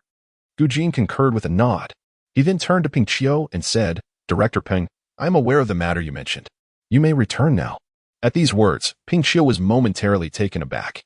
He had anticipated that upon hearing about Lin Ran's insults directed at the scion of the Zhang family, Gu Jin would unhesitatingly expel Lin Ran from the school, or at the very least, issue a serious reprimand. However, Gu Jin's unexpected demeanor left him profoundly disheartened. Nevertheless, Peng Qiu remained undeterred and implored Gu Jin, "Principal Gu, this is the heir of the Zhang family." Before he could finish his sentence, Gu Jin shot him a stern glare and interjected, "Did you not hear what I just said? I am aware. You may leave." A chill ran down Ping Qiu's spine as he realized Gu Jin was angered. In this institution, the principal wielded considerable authority, with the power to dictate the fates of the faculty. If a director called for dismissal, it was done. If a teacher was not to be retained, there was no room for dispute. Consequently, Ping Qiu had no choice but to respectfully acquiesce, saying, "Yes, I understand, Principal Gu." With that, he exited in a dejected manner. Once outside, a group of male students from the physical education department eagerly surrounded him, inquiring, "Director Peng, what did the principal say? Has he decided to expel that delivery boy from the school?" Ping Qiu glanced towards the principal's office, ensuring that Gu Jin was oblivious to his presence, before walking towards the distance. As he walked, he quietly informed the several athletes. Nothing happened. Gu said he understood. That's all. Long Guoxing, filled with confusion, could hardly fathom such an outcome. He had initially believed that with the backing of the Zhang family's heir, the delivery boy would undoubtedly be expelled from the school. Even if not expelled, he would at least receive a severe reprimand. However, the principal merely dismissed them with a simple acknowledgement. Long Guoxing, feeling aggrieved, turned to Ping Qiu and declared, "Though Principal Gu has said this, I shall not let that boy off lightly. I will seize an opportunity to teach him a lesson." The other athletes echoed his sentiment, asserting, "Indeed, no one has dared to act so brazenly in front of us athletes. That delivery boy, merely a fresh first-day student, dares to offend us and even insults Brother Long. He cannot be spared." Chapter 55. The female General Long Guoxing's countenance darkened, his gaze sharp and menacing as he proclaimed, "It matters not. We shall find a chance to corner that delivery boy onto the martial arts stage and confront him in combat. He certainly will not be our match." The athletes nodded in agreement, responding in unison, "A splendid plan." Yet, Ping Qiu felt a nagging concern and cautioned, "Injure him if you must, but do not overdo it. Remember, if he sustains serious injuries, you may find yourself entangled in legal troubles before graduation, making job hunting exceedingly difficult." At this moment, Zhang Jiejun had not strayed far when Feng Chanxian, accompanied by Luo Yinan and Qi Ling, approached Lin Ran. With a beaming smile, Feng Chanxian lightly patted Lin Ran and exclaimed, "Lin Ran, splendid work. It's essential to show that Zhang family are a thing or two." Encountering such individuals is utterly revolting. She deliberately raised her voice, hoping Zhang Jiejun would hear her. Zhang Jiejun turned around, shooting a fierce glare at Feng Qianqian. Today had proven to be a complete setback for him. An unsettling premonition gripped him. Whenever he crossed paths with Lin Ran, trouble was inevitable. It seemed imperative to devise a means to expel this youth from the school. He could always appeal to his father, urging him to exert pressure on the institution as the head of the Zhang family. Surely, Tiancheng University would not risk offending the Zhang family over a mere food delivery boy. Lin Ran, observing Feng Qianqian's exuberance, could only manage a wry smile. This young lady, Feng, truly relished stirring up chaos. Meanwhile, Nan, Zhang Qing, and Lu Bing's eyes brightened at the sight of the three stunning women. What thrilled them even more was the familiarity these beauties shared with Lin Ran, hinting at future opportunities for acquaintance. Nan eagerly introduced himself to Feng Qianqian and her companions. I am Nan, from the Department of Economics. Lu Bing quickly followed suit. I am Lu Bing, majoring in computer science. This is Zheng Cheng, from the Department of Physical Education. Ladies, it is a pleasure to meet you. The three young women, charmed by their enthusiasm, learned they were Lin Ran's roommates. Luo Yinyan graciously introduced herself. I am Luo Yinyan, studying business administration, and I share the same major as Lin Ran. The straightforward Feng Qianqian is from the art department, while the charming and playful Qi Ling hails from the e-commerce department. We three are indeed good sisters. And Nan, seizing the opportunity, promptly suggested, how about we all go play badminton together later? Before Feng Qianqian could respond, Luo Yinyan and Qi Ling eagerly chimed in. Sounds great. It has been ages since we last played badminton. Observing her sister's eagerness, Feng Qianqian feigned annoyance and quipped, look at you two. The moment you see a handsome guy, you forget everything, even your own surnames. At this remark, a burst of cheerful laughter erupted from the seven at the table. Even Lin Ran couldn't help but chuckle at Feng Qianqian's teasing. Without delay, the group made their way to the university's sports complex. Tiancheng University's sports facilities are exceptionally well equipped, boasting badminton courts, table tennis halls, gyms, football fields, basketball courts, martial arts halls, and more. As they entered the badminton hall, a student approached them, introducing himself as a member of the Badminton Association and inquiring if they would like to join. Membership would allow them to form teams for competitions, with professional instructors providing guidance and training. The seven had no objections. After all, joining was free, and there were sponsorships available. Moreover, this presented a perfect opportunity for Nan and the other boys to get closer to Feng Qianqian and her friends. In fact, Lu Bing and Nan had noticed upon attending their classes that there were very few girls in their cohort. In fields such as computer science and economics, the majority were male, and even among the few girls present, they were rather plain in appearance. However, Feng Qianqian, Luo Yinyan, and Qi Ling are undeniably stunning beauties, which instantly piqued their interest, leading them to shower attention upon the trio. The seven vibrant youths reveled in their merriment, laughing and playing joyfully throughout the day. Seizing a moment of respite, Lin Ran wandered into the martial arts academy. It turned out that the academy offered a multitude of disciplines, including karate, taekwondo, sanda, muay thai, mixed martial arts, and judo, among others. Notably, the karate, taekwondo, and judo facilities were adorned with the most exquisite arrangements. Clearly, these three were recognized as international competition sports. While the sanda and mixed martial arts venues served primarily as recreational spaces for students unless they were exceptionally skilled and capable of competing professionally. As Lin Ran stepped into the karate dojo, he was greeted by a familiar figure, Long Guoxing. Opposite him stood a physical education instructor, serving as his sparring partner, seemingly preparing for an upcoming competition. The moment Long Guoxing spotted Lin Ran's entrance, a spark of fury ignited in his eyes. Recalling the earlier insult where Lin Ran had referred to him as a dog, his anger surged forth uncontrollably. Pointing at Lin Ran, he shouted, "Delivery boy, do you dare to step up and spar?" Lin Ran cast a disdainful glance at him, shaking his head as he replied, "I am a human. I do not engage in combat with dogs." This retort sent Long Guoxing into a furious rage, and indeed, it was not only him. All the karate students present were incensed. They swiftly encircled Lin Ran, seemingly poised to take action against him. Yet, Lin Ran remained unfazed, a playful smirk dancing upon his lips, further inciting their wrath. Upon witnessing the commotion on stage, the karate instructor exclaimed loudly, "What are you doing?" Practicing karate is meant to enhance your competitive skills, not to engage in brawls. Do you wish to receive a serious reprimand from the school? As soon as the coach's words resonated, the students fell silent, dispersing quickly while casting fierce glares at Lin Ran. The instructor then directed his ire at Lin Ran, insisting, "You, boy, leave at once. Do not seek trouble where none exists. Be gone." Indifferently, Lin Ran shrugged and turned to exit. Languishing, however, fixated on Lin Ran's retreating figure, his eyes brimming with resentment, wishing nothing more than to devour Lin Ran whole. For 3 consecutive days, the school organized activities for students to relax, encouraging them to purchase daily necessities and acclimate to their new environment. Lin Ran, along with Feng Chanchan and 5 other young individuals, relished this time, indulging in merriment. On the 3rd day, classes commenced officially. The session was originally scheduled for business English. Yet no one anticipated that their counselor, Yi Jing, would be the one to enter the classroom. Clad in a pristine white dress, her beauty and ethereal grace made her appear as if she had descended from the heavens, leaving all the students spellbound. Lin Ran remained seated beside Shen Huanling, as that was the only vacant seat, a fact he paid little mind to. Yi Jing, with an apologetic demeanor, addressed the class. "I sincerely apologize, dear students. Today's business English class was supposed to be conducted by teacher Zhan. However, due to health issues, he has been admitted to the hospital, and I will be substituting for him today." The classroom erupted in a chorus of cheers. "Wonderful. We adore having Teacher Yi instruct us." Yi Jing observed the reactions of her students, offering a wry smile filled with resignation before commencing her lecture. On the same day, a military vehicle adorned with official insignia slowly entered Tianqing University, coming to a halt before the principal's office. A guard stepped out, followed by a female soldier and a young boy.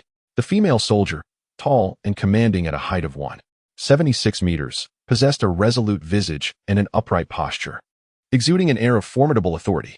In her 40s, the most striking feature was the 2 gleaming stars on her shoulder, unmistakably marking her as a general.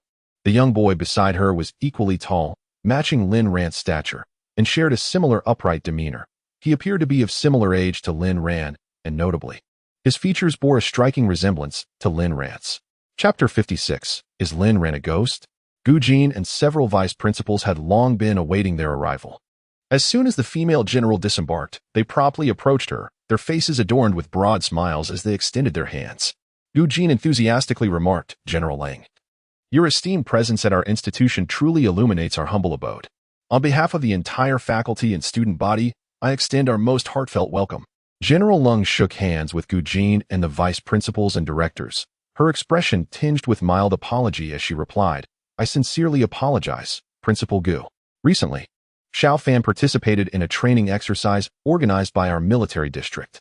Although he is not a soldier, I thought it would be beneficial for him to strengthen his resolve, which caused a delay of 3 days in his arrival, inconveniencing you all.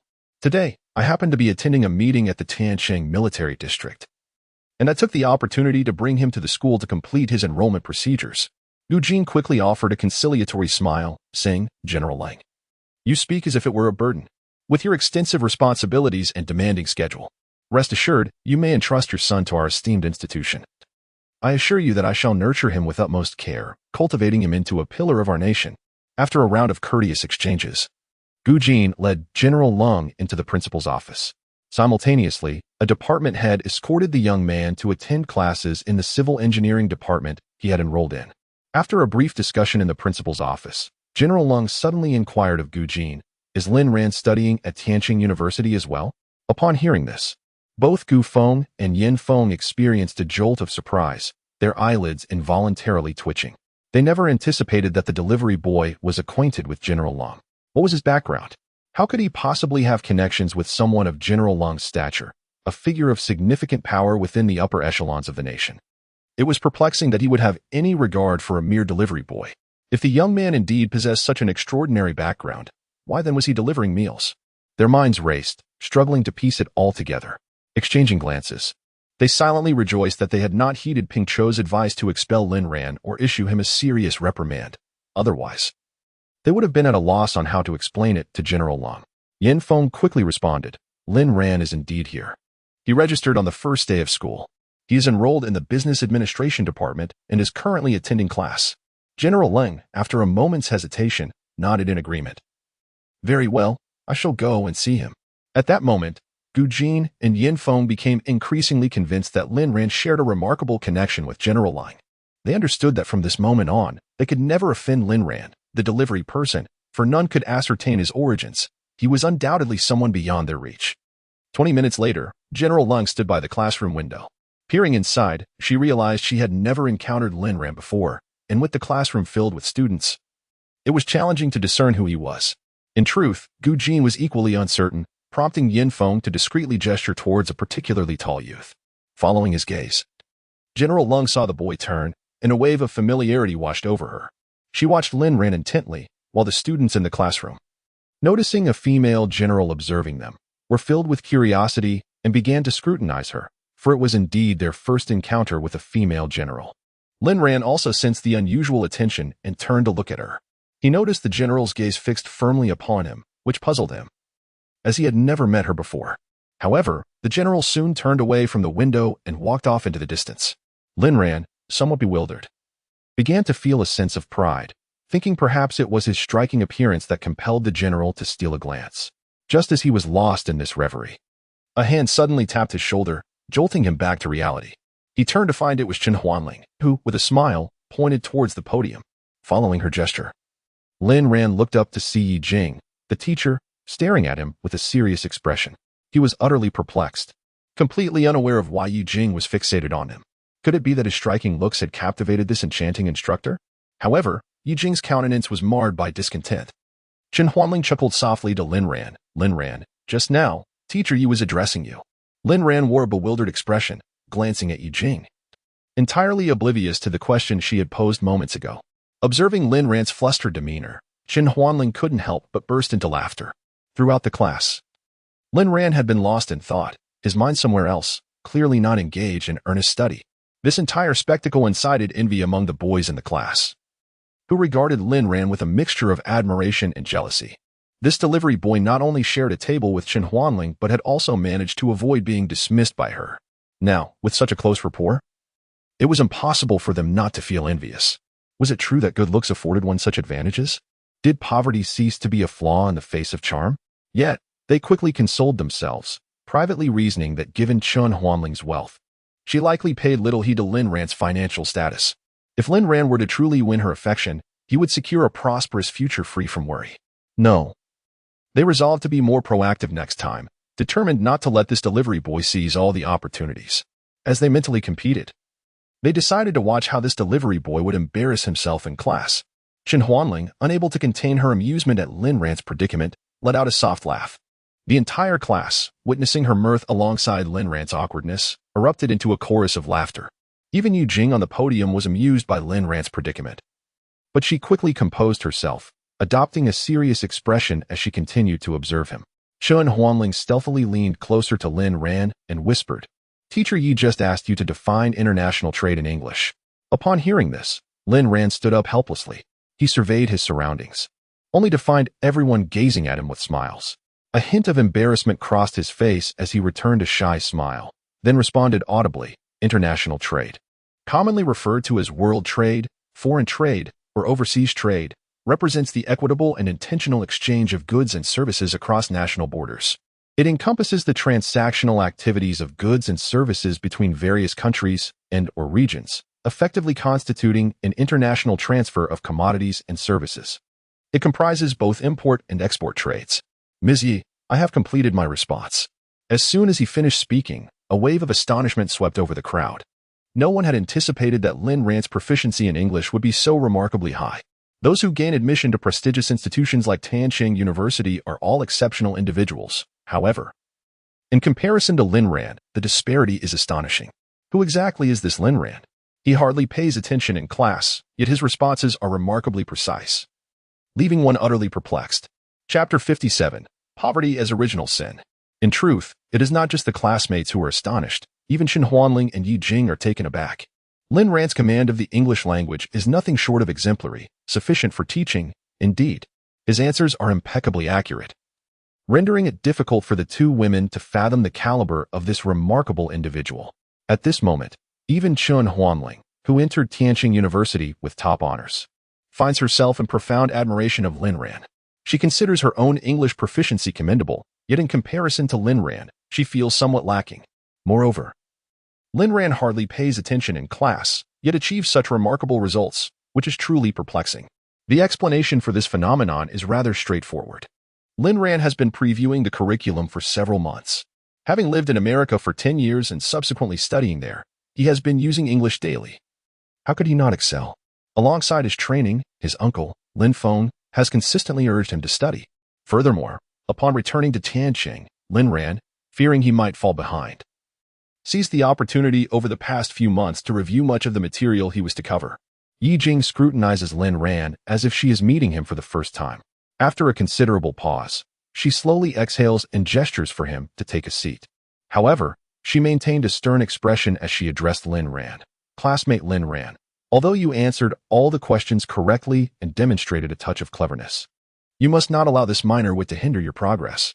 It is imperative that you pay close attention in class. Otherwise, what is the purpose of your education here? Lin Ran promptly nodded like a chick pecking at grain and replied, Yes, Teacher Yi. I will remember and ensure that I pay attention in class from now on. This series of actions once again amused Yi Jing. Initially, she had anticipated that Lin Ran would, with his cleverness, retort with some defiant remarks. However, she was pleasantly surprised by his humble demeanor. The softness in her gaze towards him transformed significantly. It wasn't just Yi Jing. Chen Huanling also regarded Lin Ran with admiration. For many years, Chen Huanling had consistently excelled academically and had never felt respect for anyone else. Yet now, she genuinely acknowledged Lin Ran's capabilities. Not only was he academically gifted, but his sincere attitude was also commendable. This greatly altered Chen Huanling's perception of him. As soon as school was dismissed in the afternoon, Zhang Jiejun strode directly to Chen Huanling's side.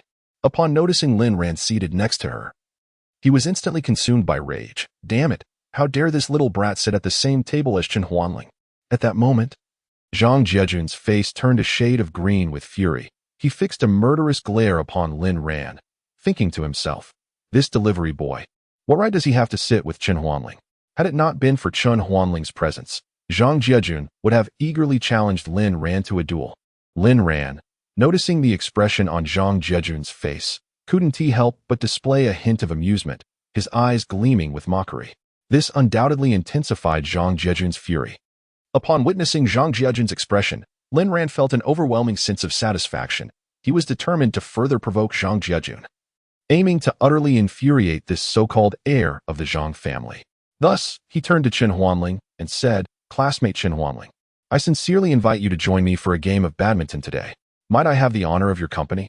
Chen Huanling, taken aback by Lin Ran's unexpected invitation, felt a slight tremor in her body.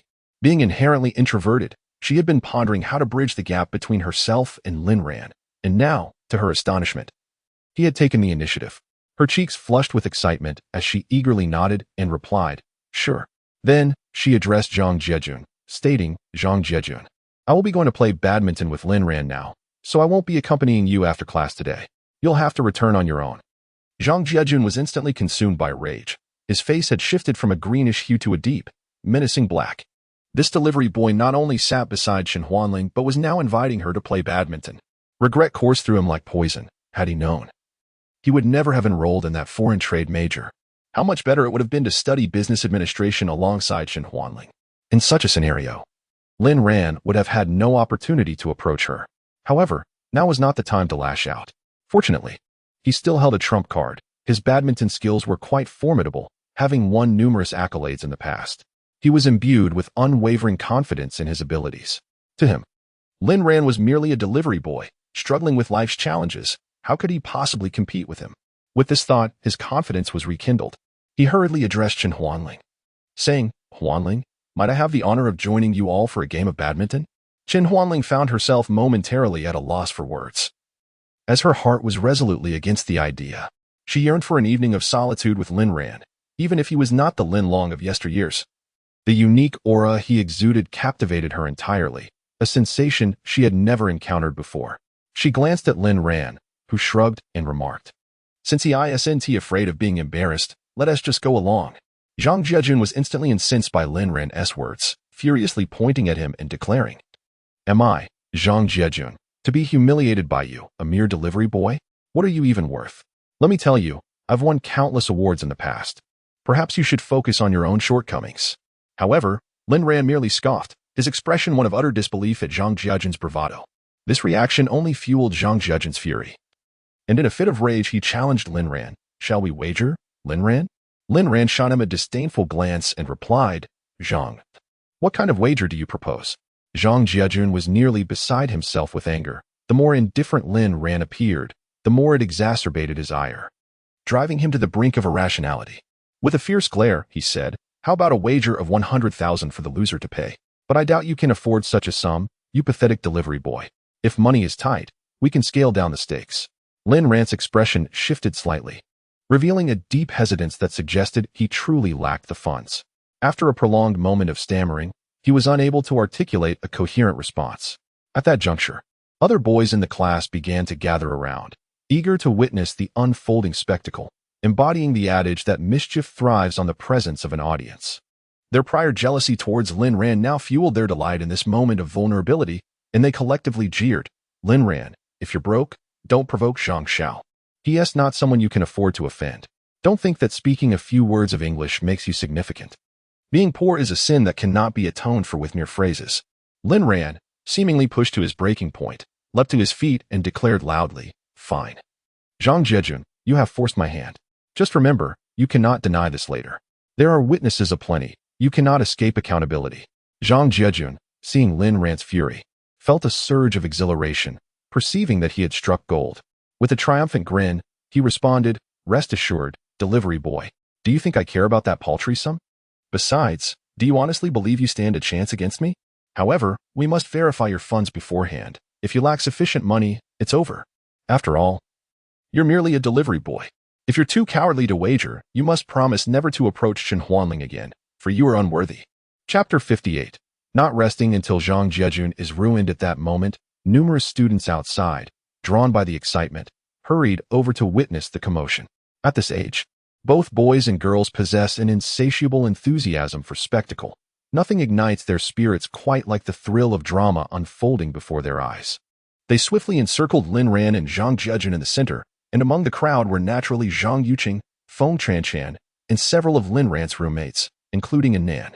Upon hearing Lin Ran request him to prove his wealth, Zhang Jiajun was instantly both infuriated and amused. Without hesitation, he retrieved his phone, opened the Moxian wallet, and deliberately turned the screen towards the assembled crowd to display his balance. Everyone gasped in astonishment, unable to suppress their shock at the staggering sum of 3 million. Zhang's family was indeed a prominent lineage. A mere 18-year-old, still in his freshman year, possessed such an immense fortune. It was well known that many ordinary families could scarcely scrape together such an amount, even if they sold everything they owned. The crowd gazed at Zhang Jiajun with immense envy. He cast a disdainful glance at Lin Ran and, with an air of arrogance, taunted, "Delivery boy, why don't you show us your wallet?" Lin Ran remained silent. His demeanor suggested he truly could not produce even 100,000. Zhang Jiajun reveled in Lin Ran's embarrassment, thinking to himself that surely everyone must now understand how insignificant this delivery boy was before the heir of the Zhang family, akin to a beggar. He felt a swell of pride within. Rest assured, Lin Ran does not possess what I do. What is so impressive about being the heir of the Zhang family, with 3 million? Spoke Nan. All eyes turned towards her, and the crowd pondered her identity. Aside from being a student from Jiangnan, most were unaware of the in-family-s significance. Just as many were oblivious to the so-called 4 prominent families upon leaving Tancheng, as these influential clans were often local to their regions. Zhang Jiajun, unable to withstand the ridicule from Nan, felt a flush of embarrassment creeping over his face. Just as he was about to erupt in anger, Zhang Yuqing interjected, "Oh, truly? Are you not the so-called heir of the in-family from Jiangnan? Why don't you present your wealth and compare it with my cousin's?" And Nan, eager to make an impression on Feng Qianqian, seized the opportunity to speak. Despite her bold and spirited demeanor, Feng Qianqian was undeniably a stunning beauty with a well-off background, making her the object of Anan's admiration. As he spoke, Anan took out his phone and opened the mobile payment app, instantly revealing a staggering balance of 5 million to the astonished onlookers. The classmates present, there to witness the spectacle, were left in awe, exclaiming how poverty had indeed limited their imaginations. Noticing the spark of excitement in Feng Chanchan's eyes, Nan couldn't help but smile smugly, even playfully winking at her. At that moment, the only ones unfazed by the revelation were Lin Ran and Chen Huanling. Chen Huanling remained as tranquil as ever, casting a furtive glance at Lin Ran. who had engaged in this confrontation with Zhang Jiajun solely for her sake. This thought filled her heart with warmth. She was indifferent to the outcome of the contest, for the one she truly cared about was Lin Long. In her heart, once she had chosen someone, everyone else faded into insignificance, which was why no amount of flattery from Zhang Jiajun could sway her. However, the emergence of Lin Ran, a person who seemed to blur the lines in her mind between him and Lin Long, left her in a state of confusion. At times, she felt Lin Ran was indeed Lin Long, while at other moments, she was convinced they were entirely different individuals. At this moment, both individuals had struck the most sensitive chord deep within her heart. Zhang Jiajun's countenance was as dark as coal. What should have been a perfect opportunity to utterly crush Lin Ran was now thrown into disarray by the sudden emergence of Anan. He shot a fierce glare at Anan, who, in turn, looked proudly at Feng Qianqian, relishing her astonished expression. Lin Ran smiled at Zhang Jiajun and remarked, "There's nothing you can do, young Master Zhang. Although I lack wealth, I have affluent friends. How will you handle me?" Zhang Jiajun was rendered speechless with rage. Further infuriated by once again making a fool of himself before Chen Huanling and failing to maintain his pretentious facade. The crowd surrounded Lin Ran and Zhang Jiajun as they made their way toward the badminton hall. Along the way, Feng Qianqian leaned in close to Anan and inquired, "If Lin Ran loses, will you really pay for him?" Zhang Jiajun's badminton skills are indeed exceptional. He is the champion of Tianqing High School. Anan scoffed, exuding confidence as he replied, "I, and Xiao, always keep my promises. You wouldn't ask such a question if you understood the Yin family.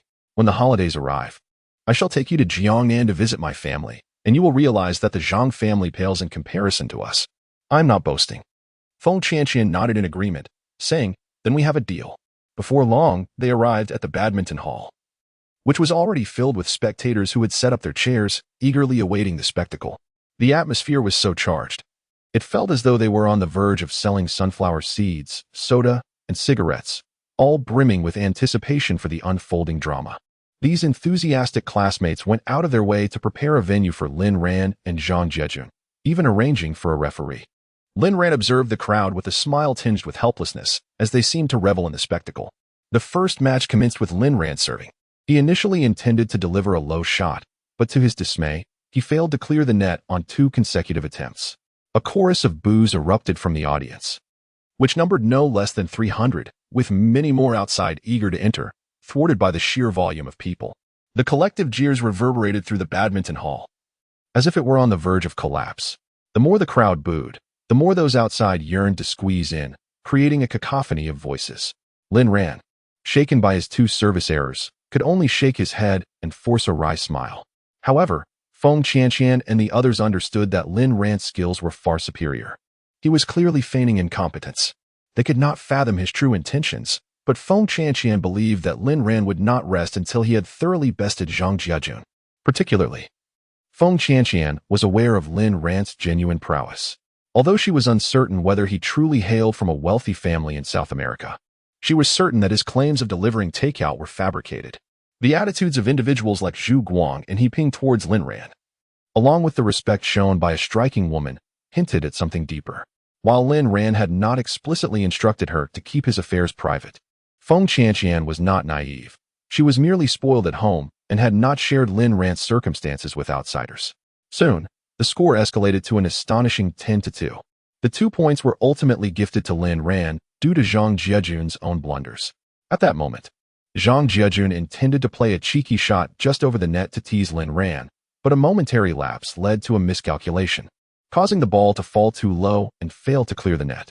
Moreover, regardless of whether it was a lob, a high smash, or strikes from the back or front court, Lin Ran seemed utterly defenseless, appearing incapable of contending with Zhang Jiajun's prowess.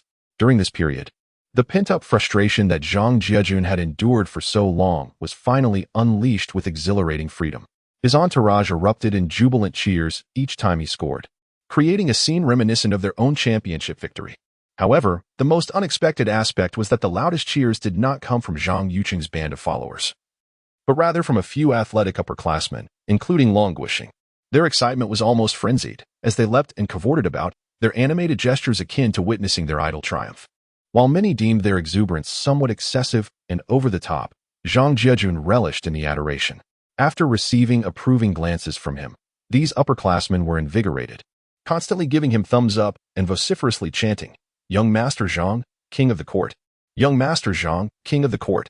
Zhang Jiejun's heart swelled with pride, his gaze frequently drifting towards Chen Huanling, filled with anticipation for her admiration. For him, winning Chen Huanling's favor had transcended mere romantic interest, evolving into a fierce battle for dignity.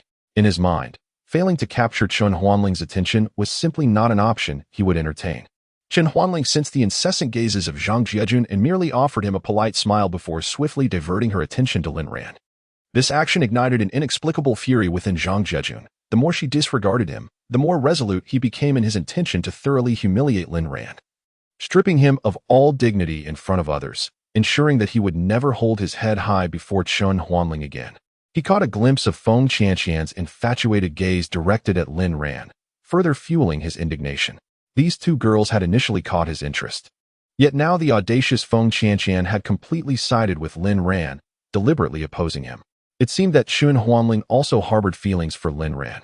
If he did not defeat Lin Ran decisively today, leaving him in tatters, he would find it impossible to swallow his resentment. As the score reached 11-2, Zhang Jiejun was convinced of his certain victory, one devoid of any suspense. However, Feng Qianqian and Nan were in a state of anxious turmoil. Lin Ran's performance today was exceedingly peculiar. Previously, they had speculated that he was feigning incompetence to deal with Zhang Jiejun, but it was becoming increasingly clear that this was not the case. With the score standing at such a significant disparity, how could they possibly hope to recover? Feng Qianqian cast a sidelong glance at Nan, her intention unmistakable. She wanted to ascertain whether Nan regretted their wager. Nan, noticing Feng Qianqian's gaze, playfully made a face, as if the outcome of the match held no weight in her mind. After all, given the substantial resources of the Yin family, a few 100,000 was merely a drop in the bucket for them. Feng Qianqian understood that even if Lin Ran were to lose this match, the sum of several 100,000 would be nothing beyond his means. Furthermore, it was certain that Lin Ran would not seek compensation from Nan to settle matters with Zhang Jiejun. However, given the current score, the prospect of Lin Ran mounting a comeback seemed utterly implausible, and everyone present was convinced that Lin Ran was destined to lose. At that moment, Zhang Jiejun was immensely pleased with himself. He gestured flamboyantly and deliberately swayed his hips. A mocking smirk plastered across his face as he provocatively taunted Lin Ran, "Delivery boy, go ahead and hit me." This phrase was a popular online mockery of the time. Observing this, Zhang Yuqing and Long Guoxing joined in the jeering, echoing, "Delivery boy, go ahead and hit me." With a sudden crack, a shuttlecock struck Zhang Jiejun's face with the force of a cannonball. It turned out that Lin Ran had anticipated Zhang Jiejun's high shot, which was executed with a particularly tricky angle, soaring towards the backcourt. Admittedly, Zhang Jiejun possessed a certain level of skill. Nonetheless, Lin Ran reacted with remarkable speed, leaping into the air with great agility, reaching an impressive height of nearly 3 meters. Standing at nearly 1.9 meters tall himself, coupled with his exceptional vertical leap and astonishing wingspan, achieving such elevation was hardly a challenge. In that moment, he loomed above, delivering a fierce smash directly onto Zhang Jiejun's face. The instant the shuttlecock made contact, a vivid red mark blossomed on Zhang Jiejun's cheek, accompanied by a sharp sting, marking the first time he had ever been struck in front of an audience. As a member of the esteemed Zhang family, who was accustomed to being treated with utmost respect by those around him, who would dare show him such disrespect? Zhang Jiejun's face flushed a deep crimson, a hue born not only from anger but also from the profound embarrassment of losing face in front of a crowd. To be struck in the face with a shuttlecock by a mere food delivery worker was an affront of the highest order. In that instant, the entire venue fell silent, all present rendered speechless by this unexpected spectacle. How could the esteemed heir of the Zhang family be so humiliated by a delivery person? The onlookers struggled to comprehend the situation. Typically, Zhang Jiejun commanded respect, overshadowed only by Lin Ran in their encounters. Yet now, he found himself severely chastened by this delivery worker yet again. His face contorted in rage, he pointed his badminton racket at Lin Ran, ready to unleash a torrent of insults. However, Lin Ran was not inclined to let him off easily. He intended to deliver a scathing retort. Feigning innocence, Lin Ran addressed the crowd of onlookers, saying, "Did you all hear that? Young Master Zhang himself requested that I strike him." Even his little followers were shouting, "Go ahead. Hit me." I merely obliged the peculiar demands of young Master Zhang and his companions. It is truly my first encounter with such an unusual request. The audience was momentarily taken aback before erupting into raucous laughter. Particularly, Feng Qianqian and Nan and others were doubled over with mirth, while Feng Qianqian, Luo Yinyin, and Qi Ling clung to one another in fits of giggles, for Lin Ran's feigned innocence was undeniably amusing. In stark contrast, Zhang Jiejun's expression darkened to a shade resembling that of a burnt pot, while the faces of Zhang Yuqing, Long Guoxing, and others were equally grim. They had indeed mocked Lin Ran just moments ago, yet they never anticipated such a swift reversal of fortune. Zhang Jiejun trembled with fury. His finger pointed accusingly at Lin Ran, his face flushed with rage. "Delivery boy, don't be so arrogant. You've merely scored 1 point. What is so impressive about that? Prepare to lose. If this continues, even your so-called wealthy friend 1T be able to cover your losses. I, Zhang Jiejun, assure you that as the heir of the Zhang family, no one in Tianxing will dare to employ you. Just wait and see. You'll be left to fend for yourself." In that moment, Zhang Jiejun resorted to leveraging the influence of the Zhang family to intimidate Lin Ran. Yet Lin Ran appeared utterly unfazed. At that juncture, Nan interjected loudly, "Lin Ran, ignore this fool. With the family from Jiangnan backing you, you needn't worry about finding a good job." And Nan's words caused Long Guoxing to glance her way, his conviction wavering as he sensed it might not be wise to offend Lin Ran and Nan too severely. In the ensuing match, Lin Ran seemed to possess an extraordinary prowess, relentlessly scoring against Zhang Jiejun. His height, long arms, remarkable jumping ability, and immense strength perfectly compensated for his technical shortcomings compared to Zhang Jiejun. At that moment, playing felt as effortless to him as an adult overpowering a child. Chapter 60, The Wang Family. The tide of the match had dramatically shifted. Astonishingly, Lin Ran had equalized the score to 12-12. This outcome left everyone present in utter disbelief, plunging Zhang Jiejun into an unbearable predicament. He could scarcely fathom that Lin Ran possessed such exceptional stamina, as if he were endowed with boundless energy. Conversely, he found himself out of breath and utterly exhausted. Although his skills were commendable, Lin Ran's returns were executed with such swiftness and force that he was compelled to expend immense energy just to keep the ball in play. Yet, the shots he managed to send back seemed feeble, akin to a child's efforts, posing no real threat and leaving him at a distinct disadvantage. As Lin Ran leapt once more, resembling a fierce leopard, he delivered a powerful final strike directly above Zhang Jiejun's head. With a resounding thud, the ball hit the ground, sealing the score at 15-12.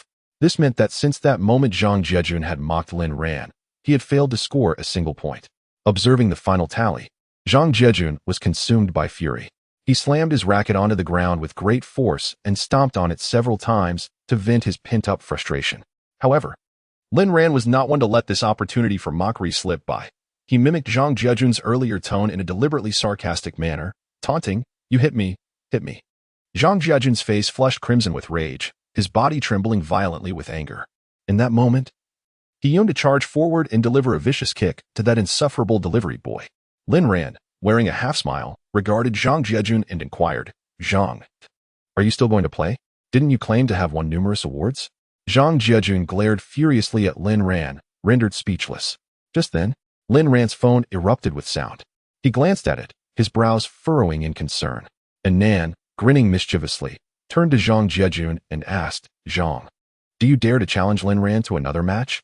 Zhang Jiejun had just been struck by Lin Ran with a badminton racket, leaving bruises of various hues upon his body. In terms of skill, he was undeniably superior to Lin Ran. However, the sheer power behind Lin Ran's smashes was formidable, and he consistently aimed at Zhang, causing considerable pain. After a moment of contemplation, he glared at Lin Ran and commanded, "Delivery boy, bring me your phone." With a smile, Lin Ran approached and handed over his device. Upon hearing a notification chime, Lin Ran glanced at the screen and confirmed the arrival of 100,000. A subtle smile graced his lips as he leaned closer to Zhang Jiejun and whispered, "Even if you are the scion of the Zhang family, it would be wise to avoid provoking me. I am a legend, an entity beyond your reckoning. Do you believe me?" Then, raising his voice, he addressed Zhang Jiejun. "Thank you, young master Zhang." With that, Lin Ran, along with Feng Qianqian and Nan, strolled towards the exit of the badminton hall. Zhang Jiejun turned to Chen Huanling, who smiled and nodded at him before following Lin Ran out. This evening, Chen Huanling was accompanied by her close friend, He Xiaolan. By now, darkness had descended outside. As Lin Ran and his companions walked, They animatedly discussed the earlier events, though Lin Ran seemed preoccupied, merely indulging in their banter. Suddenly, he informed Nan and the others, "I have something to attend to tonight, so I want to join you for dinner. However, I will cover all your expenses." With that, he hurriedly departed, leaving Nan and the others bewildered, unsure of Lin Ran's urgent errand. In the Wang family of Tianqing, the patriarch Wang Jingwei had two sons. The elder, Wang Ting, and the younger, Wang Senator Wang Ting serves in the elite special forces of the imperial capital, while his family consists solely of his younger son, Wang Sun, who is 27 years old. Although Wang Jingwei holds a prestigious position within the police force of Tianqing, the Wang family is an esteemed lineage with deep roots in the city. While they may not rival the Lin family, over a century ago, they were among the wealthiest in Tianqing and have consistently had members serving in military and political roles. Wang Jingwei's father, the elder patriarch Wang Jun, retired from the police force, allowing Wang Jingwei to take his place. Through their connections in the military and political spheres, the Wang family has maintained a formidable presence in Tianqing for 100 years, earning respect that even the Zhang, Qin, and Ming families cannot surpass. In terms of financial strength, the Qin family is the most affluent. The Zhang family excels in international relations. The Ming family occupies a middle ground between the Zhang and Qin families, making them the weakest of the four. Although the Wang family may not possess the financial prowess of the others, their influence is significant. Previously, the Lin family enjoyed superior authority due to their connections with provincial and national officials, overshadowing even the Wang family's voice. However, the relationship between the Wang and Lin families has always been tenuous, marked by a lack of conflict rather than camaraderie. Following the annihilation of the Lin family, the Wang family's influence surged, positioning them at the forefront of the four prominent clans.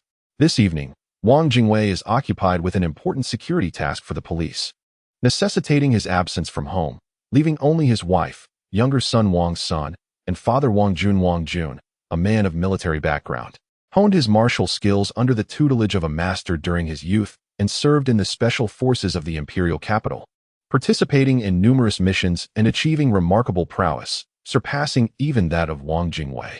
A decade ago, Wang Jun relinquished his position as the head of the Wang family, entrusting the role to Wang Jingwei, while he chose to indulge in the joys of family life.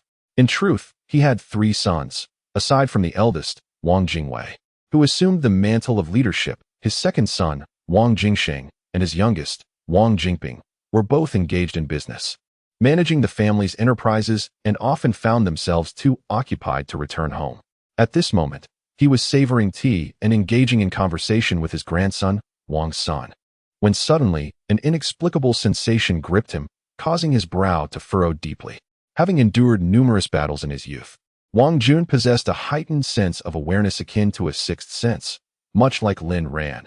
Even in the absence of visible or audible anomalies, he would inexplicably sense foreboding. In an instant, he darted outside and instructed Wang Sun, "Son, sound the alarm immediately. We have intruders in our home." Wang Sun was taken aback. It was generally understood that the Wang family had formidable defenses, employing former special forces as security personnel, whose prowess was not to be underestimated. Moreover, the premises were equipped with surveillance cameras, and they were situated in close proximity to the police headquarters of Tianqing. What manner of thief would dare to be so audacious? Nevertheless, he promptly followed his grandfather's orders and pressed the alarm button. Instantly, the blaring of alarms echoed throughout the Wang residence. The family's guards, though initially unaware of the situation, quickly sprang into action, propelled by their seasoned experience. It was worth noting that the Wang family had always relied on their own recruitment for guards, never outsourcing this responsibility. That fateful night, after listening to He Ping recount the tale of Wang Jingwei's annihilation of the Lin family, Lin Ran had harbored aspirations of joining the Wang household as a security guard. Yet those ambitions remained unfulfilled. One day, two guards from the Wang family resigned, and in their absence, a suitable replacement could not be found, leading them to enlist Zhu Guang. Zhu Guang then sent Lin Ran to cover the role for 2 days. During this brief interval, Lin Ran discreetly installed surveillance equipment in the Wang household. The devices, limited by the absence of electrical outlets, relied solely on battery power and were designed to accommodate memory cards. Having just finished a game of badminton with Zhang Jiejun, Lin Ran received a notification indicating that the equipment had been tampered with. Consequently, he had to retrieve the devices that very night. Otherwise, All his prior efforts would be rendered futile. Particularly concerning was the fact that the Wang family was the only one currently linked to the massacre of the Lin family. Chapter 61. The mysterious figure Lin Ran had previously undertaken numerous missions, and the heavily guarded Wang residence posed little obstacle for him. Upon arriving near the Wang estate, he changed into specially designed black attire. This clothing absorbed light, minimizing reflections to an almost imperceptible degree, rendering him nearly invisible in the darkness, with only his eyes exposed. Reaching a point not far from the Wang residence, Lin Ran released a minuscule black balloon, which was tethered to specialized equipment. This apparatus was specifically engineered to counter surveillance devices by replacing the footage with a fabricated image, creating an illusion of normalcy while rendering the actual events undetectable. With practiced ease, Lin Ran scaled the walls of the Wang estate. Having previously served as a guard for 2 days, he was intimately familiar with the layout and had even sketched a detailed map of the premises. Thus, upon entering the courtyard, he swiftly located the area where he had concealed the surveillance equipment. Seeing the equipment intact yet devoid of power, he finally felt a sense of relief and tucked the apparatus into his pocket. Over 2 months had elapsed since he had placed it there, and it was likely that he had captured numerous significant moments. Just as he was about to step out of the room, a sudden and fierce gust of wind from a punch surged towards him from the darkness. Lin Ran discerned that the individual delivering the blow possessed at least several decades of martial arts expertise. He swiftly sidestepped, narrowly evading the strike, but was immediately confronted by another punch. He raised his hand to defend himself, and the impact of their fists colliding sent a jarring pain coursing through his head. To his astonishment, Lin Ran realized that his assailant had mastered the iron sand palm technique, demonstrating formidable skill.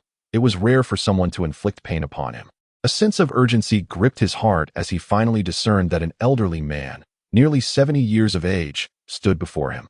Although visibility was limited in the darkness, he could still sense the intensity in the elder's gaze and the powerful aura that emanated from him.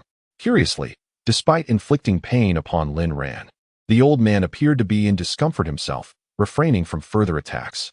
Meanwhile, individuals from downstairs began rushing up. Understanding that he could no longer afford to linger, Lin Ran leapt onto the balcony. Situated on the 4th floor, he was more than 10 meters above the ground. As the guards rushed up, they spotted a figure clad in black descending from the balcony. 2 guards peered over the edge, witnessing a tall figure in black making his way toward the surrounding wall. They hurriedly grabbed their walkie-talkies to alert those stationed below, while several others dashed downstairs in an attempt to pursue the mysterious figure. Just as Lin Ran neared the courtyard wall, 3 guards charged towards him.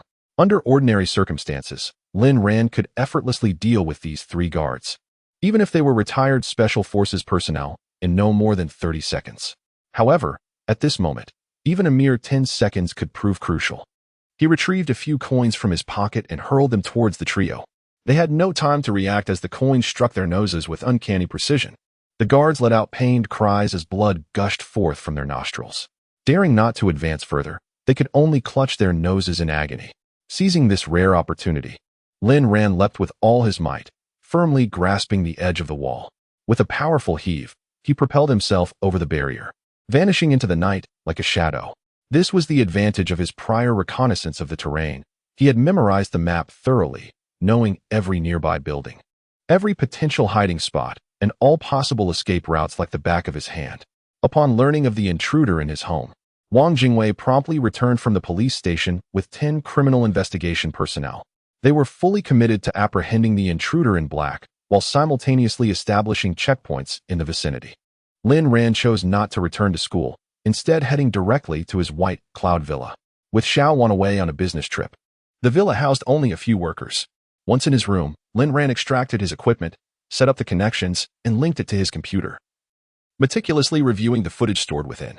This storage card boasted a capacity of 1,000 gigabytes, containing a vast amount of data. Having placed the equipment 2 months prior, reviewing all the content and extracting valuable information would undoubtedly require considerable time. By morning, he had yet to uncover much of significance. On the following day, he did not return to school but continued to scrutinize the recordings, instructing the workers to refrain from disturbing him. It was not until the afternoon that Lin Ran's heart skipped a beat. The timestamp on the video indicated it was approximately a month prior, revealing an elderly man, Wang Jingwei, accompanied by a young man in his 30s, as well as an oddly dressed individual. This peculiar person evoked a profound sense of familiarity in Lin Ran. He paused the image, magnified it, and replayed it multiple times, yet he could not recall who this individual was. Nonetheless, the aura exuding from this stranger felt strikingly intimate, presenting a paradox of being both known and unknown. What could be the reason for this disconcerting phenomenon? Such circumstances had never occurred before. One either recognized someone or did not. Why then did this person embody both strangeness and familiarity? Lin Ran's instincts heightened. Sensing that this enigmatic figure was certainly problematic and must be someone intimately connected to him, he deduced that the individual had undergone some form of disguise. Yet his identity remained elusive. Why was he mingling with the Wang family, and what lay behind the air of familiarity? From the footage, the man appeared to be approximately 1.72 meters tall, of average build. Lin Ran mentally sifted through all the men he knew in Tianqing with whom he shared a close relationship, but he still could not pinpoint this person's identity. The conversation between the elder, Wang Jingwei, and the mysterious individual was hushed, but Lin Ran discerned through lip reading that they were discussing matters pertaining to the Lin family. Even hearing the name Lin Long, which was his original name, though they did not mention Lin Ran, his current name, Lin Ran replayed the footage repeatedly. The enigmatic figure appeared and departed within a mere span of 20 minutes. Yet, Lin Ran dedicated 2 full days to scrutinizing it. Yet he remained unable to discern the identity of this individual. He even contemplated the possibility of it being Zhu Guang, but he was certain it was not him. What about Mo Ting? No, it could not be him either. Mo Ting was tall, standing over 1.8 meters, and his stature could not have diminished.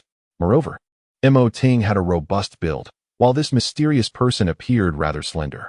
Furthermore, the relationship between Mo Ting and Lin Ran had not reached a level of such familiarity. Lin Ran's ongoing investigation among the members of the Tianlong group and Tianlong gang stemmed from He Ping's assertion that there was a traitor among them. To be candid, the mysterious figure bore a slight resemblance to Lu Yinxue at first glance, but Lin Ran was acutely aware that this person was unequivocally not Lu Yinxue. Lu Yinxue had long limbs and a lithe figure akin to that of a leopard, and she was undeniably female, whereas the voice of this individual was distinctly masculine, with a notably deep timbre. After 2 days of intense contemplation, Lin Ran still could not uncover the identity of this mysterious figure. In resignation, he decided to temporarily abandon the quest. He unlocked his phone and discovered a multitude of missed calls from Yi Jing, Feng Qianqian, and Nan, Feng Yishan, and Aunt Feng. Even the police had reached out to him. A smile crept across Lin Ran's face. He smiled, realizing at that moment that he was not alone in Tianqing. He had numerous friends who cared for him. To be unacknowledged and forgotten in life would indeed be a lamentable fate, but he had never been a solitary wanderer. Subsequently, Lin Ran promptly sent telegrams to Aunt Feng, Yi Jing, Feng Qianqian, and to Nan, assuring them of his safety, before swiftly returning to Tianqing University. In the office of the Education Department, Principal Gu Jin, Yi Jing, and the department head were awaiting his arrival. Lin Ran understood that he was destined to face a thorough reprimand. Indeed, as soon as he stepped into the office, several stern gazes were directed at him. In that moment, Lin Ran felt akin to a wayward child, standing there in earnest submission. After Director Wang Shan had chastised him, he turned to Gu Jin and stated, "Principal Gu, this new student has already stirred up considerable trouble since his arrival at Tianqing University. On his very first day, he quarreled with Director Peng from the Physical Education Department in the cafeteria and subsequently engaged in a gambling match over badminton with Zhang Jiajue, the heir of the Zhang family, resulting in an extremely detrimental influence. Now, he has left the campus without permission and failed to notify anyone. I recommend expelling him from the university outright. Even if expulsion is not feasible, he should at least receive 2 major demerits to serve as a warning to other students." Upon hearing the suggestion of expulsion, Yi Jing hurriedly interceded on Lin Ran's behalf. "Director Wang, the punishment of expulsion is exceedingly harsh. While it is true that he has erred, many of the incidents were not instigated by him. Take the confrontation with Director Peng, for instance.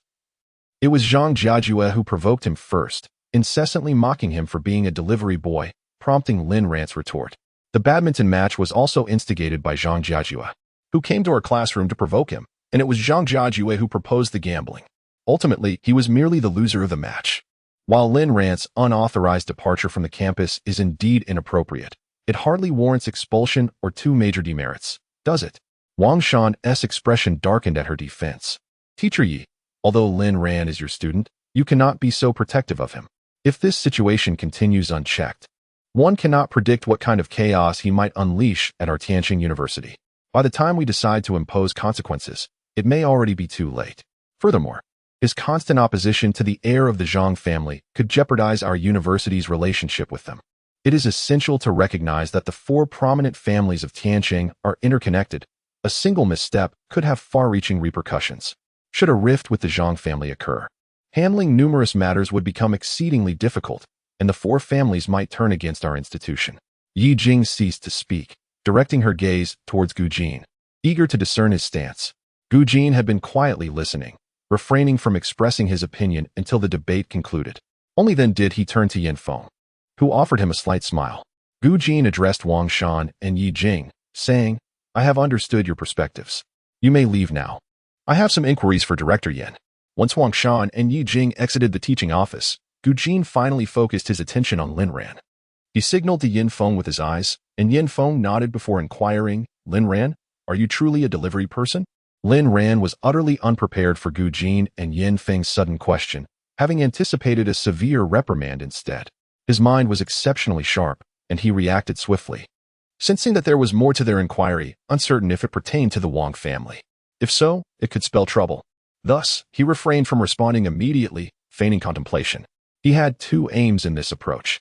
Firstly, to elicit Yin Feng's next statement, clarifying why Gu Jin and Yin Feng posed such questions. Secondly, to keep them guessing, thereby deciding whether to divulge his delivery work. Yin Feng observed Lin Ran's silence, and, sensing an underlying issue, directly posed his inquiry. "Lin Ran, what is your connection with General Long?" Lin Ran was taken aback. He had no acquaintance with any General Long and had never even heard of him.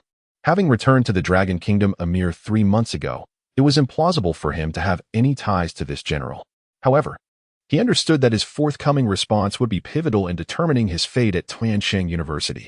Unsure of who General Long was, he grappled with whether to claim familiarity or to admit ignorance, fearing expulsion from the institution either way. After a moment's contemplation, he opted for a strategic reversal, posing a question back to Yin Feng. "Why does Director Yin suddenly inquire about my relationship with General Long?" This approach was astutely crafted. It neither affirmed nor denied any connection while potentially leading the other party to assume a link existed. As anticipated, Gu Jin interjected. "When General Long recently visited Tianqing University, she specifically requested to meet you, hence our curiosity about your relationship with her." It was then that Lin Ran recalled the general, the female officer who had scrutinized him outside the classroom. He himself was baffled by her intense gaze but refrained from voicing his confusion. After a moment's reflection, he replied, "Some acquaintances in my family know General Lang, but I am not well acquainted with her. Perhaps I could call back to South America to inquire?" Yin Feng promptly interrupted, "No need for that. General Lang is exceedingly busy and should not be disturbed. Additionally, I would like to ask, does your family know Director Liu?" Lin Ran stood frozen once more, perplexed by the seemingly nonsensical inquiries posed by Gu Jin and Yin Feng. Determined to cut through the confusion swiftly and avoid further entanglement that could expose him, he replied, "These matters pertain to my elders, of which I possess limited knowledge. My delivery work is merely a means to support my studies. It is quite a common practice in South America. I am not accustomed to asking my family for financial assistance, as I am not in want of money." As he spoke, he retrieved his phone, opened his Moxin wallet, and displayed the substantial balance to Gu Jin and Yin Feng. His intention was not to flaunt his wealth, but rather to assure them that he did not rely on food delivery for his livelihood. Upon witnessing the over 20 million displayed in Lin Ran's Moxin wallet, Gu Jin and Yin Feng were taken aback, nearly leaping from their seats. In that moment, they realized Lin Ran was not merely a delivery worker. Their expressions softened significantly, not out of greed for Lin Ran's wealth, but due to the newfound understanding of his remarkable background. Gu Jin then whispered to Lin Ran, "Have you heard of the Lin family from Tianqing?" Lin Ran's eyelids flickered slightly as he observed the curiosity in Gu Jin and Yin Feng's eyes. He surmised they were probing to ascertain any connection he might have with the illustrious Lin family. Thus, he nodded in response.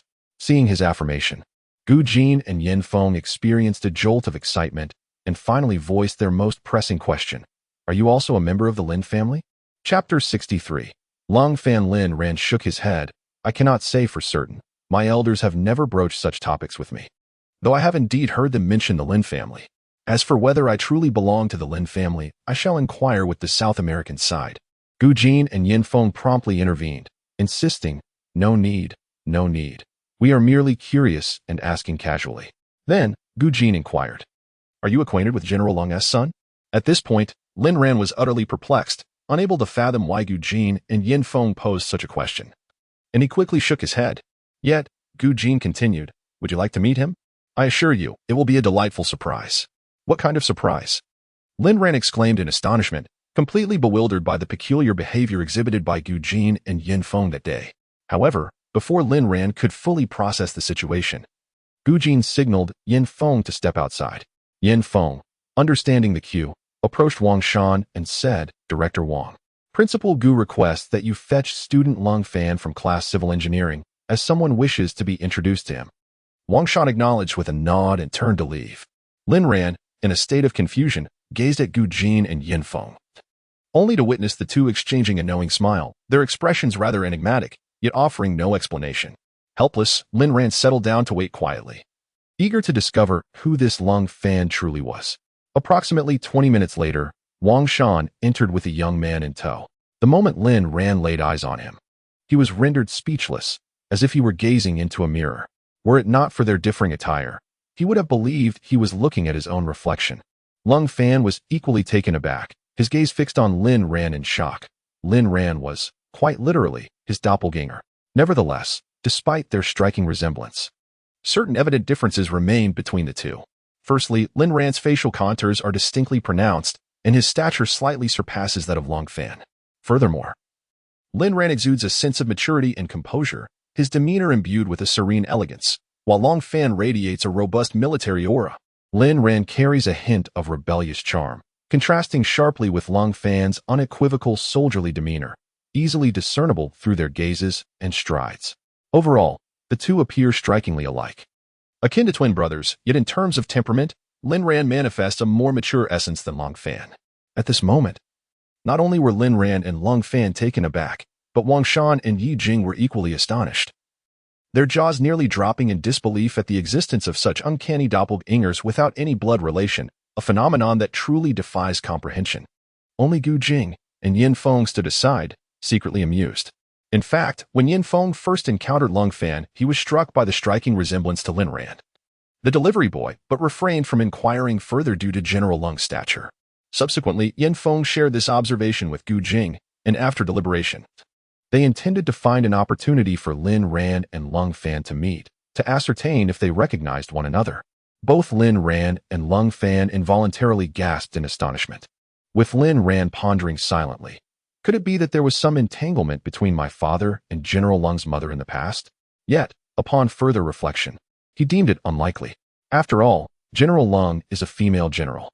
What audacity would his father possess to allow a woman of such standing to bear a child out of wedlock without claiming responsibility? However, if nothing had ever transpired, why did General Lung insist on meeting him upon her arrival at Tianqing University, especially when her son bore such a striking resemblance to him? Moreover, it is worth noting that Lung Fan is of a similar age to himself. If his father indeed had a past with General Lung, the timeline would align. Lin Ran pondered this conundrum, unable to decipher its meaning, and resolved to seek clarity from Lung Fan. Gu Jin, with a gentle smile, turned to the two and suggested, why not step outside for a conversation?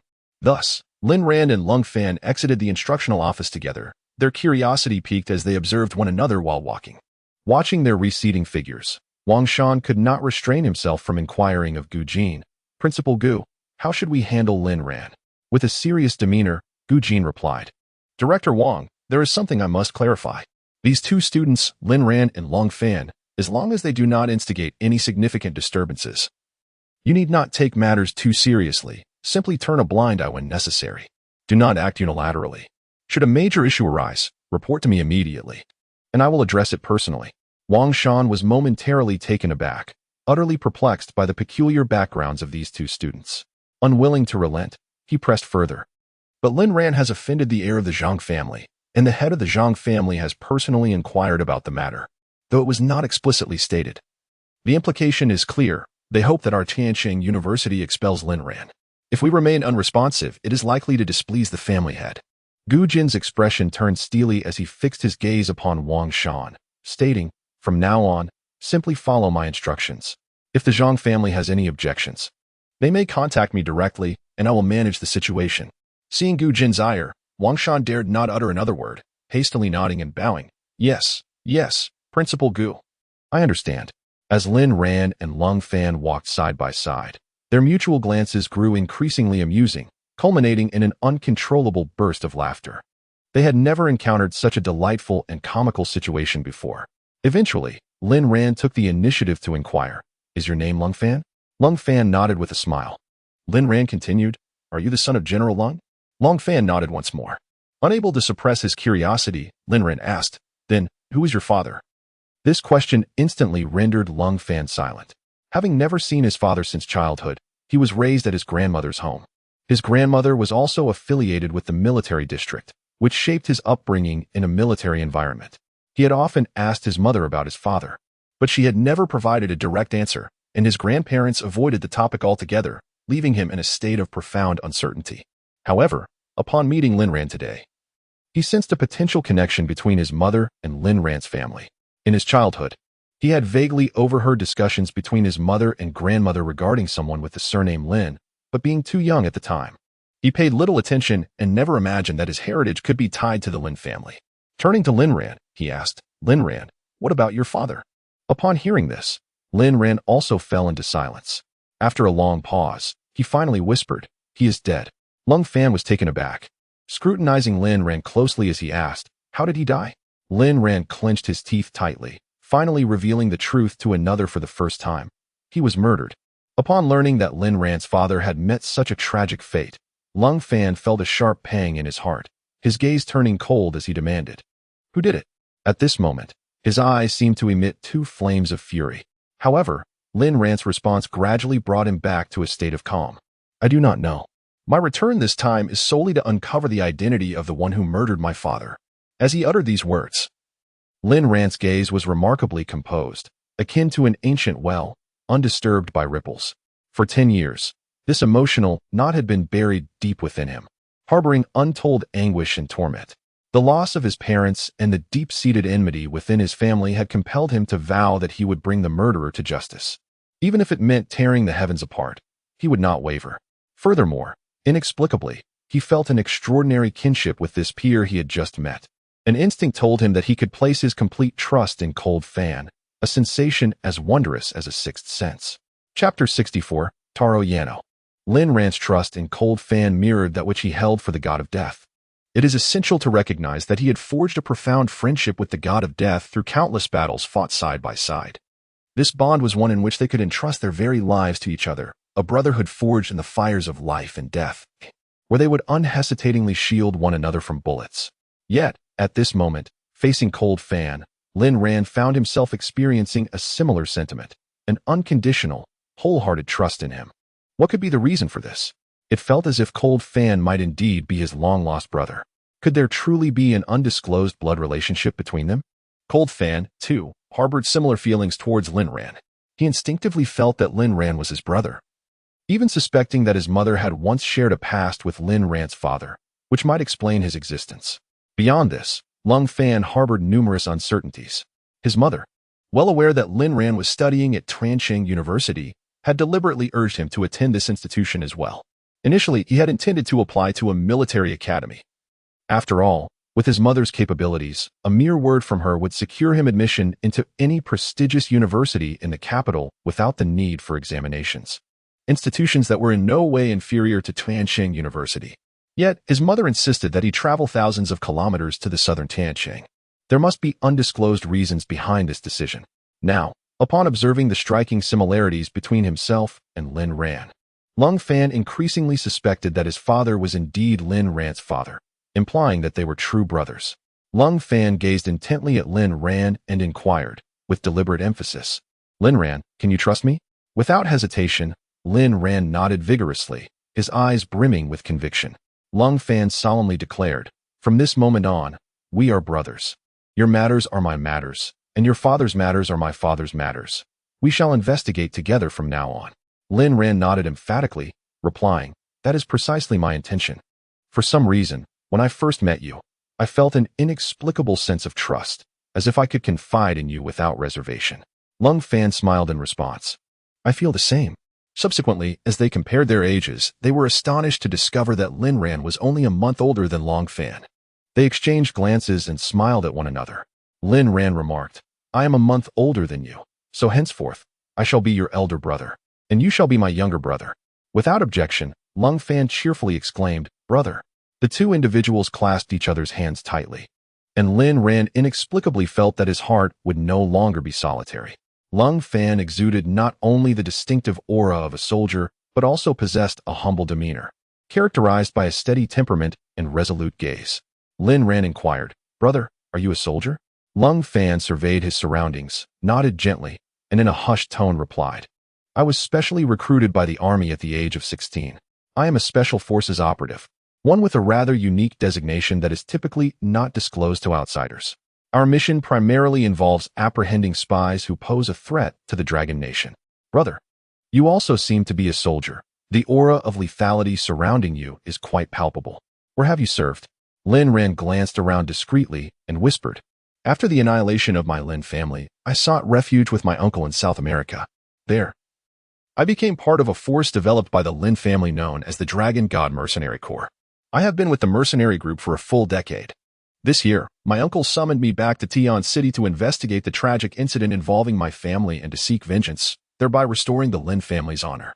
With unwavering determination, Lung Fan gazed intently at Lin Ran and declared, Brother, I wish to be a part of this endeavor. Please share with me the details surrounding the massacre of the Lin family. Subsequently, the two found a secluded corner, where Lin Ran unreservedly recounted the harrowing scenes of his family's demise, along with the findings of his investigation upon his return, revealing everything to Lung Fan. As he listened, a flicker of fury ignited in Lung Fan's eyes, a flame fueled by hatred. It was as though he had vividly envisioned Lin Ran's father, Lin Tian, as his own, feeling as if his own father had likewise fallen victim to such heinous acts, leading to the obliteration of their family. A wondrous and intense feeling lingered in his heart. The two conversed for an extended period, truly embodying the essence of kindred spirits, as if they had known each other since birth. Lin Ran patted Lung Fan on the shoulder and inquired, Brother, what is your combat prowess like? With a confident smile, Lung Fan replied, Brother, let us find a time to spar. Lin Ran, filled with joy, gave Lung Fan's shoulder a hearty pat, exclaiming, It's a promise. Just as the two brothers were immersed in their lively discussion, Yi Jing approached them. Upon seeing her, Lin Ran noted that she was clad in a light blue professional ensemble, the tailored trousers accentuating her figure, exuding the mature charm of a professional woman, intellectual and graceful. Lung Fan's eyes lit up at the sight of Yi Jing. With an envious grin, he leaned on Lin Ran's shoulder and remarked, Brother, you're truly fortunate to have such a beautiful counselor. I, on the other hand, am rather unfortunate, as my counselor is not particularly striking. Lin Ran jested, Brother, why not transfer to our department? Lung Fan grimaced and replied, My mother insists that I pursue this civil engineering program, claiming it will be invaluable in the future. At that moment, Yi Jing had reached them, her face adorned with a warm smile. After appraising the duo, she addressed Lin Ran, saying, Lin Ran, it seems you two have had enough chatting. It's time to return to class. After all, you are both at the same school, and there will be ample opportunities for conversation in the future. Lin Ran and Lung Fan exchanged knowing smiles and nodded in agreement. They exchanged phone numbers and added each other as friends on a messaging app before Lin Ran followed Yi Jing toward the classroom. Lin Ran walked alongside Yi Jing, captivated by the faint fragrance that emanated from her, which stirred feelings reminiscent of his time with Xiao Wan. The allure of her mature and intellectual charm was intoxicating. In his eyes, Yi Jing possessed an even greater beauty than Xiao Wan. As they strolled, a group of students emerged from their class, and among them was Anan, a classmate from Lin Ran's department. Upon spotting Lin Ran, Anan rushed over, enthusiastically embracing his shoulder and exclaiming, Lin Ran, you rascal. Where have you been these past few days? I've been trying to reach you for ages, but your phone has been off. We were worried sick, thinking some woman had whisked you away to be her gigolo. Caught up in his excitement, Anan momentarily forgot that Yi Jing was still by Lin Ran's side. Once he realized, he turned to Yi Jing with a sheepish grin, saying, My apologies, Sister Jing. I was just so thrilled to see this delivery guy. With that, He playfully made a face at her. Yi Jing shot Nan a stern glare, but soon her expression softened as she inquired, "Xiaonan, where's your sister?" And Nan replied with a smile, "My sister is managing the family business in Jiangnan. She mentioned she really wants to come to Tianqing to see you. She misses you dearly." Lin Ran was taken aback to discover that Yi Jing and Nan's sister were acquainted and appeared to share a close bond. Just then, Zheng Qing and Lu Bing approached them. Lin Ran, filled with joy, suddenly noticed that Zheng Qing's face was severely swollen, with dark purple bruises forming around his eyes. With years of battle experience, Lin Ran instantly discerned that the injuries on Zheng Qing's face were evidently inflicted by another. His eyes widened in fury as he directly questioned Zheng Cheng. "Zheng Cheng, who has done this to you?" Before Zheng Cheng could respond, Nan interjected. "It was Tiao Yilang." Chapter 65. I faced them all alone. "Tiao Yilang?" Lin Ran asked, his expression one of bewilderment, enunciating each syllable. He then furrowed his brow and added, "Is he particularly formidable?" Upon hearing this, everyone present wore expressions of confusion, unable to fathom Lin Ran's curiosity about the name. And Nan, in particular, could not restrain herself from asking Lin Ran, "What do you mean by that?" Lin Ran, however, merely smiled enigmatically, his grin betraying a struggle to contain his amusement. Observing this, Lu Bing quickly leaned towards Nan and whispered a few words, subtly gesturing towards her lower body with his eyes. It was then that Nan comprehended the implications of Lin Ran's words, erupting into hearty laughter. The others promptly gathered around, eager to understand the meaning behind it. Once they grasped the specific connotation of Tiao Yi in certain contexts, they were soon doubled over in laughter, clutching their stomachs as they squatted on the ground. Even Zheng Qing, whose face bore the marks of his injuries, momentarily forgot his pain, joining in the merriment and swaying alongside the others. In that fleeting instant, the gloomy clouds that had been lingering in their hearts dissipated completely. It turned out that after Lin Ran departed that day, Zhang Jiajun left the badminton hall amidst a throng of his disciples, including Zhang Yuqing and Long Guoxing. Despite the constant reassurances from Zhang Yuqing and Long Guoxing, Zhang Jiajun remained visibly displeased. Particularly vexing was the sight of numerous individuals pointing fingers at him, some even revealing mocking expressions, which deepened his frustration. As they continued walking, they encountered a group of individuals approaching them. The leader of this group was not particularly tall. Yet Zhang Jiajun recognized them. They were international students from the island nation residing in Longhua.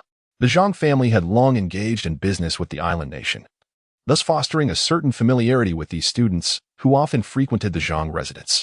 The foremost among them was Terry Yataro. At Tianqing University, there were numerous foreign students, many of whom hailed from the island nation. These international students had even formed several clubs, and the group of which Terry Yataro was a part consisted of members from the university's karate club.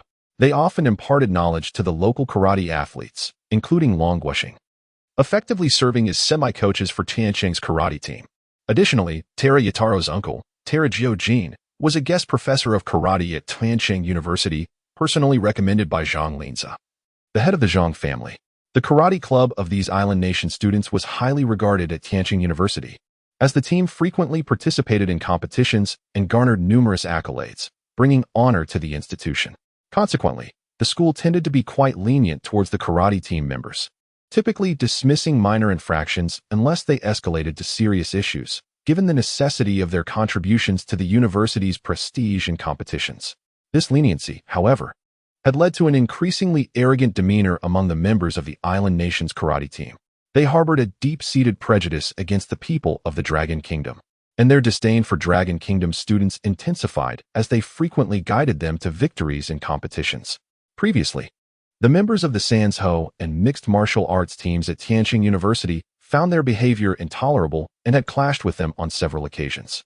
On the competition stage, the Tianqing University athletes suffered severe injuries, with some sustaining broken bones and others losing teeth, while one Sansho team member narrowly escaped losing an eye. Since then, no one dared to provoke them lightly. After all, the members of these island nations' karate teams were professionals, while the Sansho and mixed martial arts teams from Tianqing University were merely amateurs, engaged in training for fitness rather than competition.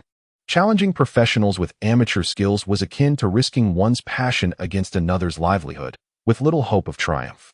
Upon noticing Zhang Jiajun's glum demeanor, Terataro, with his halting command of Dragon Kingdom dialect, inquired, "Young Master Zhang, what troubles you? Is there something I can assist you with?" When he heard Zhang Jiejun lamenting about being bullied by Lin Ran, Terataro was immediately filled with rage and contemplated rallying a few island students to confront Lin Ran. At Tuancheng University, the administration exhibited remarkable leniency towards these foreign students, typically refraining from interference unless serious issues arose. This inadvertently fostered a sense of superiority among the foreign students. Coupled with the prevalent admiration for foreign cultures among many students, this further fueled their arrogance, emboldening them to openly challenge Lin Ran. Zhang Jiejun hastily intervened, saying, "Mr. Tara, that is not advisable. It is said that Lin Ran, the delivery man, is exceptionally skilled in combat. The last time I heard from Master Wang, he single-handedly defeated 10 individuals in less than a minute. If you were to confront him, you might come to regret it." Upon hearing this, Tiao Yutaro was initially taken aback. But soon a burst of laughter erupted from several students from the islands as they clumsily mocked in broken Dragon Kingdom dialect. 1 against 10? Perhaps he engages in 10 brawls every night. This provocation incited further laughter from the surrounding group of Dragon Kingdom followers, including Long Guoxing and Zhang Yuqing. At that moment, Zheng Cheng happened to return to the dormitory to change his clothes.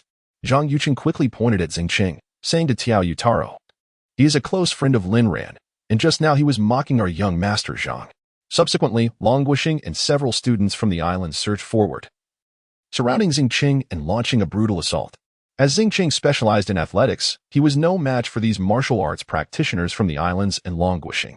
In the end, Tiao Yutaro menacingly warned Zheng Cheng, "Go back and tell that delivery man Lin Ran to come find us soon. Otherwise, every time we see you, we will strike." Although Anan and a few roommates took Zheng Cheng to seek help from the school authorities, the officials merely summoned Long Guoxing and his companions for questioning, neglecting to call Zhang Jiejun, let alone Tiao Yutaro. Long Guoxing received only a cursory reprimand. Despite the pent-up frustration of Anan, Zheng Cheng, Lu Bing, and others, they felt utterly powerless. Moreover, Lin Ran had been unreachable for several days, his phone was off, and he did not respond to messages. Subsequently, Zheng Cheng faced yet another brutal beating from them. Later, Zhang Jiejun believed that after confiding in his father about being bullied by Lin Ran, Zhang Linza contacted the school by phone. Not seeing Lin Ran at school, he genuinely thought Lin Ran had been expelled, which is why he ceased to pursue trouble with Zheng Cheng. Upon learning the full details of the situation, Lin Ran could not contain his fury. He addressed Zheng Cheng, saying, "Return to Long Guoxing and inform him that I, Lin Ran, am issuing a challenge. Along with that wild Taiko, I am eager to see just how ferocious he can be." Zheng Cheng did not respond immediately, his face clouded with concern. He remarked to Lin Ran, "It's not that I wish to diminish your spirit, but those students from the island nation are indeed formidable. Even Long Guoxing and his peers should not be underestimated." Previously, both the MMA team and the Sanda team suffered greatly at their hands. You may not stand a chance against them. If we cannot win, perhaps we should avoid them. In time, they may forget this incident and turn their attention to others, leaving us in peace. Anan interjected, "Indeed, Lin Ran, this is no jest.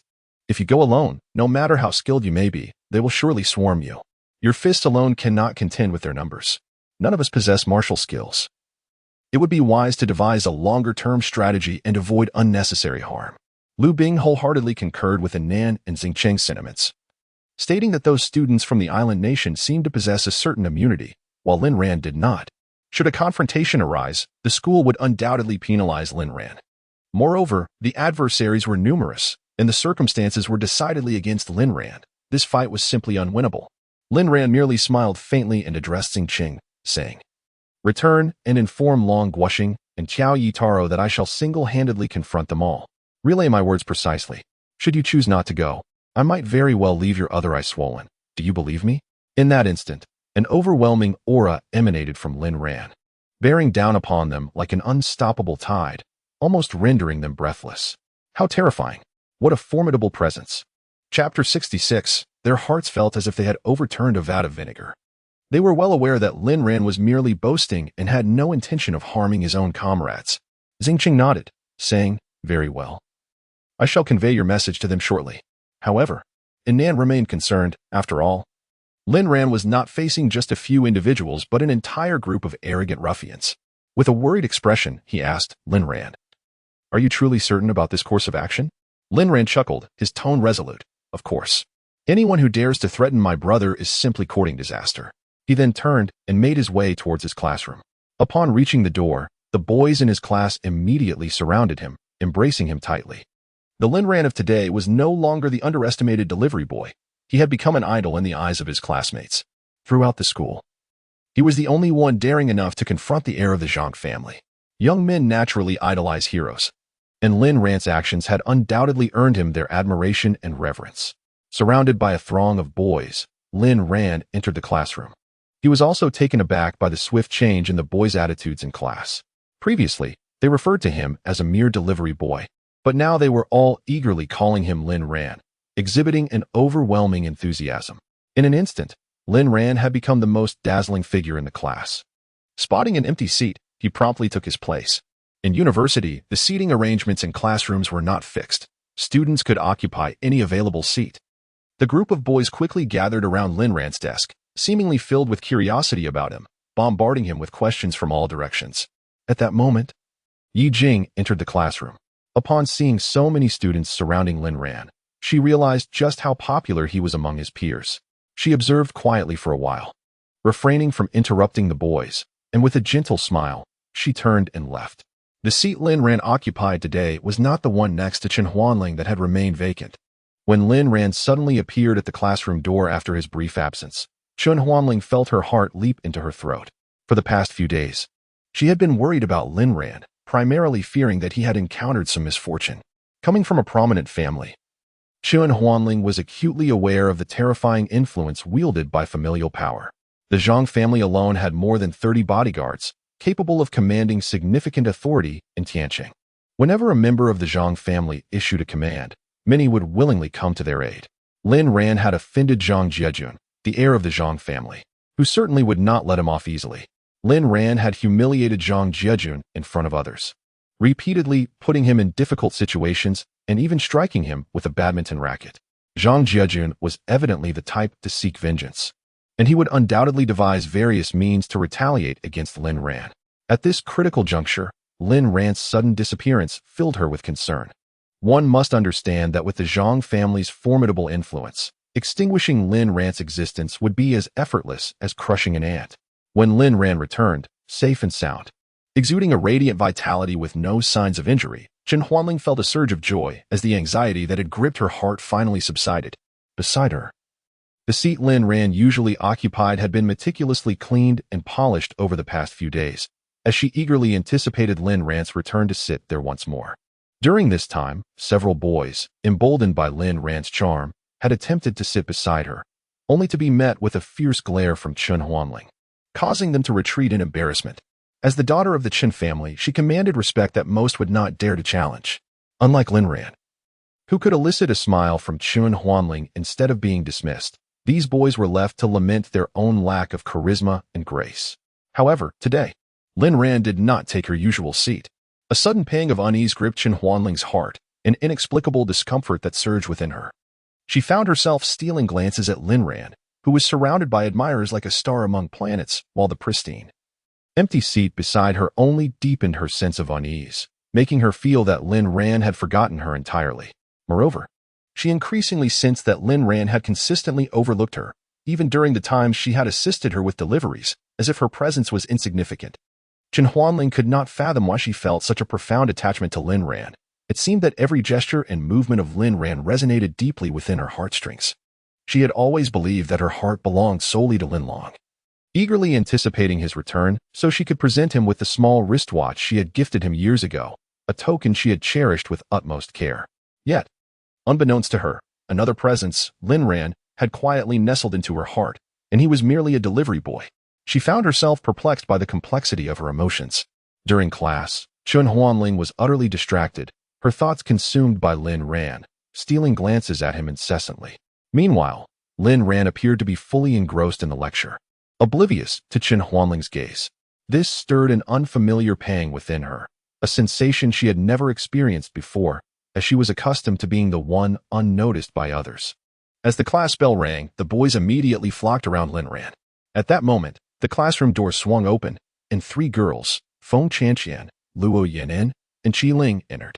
The boys' faces lit up. Feng Chanqian was an exquisite beauty, her alluring figure captivating everyone's attention, leaving many in a daze, nearly drooling. Feng Qianqian strode directly to Lin Ran, forcefully patting his shoulder, her wide eyes filled with mock anger as she exclaimed, "Lin Ran, where on earth have you been these past few days? We thought Zhang Jiejun had sent someone to do you in. We were ready to collect your remains." Lin Ran, hearing this, wore an expression of resignation and replied with a wry smile, "Oh, my dear Miss Feng, could you perhaps exercise a little restraint with your words? Haven't I assisted you on several occasions?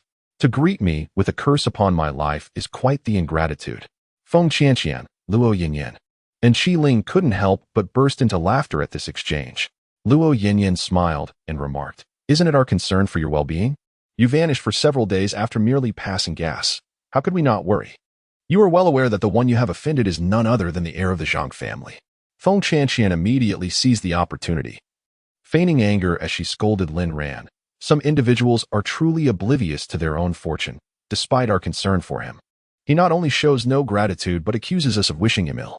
Do you realize that the three of us, along with Nan, Lu Bing, and Xingqing, have been so troubled over the past few days that we could scarcely eat or sleep, fearing that if anything were to happen to you, no one would be left to claim your remains?" Lin Ran was both amused and exasperated by Feng Qianqian's words. Her bluntness was indeed remarkable. While she was clearly worried about him, her phrasing suggested a morbid anticipation of his demise. Nevertheless, he chose not to take offense, recognizing that this was simply Feng Qianqian's unrefined nature, and he felt a twinge of gratitude instead. It was quite surprising for him to witness the carefree Feng Qianqian express such concern for his safety, a sentiment he had never encountered before. However, not far away, Qin Huanling observed the affectionate exchange between Lin Ran and Feng Qianqian, and her heart soured with jealousy, akin to a jar of vinegar being overturned. She had never anticipated that the goddess revered by all would find herself envious of Feng Qianqian. Chapter 67, The National Curse.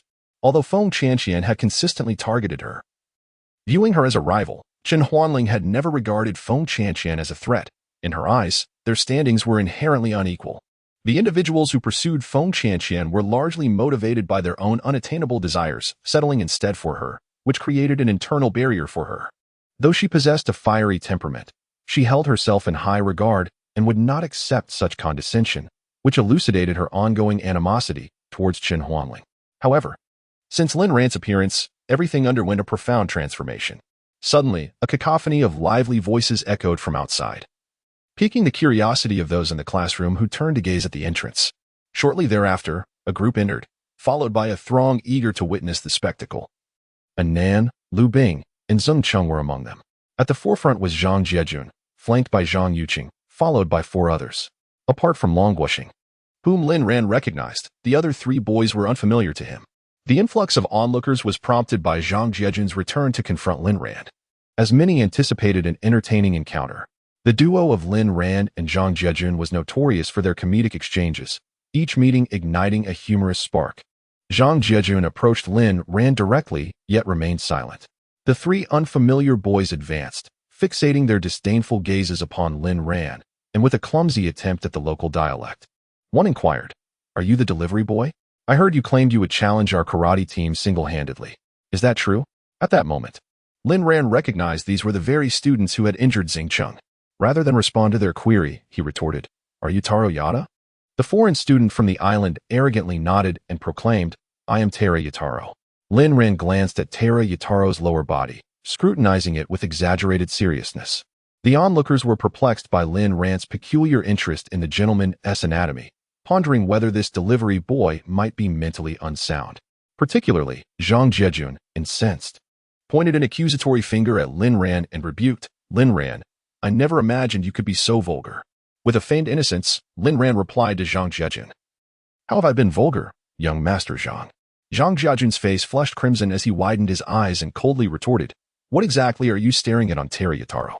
Ignoring Zhang Jiejun's outburst, Lin Ran turned to Tara Yataro and inquired, "Is it true that you are truly wolfish?" Tara Yataro, growing impatient, continued in his broken Mandarin, "I have already stated, I am Tara Yataro, the delivery boy."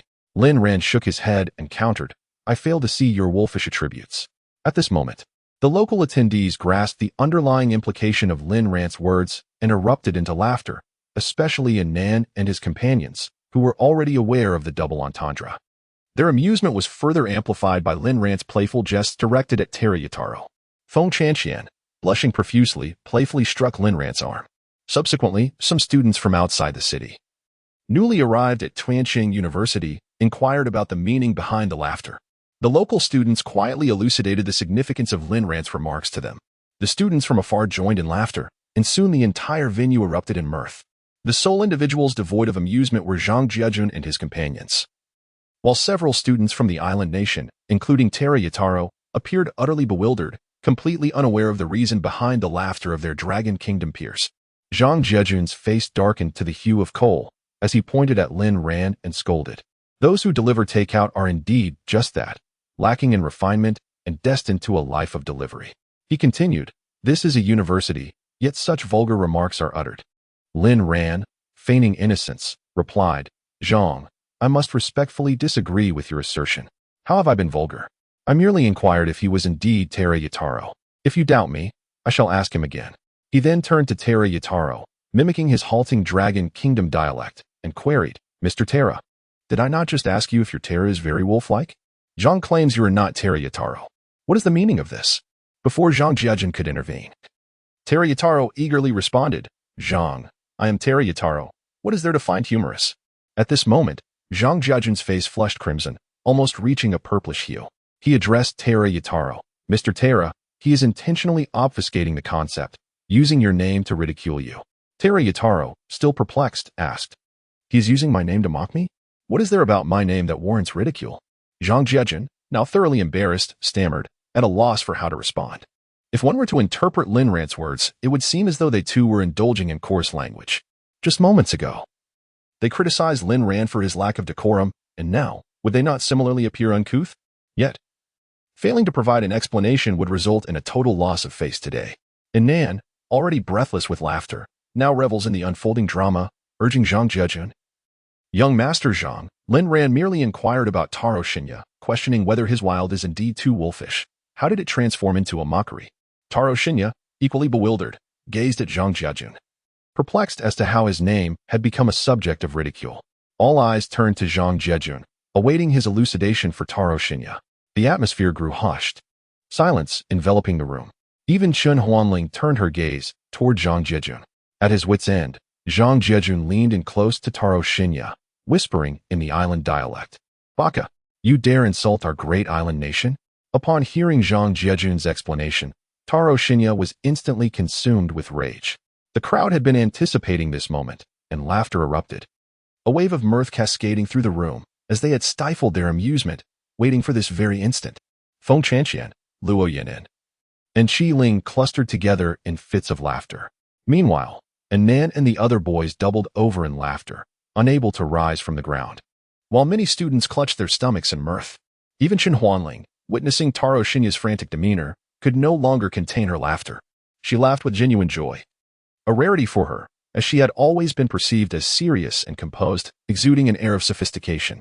This was the first time in many years that she laughed so heartily. Due to Chen Huanling's rare smiles, which typically only consist of gentle grins, her sudden, hearty laughter captivated the crowd, revealing the enchanting charm of her smile. Her complexion flushed a delicate pink, her beautiful eyes squinting into crescents, and her pearly whites gleamed as her body trembled uncontrollably with mirth. The infectious quality of her laughter drew the gaze of numerous young men in the vicinity. At this moment, not only was Zhang Jiajun utterly entranced by Chen Huanling, but even Lin Ran, who previously held no particular feelings for her, found himself deeply captivated by her radiant smile. He could scarcely believe how mesmerizing Chen Huanling appeared when she laughed. The sole individual harboring displeasure was Feng Chanxian. Witnessing the attention of all the young men drawn to Chen Huanling, a surge of anger ignited within her. Having always regarded Chen Huanling as a rival and nemesis, her frustration was now palpable. Yet, unable to find a suitable outlet for her ire, she paced restlessly, ultimately directing her frustration towards Lin Ran. "Lin Ran, do you have a particular fondness for green tea? Is green tea really that appealing?" Feng Chanxian loudly interrogated Lin Ran, confused by her outburst. Lin Ran quickly deduced that Feng Chanxian's feelings towards Chen Huanling were all too evident. However, before he could tease Feng Chanxian, an ungracious voice interrupted, "Delivery person. You people from Longwu are all like you, utterly uncultured, nothing but a lowly breed. The speaker was Taro, who, after delivering his insult, gestured derogatorily with his finger. The two international students from the islands accompanying him cackled shamelessly. The presence of the Dragon Kingdom students was instantly ignited with fury, as they began to vehemently denounce Teru Yataro and the other islanders. Even Zhang Jiejun, Zhang Yuqing, and Long Guixing felt an overwhelming sense of embarrassment. Originally, Zhang Jiejun had brought the island's karate experts to confront Lin Ran, but he had not anticipated that the situation would escalate into a conflict between the Dragon Kingdom students and the islanders. Although they harbored disdain for Lin Ran, they were still citizens of the Dragon Kingdom. Openly siding with the island students would undoubtedly incur the wrath of their peers and even Zhang Jiejun, as a scion of the Zhang family, would find his reputation tarnished. In matters of national and ethnic significance, ambiguity was not tolerated. Naturally, it was unrealistic to expect Zhang Jiejun to join in the denunciation of Teru Yataro. On one hand, the Zhang family maintained close ties with the islanders, who resided at the Zhang family's mansion rather than a hotel during their stay in Tianqing. On the other hand, he relied on these island students to assist him in taking revenge on Lin Ran, the delivery boy. However, it appeared that despite his father's intervention with Tianqing University, Lin Ran had not been expelled. Now, he had no choice but to depend on these island students to stand up for him. Outside the campus, Zhang Jiejun had numerous means to deal with Lin Ran. Yet, Lin Ran resided on campus and remained oblivious to when he might leave, leaving Zhang Jiejun with no option but to endure Lin Ran's presence. To make matters worse, Lin Ran had now become not only his rival in love but also a source of humiliation, as long as he could not completely defeat Lin Ran. The disgrace he suffered at Lin Ran's hands would remain irretrievable. This was utterly intolerable for the heir of the Zhang family. However, Lin Ran remained unfazed, wearing a mocking expression as he addressed Taro Jia. "You, a wild wolf, have the audacity to utter such words. Truly a testament to your upbringing. Why do you persist in calling me a delivery boy? Is this what you islanders refer to as etiquette? If so, would it be acceptable for us to call you devils?" Taro Jia found himself momentarily speechless, aware that individuals from the Dragon Country often used the term devils to refer to people from his homeland, a label they found deeply offensive. He impulsively retorted, "If I am not calling you a delivery boy, then what should I call you? They did not inform me of your name, only that you were a delivery boy." Lin Ran rolled his eyes and proudly declared, "My name is Handsome Guy." As soon as the words left his lips, a chorus of derisive gasps erupted from the crowd. This fellow was exceedingly narcissistic.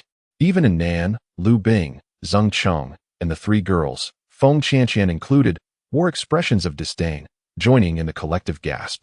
With a smirk, Lin Ran raised an eyebrow and arrogantly inquired, "Am I not Handsome Guy?" The entire assembly responded in unison, "Not Handsome Guy." This was followed by a raucous wave of laughter, so exuberant that even the glass windows of the classroom trembled in response. Chen Huanling, too, found herself doubled over with laughter at Lin Ran's comical demeanor, her mirth infectious, prompting the boys present to laugh even harder. It was a rare sight to witness the goddess Chen Huanling so joyfully amused. In stark contrast, only Zhang Jiejun wore a sullen expression, devoid of any trace of a smile, while Zhang Yuqing and Long Guixing were grinning broadly, unable to contain their delight. Lin Ran is truly amusing. Who would have thought that even more hilarity was yet to come? Although Teru Yataro could utter a few bland phrases in the Dragon Kingdom's language, he completely misunderstood the unique local dialect of Tianqing, genuinely believing that Lin Ran's name was Pretty Boy. With a hint of impatience, he declared, "Pretty Boy, our students from the island formally challenge you. Are you brave enough to compete with us?" The audience was momentarily taken aback, only to erupt into uproarious laughter. With even Zhang Jiejun unable to contain his amusement, Feng Qianqian, in her fit of laughter, completely forgot her jealousy towards Chen Huanling. Standing not far from Chen Huanling, she laughed so intensely that she lost her balance and fell into Chen Huanling. Caught off guard, Chen Huanling nearly toppled over due to Feng Qianqian's sudden impact. It was only then that Feng Qianqian regained her composure, ceasing her laughter to cast a fierce glare at Chen Huanling, yet she soon found herself laughing uncontrollably again. At that moment, Lin Ran spoke up, "All right then, since you, Mr. Teru Yataro, are so courteous, I accept your challenge." However, he deliberately paused for effect, prompting Teru Yataro to eagerly inquire, "Pretty Boy, what do you mean?" His question sparked another wave of laughter, as it seemed the self-absorbed Lin Ran had indeed become accustomed to being called Pretty Boy. Lin Ran, out of the corner of his eye, glanced at Zhang Jiejun and said, "There must be a wager. I want to compete for nothing, right, young Master Zhang?" Zhang Jiejun's heart sank at this. realizing that Lin Ran was likely looking to exploit the opportunity for his own gain. After a moment of hesitation, he asked Lin Ran, as a delivery person, "What kind of wager do you have in mind?" He believed that if Lin Ran had no stakes, he would likely not engage in a contest with Tiao Yada and his companions. After all, parting with a bit of money was trivial for him. The crux of the matter was that he must not allow this delivery worker to gain even the slightest advantage. Lin Ran smiled and said to him, "Zhang Xiao, it seems you already have some thoughts about the wager, don't you? Please, do share." Zhang Zhejun indeed had a notion in mind. He replied to Lin Ran, "As for the wager against Tiao Yada, I shall provide the funds since you seem to be lacking in monetary resources. However, you previously mentioned that you would challenge them all single-handedly. Is that still the case?" As soon as Zhang Zhejun finished speaking, he realized he had misspoken, inadvertently aligning himself with Lin Ran's distasteful terminology. The awkwardness was so palpable that he wished he could immediately retreat into a 3-bedroom apartment to escape. The crowd burst into laughter, and even Lin Ran, who was usually reserved, could not help but laugh heartily, clutching his stomach. Zhang Zhejun's face flushed a deep red. Once the laughter subsided, Lin Ran responded, "That depends on how much you're willing to stake. If you offer a substantial amount, my words shall hold true. If not, then they are mere fabrications." Chapter 69. The scoundrel in this contest. Only the victorious side would receive the prize money. A one-on-one match would yield no prize, while a one-on-two challenge would commence at 1,000 yuan. For each additional opponent challenged, the prize would increase by 1,000 yuan. If you dare to challenge 10, I shall offer a lump sum of 100,000 yuan. Zhang Zhejun articulated the prize structure of the competition. Lin Ran pondered for a moment. Having just thoroughly ridiculed Zhang Zhejun and Tiao Yada, he had taken advantage of them. However, this was not his primary objective.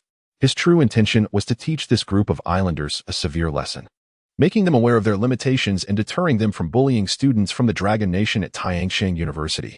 Furthermore, he wished to arrange some financial assistance for Zhang Cheng to aid in his recovery, ensuring that Zhang Zhejun would not escape unscathed. Without further hesitation, he decisively nodded in agreement. "Very well, let it be as you propose." Zhang Zhejun hastily added that the contest would be held that very night. Lin Ran inclined his head slightly in acknowledgement.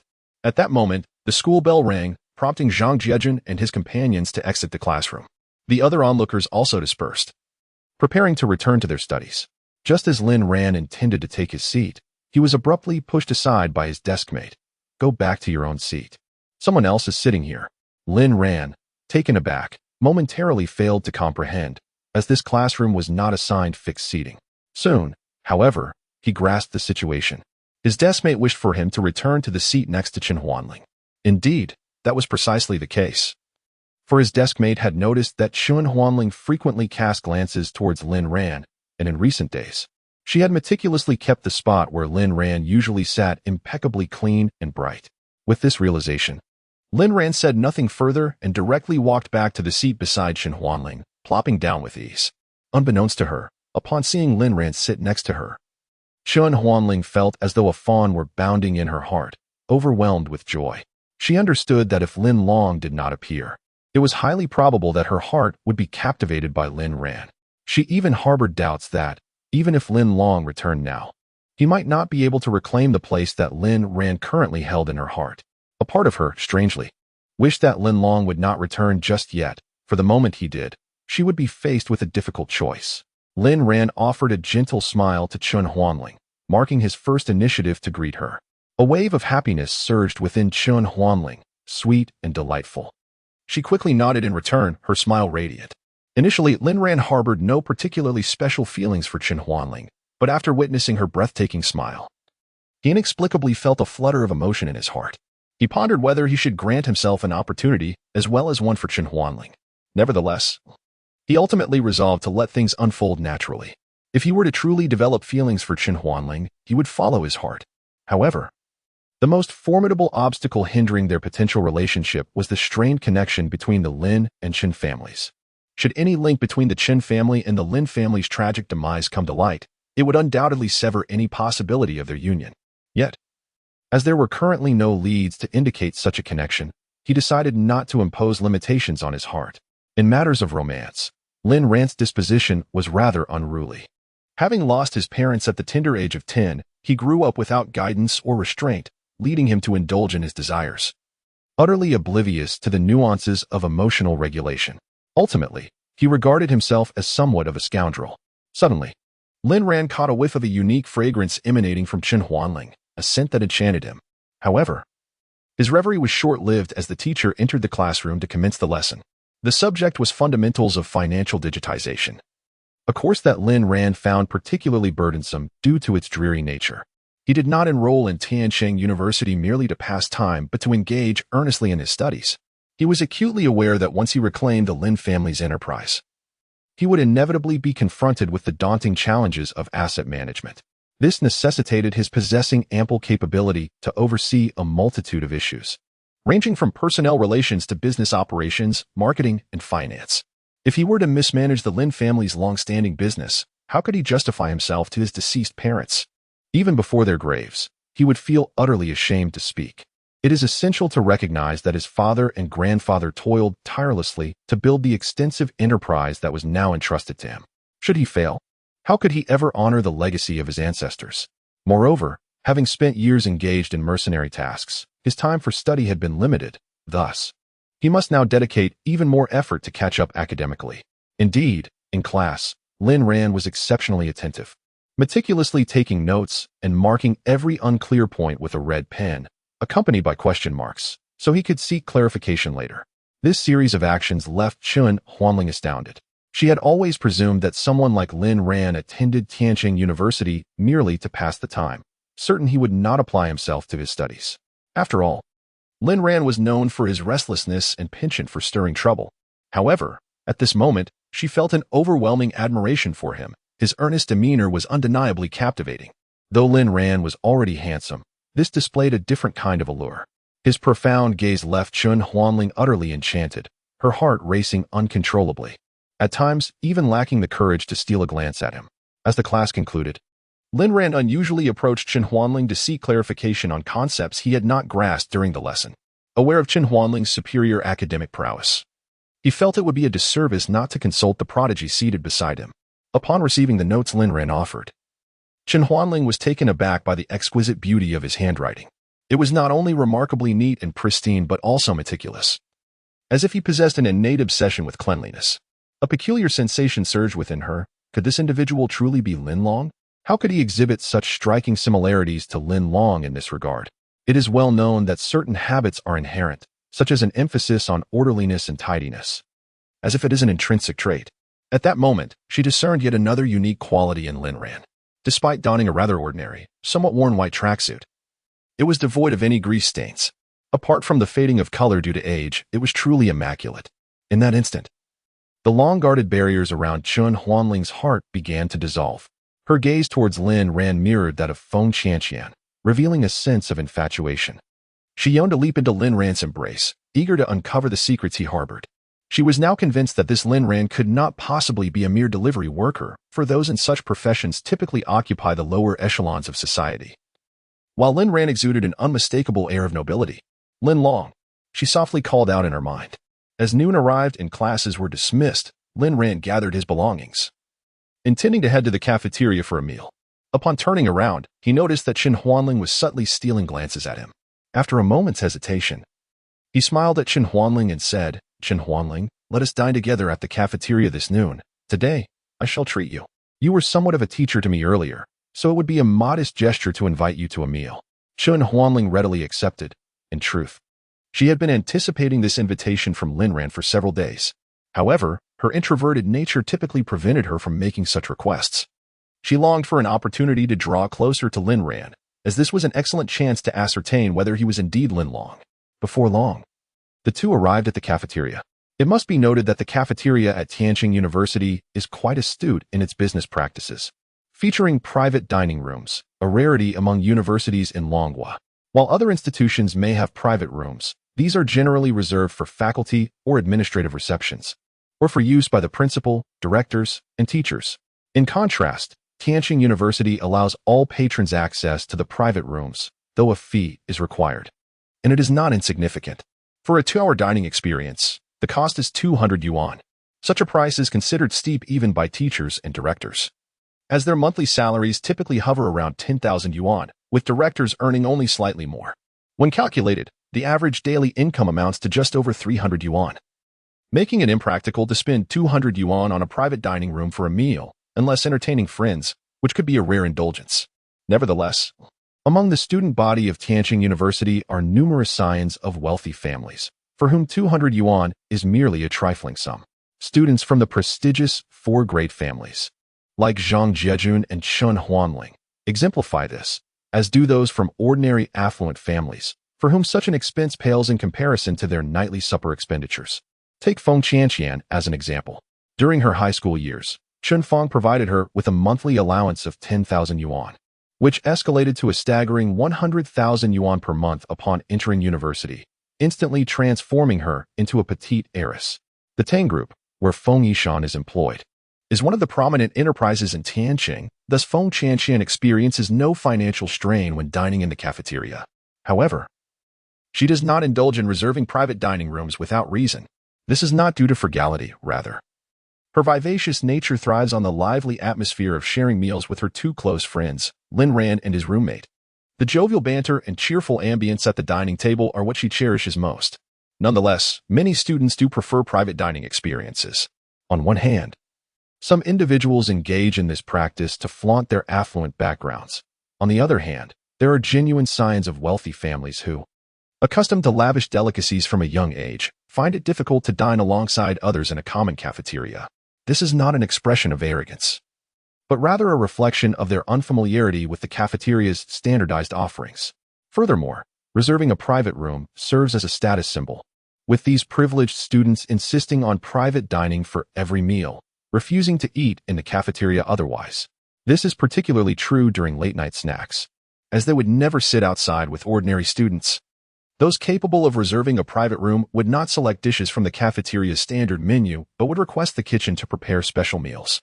One should not underestimate the offerings of the cafeteria's special service. The prices for these dishes are significantly higher than those available outside. Yet the ingredients are superior and prepared by dedicated chefs. Even a simple dish could cost hundreds, as the rental fee for the private room, along with the meal expenses, constitutes the cafeteria's primary revenue source. Thus, it is commonplace to spend several hundred or even thousands of yuan for a single meal here. In the cafeteria, the one most willing to spend lavishly is undoubtedly Zhang Jiejun.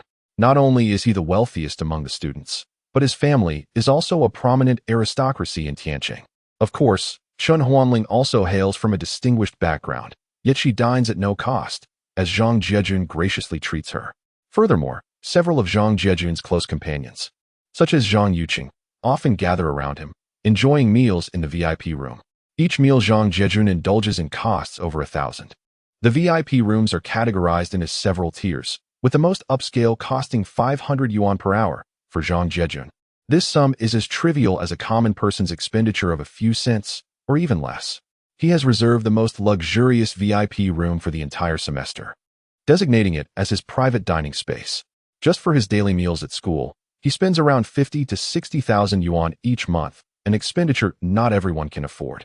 Strictly speaking, Chen Huanling's personal wealth is not inferior to that of Zhang Jiejun. Her parents provide her with a monthly allowance of 100,000 yuan, which she considers more than sufficient, as she rarely requires much. Not to mention, her own private savings exceed 100 million. She is the cherished jewel of her family, lavished with affection by her parents and elder brother. All her daily necessities are supplied by her family, so she seldom needs to dip into her personal funds, as her expenses are primarily covered by the family budget.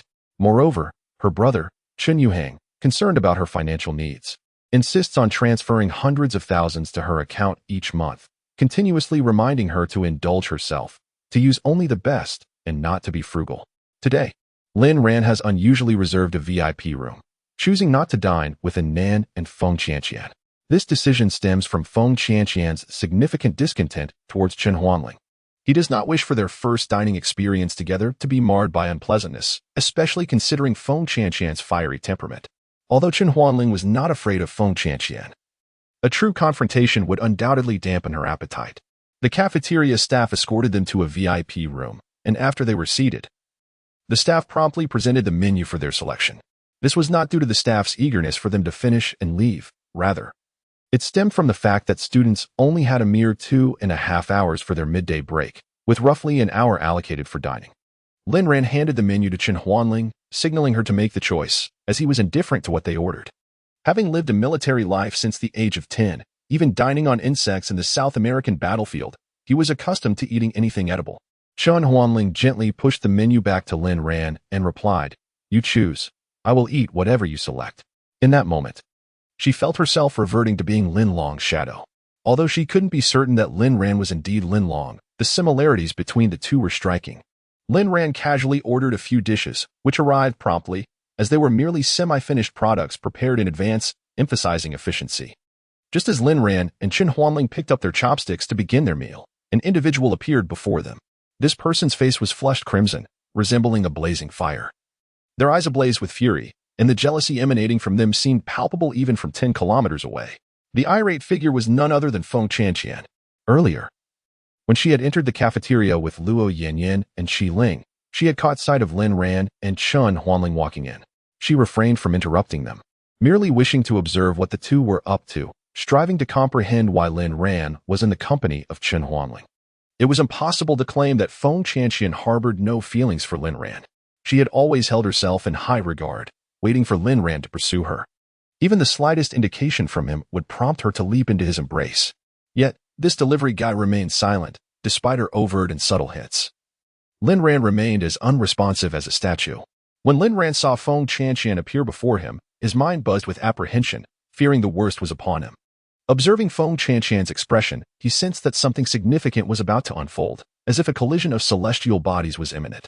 Chapter 71. The Jiangnan and family. Just as Lin Ran and Chen Huanling anticipated that Feng Chanqian, the fiery character, would cause a scene, she completely defied their expectations.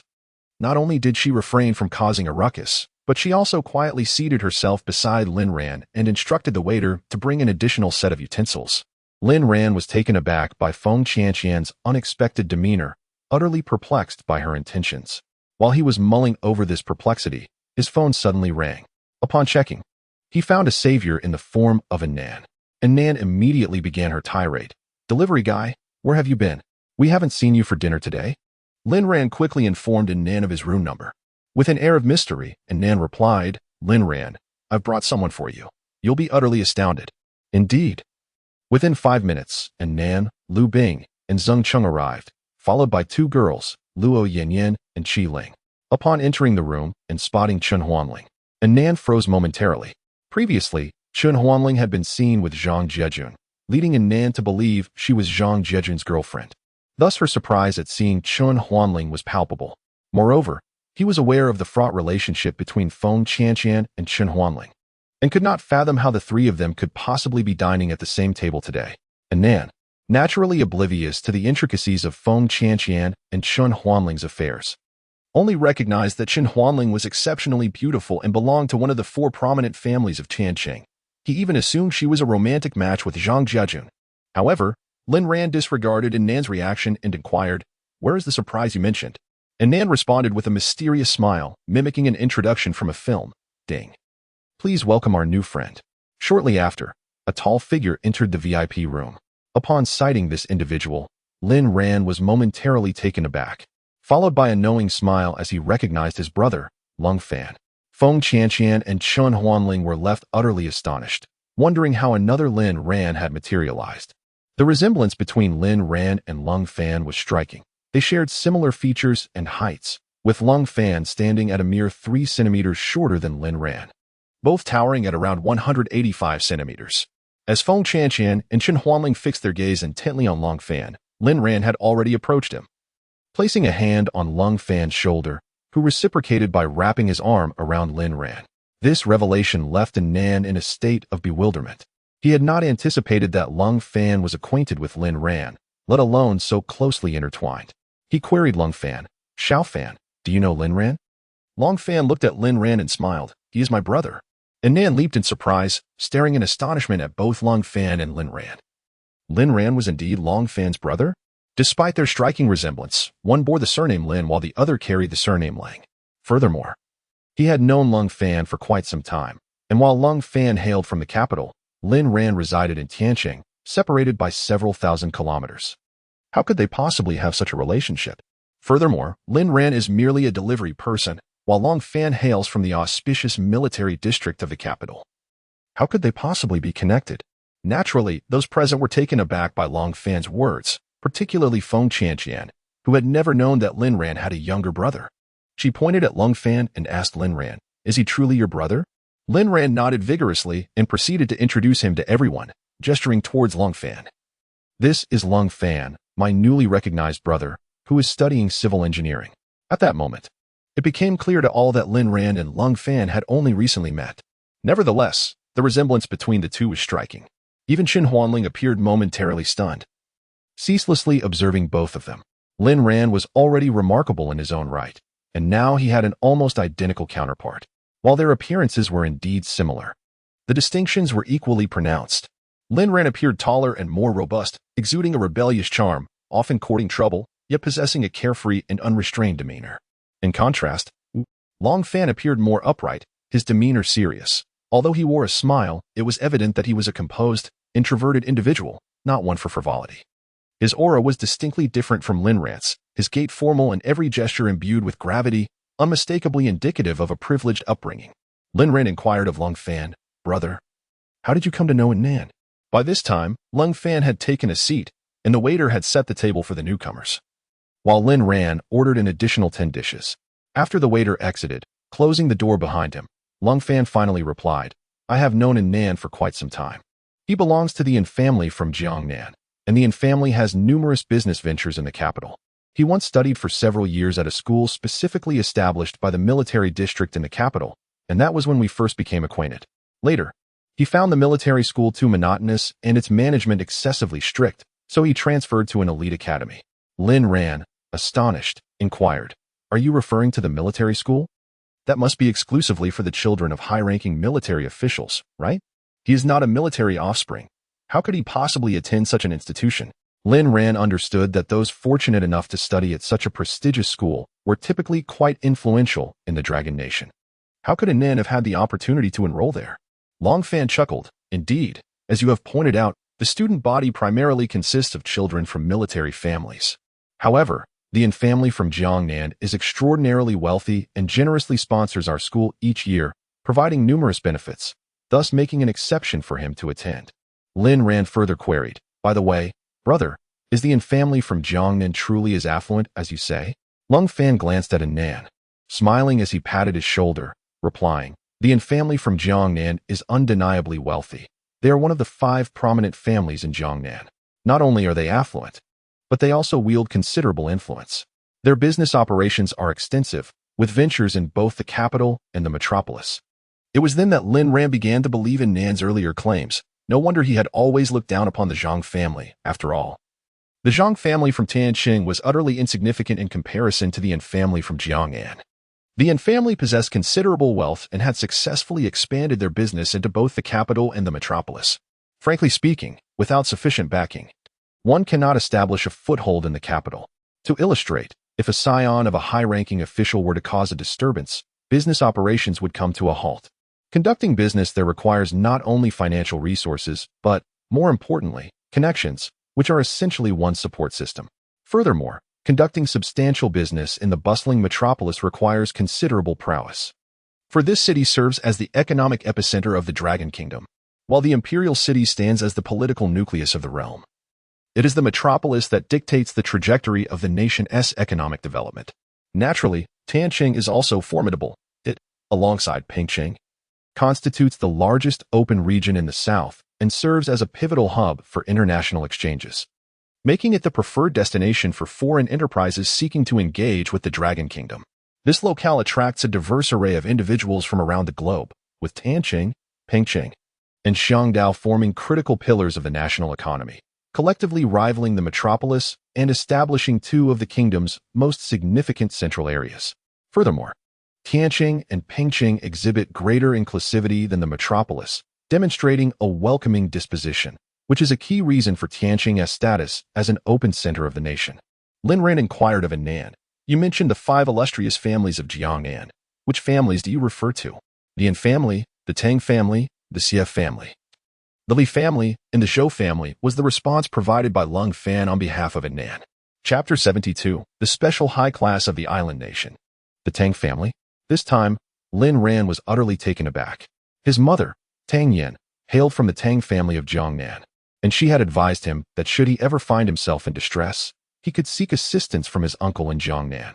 However, Lin Ran had never encountered any interactions between the Jiangnan Tang family and the Lin family, nor had he ever met any of his relatives from the Tang lineage. Thus, he had never contemplated reaching out to his uncle. He was unaware of his uncle's name, let alone that of his grandparents, rendering him uncertain about how to approach them. Moreover, they might not even recognize him. Nan and Lung Fan were both perplexed by Lin Ran's strong reaction upon hearing the name of the Tang family. Lung Fan asked, "Brother, do you know someone from the Tang family?" Lin Ran nodded and inquired, "Could you enlighten me about the Tang family?" Lung Fan shook his head, replying, "I am not well versed in that matter. You might want to ask Nan, as he is likely to know." Nan, taken aback, looked at Lin Ran and said, "Lin Ran, aren't you a delivery person? How could you possibly know someone from the Tang family of Jiangnan?" Lin Ran shot him a disdainful glance and retorted, "Just because I deliver meals doesn't mean I can't know members of the Tang family. I met you and my brother through my work as a delivery person, didn't I?" Nan quickly shook his head, insisting, "That is entirely different. The Tang family of Jiangnan is exceedingly arrogant, looking down upon others. They possess wealth rivaling nations, controlling approximately 1/5 of the business in the entire Magic City. In terms of financial power, none can surpass them. They are indeed the foremost aristocratic family in Jiangnan. Thus, I find it puzzling that someone like you, a delivery person, would have any connection with the Tang family." Nan's remarks garnered disdainful looks from Chen Huanling and Feng Qianqian, who deemed him short-sighted. In truth, after Lung Fan recounted the affairs of the Yin family, Nan felt a surge of pride, occasionally glancing at Feng Qianqian, thinking to himself, "Feng Qianqian, now you see that I wasn't boasting, right?" However, it was evident that Feng Qianqian was indifferent to the matters of the aristocracy. Pampered by her family since childhood, she had developed a capricious disposition, believing that whether one belonged to a noble family was of little consequence. One should live according to their own desires. The thought of marrying into a wealthy family, with its myriad restrictions and rules, was unbearable to her. After all, her own family was quite affluent. What need was there for excessive wealth? At that moment, dishes were served one after another, and the 9 of them sat together, enjoying their meal and engaging in lively conversation, creating a warm and harmonious atmosphere. Only Chen Huanling and Feng Qianqian's gazes remained fixated on Lin Ran and Long Fan, filled with intrigue. The two women simultaneously noticed that not only did Lin Ran and Long Fan bear an uncanny resemblance to each other, but they also shared a peculiar habit, an extraordinary penchant for cleanliness, as if they both possessed a form of obsessive tidiness. Yet, one resided in the south while the other dwelled in the north, their living environments vastly different. How could they possibly share such similar habits? Such tendencies are often innate, not easily cultivated over time, as they are inherently linked to one's upbringing. After their meal, Long Fan turned to Lin Ran and suggested, "Brother, let us take a stroll." At that moment, Feng Qianqian seemed to recall something and called out to Lin Ran, "Lin Ran, my mother invites you to our home for dinner tomorrow since it's the weekend." Her words were evidently directed at Chen Huanling, intended to convey that Lin Ran was practically living at her house, leaving no opportunity for Chen Huanling. Indeed, upon hearing Feng Qianqian's remark, Chen Huanling's expression subtly shifted. Lin Ran smiled at Feng Qianqian and replied, "Thank you for the invitation. Please extend my gratitude to Aunt Feng. I have been longing for her cooking." Feng Qianqian then inquired, "Would you like to bring your brother along?" Lin Ran cast a cheerful glance at Lung Fan, who nodded in agreement with a smile. They exited the VIP room side by side. Just as they turned a corner, they encountered Zhang Jiejun and Zhang Yuqing along with a few of their companions, emerging from within. Upon spotting Lin Ran and Lung Fan, Zhang Jiejun was momentarily taken aback. He had never anticipated that Lin Ran had a twin brother, so strikingly similar in appearance, and both emerging from the VIP room. How could this delivery boy now be so affluent as to afford a VIP room? He was filled with disdain, yet when he saw Chen Huanling, Feng Qianqian, and others emerging from the VIP room, his anger surged uncontrollably. He strode over to Chen Huanling and demanded, "Huanling, no wonder I couldn't reach you by phone today. Why are you dining with these people?" Chen Huanling's expression darkened as she retorted, "Zhang Jiejun, who I choose to dine with is none of your concern." Feng Qianqian and Nan, witnessing Zhang Jiejun rendered speechless by Chen Huanling's rebuttal, felt an immense sense of satisfaction and began to mock him openly. However, Lin Ran and Lung Fan paid them no heed, merely exchanging smiles before continuing on their way. Once they reached a secluded area, Lung Fan inquired, "Brother, I heard you're set to compete against the karate club from the island nation tonight?" Lin Ran nodded in affirmation. After ensuring they were unobserved, Lung Fan whispered, "Brother, are you aware that the Zhang family in Tianqing has connections with certain clandestine organizations from the island nation?" Lin Ran, taken aback, quickly responded, "I've investigated. The Zhang family has long engaged in business with the island nation, so their connections are hardly surprising. What is so peculiar about that, little brother?" However, Lung Fan shook his head, his demeanor serious as he replied, "It's not that straightforward. Do you know what I do? Anyone under scrutiny by our Dragon Nation's counterintelligence department has something amiss." Lin Ran furrowed his brow and asked, "Are you suggesting that the Zhang family might be linked to espionage organizations from the island nation?" Lung Fan nodded slightly, then leaned closer to Lin Ran's ear and whispered, "This organization is called the Special High Commission. They typically masquerade as a legitimate business while engaging in espionage activities. The Special High Commission specifically targets our Dragon Nation, stealing our secrets and assassinating scientists who pose a threat to them. We have been monitoring their movements closely. My purpose for coming to Tianqing to study is to undertake a mission assigned by the organization, which is to investigate the operations of the Special High Commission in Tianqing."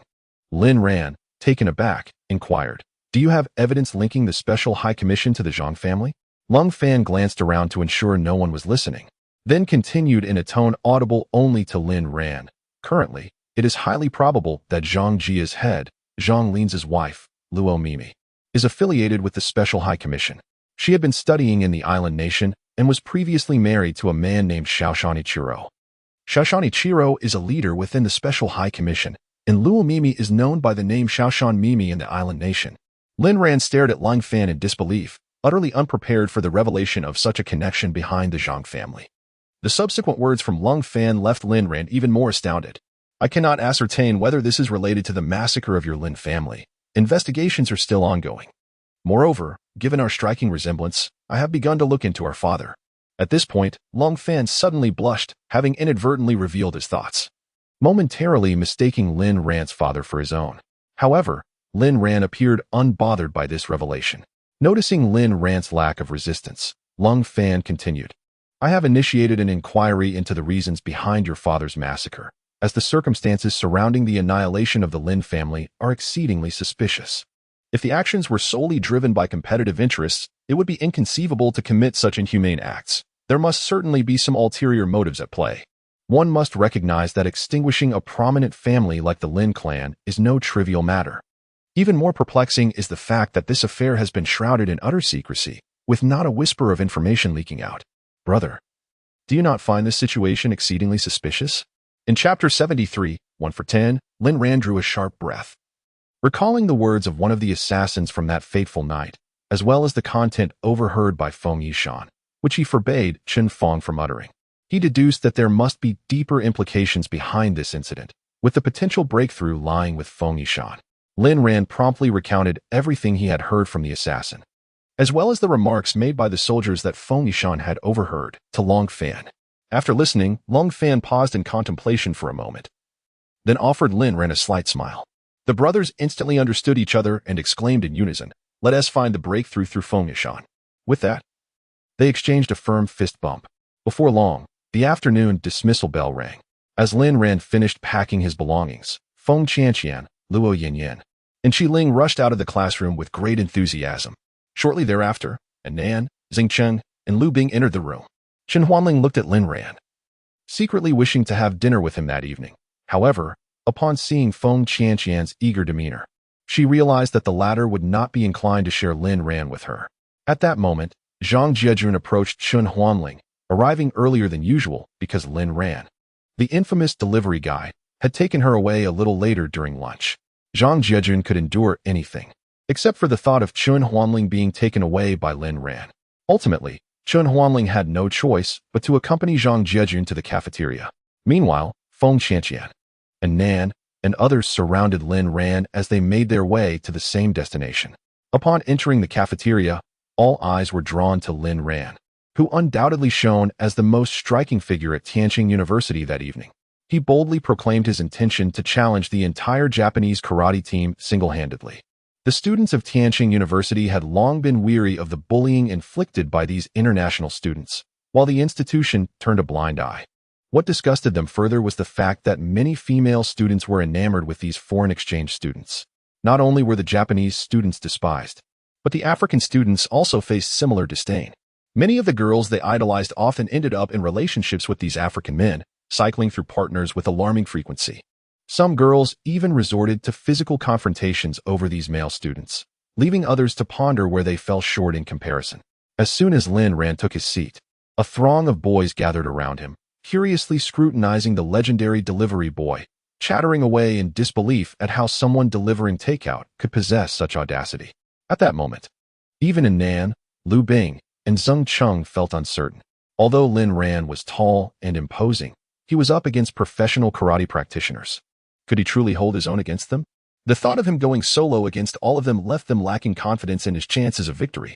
Yet, Feng Qianqian was entirely unperturbed, well aware of Lin Ran's formidable fighting prowess. After their meal, a multitude of students flocked around Lin Ran as they proceeded to the karate dojo. In the teaching office, several teachers gathered together, engaged in a discussion about Lin Ran's intention to challenge the karate team from the island nation. Yi Jing, Yin Feng, Wang Shan, and Peng Qiu were present. Wang Shan inquired of Peng Qiu, Director Peng, "Have you heard about the conflict between Lin Ran and the students from the island nation? It has caused quite a stir. What is your opinion on this matter? Why not intervene?" Peng Qiu replied, "I am aware of this situation. The karate team has also reported it to me. They are participating in a legitimate competition on the karate platform, and the school should not interfere, should it? Such occurrences fall under normal exchanges, which the school has always permitted." Wang Shan, still troubled, expressed, "However, I have heard that Lin Ran intends to take on all of them single-handedly. How is that even feasible? What if he gets injured? It would tarnish the school's reputation." Peng Qiu, with a hint of schadenfreude, responded, "Honestly, I believe this newcomer named Lin Ran could use a lesson. Look at how short a time he has been at our school, yet he has already caused several disturbances. Since he is so arrogant, it would not hurt him to learn a thing or two. Injuries during matches are commonplace. Even in our karate training, injuries frequently occur, so there is nothing to be overly concerned about. However, I will personally officiate tonight to ensure he doesn't get hurt too severely." Then, he suggested to the other teachers, "Shall we go and watch this match together?" Wang Shan, Yin Feng, and Yu Jing all nodded with smiles. When Lin Ran arrived at the gymnasium, darkness had fallen. However, the venue was packed with spectators, all eager for a spectacle. In the routine monotony of school life, such an event provided a thrilling distraction, bringing immense excitement to the attendees. As Lin Ran and his companions arrived at the entrance of the gymnasium, they were greeted by a throng of people within. Lin Ran shook his head in resignation, a wry smile gracing his lips. "Hello, takeout boy from the Dragon Kingdom. You must lose tonight. Winning is not an option." Lin Ran heard a voice that was more jarring than even the worst of broken English, uttered in a heavily accented dialect. He glanced up to see several towering figures, African men, addressing him. These individuals were exceptionally tall, appearing even more so than Lin Ran. With a physique robust enough to weigh over 200 pounds, Lin Ran had never encountered these men before, when suddenly, Zheng Cheng leaned closer and whispered, "The one speaking to you is called Billy F., a champion boxer hailing from Africa and a member of our Tianqing University boxing team. It is said that he can deliver a punch with a force of 1,000 pounds, which is terrifying indeed. They are even more unruly than the inhabitants of the island nations, often bullying us Dragon Kingdom students, brandishing their fists as threats. We are particularly fearful of him. Even the wildest of wolves would think twice before provoking them." Upon noticing Lin Ran's gaze, Billy F. clenched his fist and waved it menacingly, glaring at him with an intense stare. The darkness of his skin, combined with the evening's dim light, rendered only his stark white eyes visible, giving him an eerie appearance.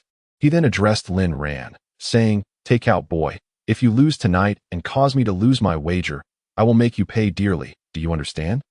Billy F's imposing presence instilled such a sense of dread that even Nan, standing beside Lin Ran, dared not utter a word.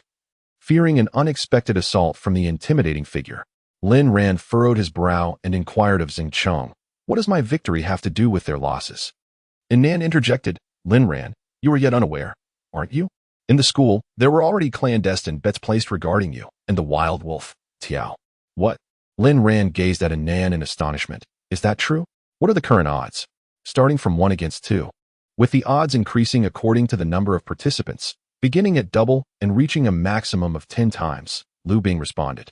I placed a bet on your victory, but did not dare to wager excessively, so I only bet on you winning at 2 times the odds. Lin Ran chuckled and inquired, who is the bookmaker? Zhang Jiejun, and Nan replied succinctly. Lin Ran turned to Feng Chanqian and asked, did you also place a bet? Feng Chanqian nodded swiftly. Of course, I, along with Luo Yinyin and Qi Ling, have all placed bets at 10 times the odds. Lin Ran understood that having witnessed her capabilities, it was entirely reasonable for them to do so. And Nan smiled and added, I also placed a bet. The same as Chanqian, for 10,000. Lin Ran hurriedly exclaimed, can we still place bets now? Why didn't you inform me sooner? Let me place a bet as well. And Nan shook her head. I am unsure if it is still possible to place a bet, but according to Zhang Jiejun's rules, the parties involved cannot bet, and each person is limited to a wager of 10,000. Quick, go ask Zhang Jiejun if it's still possible to place a bet. If it is, find a way to help me bet 10,000 at 10 times the odds, Lin Ran urged Nan anxiously. Chapter 74, One Move Defeated. Suddenly, a large hand rested on Lin Ran's shoulder. He turned to see it was Long Fan. Long Fan smiled and asked Lin Ran, brother, are you confident? Absolutely. Lin Ran replied with a grin, his expression brimming with self-assurance, tinged with a hint of disdain.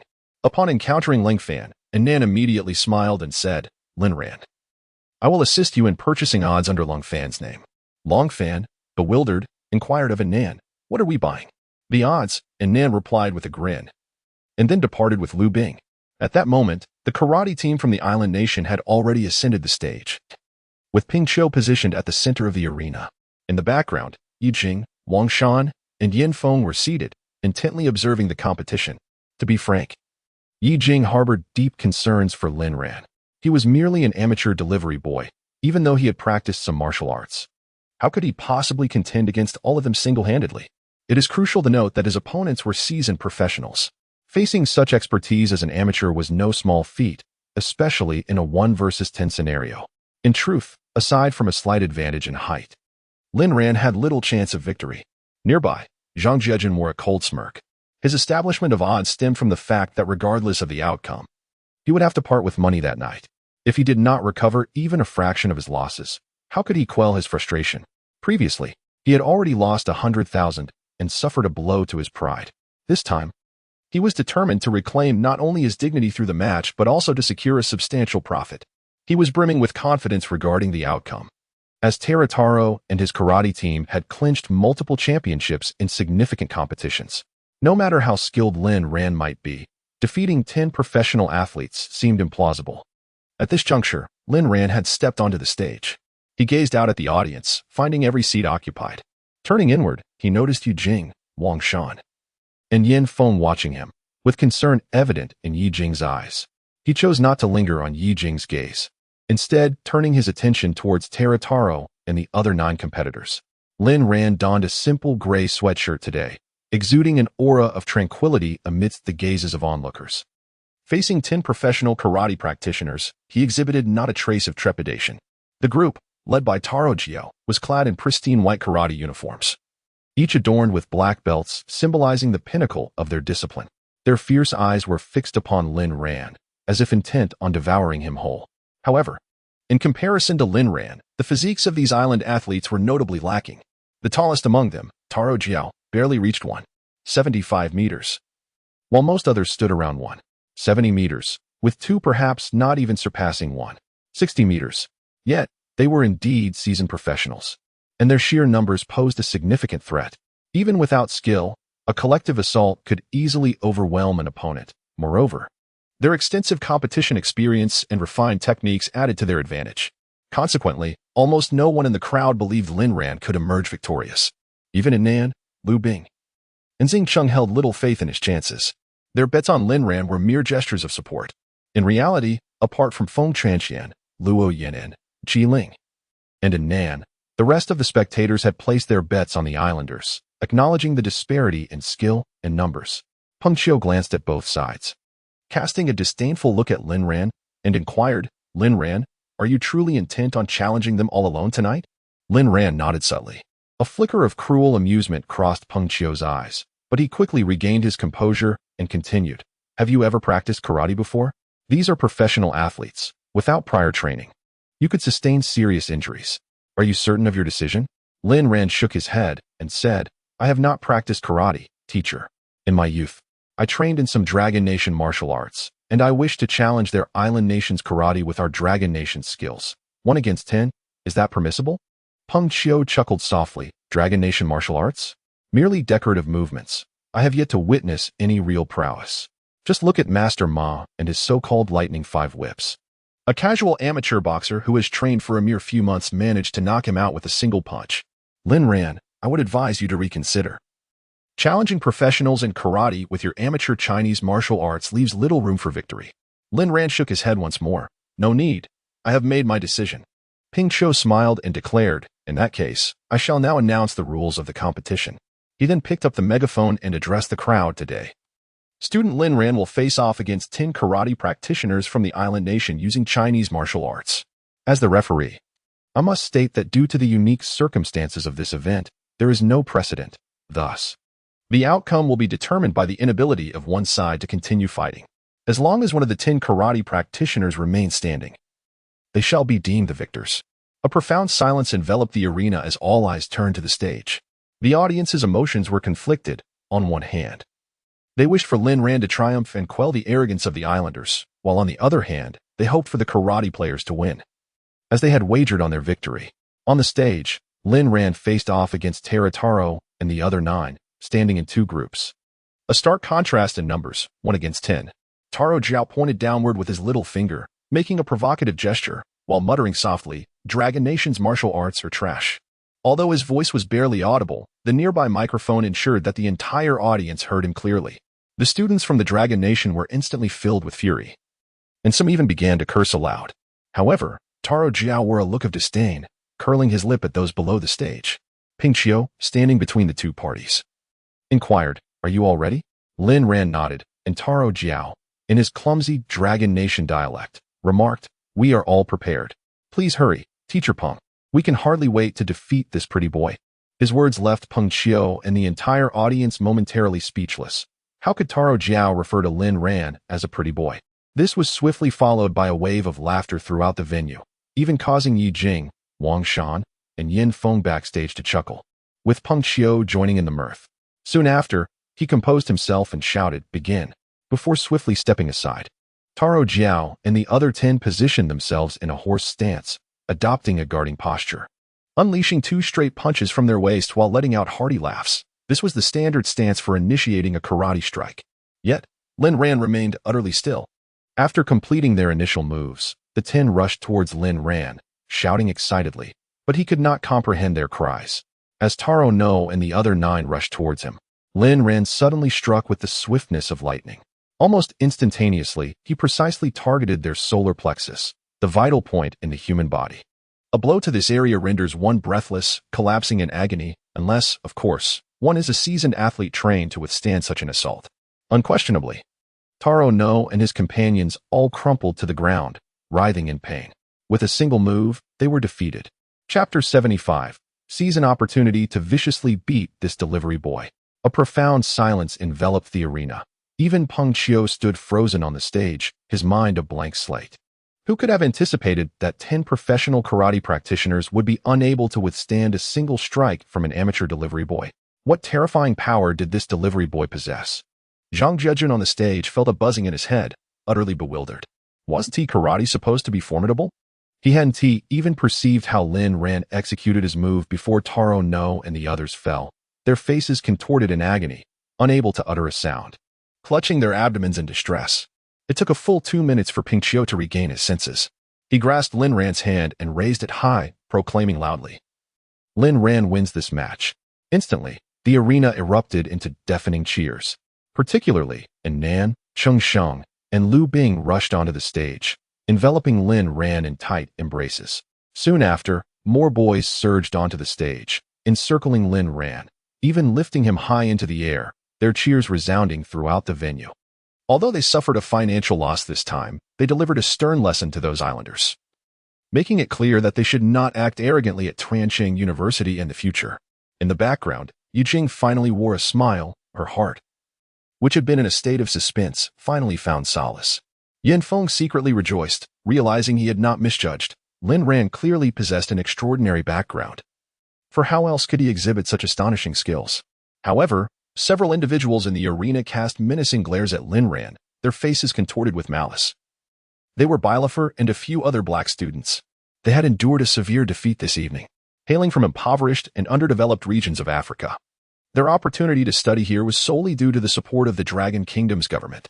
Yet, they squandered most of their funds pursuing Dragon Kingdom female students, hoping to profit from this opportunity, only to end up losing all their capital.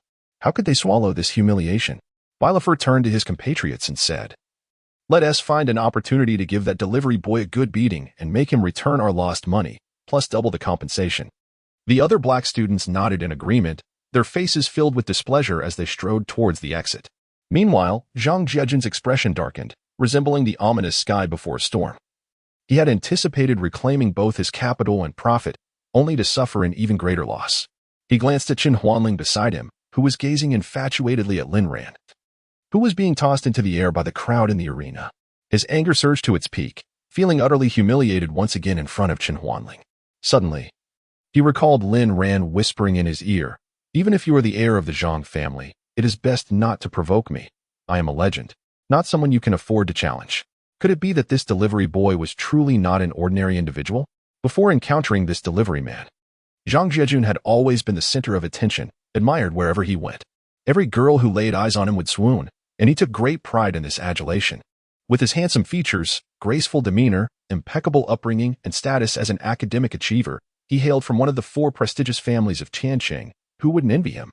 However, ever since this insufferable delivery man appeared, his dignity had been utterly trampled, a bitter pill he could not swallow. At that moment, he noticed a middle-aged man approaching him. This man was of modest height, no more than 5 feet 5 inches, yet possessed a remarkably sturdy physique that suggested he was a practitioner of martial arts. Exuding an aura of a skilled fighter, a distinctive small mustache adorned his face, drawing attention to his features. This individual was none other than Tariya Jiken, the uncle of Tariya Yataro. As Tariya Jiken reached Zhang Jiejun, despite Zhang's dismal mood, he managed a polite smile and greeted him. "Good day, Mr. Tariya." Tariya Jiken nodded slightly in acknowledgement and then inquired, "Young Master Zhang, do you seek revenge?" Zhang Jiejun forced a bitter smile and remained silent. Given his crushing defeat, how could he even entertain thoughts of vengeance? Not even 10 expert martial artists from the islands could withstand a single strike from his adversary, having been left incapacitated. Could he still place any trust in these islanders? Tariya Jiken discerned Zhang Jiejun's apprehensions and leaned closer, whispering a few words in his ear. Instantly, Zhang's eyes sparkled with interest, and he nodded enthusiastically with a smile. He then addressed Tariya Jiken, saying, "Then I must trouble you, Mr. Tariya. As long as you can defeat this delivery man, the reward will be assured." Anan and others surrounded Lin Ran as they made their way out of the gymnasium, each person in high spirits. Naturally, Feng Qianqian and 2 other girls followed closely behind. Lin Ran walked beside Lung Fan. Suddenly, Lin Ran felt a pair of eyes fixated on him from behind. He turned to look and discovered it was Chen Huanling, accompanied by a beautiful woman. Although this woman was not as stunning as Chen Huanling, she could certainly be regarded as a beauty in her own right. She was Chen Huanling's close friend, He Xiaolan. The moment Xing Qing laid eyes on He Xiaolan, his eyes sparkled with interest. While others had already found their pursuits, he remained without a target. He dared not entertain any thoughts regarding Chen Huanling, yet he was struck by love at first sight for He Xiaolan. Lin Ran cheerfully asked Chen Huanling, "Shall we go together?" Chen Huanling quickly nodded in agreement, but Feng Qianqian nearby was less than pleased. She shot a fierce glare at Lin Ran and said, "Lin Ran, why did you suddenly invite this green tea to join us? If she goes, I won't." Chen Huanling's face flushed with embarrassment. She never imagined a day would come when she would compete with someone for a boy, something she deemed impossible in the past. Yet, in the face of Lin Ran, she was unwilling to concede. Thus, there was no trace of retreat in her eyes. Anan, upon hearing Feng Qianqian's refusal, grew anxious and hurriedly approached her, imploring, "Qianqian, please go. Let us all go together. If you don't go, I won't either." Feng Qianqian shot a fierce glare at Anan as well. At that moment, Luo Yanyan and Qi Ling also came over to pull Feng Qianqian, insisting, "We absolutely must go. It would be a shame to miss out on such a joyful evening." In truth, Feng Qianqian merely spoke in jest. If she chose not to go, wouldn't that simply mean conceding her opportunity to Chen Huanling? At last, She shot Lin Ran a fierce glare before following the others towards the cafeteria. Tiancheng University remains open to the public at night, allowing students to venture out for late-night snacks. Numerous food stalls abound off-campus, favored by students for the opportunity to indulge in alcoholic beverages, as the on-campus cafeteria strictly prohibits the sale of alcohol. However, Lin Ran and his companions were not particularly inclined towards drinking, thus opting for the cafeteria instead. The evening cafeteria was rather desolate, with only a few students scattered about, consuming some convenient fast food. Upon noticing the influx of patrons, the cafeteria staff member's face lit up with joy, recognizing the prospect of a lucrative evening. He hurried over and inquired, "Ladies and gentlemen, would you like to reserve a VIP room?" Before Lin Ran could respond, Nan interjected eagerly, "Of course, let us have the most expensive one." Very well. The staff member promptly guided them towards the priciest VIP room, known as Tian Y Tian, one of the most lavish dining spaces in the Tianjin University cafeteria, frequently reserved by Zhang Jiajue for his midday meals. However, Zhang Jiajue could only secure it for 2 hours during lunch. The rest of the time, it was available for rental. Moreover, the staff members earned substantial commissions from such arrangements, making them quite cheerful at the prospect of a profitable night. As soon as 10 individuals were seated, the staff member eagerly approached with the menu for them to order. And Nan quickly declared, "This meal is on me, after all. I won 100,000 today. Let us order the most expensive dishes in the restaurant." Haha. Laughter erupted among the group. Yet only Zheng Cheng and Lu Bing wore solemn expressions. Both of them placed bets with odds of merely 2 to 1. And with a principal amount of only 1,000, they managed to win just another 1,000. However, there was little they could do, for they had doubted Lin Ran's ability to triumph at that moment. Just then, a notification chimed on Zheng Cheng's phone. Upon glancing at it, he was astonished to discover that Lin Ran had transferred him a sum of 100,000 yuan. He was taken aback and hurriedly inquired, "Lin Ran, why have you sent me 100,000 yuan?" The others at the table turned to Lin Ran with expressions of astonishment, unable to comprehend the reason behind such a generous transfer to Zheng Cheng. 100,000 yuan is no trifling amount, particularly for someone like Zheng Cheng, who hails from a family of modest means. Having come to Tianjin University for his studies, his family provided him with a mere 1,000 yuan each month for living expenses. Raised in a single-parent household, his parents divorced in his early years. His father has since remarried, while his mother has devoted herself to raising him alone. Throughout his life, he had never encountered the sight of 100,000 yuan. With a smile, Lin Ran reassured him, "Consider this as compensation from Zhang Jiajun for your healing." At that moment, tears welled up in Zheng Cheng's eyes. It was the first time he had ever felt such warmth. Though his mother loved him dearly, her relentless work to support his education left her with little time to offer him the affection he craved. Consequently, he had experienced profound loneliness throughout his upbringing. Initially, he was merely an underperforming student, with no chance of gaining admission to a prestigious institution like Tianjin University. Fortunately, his innate talent in sprinting, which earned him several accolades, led to his exceptional acceptance as a student athlete. It was through this fortunate turn of events that he had the privilege of befriending Lin Ran and Nan and Lu Bing, brothers who never looked down upon his impoverished background and readily accepted him as a friend. Now, with Lin Ran's generous transfer of 100,000 yuan, how could he not be deeply moved? He hastily rose to express his gratitude to Lin Ran with a bow, only to be firmly restrained by Lang Fan beside him. With a smile, Lang Fan remarked, "On behalf of my brother, there's no need for thanks. Among friends, such formalities are unnecessary." Lin Ran returned a gentle smile, his eyes conveying a sentiment akin to that of Lang Fan. Thus, Zheng Cheng reluctantly took his seat, tears welling in his eyes. Nevertheless, being a dutiful son, he promptly transferred the sum of 100,000 to his mother. Over the years, she had toiled at multiple jobs, her health deteriorating, and he wished to use this money to help her recuperate. Just as the dishes had yet to arrive, a group of individuals entered the room, none other than Zhang Jiajun, Zhang Yuqing, and several of their associates.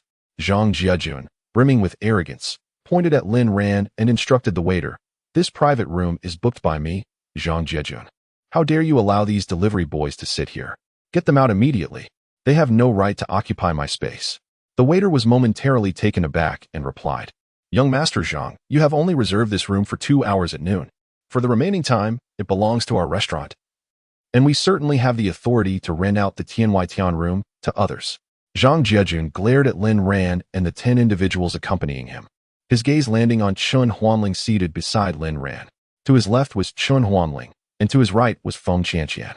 His anger surged uncontrollably. How could such beautiful girls sit with this delivery boy, particularly Chun Huanling? Ever since Zhang Linze learned of his son's pursuit of Chun Huanling, he had wholeheartedly encouraged the endeavor. Both families hailed from prestigious lineages, and a union between them would significantly bolster their familial strength.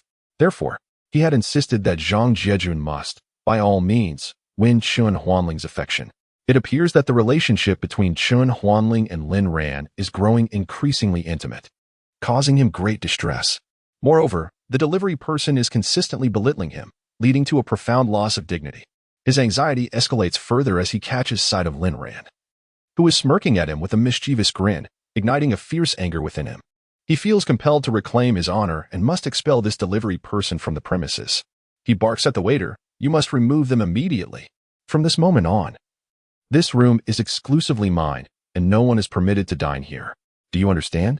The waiter, caught in a dilemma, appears quite awkward. On one hand, Zhang Jiejun is the heir of the Zhang family, a figure he cannot afford to offend. On the other hand, Lin Ran was brought here by him, and it seems unreasonable to evict him without cause. Just as the waiter hesitates, unsure of how to respond, Zhang Jiejun bellows again, "From now on, I have reserved this room for 24 hours. No one is allowed to dine here. What additional fee would you require?" Zhang Yuqing chimes in, "Are you not aware that my cousin is the heir of the Zhang family? Do you fear offending them?" The waiter's complexion pales dramatically upon hearing this. Realizing the gravity of the situation, he has no choice but to respond, "Gentlemen and ladies, allow me to find you another room. One that will not be inferior to this one, if you would be so kind." And Nan retorts vehemently, "No, I have taken a liking to this room.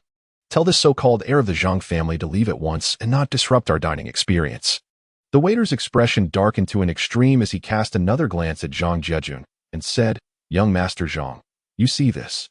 However, Zhang Jiejun interjected without a moment's hesitation, "If you do not expel them from this room tonight, I shall never reserve your rooms again." The waiter felt a shiver run through him. Should tonight's incident cause the dining hall's proprietor to lose such a significant client as Zhang Jiejun, he might face severe repercussions.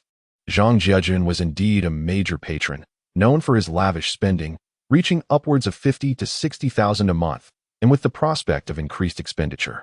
Yet, he lacked the courage to forcibly remove Lin Ran and his companions. Caught in this dilemma, Lin Ran spoke up, "If you wish for us to leave, that is not out of the question. We do not wish to put this fellow in a difficult position. However, you must compensate us with 10,000 yuan. If you can afford it, we will depart immediately. If not, then let him leave swiftly." What kind of young Master Zhang cannot even produce 10,000 yuan yet dares to flaunt his authority here? Lin Ran's provocation ignited Zhang Jiejun's fury, and he pointed at Lin Ran, exclaiming, "You insolent delivery boy, you impoverished wretch. Always attempting to extort, you must be dreaming." Lin Ran shrugged in resignation, choosing to disregard him. Then, he made a gesture that further inflamed Zhang Jiejun's ire. He placed some snacks in a Chun Huanling's bowl and cheerfully remarked, "Huanling, I find these sour peanuts quite delectable. Do give them a try." Chun Huanling smiled at Lin Ran. She was well aware that he was deliberately inciting Zhang Jiejun, but her allegiance had already shifted towards Lin Ran, and she complied with his suggestion, picking up a peanut and savoring its taste. Zhang Jiajue beheld the scene between Lin Ran and Chun Huanling with an uncontainable fury. He stormed towards them, consumed by the desire to deliver a resounding slap to Lin Ran, that insufferable brat. Chapter 77. Yet again deceived. Of course, he dared not actually strike Lin Ran. Given Lin Ran's formidable prowess, a mere finger could extinguish his existence. Suddenly, he recalled the words of a certain wild 10-kilogram figure, and a glint of malevolence flickered in his eyes. Regardless, this delivery boy wouldn't last long. 100,000 it is, he thought. A small sacrifice now to rid himself of this insufferable courier seemed prudent.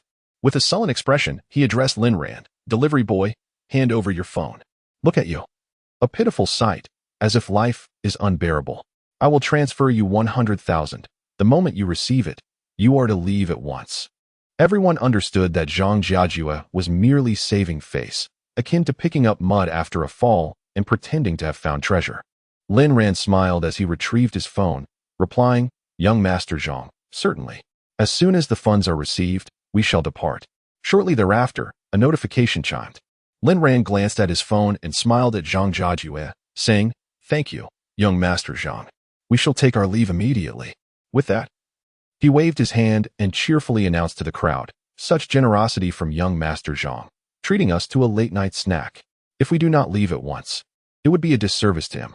Zhang Jiajue hurriedly intercepted Chun Huanling, saying, Huanling, you need not leave. We shall dine here. Order whatever you desire, no matter the expense. Chun Huanling shook her head, her elegant hair swaying gracefully, a beauty that left Zhang Jiajue momentarily entranced. Then, she followed Lin Ran and the others as they exited the establishment. Zhang Jiajun gazed at the departing figures of Lin Ran and his companions, his eyes brimming with boundless resentment. Zhang Yuqing remarked to Zhang Jiajun, Cousin, why should we give them money? Isn't that merely benefiting that delivery boy?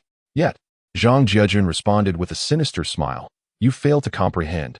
I assure you, that insufferable brat won't last long. The following afternoon after school, Feng Qianqian once again urged Lin Ran, You must come to our home for dinner tonight. My mother has prepared an abundance of dishes. Beside her, Nan shamelessly interjected, Feng Qianqian, I wonder if I might have the honor of accompanying this delivery fellow to your house to savor your mother's culinary skills. Rest assured, I shall not arrive empty-handed. I will certainly bring a gift. Lu Bing quickly added, Count me in as well. Zeng Cheng and I will join. But let this rascal and Nan cover the expenses, seeing as he has won so much money. Feng Qianqian looked at the group and cheerfully replied, You all should go. I will also invite Yin Yin and Qi Ling.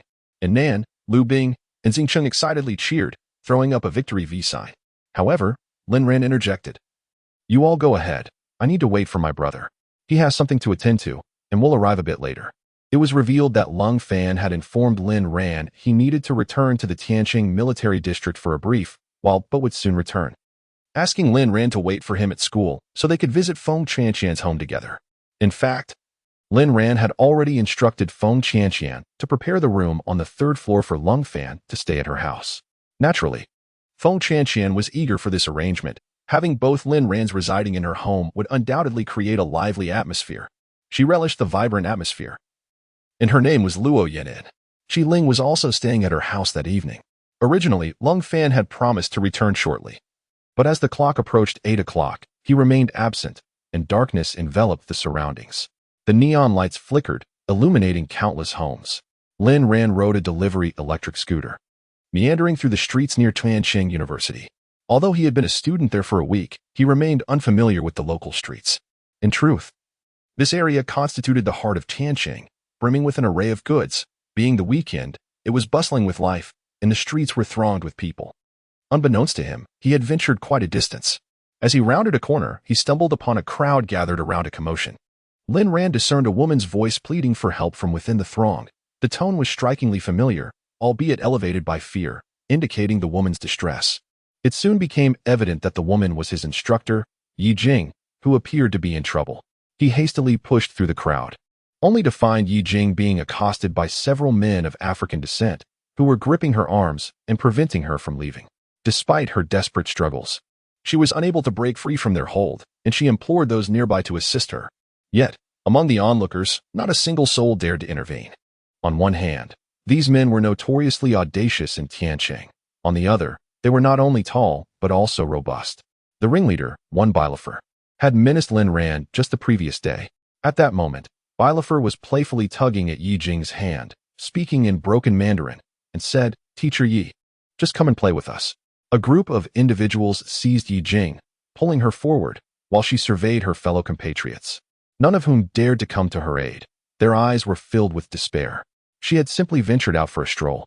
Yet she found herself publicly harassed and dragged away by these individuals, who were, astonishingly, her own students. Just as Yi Jing felt utterly helpless, a large hand grasped her and pulled her away from her captors, enveloping her in an embrace. Upon realizing it was Lin Ran, a wave of relief washed over her. She had witnessed Lin Ran's prowess just the day before, and in that instant, her sense of safety was restored. The tall and imposing figure of Lin Ran stood beside her, resembling a formidable mountain. Billy Fu was taken aback, never expecting someone would dare to intervene. He paused, pondering who possessed such audacity. In Tianqing University, and indeed throughout Tianqing, few from the Dragon Nation would provoke them. This was not solely due to his fighting skills, but rather because of the vast African community in Tianqing, numbering in the hundreds of thousands. Their solidarity, forged through frequent conflicts and even wars back in Africa, rendered them particularly united in the Dragon Nation. Even the local police treated them with caution, often turning a blind eye to their misdeeds, which emboldened their arrogance and led them to disregard the Dragon Nation's citizens. Indeed, as evidenced today, they brazenly dragged Yi Jing through the streets, while onlookers remained silent, merely spectators to the scene, which only fueled their impudence. As Billy Fu turned his gaze, a flicker of amusement crossed his eyes upon recognizing Lin Ran. Due to Lin Ran's overwhelming victory over them yesterday, the defeat could only be described as a complete loss. He was intent on confronting Lin Ran, hoping to exact a painful retribution and demand double the compensation for their losses. To his surprise, he encountered Lin Ran unexpectedly, and his spirits soared. Seeing Lin Ran was akin to stumbling upon a treasure trove. Although Lin Ran had triumphed over the island nation's karate team the previous night, Bilafer hardly regarded those karate practitioners as worthy adversaries. He believed that even if he stood idle and allowed those diminutive karate fighters to strike him, they would hardly inflict any pain. After all, boxers are known for their resilience. Chapter 78. Handcuffed, Bilafer approached Lin Ran, assuming a boxing stance. Lin Ran positioned Yi Jing behind him, equally prepared for battle, while instructing her to call the authorities. Suddenly, Bilafer unleashed a powerful right straight punch towards Lin Ran. His fist was enormous, akin to a sledgehammer, nearly the size of an average human head. The speed and ferocity of the punch were astonishing, in comparison. The karate athletes from the island nation seemed like mere children. Lin Ran discerned that the force behind this punch was likely around 1,000 pounds. As the punch hurtled towards Lin Ran's head, he understood that if struck, even grazing contact could result in a grievous injury. Yi Jing, while on the phone with the police, gasped in fright, nearly dropping her device. Onlookers were similarly startled, thinking that this towering youth was likely doomed. However, Lin Ran merely tilted his head slightly, evading the blow effortlessly. Following the miss, Bilafer swiftly launched a left jab, once again targeting Lin Ran. As Lin Ran deftly evaded the blow, Billy F made a swift right hook aimed squarely at Lin Ran's head, executing a combination of punches. Billy F thought to himself that after this flurry of strikes, Lin Ran would undoubtedly be unable to escape.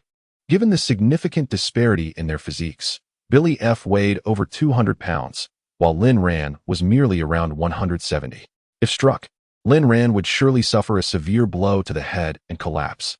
However, just as Billy F completed his combination, before he could unleash a second set, Lin Ran swiftly maneuvered to his right, delivering a powerful punch to his temple.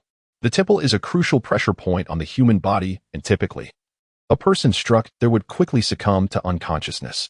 Yet, Billy F, a seasoned professional boxer, lived up to his title of champion. He merely shook his head in nonchalance at Lin Ran's formidable strike.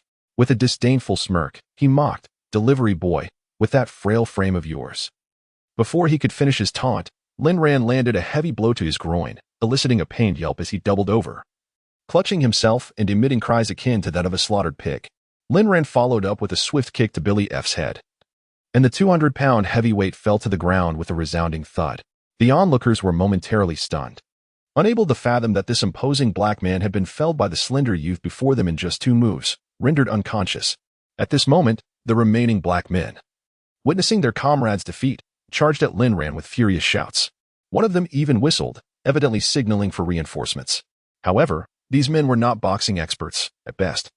They had practiced boxing for a short period and were in no way comparable to Billy F's skill level. In less than 30 seconds, 4 towering black men were all felled to the ground by Lin Ran, without exception struck in the groin, writhing in pain and groaning. At that moment, a sudden surge of 40 to 50 black men emerged from an unknown source, rushing towards Lin Ran.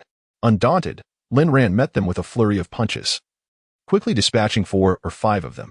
However, the influx of black men continued to swell, eventually numbering nearly 100. They all charged at Lin Ran, while the onlookers had already scattered in terror, fearing accidental injury. Behind Lin Ran, Yi Jing stood frozen in fear. Lin Ran, invigorated, clenched his fists, ready to continue the fight. At that moment, he noticed a figure of similar stature beside him. Upon turning his head, he recognized his brother, Long Fan. The brothers exchanged a smile, their eyes gleaming with the fire of determination, completely unafraid. They nodded in unison and charged towards the oncoming black men. Within 20 minutes, 70 or 80 adversaries fell before the brothers' fists and feet, each struck in a vital spot and rolling on the ground in agony. The remaining black men no longer dared to advance, perceiving the brothers as terrifying demons. Just then, the distant wail of police sirens pierced the air, followed swiftly by several police cars arriving on the scene. Over a dozen officers disembarked, the last to emerge being a middle-aged man in plain clothes. Appearing to be in his 40s, he was of average build yet remarkably sturdy, holding a briefcase and exuding an air of authority. Clearly, this middle-aged man was the leader of the officers. As soon as he stepped out of the vehicle, a police officer reported to him, Captain Liu. It was these two students who took down all these men. Team leader Liu observed the moaning individuals sprawled on the ground. His gaze icy as he fixed it upon Lin Ran and Lung Fan, his expression devoid of emotion. Yi Jing, noticing the arrival of the police, hurried forward, pointing at Lin Ran as she addressed team leader Liu. Officer, these individuals attempted to abduct me in the street, but thanks to this student, I was pulled back. The particularly tall one tried to strike him, but he managed to subdue him. They then summoned their companions to assault him, but fortunately, his brother also came to his aid, and together they overcame these individuals. Team leader Liu inquired in a frigid tone, "Did you two bring down all these individuals?" Lin Ran nodded in affirmation. At that moment, the previously distant individuals, upon seeing the police, converged towards them and, in broken dragon language, addressed team leader Liu, "Officer, these two have injured many of our brothers. You must apprehend them, or we will demand an explanation from you." Team leader Liu's eyelids flickered. He dreaded unrest from these individuals and immediately donned a congenial expression, assuring them, "Rest assured, we, the Dragon Nation Police, will provide you with a satisfactory resolution." He then turned, his gaze as frosty as ice, regarding Lin Ran and Lung Fan as though they were criminals, commanding his subordinates, "Cuff them." Soon, two officers approached with handcuffs, intending to restrain Lin Ran and Lung Fan. Yi Jing, in a state of distress, exclaimed to team leader Liu, "Officer, it was these individuals who attempted to abduct me in broad daylight and, upon failing, resorted to violence. Why are only they being apprehended? They are students of our Tianqing University. You cannot act so irrationally." Team leader Liu glared at Yi Jing, exclaiming, "It is not for you to dictate how we, the police, conduct our affairs or whom we apprehend. Speak another word, and I may very well detain you as well. Do you dare to challenge that?" Yi Jing attempted to respond, but Lin Ran interjected, reassuring her, "Ms. Yi, fret not. We shall be fine." At that moment, the officer wielding handcuffs proceeded to secure both Lin Ran and Long Fan. Long Fan chuckled derisively, addressing team leader Liu. "You seem unaware of the circumstances, and without discerning the truth, you hastily cuff us. I fear that unfastening these restraints may not prove to be a simple task later on." Upon hearing this, Liu stepped forward, his icy gaze fixed on Lung Fan as he sneered, "You, young man, possess quite the audacity for someone of your age, assaulting another in broad daylight, leaving them in disarray, and now you dare to threaten a police officer? You will have a delightful time back at the station." With that, he waved his hand, commanding, "Take them away. We shall deal with this at the precinct." Chapter 79. Hitting a brick wall, several officers ushered Lin Ran and Lung Fan into a police vehicle. Meanwhile, Yi Jing was consumed with anxiety. She hastily dialed the principal, Gu Jin, but her calls went unanswered. She then tried reaching Yin Feng, yet met with the same silence. With no other recourse, she resolved to return to Tianqing University in search of Gu Jin. 20 minutes later, the group arrived at the police station. A cadre of officers escorted Lin Ran and Lung Fan from the vehicle and into an interrogation room. Team leader Liu pointed to two chairs expressly designed for restraining suspects, instructing his subordinates to secure the two individuals to them. At that juncture, he cast a stern glance at Lin Ran and Lung Fan, a smirk gracing his lips as he inquired of Lung Fan, "What was that you just said?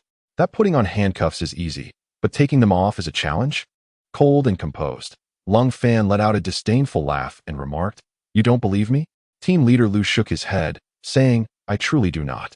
I will not unlock your handcuffs just yet. I am curious to see how difficult this will become." He gestured toward the two officers seated before him, instructing, "Record their statements and be thorough. Should they display any arrogance, let them face some hardship." A hint of malice flickered across the faces of the two officers as they coldly pointed at Lin Ran, demanding, "You answer first. What is your name?" "Lin Ran," he replied. "And where are you from?" The officer queried further. "I am an international student returning from South America," Lin Ran answered candidly. "Where do you study?" "At Tianqing University." Both Liu and the officers were momentarily taken aback. A student from South America might necessitate notifying the embassy.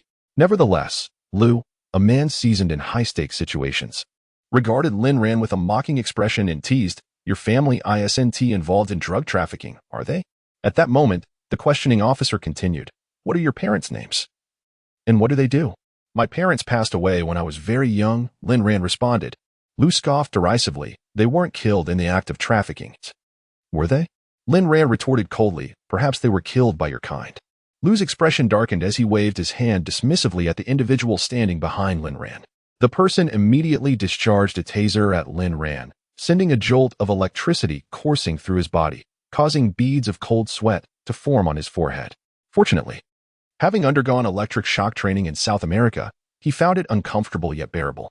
Lu chuckled derisively, casting a glance at Lin Ran. At this moment, Lung Fan addressed Captain Lu, remarking on his audacity, as the higher authorities had repeatedly emphasized the prohibition of coercive interrogation. "You truly have a boldness that knows no bounds," he stated. Captain Lu smirked, retorting, "You speak defiantly. Unless you receive a lesson, you remain oblivious to the gravity of your situation." With that, he signaled once more, and the officers behind him discharged a taser at Lung Fan with great force. Unlike Lin Ran, who had undergone training, Lung Fan was jolted by the pain, his body reacting instinctively. Captain Lu smiled with satisfaction and taunted, "Try being defiant again." He then gestured for the officer recording the statement to commence the interrogation. With a stern expression, the officer began, "What is your name?" "Lung Fan." "What is your occupation?" "I am a student at Tianqing University." "Who are your parents? Where do they work, and where are you from?" The officer continued with a barrage of questions. "I come from a single-parent household. My mother's name is Lung Ruobing, and she is the commander of the special forces at the Beijing Garrison Command." "I am from Beijing," Lung Fan replied in one breath. Upon hearing this, the officer gasped, recoiling in shock, and hastily turned to Captain Lu. At that moment, Lu's complexion paled, beads of cold sweat forming on his brow. If what Lung Fan claimed were true, he was in serious trouble. However, Lu quickly regained his composure and began to analyze the veracity of Lung Fan's statements. If indeed true, why would he not study in Beijing but instead travel thousands of kilometers to Tianqing? After all, institutions in Beijing are far more prestigious and of higher caliber. Furthermore, if the situation were genuine, a mere word from his mother would grant him access to any elite university. However, Team Leader Lu still dared not wholly ascertain whether Lung Fan was lying. He instructed the police officer wielding the taser, search him for anything that might verify his identity. The officer, already petrified, hesitated but ultimately complied, beginning to pat down Lung Fan. Besides a mobile phone and a wallet, he continued his search until his hand suddenly brushed against a rigid identification card. Upon extracting it and opening it, he nearly fainted. Noticing the officer's expression, Lu rushed over to inspect the item, discovering it to be a Security Bureau identification card. A wave of anxiety washed over him. For as a member of the disciplined forces, he understood the implications. The bearer of such a card could summon any police unit at will. He examined the details more closely and indeed found it stated that Lung Fan was a lieutenant of the Security Bureau. At that moment, he felt his strength drain away. After a prolonged pause, he regained his composure. For prudence's sake, he immediately took a few subordinates to verify the information, fervently hoping it was merely an illusion. He understood that if Lung Fan's claims were true, his fate would be irrevocably sealed. Before long, his subordinates returned, their faces ashen, holding the identification card. Trembling, one of them said, "Team Leader Lu, what Lung Fan said is true. The Tianqing Military District has confirmed he is indeed a lieutenant officer of the Security Bureau. And his mother, Lung Ruobing, is the commander of the special forces at the Imperial Capital Garrison Headquarters." Upon hearing this, Lu's mind buzzed, and he collapsed to the ground. Losing consciousness, this time, he had truly run into an insurmountable obstacle. His subordinates hurriedly helped him up, saying, "Team Leader, at this juncture, fear alone is futile. We must find a way to resolve this, for it is no trivial matter." Team Leader Lu trembled as he spoke. "I am utterly at a loss. What do you suggest we do?" One of the subordinates promptly proposed, "Let us first seek out Director Li and see if he has any solutions." After a moment's contemplation, Lu conceded, realizing he had no other option, and hurriedly made his way to the conference room. At that moment, Director Li was engaged in a fervent meeting with a group of disciplinary forces, his words punctuated by fervent gestures. Lu, disregarding the decorum of the gathering, burst into the conference room. Director Li, taken aback by the rudeness of the interruption, wore a displeased expression. Leaning in closer, Liu whispered a few words into his ear. Upon hearing them, Director Li's complexion turned ashen, and he shot Liu a fierce glare, as if wishing to consume him whole. Without delay, he gathered several deputy directors and rushed towards the interrogation room, abandoning the meeting altogether. As they walked, he pointed at Liu, cursing, "You have truly brought ruin upon me this time." Meanwhile, the remaining attendees in the conference room were left in a state of bewilderment.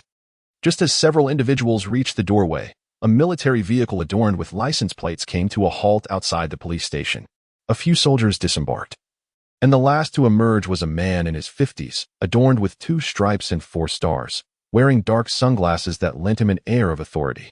Upon seeing him, Director Li approached with a broad smile, exclaiming, "Colonel Tan, what brings you here?"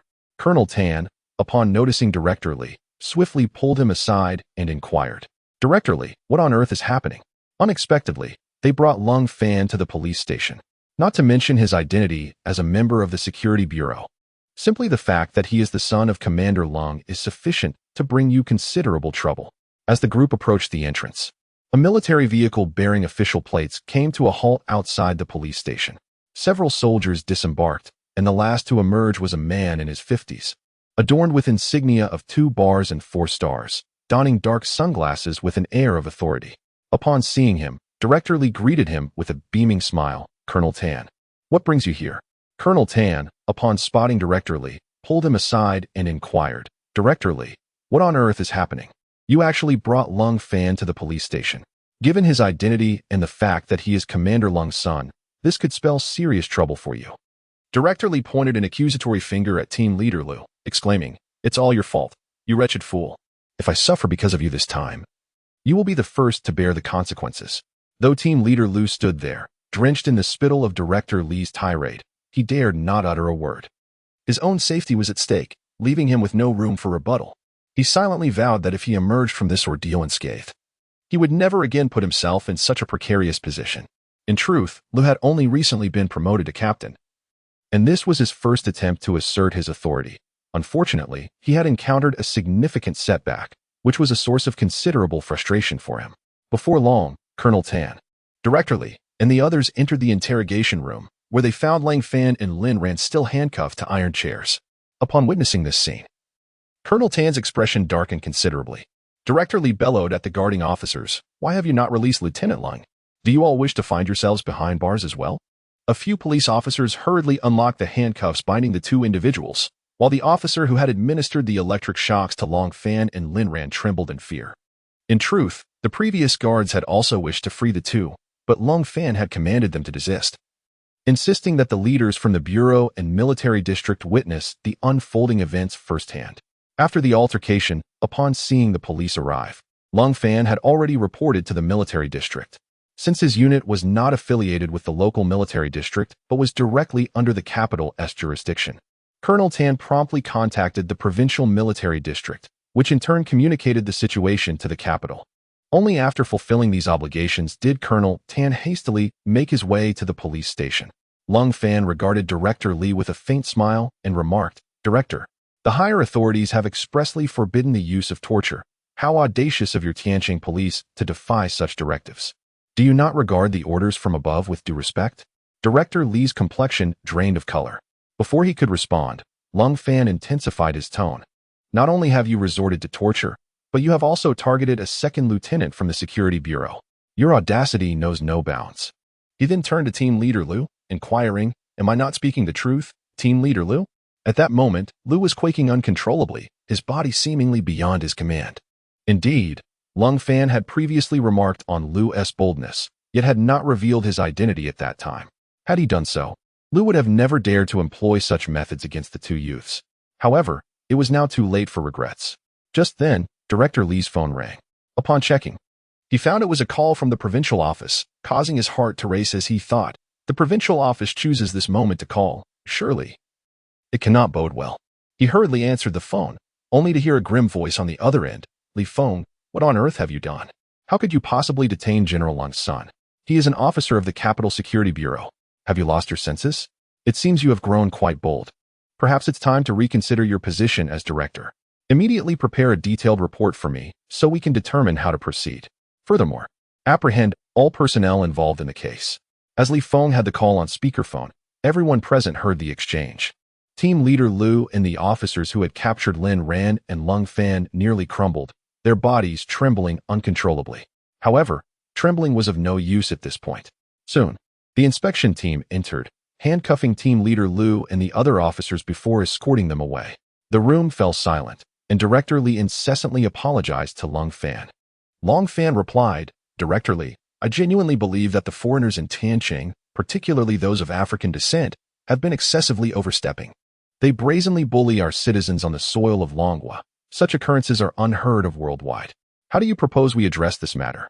At this juncture, Director Li could only nod in agreement, recognizing that this young man wielded influence far beyond his capacity to confront.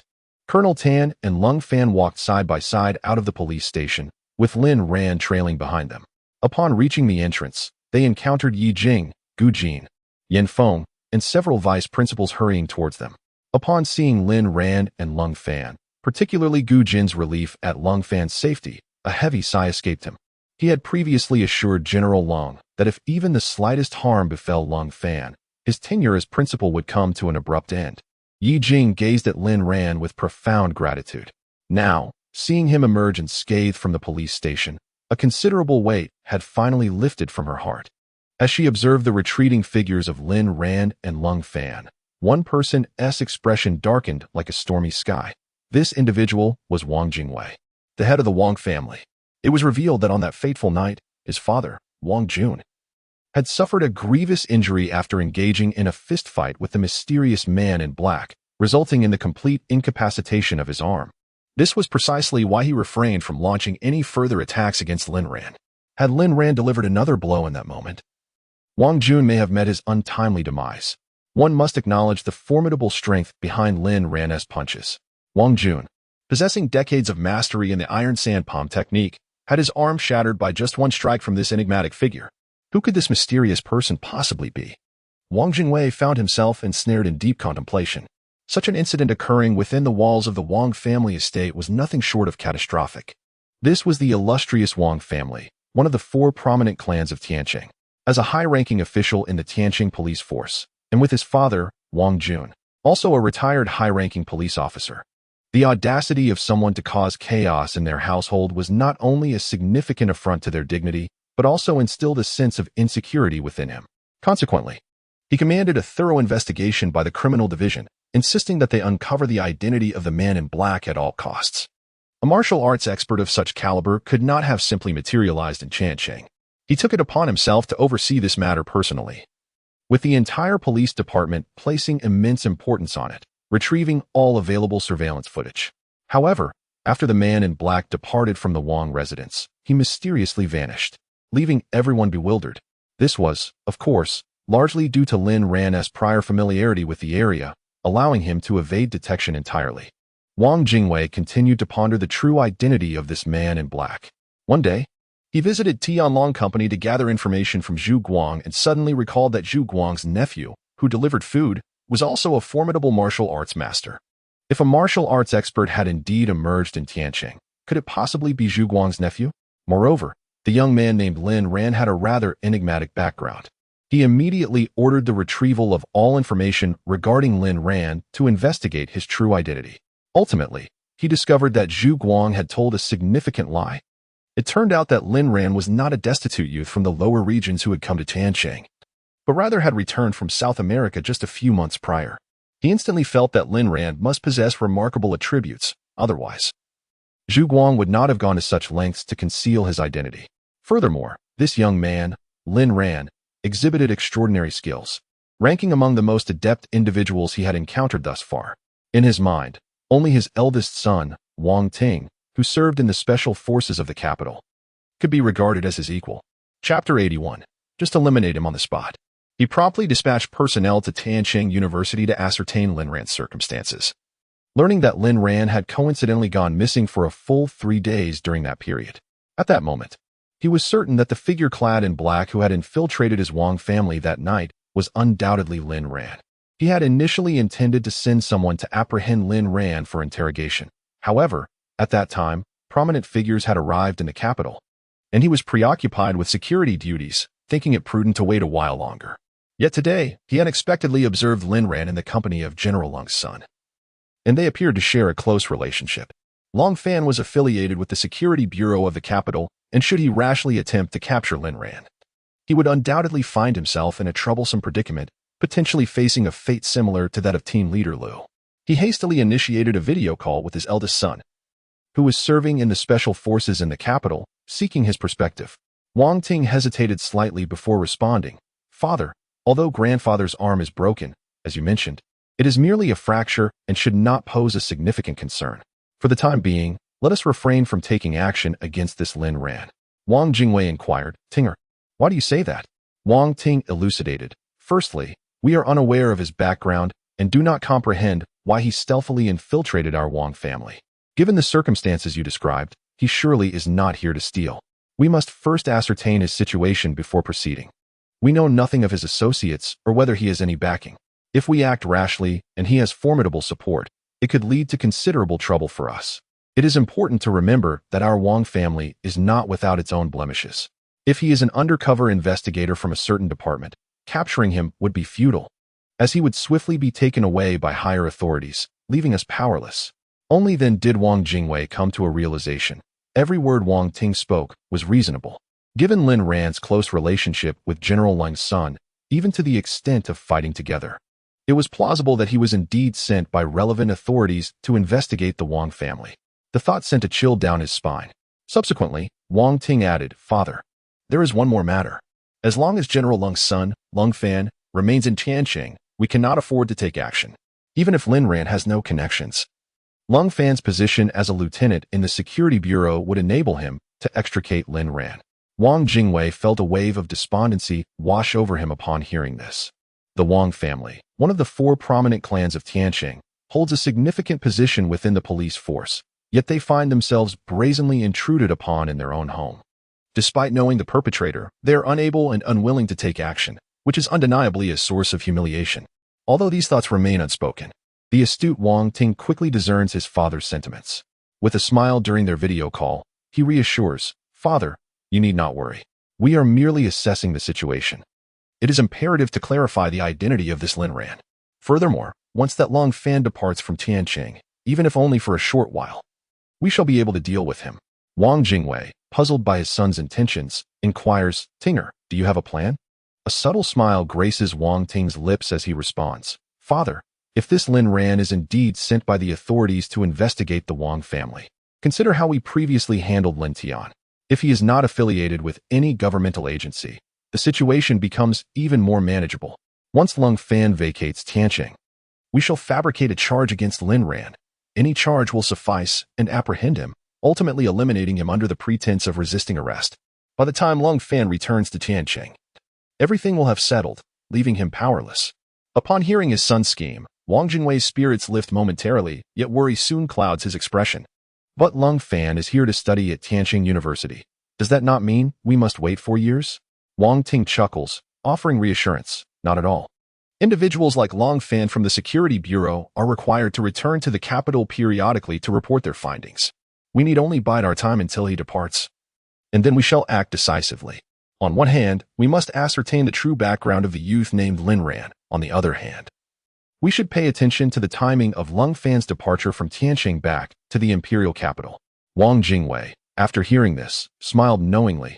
"I understand, Tinger." By the time Lin Ran and Lung Fan returned to the Feng residence, it was already past 10 in the evening. As their taxi came to a halt at the gate, the impatient Anan and Feng Qianqian rushed out to greet them. Upon seeing Lin Ran, Anan erupted in anger. "You wretched delivery boy! Where on earth have you been all night? Ignoring calls and messages. I thought you had been swept away by some wealthy woman to play the gigolo." Lin Ran shrugged helplessly and replied, "My brother had some matters to attend to, which is why we are late." Feng Qianqian, her face flushed with indignation like a ripe apple, scolded, "If your brother had something going on, why didn't he return my calls or messages?" Lin Ran hastily concocted an excuse. "I forgot my phone at the dormitory and only went back to retrieve it later." His reasoning seemed plausible, leaving no room for further argument. At that moment, Chun Fong and Feng Yishan, upon hearing of Lin Ran's return, were overjoyed.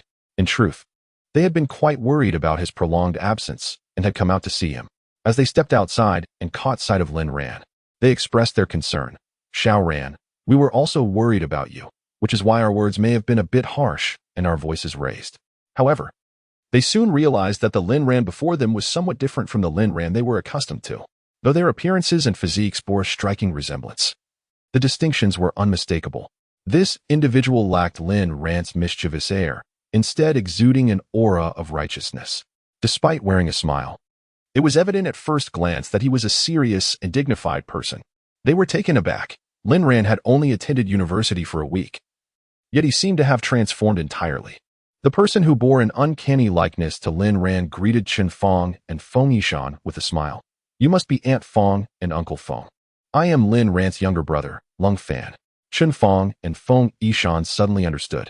Chen Fong raised her hand and gave her forehead a firm slap, laughing heartily as she remarked, I found it peculiar that Xiao Ran had only been in school for a week, and yet he seemed so different. So you are Xiao Ran's brother. No wonder you look so alike. It's as if you were carved from the same mold. Feng Yishan suddenly recalled something and asked Lin Ran, who was standing at a distance, Xiao Ran, didn't you say you returned to Tianqing from South America alone? How is it that you now have a brother? Chen Fong then caught on and inquired, indeed, not only that, but you bear the surname Lin. While he is surnamed Ling, everyone burst into laughter upon hearing this. Luo Yinyan recounted the circumstances of Lin Ran and Long Fan to Chen Fong and Feng Yishan. And as they laughed, they marveled at the remarkable coincidence. How could there exist two individuals so strikingly similar, one hailing from the south and the other from the north? Chapter 82. Could it truly be Lu Yinxue? As soon as they returned indoors, Chen Fong and Feng Yishan hurried to the kitchen to reheat the dishes with Feng Chanqian, Luo Yanyan, and Qi Ling joining in to assist. Lin Ran immediately noticed a plethora of gifts adorning the table, all exquisite liquors and teas, such as Maotai and Zhonghua. Even more astonishing was the fact that there was not merely a single bottle of Maotai, but an entire case, along with a complete box of Zhonghua cigarettes. As he approached for a closer look, he discerned that these bottles of Maotai were aged vintages. Setting aside all else, the value of these Maotai alone must surely exceed 50 to 60,000. He understood well that this was undoubtedly a gift from Anan. Liu Bing and Zheng Cheng could not possibly afford such extravagance. What could have compelled Anan, that frivolous spender, to lavish such expensive items? With collective effort, the group quickly reheated the dishes and laid them out on the dining table. Lin Ran could not help but exclaim in awe, just as Feng Chanqian had mentioned. The feast was composed entirely of high-end ingredients, featuring Australian blue lobster, fist-sized abalone, and shark fin soup with bird's nest, among 8 sumptuous dishes in total. Clearly, Aunt Fong was a gracious host, aware that Feng Chanqian was bringing classmates home that evening, and thus had prepared a grand meal. After a night of sparring with Lung Fan and spending some time at the police station, Lin Ran's stomach was rumbling with hunger. They promptly picked up their chopsticks and began to feast heartily. Seeing the two young men, who bore a striking resemblance to Lin Ran, enjoying their meal so joyfully, Chen Fong couldn't help but smile. Wow, look at that. Suddenly, Liu Bing jumped up as if possessed. Everyone turned to him, puzzled by his sudden outburst. Liu Bing held up his phone, calling Anan and Feng Chanqian over to see what was on the screen. It turned out to be a special news report from Tianqing, with the headline, "A black man from Africa dares to kidnap a university female teacher on the street." Thankfully, 2 young boys defeated them. The report was accompanied by images that captured the unfolding drama. In the image, the individual sprawled on the ground is none other than Billy F., the renowned black boxing champion from Tianqing University. Although the faces of the 2 youths are obscured, their physiques unmistakably reveal them to be Lin Ran and Long Fan. According to the news, the pair astonishingly incapacitated 70 to 80 black individuals in a mere 20 minutes, leaving them unable to rise. The report even included an interview with the police, who declared their intention to rigorously and thoroughly address the long-standing misdeeds of the black community in Tianqing. Anan, Feng Chanqian, and others turned their gaze towards Lin Ran and Lung Fan, their eyes wide with disbelief, nearly popping from their sockets, mouths agape in astonishment. They were aware of Lin Ran's prowess, but were utterly taken aback by Lang Fan's formidable skills. How could these brothers have subdued so many in such a short span of time? It became clear that Lin Ran had not merely forgotten his phone, but had instead engaged in a brawl with the black individuals. After dining, Anan, Liu Bing, and Zheng Qing were reluctant to depart, particularly Anan, who insisted on staying the night at the Feng residence. Here, he was surrounded by all his close friends and had no desire to return to school. With no other option, Feng Qianqian prepared 2 storage rooms on the 3rd floor for them. A few girls and Chen Feng tidied up the space, laying down makeshift bedding on the floor, as they intended to stay not just for one night but for the following evening as well. Once these arrangements were complete, the 7 of them set up a charcoal stove on the terrace of the 4th floor. Chen Feng had already prepared skewers of lamb, oysters, chicken wings, and other delicacies for their enjoyment, as Feng Qianqian and Nan planned to revel in the evening's festivities. Lin Ran and Lung Fan did not join the others in their busy tasks. Instead, they retreated to the gym for a conversation. The brothers discussed the topic of fighting. To be candid, it was predominantly Lin Ran who had taken down the opponents. Their fighting styles diverged significantly.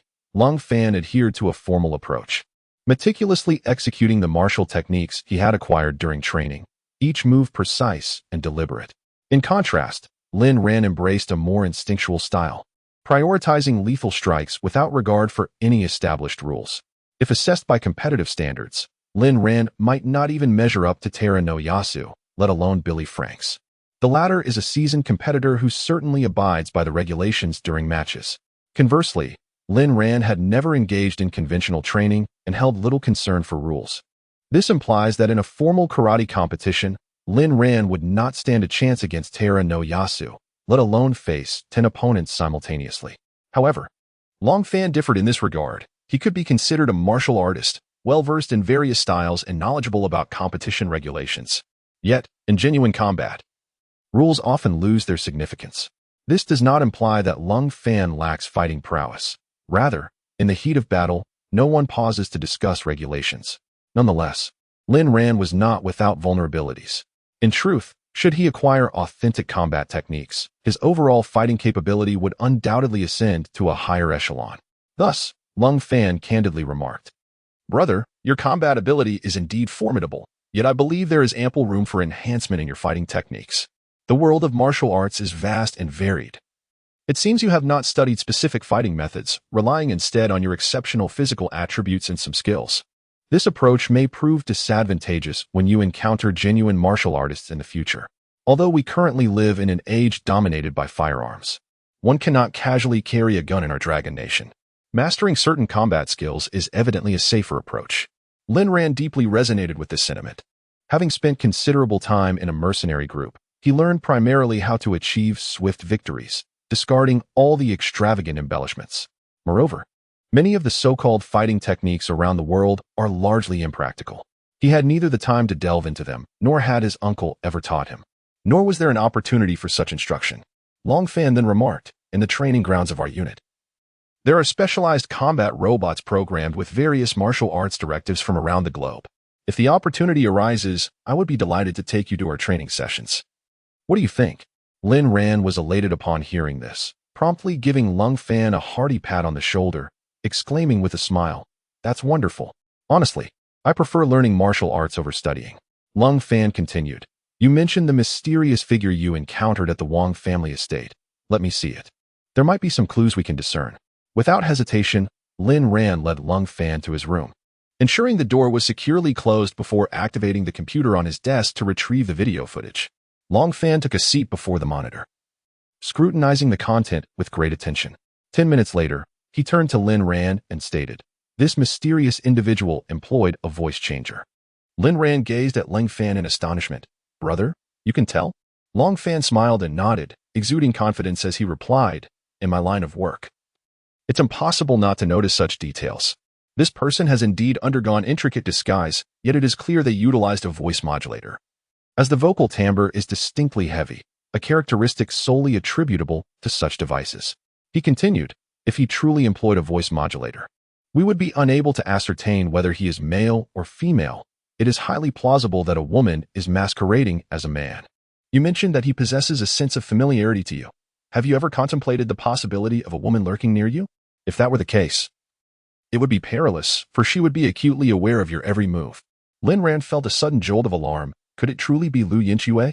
Yet, the proportions of her limbs did not align with Lu Yinxue's. How could that be? Chapter 83. The ambush. Just as Lin Ran was lost in his thoughts, Lung Fan spoke up, "Brother, I wish to accompany you to the Lin family's ancestral home tomorrow night, if that is agreeable. Lin Rant's reverie was abruptly interrupted. It took him a moment to regain his composure before he responded, all right. On Saturday evening, after Lin Rand and Lung Fan had dined, they informed the others that they had matters to attend to and departed. Meanwhile, Feng Chanqian and Nan and 4 others were reveling in their merriment. And Nan animatedly recounted her various experiences in the Yin family of Jiangnan, while Feng Chanqian listened with envious eyes. Realizing for the first time the extravagant lifestyle of a prominent family like the ANS, her gaze shimmering with wonder.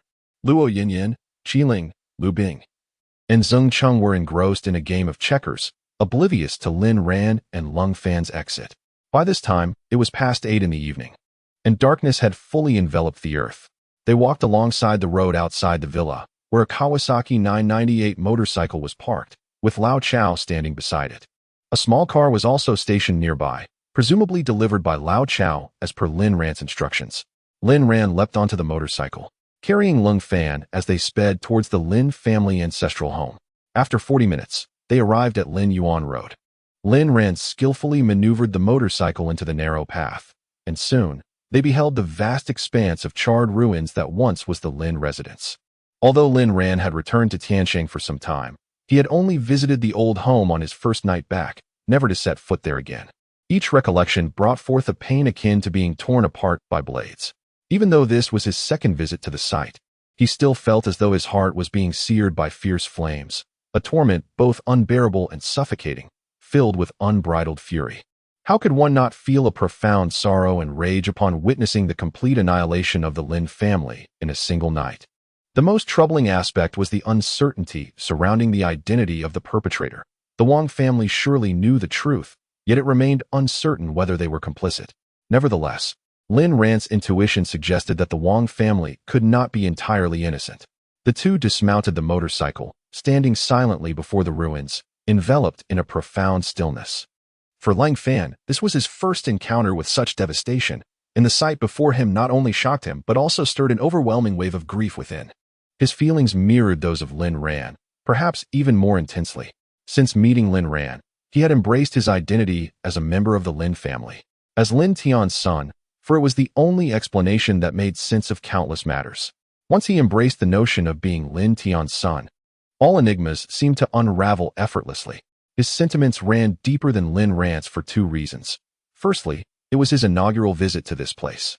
While Lin Ran had previously been here, secondly, he had not seen his father or family since childhood, and now, having finally uncovered the truth, he was confronted with the tragic sight of his father's demise and the ruin of his family. How could he not be engulfed in sorrow? How could he not be overwhelmed with emotions? Now, they merely awaited confirmation from their colleagues in the imperial capital regarding whether Lin Tian had ever been there, particularly during the time when his mother was pregnant with him. If it were determined that Lin Tian had indeed been in the capital at that time, he could almost ascertain that he was Lin Tian's son and that he and Lin Ran were brothers. They stood in silence for a considerable time, neither uttering a word. At that moment, a gentle rain began to fall from the sky, as if even the heavens mourned their plight. Yet, Lin Ran and Lung Fan did not depart, allowing the fine rain to cascade upon them. They were both soldiers. A little rain was of no consequence. For Lung Fan, it was merely a routine aspect of military training, and for Lin Ran, it was hardly worth mentioning. Suddenly, Lin Ran felt an inexplicable tightening in his chest, an instinctual warning of impending danger. His sixth sense was once again in play. He hurriedly pulled Lung Fan aside, intending to jump on his motorcycle and flee. But it was already too late. A flurry of hidden weapons shot towards them like meteors, aimed directly at Lin Ran, not targeting Lung Fan. In that fleeting moment, as he shielded Lung Fan behind him, Lin Ran swiftly prepared for combat. His hand plunged into his pocket, and just as the concealed weapons hurtled towards them, he resolutely retaliated by throwing his own hidden weapon. This scene left Lung Fan utterly astounded. It was the first time he witnessed Lin Ran's true prowess, which far surpassed his expectations. The coins Lin Ran hurled collided with the adversary's projectiles with remarkable precision. The assailants unleashed a volley of 6 hidden weapons, but Lin Ran, with lightning speed, countered by casting 6 coins, each striking its mark with unfaltering accuracy. The spectacle was akin to a missile interception. Simultaneously, the attackers were taken aback. Having believed their strike would assuredly find its target, They never anticipated that Lin Ran was also a master of concealed weaponry, and in terms of skill, he eclipsed them.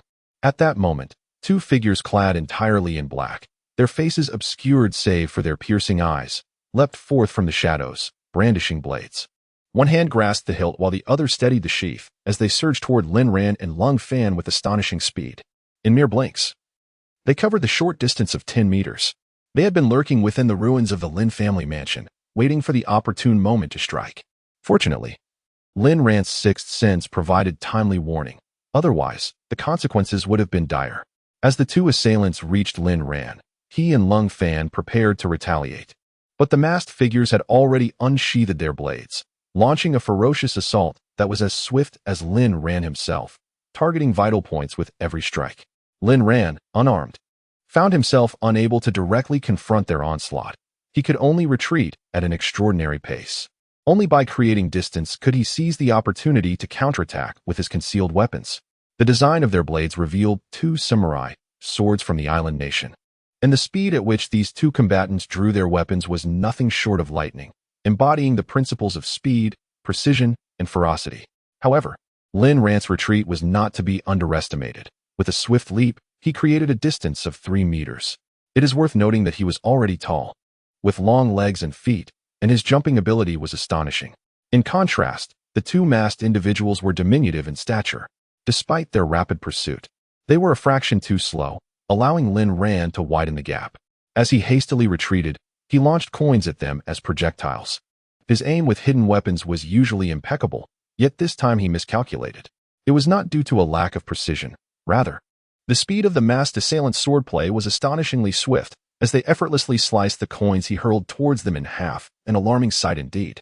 Lin Ran had encountered numerous battles, yet he had never witnessed such formidable skill. To describe their prowess as swift and precise would be an understatement. Anyone capable of mastering both attributes must undoubtedly be a master among masters. Had Lin Ran been armed, his height and arm span might have granted him an advantage. But at present, he was unarmed, facing two adversaries with no chance of victory. Cold Fan's combat ability paled in comparison to Lin Ran's, and his lack of practical experience rendered him exceedingly vulnerable if forced to confront the masked figures empty-handed. Lin Ran had already exerted himself to push Cold Fan to safety at a considerable distance. However, the issue was that the concealed weapons he possessed posed no threat to the masked individuals, and his own situation was perilously dire. Chapter 84. Ninja. In that critical moment, several stones suddenly flew out from the shadows, hurtling towards the two masked figures. Initially, the two assailants united in their assault against Lin Ran, but the situation shifted dramatically. One masked individual remained fixated on Lin Ran, while the other was compelled to divert attention to fend off the incoming stones. Upon closer inspection, Lung Fan discerned that the one hurling the stones was, in fact, a woman. This woman was tall and statuesque, her long arms and slender waist reminiscent of a graceful leopard, radiating an aura of formidable strength. It was immediately apparent that she was also a top-tier expert. Lu Yinxue demonstrated remarkable precision in her throws, each stone aimed directly at the masked figure's face, forcing the assailant to defend himself with all his might, leaving him unable to focus elsewhere. With Lu Yinxue's assistance, Lin Ran felt a significant alleviation of pressure, enabling him to engage freely with the masked adversary before him. He swiftly waved his hands, sending 10 coins hurtling through the air like concealed projectiles. Despite the masked man's swift blade, he struggled to counter such a concentrated barrage. 5 coins struck him squarely in the face, eliciting a pained cry as he staggered backward, nearly losing his grip on his weapon. The masked assailant facing Lu Yinxue was momentarily distracted by his companion's anguished scream, just as a stone struck him flush in the face, resulting in a similar cry as his sword slipped from his grasp. Lu Yinxue, quick-witted and agile, seized the fallen weapon and swung it deftly at the masked man. At that moment, the previously struck masked individual unleashed 6 tracer grenades in rapid succession. The blinding light from the grenades rendered Lin Ran, Lu Yinxue, and Lung Fan momentarily incapacitated, their vision obscured for a full 30 seconds. When their sight finally returned, the two masked figures had vanished without a trace. Lin Ran took a deep breath. In his decade-long combat career, he had never encountered such an eerie situation. Lung Fan picked up the 2 concealed weapons thrown by the masked individuals from the ground, discovering that they were a type of 5-pointed boomerang. Furrowing his brow, he remarked, "These are the tools of island ninjas." His words left Lin Ran and Lu Yinxue utterly astonished. The ninjas, previously confined to the realms of film and literature, truly existed. Lin Ran inquired, "Little brother, how do you know they are island ninjas?" Long Fan nodded and replied, "During military martial arts training, we covered this aspect." He then examined the samurai sword in Lu Yinxue's hands closely, noticing 3 characters inscribed in the Dragon Kingdom script, two-sword style. Long Fan's demeanor shifted to one of grave seriousness, prompting Lin Ran to ask, "Little brother, do you understand this two-sword style?" Long Fan nodded, his gaze turning to Lu Yinxue as he queried Lin Ran, "Brother, who is she?"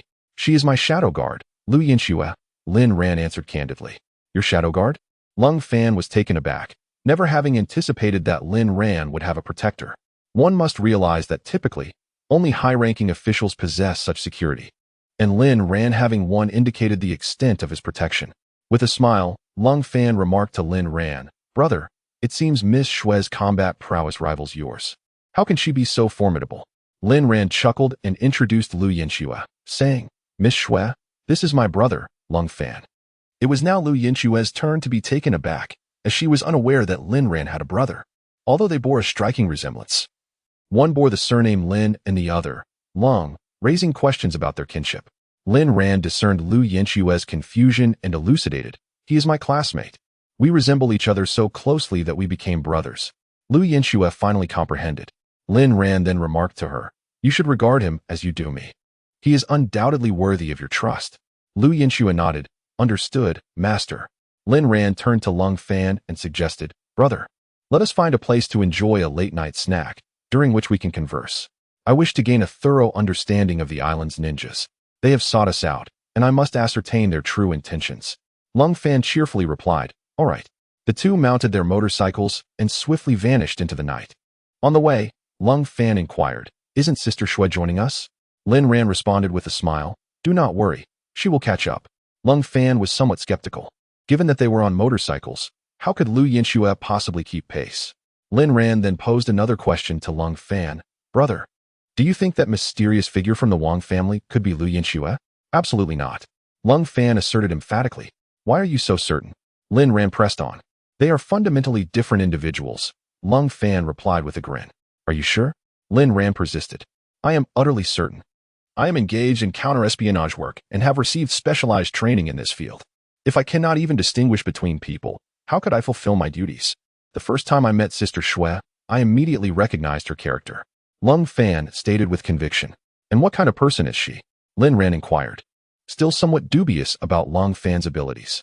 "She is an exceptionally straightforward individual, possessing a sincere disposition, unwavering loyalty, and a simple mind, devoid of ulterior motives," Long Fan elucidated. Lin Ran remained silent, reflecting on the fact that Lu Yinxue's character indeed aligned with Long Fan's description. 15 minutes later, they came to a halt in front of a bustling food stall, their motorcycles idling nearby. Perhaps due to the rain, the establishment was sparsely populated. The two brothers casually selected an empty table and ordered some skewers and stir-fried dishes. Subsequently, Long Fan inquired of Lin Ran, "Brother, what is Shue Jie's background? Her combat prowess is hardly inferior to yours. It is exceedingly rare for a woman to possess such strength. Surely, she must have an extraordinary origin. Such abilities cannot solely be attributed to training." Lin Ran replied, "Shue Jie was once an assassin. After a failed mission, she was pursued, and my father rescued her. She was then taken in by the Tianlong gang of the Lin family. Later, upon my return, Uncle Guang appointed her as my shadow guard, recognizing her exceptional martial skills." Long Fan chuckled, "No wonder." Just then, a motorcycle came to a stop nearby, and indeed, it was Lu Yinxue, which prompted Long Fan to express his admiration. Lin Ran smiled and remarked, "There is nothing surprising about it. Shue Jie was an assassin, and tracking is her forte." As they spoke, Lu Yinxue approached and took a seat before them. She regarded Lin Ran with respect, yet her gaze was perpetually imbued with an icy demeanor, an inherent quality of hers. The trio began to eat and converse, with Long Fan elaborating on the situation regarding the hermits. Ninjas form a particularly enigmatic organization from the island nation, primarily engaged in assassination activities. This organization boasts a lineage spanning several centuries and once held considerable renown. However, With the advent of firearms, their reputation has waned significantly. Many believe they have vanished entirely, but in truth, they have merely gone underground, serving certain factions within the island nation, tasked specifically with eliminating targets or gathering intelligence. They appear and disappear like phantoms, possessing formidable martial prowess that leaves one utterly defenseless. Moreover, they are all death warriors. Once captured, they would instantly resort to poison, causing considerable distress to numerous countries and governments. Lin Ran inquired, "What is the story behind the dual-wielding technique?" The cold and composed Fan replied, "The swordsmanship of the island nation encompasses various schools, including the single-blade and dual-blade styles." Chapter 85. A new era for the Dragon Group. Fan continued. Do not underestimate the islanders due to their diminutive stature. In truth, their martial arts are exceptionally powerful. You may be familiar only with karate and perceive their martial arts as lacking, but karate is largely performative. Their true essence lies in the art of the sword. Take the dual-wielding style, for instance, which necessitates the taking of an opponent's life with 2 strikes, drawing the sword and then delivering the cut. Lin Ran asked, "So, does the single-blade style merely require 1 strike to conclude the matter?" Fan nodded emphatically. Indeed, the single-blade style, also known as the drawing sword style, emphasizes delivering a fatal blow in 1 stroke. Lin Ran expressed skepticism. "Is it truly that formidable?" Fan chuckled. "It is indeed quite formidable." Lin Ran further inquired, "Do the robots at your base have commands for this swordsmanship?" "Yes," Fan replied with a smile. "However, entrance is restricted to military personnel. I will assist you in applying for access, perhaps using my mother's name to plead our case. It could prove invaluable." Lin Ran nodded with a smile. Fan then asked, "Brother, when do you intend to reclaim the Lin family's assets?" Lin Ran was momentarily taken aback, then replied, "I am capable of taking it over now, but I would not know how to manage it effectively. Managing such a vast enterprise requires exceptional administrative skills. If I were to assume control and fail to manage it well, how could I face my father and mother?" Upon the mention of Lin Ran's parents, Lung Fan suddenly recalled a pressing question. "Have you visited your parents' graves since your return?" Lin Ran fell silent, a wave of indescribable discomfort washing over him. It was not that he did not wish to go, but revealing his identity at this juncture was ill-advised. The identity of his adversary remained undiscovered, and he feared that visiting would lead to a recurrence of the Lin family's tragic fate. As long as he remained, there was still hope for the Lin family. Should anything happen to him, who would seek vengeance for them? However, Lin Fan seemed to grasp Lin Ran's sentiments and refrained from probing further. On Sunday, in Nan, Lu Bing and Zheng Qing returned to school, accompanied by Feng Chanqian, Luo Yan'an, and Qi Ling. They had made plans to visit some entertainment venues. Lin Ran informed Lung Fan that he had matters to attend to with the military, prompting everyone to depart. Lin Ran, too, was not at the Feng residence today. Instead, he returned to his own Tianlong group, as a crucial meeting concerning the future trajectory of the company was scheduled. Under Xiaowan's stewardship, Tianlong Group had expanded significantly, transcending its initial focus on food delivery, express services, ride-hailing, and outsourced security to venture into real estate, finance, and foreign trade, among other fields. Consequently, Xiaowan found herself exceedingly busy. Although Tianlong Group had previously enjoyed ample liquidity, the rapid pace of expansion had begun to strain its financial resources. Expansion brings both advantages and disadvantages. The advantage lies in the ability to avoid concentrating all resources in a singular domain, yet the drawbacks are glaringly apparent. Foremost among these is the issue of funding, accompanied by a series of challenges including a shortage of management and sales talent, as well as a lack of experience. Xiaowan had long desired to converse with Lin Ran to explore the possibility of further investment. However, should Lin Ran choose to invest again, it would contradict the previously established principle of prudent management upheld by Tianlong Group. This principle was not set forth by Lin Ran himself, who is utterly unfamiliar with the intricacies of business, but rather by his father, Lin Tian, which left Lin Ran in a state of considerable hesitation. As Lin Ran approached the entrance, he noticed the same luxurious Maybach parked nearby. The Maybach, of course, was not Xiaowan's but Lin Ran's, for he was the proprietor. All vehicles associated with the company belonged to him. Upon spotting Lin Ran, 2 bodyguards clad in black suits and white gloves emerged from the vehicle. One bodyguard opened the car door for him while shielding his head as he entered. The other remained vigilant, scanning the surroundings for any suspicious individuals lurking in the shadows, clutching a walkie-talkie in his hand. No sooner had Lin Ran settled into the car than the 2 bodyguards swiftly followed suit. commanding the driver to accelerate towards Tianlong Group without delay. As Lin Ran's vehicle arrived at Tianlong Group, 6 bodyguards awaited him at the entrance. The car glided into the premises, and all the bodyguards stood at attention, saluting. It had been quite some time since Lin Ran last visited Tianlong Company, approximately 2 months. He surveyed the surroundings of Tianlong Company, noting that it had transformed entirely since his initial visit. The once dilapidated sign of Tianlong Group had been replaced with a brand new, radiant golden inscription, likely visible from several kilometers away. The exterior of the company has transformed from its former dilapidated, peeling facade into a splendid display adorned with golden-hued tiles. Prominently positioned in the center is a magnificent golden dragon. Its forelimbs rest upon luminous white clouds, while its eyes radiate brilliance. And the pearls it exhales shimmer with light, leaving Lin Ran utterly astounded. It is evident that Xiaowan has invested considerable effort into this transformation.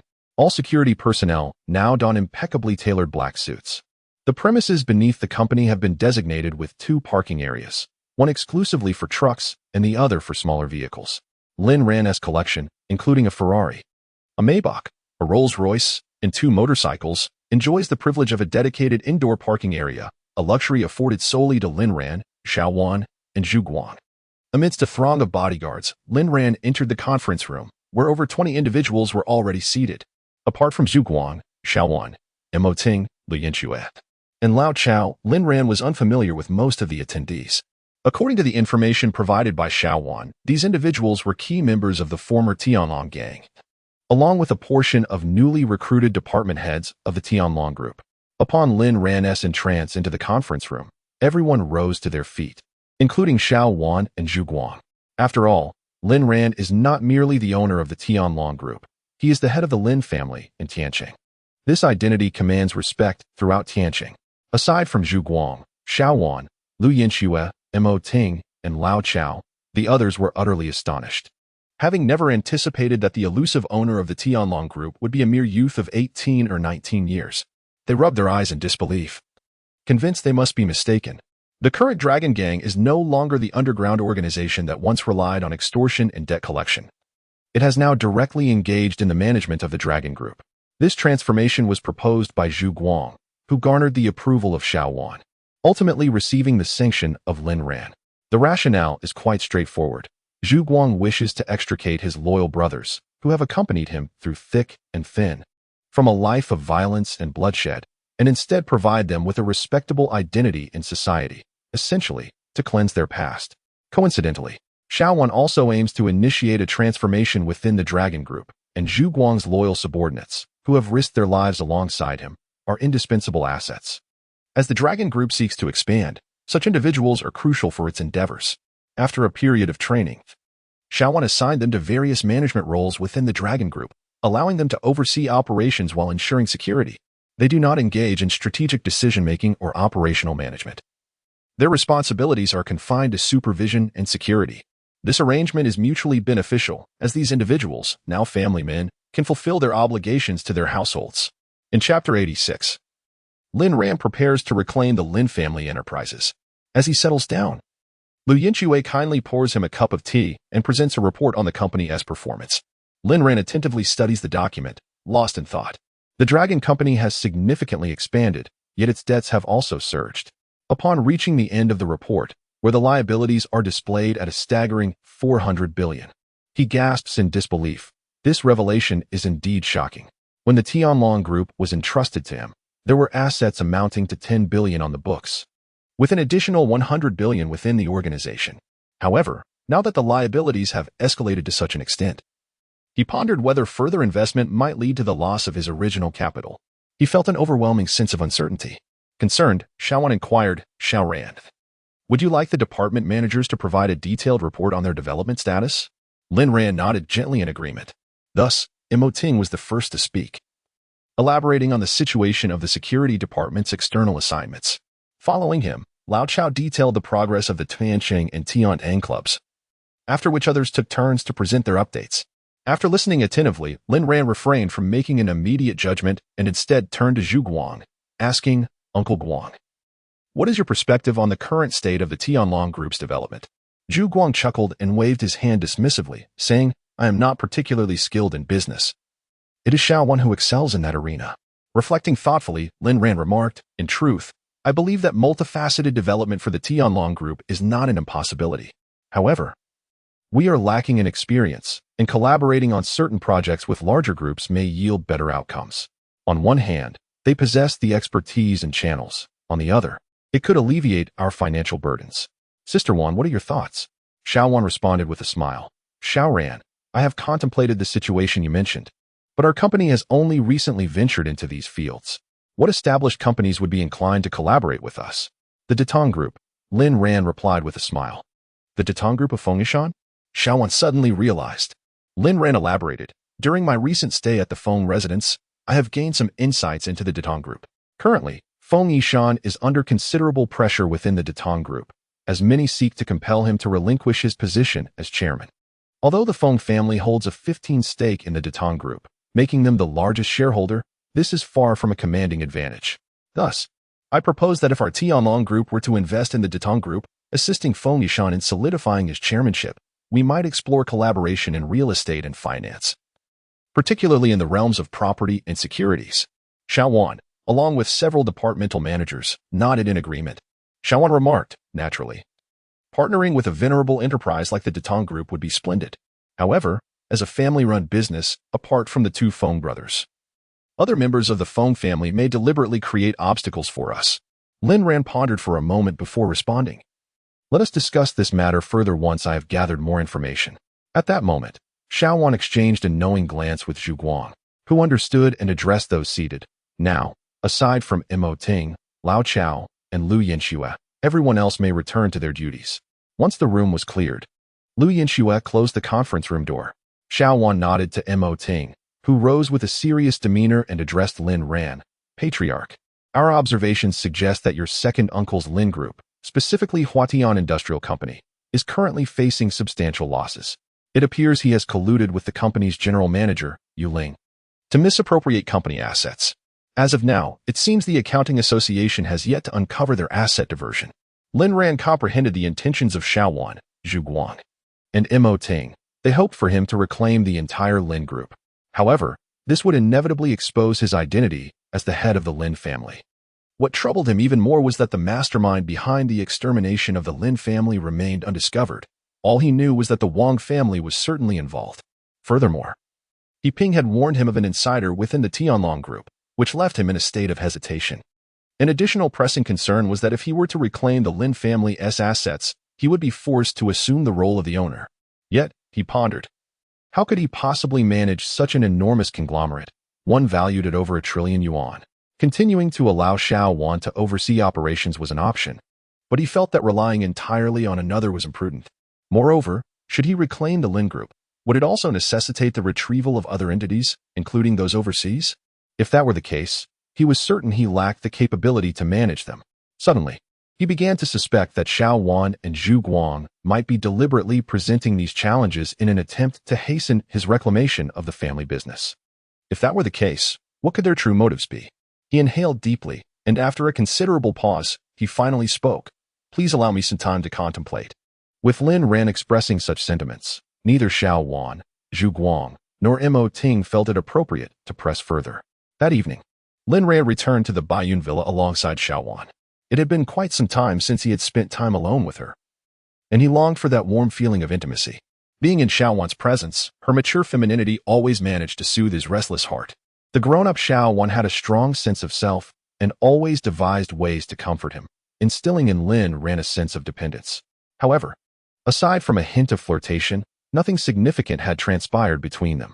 After taking a shower that evening, Lin Ran smiled at Xiao Wan and said, "Sister Wan, come to my room.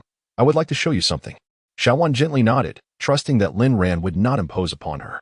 In truth, she yearned for Lin Ran to take some action towards her, as it would grant her a rightful status. Yet, she was acutely aware of her age and regarded this as a mere aspiration. Upon entering the room, Lin Ran gently closed and locked the door. A sudden jolt of excitement surged through Xiao Wan's heart. Could it be that Lin Ran truly intended to do something today? Her heart raced as if a dozen fawns were frolicking within her, for she had awaited this moment for an eternity. However, to her disappointment, Lin Ran did not leap towards her. Instead, he seated himself before the computer, opened it, and mysteriously said to Xiao Wan, "Sister Wan, See if you can recognize this person. They seem familiar, yet I cannot recall who they are. This, of course, was the footage Lin Ran had covertly captured at the Wong residence, and he had been unable to identify this individual, which weighed heavily on his mind. Moreover, this person was likely connected to the massacre of the Lin family. After speaking, he stood up and invited Xiao Wan to sit in front of the computer, while he tenderly wrapped his arms around her shoulders from behind. He was well aware that this individual was not Xiao Wan. He could suspect anyone except for her, for they had shared the trials of life and death together.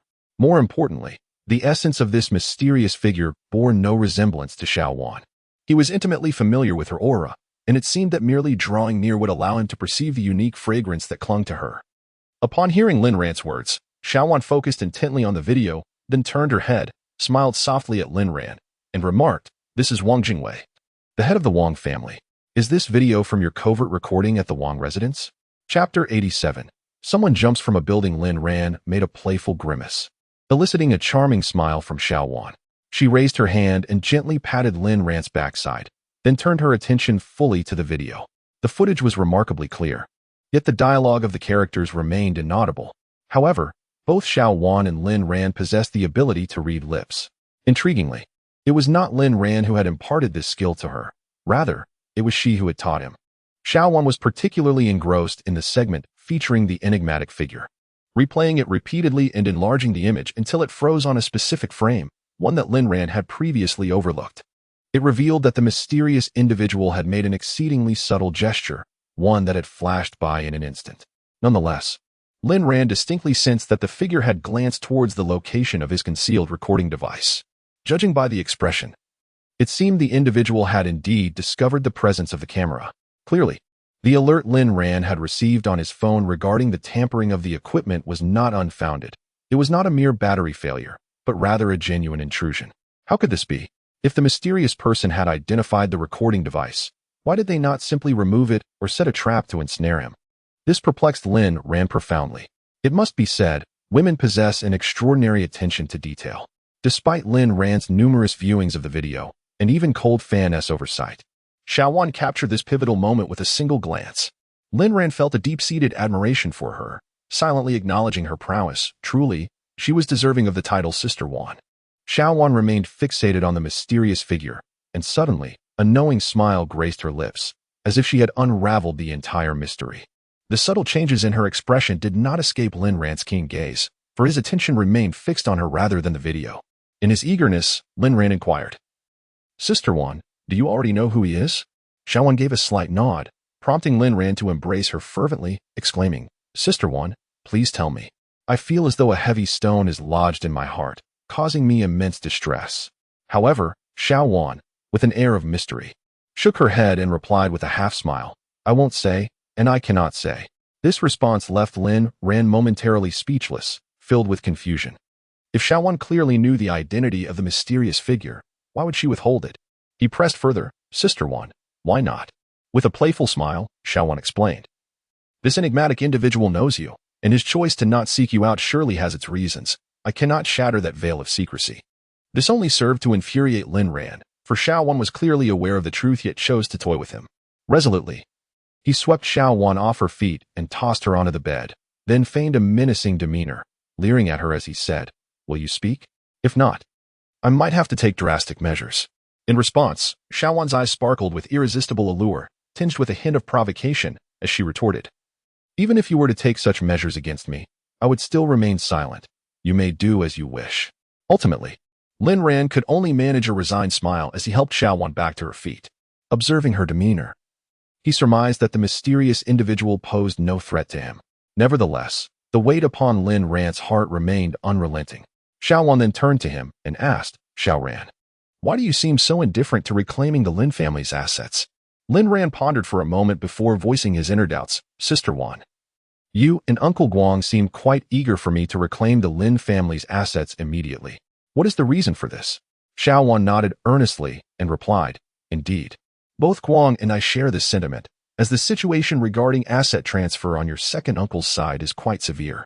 Furthermore, once we reclaim the Lin family's assets, we can significantly develop our own business, allowing the Lin family to rise anew in Tianqing. Is that the sole reason?" Lin Ran pressed. "What other reason could there be?" Xiaowan countered. How much do you believe the Lin family's assets in Tianqing amount to currently? I have made a preliminary calculation, and including the Mingzhu Tower, it should be around 1.6 trillion, Xiaowan responded. Of course, this figure only accounts for the assets in Tianqing, not the entirety of Long Kingdom, let alone overseas holdings. And how much can your second uncle transfer away? Lin Ran continued to inquire. If this continues, coupled with losses, it could exceed 8 billion. Xiaowan stated. Lin Ran chuckled, saying, the Lin family's assets in Tianqing exceed 1.6 trillion, and your second uncle transferring 8 billion seems rather insignificant, does it not? Moreover, he is also a member of the Lin family, my own uncle. Taking a few billion shouldn't be considered excessive, right? Lin Ran's remarks left Xiaowan momentarily speechless. She had not anticipated such a perspective from him. Yet, she remained undeterred and pressed on with her questioning. What if your second uncle had a hand in the harm done to the Lin family? Lin Ran was taken aback, contemplating for a long while, yet he remained silent. He truly found himself at a loss as to how to address this predicament. After all, his uncle was a member of his lineage, and he had no justifiable reason to confront him. An overwhelming sense of turmoil enveloped him, as he dreaded grappling with such issues. However, Xiaowan was resolute in her pursuit and fixed her gaze intently upon Lin Ran, eager for his response. Clearly, she harbored great hopes that Lin Ran would reclaim the assets in Tianqing, ideally encompassing the entirety of Longhua's holdings as well. Ultimately, Lin Ran replied, Sister Wan, I am feeling quite fatigued. I was involved in a scuffle the night before last, and again last night, and I must return to school early tomorrow. I wish to retire for the night. Xiaowan, with a resigned nod, smiled and said, Very well then, good night. As she exited the room, she cast a lingering glance back at Lin Ran, her expression a tapestry of complexity. She gently closed the door behind her. Once Xiaowan departed, Lin Ran was plunged into contemplation. The magnitude of the Lin family's assets was staggering, far exceeding his previous estimations. During his time in South America, he had surmised that the Lin family's wealth was approximately 400 to 500 billion. Yet even now, he struggled to ascertain the true extent of their fortune. If Xiaowan's calculations were indeed accurate, it represented an astonishing figure. It was worth noting that the Lin family's enterprises spanned numerous locations. The map resided with his third uncle, and Lin Ran pondered that their assets might well surpass 5 trillion. The mere thought of this left him feeling somewhat daunted. A pressing desire to learn management surged within him. In truth, he harbored a preference for engaging in combat rather than managing such assets. Nevertheless, as the head of the Lin family, it was an inescapable duty to oversee the family's wealth, a fact that was indisputable. This reality ensnared him in a web of inner conflict. The following morning, Lin Ran rode his dilapidated electric scooter to school once more. While others delight in feigning affluence, he chooses to embrace the guise of poverty. Upon his arrival at school, he observed a throng of 500 to 600 individuals congregated in a single location, vociferously clamoring. Lin Ran, puzzled by the commotion, soon spotted Gu Jin, several vice principals, and a few directors, including Yin Feng, hurriedly approaching.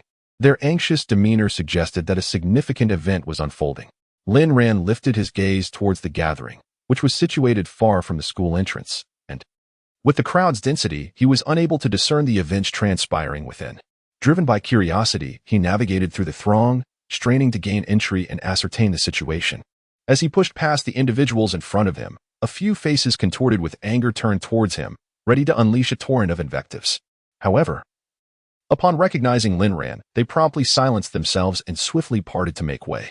Once he maneuvered into the center of the crowd, he discovered a girl precariously perched on the railing of the third-floor balcony of the school's laboratory, seemingly poised to leap. Chapter 88. The school's most dashing figure. Lin Ran immediately recognized Yi Jing, who stood alongside Gu Jin. At that moment, Yi Jing was utterly absorbed in the plight of the girl above, oblivious to Lin Ran's presence. A few other girls, their faces streaked with tears, resembled wilted blossoms, pleading desperately with the girl not to act foolishly. It was evident that these girls were the close companions of the one considering the leap.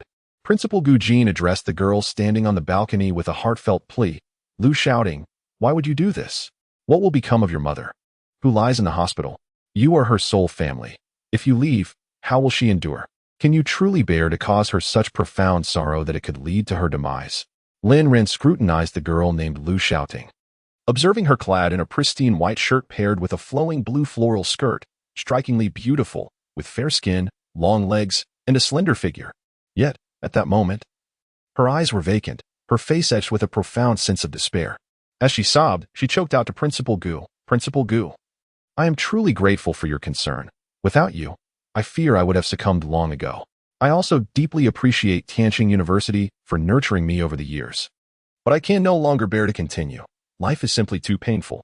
Gu Jin, frantic as a cat on a hot tin roof, nearly lost his composure as he exclaimed, "Lu Xiaoding, you are a brilliant student of Tianqing University. This is merely a temporary setback. How can you contemplate such a drastic act?" However, before he could finish, Lu Xiaoding leapt from the third-floor balcony. Her friends emitted piercing screams of terror and despair, their shrieks sharp enough to make one's ears ring. The students present instinctively shut their eyes, unable to bear the sight of the impending tragedy. Lin Ran, caught off guard, could not fathom that just a moment ago, Lu Xiaoding had been conversing with Gu Jin, and now, with such determination, had taken the leap. He rushed forward, striving to catch her, but he was a moment too late. The distance between them was significant, and the event unfolded too swiftly, no matter how fast he moved. It ultimately proved insufficient. Just as Lu Xiaoding was on the verge of a perilous fall to the ground, a pair of strong hands caught her securely. In that instant, the scene erupted with deafening cheers. Gu Jin and the various vice principals and directors finally exhaled in relief. Gu Jin's legs weakened, and he collapsed to the ground. Fortunate that Yan Feng was there to support him in time. Lu Xiaoding, who had been resignedly closing her eyes, suddenly found herself enveloped in a warm embrace. As she slowly opened her eyes, she beheld a remarkably handsome and resolute young man. His striking features were complemented by a steadfast and profound gaze, and his tall, upright stature resembled that of a resilient pine tree. Momentarily taken aback, she realized she had never encountered anyone so extraordinarily handsome or possessing such a determined gaze. The towering youth's eyes were filled with tenderness and concern as he softly spoke to Lu Xiaoding. In the face of overwhelming difficulties, there is truly no need to resort to such extreme measures. Regardless of what transpires, with Principal Gu, our school, and our classmates by your side, we will surely help you overcome this challenge, no matter how arduous it may be. Will you trust me? Lu Xiaoding gazed dreamily at the young man before her. As if enchanted, utterly captivated by him, she gently nodded and, in a voice so faint it was nearly a whisper, replied, "I believe you." Though her words were barely audible, the surrounding silence allowed everyone to hear her clearly. Once again, the crowd erupted into thunderous applause, many moved to tears. Particularly the young women, who all silently wished to marry such a remarkable man. Lu Xiaoding's close friends rushed forward, disregarding everything, and embraced her tightly. At that moment, the young man had already gently set Lu Xiaoding down. This young man was not Lin Ran, but Long Fan. He had just hurried from the military to attend classes early in the morning, without even having time to change his clothes. He was still clad in a military green short-sleeved t-shirt and green army trousers. However, due to Long Fan's inherently low profile, few could recognize him. A pair of large hands gently rested on his shoulder, and without needing to look, he knew it was Lin Ran standing behind him. Given Lin Ran's height, no one else could so easily place their hand on his shoulder in such an affectionate manner. Turning to face Lin Ran, he was met with a smile radiating warmth and pride. In return, he wrapped his arm around Lin Ran, and both brothers displayed joyful expressions. Having successfully saved a life that very morning, Lu Xiaoding gazed in astonishment at the two tall, handsome young men before her, momentarily rendered speechless. She had initially thought the boy who saved her was incredibly handsome, only to find another equally striking young man standing beside him. A wave of fervent cheers erupted once more, as the crowd finally recognized these two as the students who had saved Yi Jing that night on the special news segment in Tianqing, defeating nearly 100 burly men in just 20 minutes. While the crowd did not know Long Fan, they were familiar with Lin Ran, who had gained notoriety despite only being at the school for a week. However, although they recognized Lin Ran, they were unaware of his real name. They only knew him as the delivery boy, and thus they collectively cheered, "Long live the delivery boy! Long live the delivery boy!" Lin Ran, taken aback, rolled his eyes and allowed a slight smirk to play upon his lips. Feigning displeasure, he disdainfully exclaimed, "Could you refrain from calling me a delivery boy? Why not refer to me as the handsome lad instead? Even the karate champion from the island calls me handsome." Instantly, a chorus of derisive gasps echoed through the crowd, further dampening Lin Ran's spirits. He raised his chin defiantly, tossing his hair with flair, and proclaimed, "Am I not handsome?" The crowd erupted in joyous laughter, retorting, "Not handsome. Thus, a tragically grim incident that could have unfolded as a calamity concluded in a comical manner. From a distance, Yi Jing observed Lin Ran, an involuntary warmth blossoming in her gaze as her eyes narrowed into gentle slits. She had long recognized Lin Ran's good looks. Yet she was unprepared for his wit and humor, stirring within her an inexplicable sensation akin to a tranquil lake disturbed by a pebble, creating ripples of emotion. As the sirens of an approaching ambulance grew louder, the assembly began to disperse, leaving only a few school officials, including Gu Jin and others, to attend to the aftermath. Lin Ran and Long Fan had scarcely ventured far when they were encircled by Nan, Lu Bing, and Xing Qing, who gazed at Long Fan with palpable admiration. Undoubtedly, Long Fan had emerged as the most attractive figure in the school that day. Upon entering the classroom, Lin Ran was met with a resounding ovation as his classmates chorused, "Welcome our handsome Lin Ran." This marked the unprecedented occasion where Lin Ran was not referred to as a mere delivery boy, but instead celebrated as the charming lad. The creature immediately began to put on airs, placing a finger to his lips and shushing before feigning a whisper, "Keep it low-key, keep it low-key. Although I am quite the handsome one, your calls will only inflate my pride." Chapter 89. Change of heart. The classmates were thoroughly exasperated with Lin Ran, who, despite being a blatant narcissist, insisted that others call him handsome every day. Now that they complied, he began to act ostentatiously. Consequently, a chorus of hushing filled the classroom.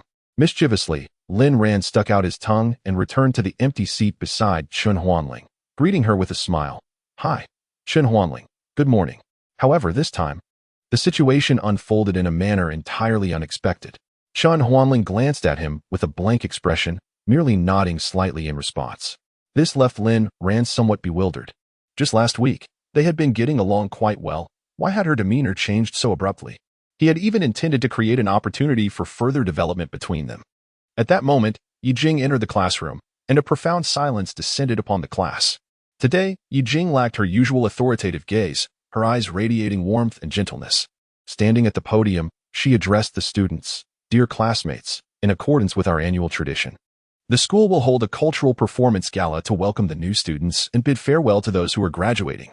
I encourage everyone to sign up eagerly. Anyone willing to perform on stage, please raise your hand. Those who earn a commendable position may attract the attention of the Cultural Bureau's arts group at Tianqing University, and perhaps even be recommended to entertainment companies. Who knows, you might just become a star." As Yi Jing's words resonated, numerous students eagerly raised their hands to volunteer, showcasing a delightful array of talents, from singing to dancing and even magic tricks. However, Lin Ran found himself utterly bereft of artistic aptitude.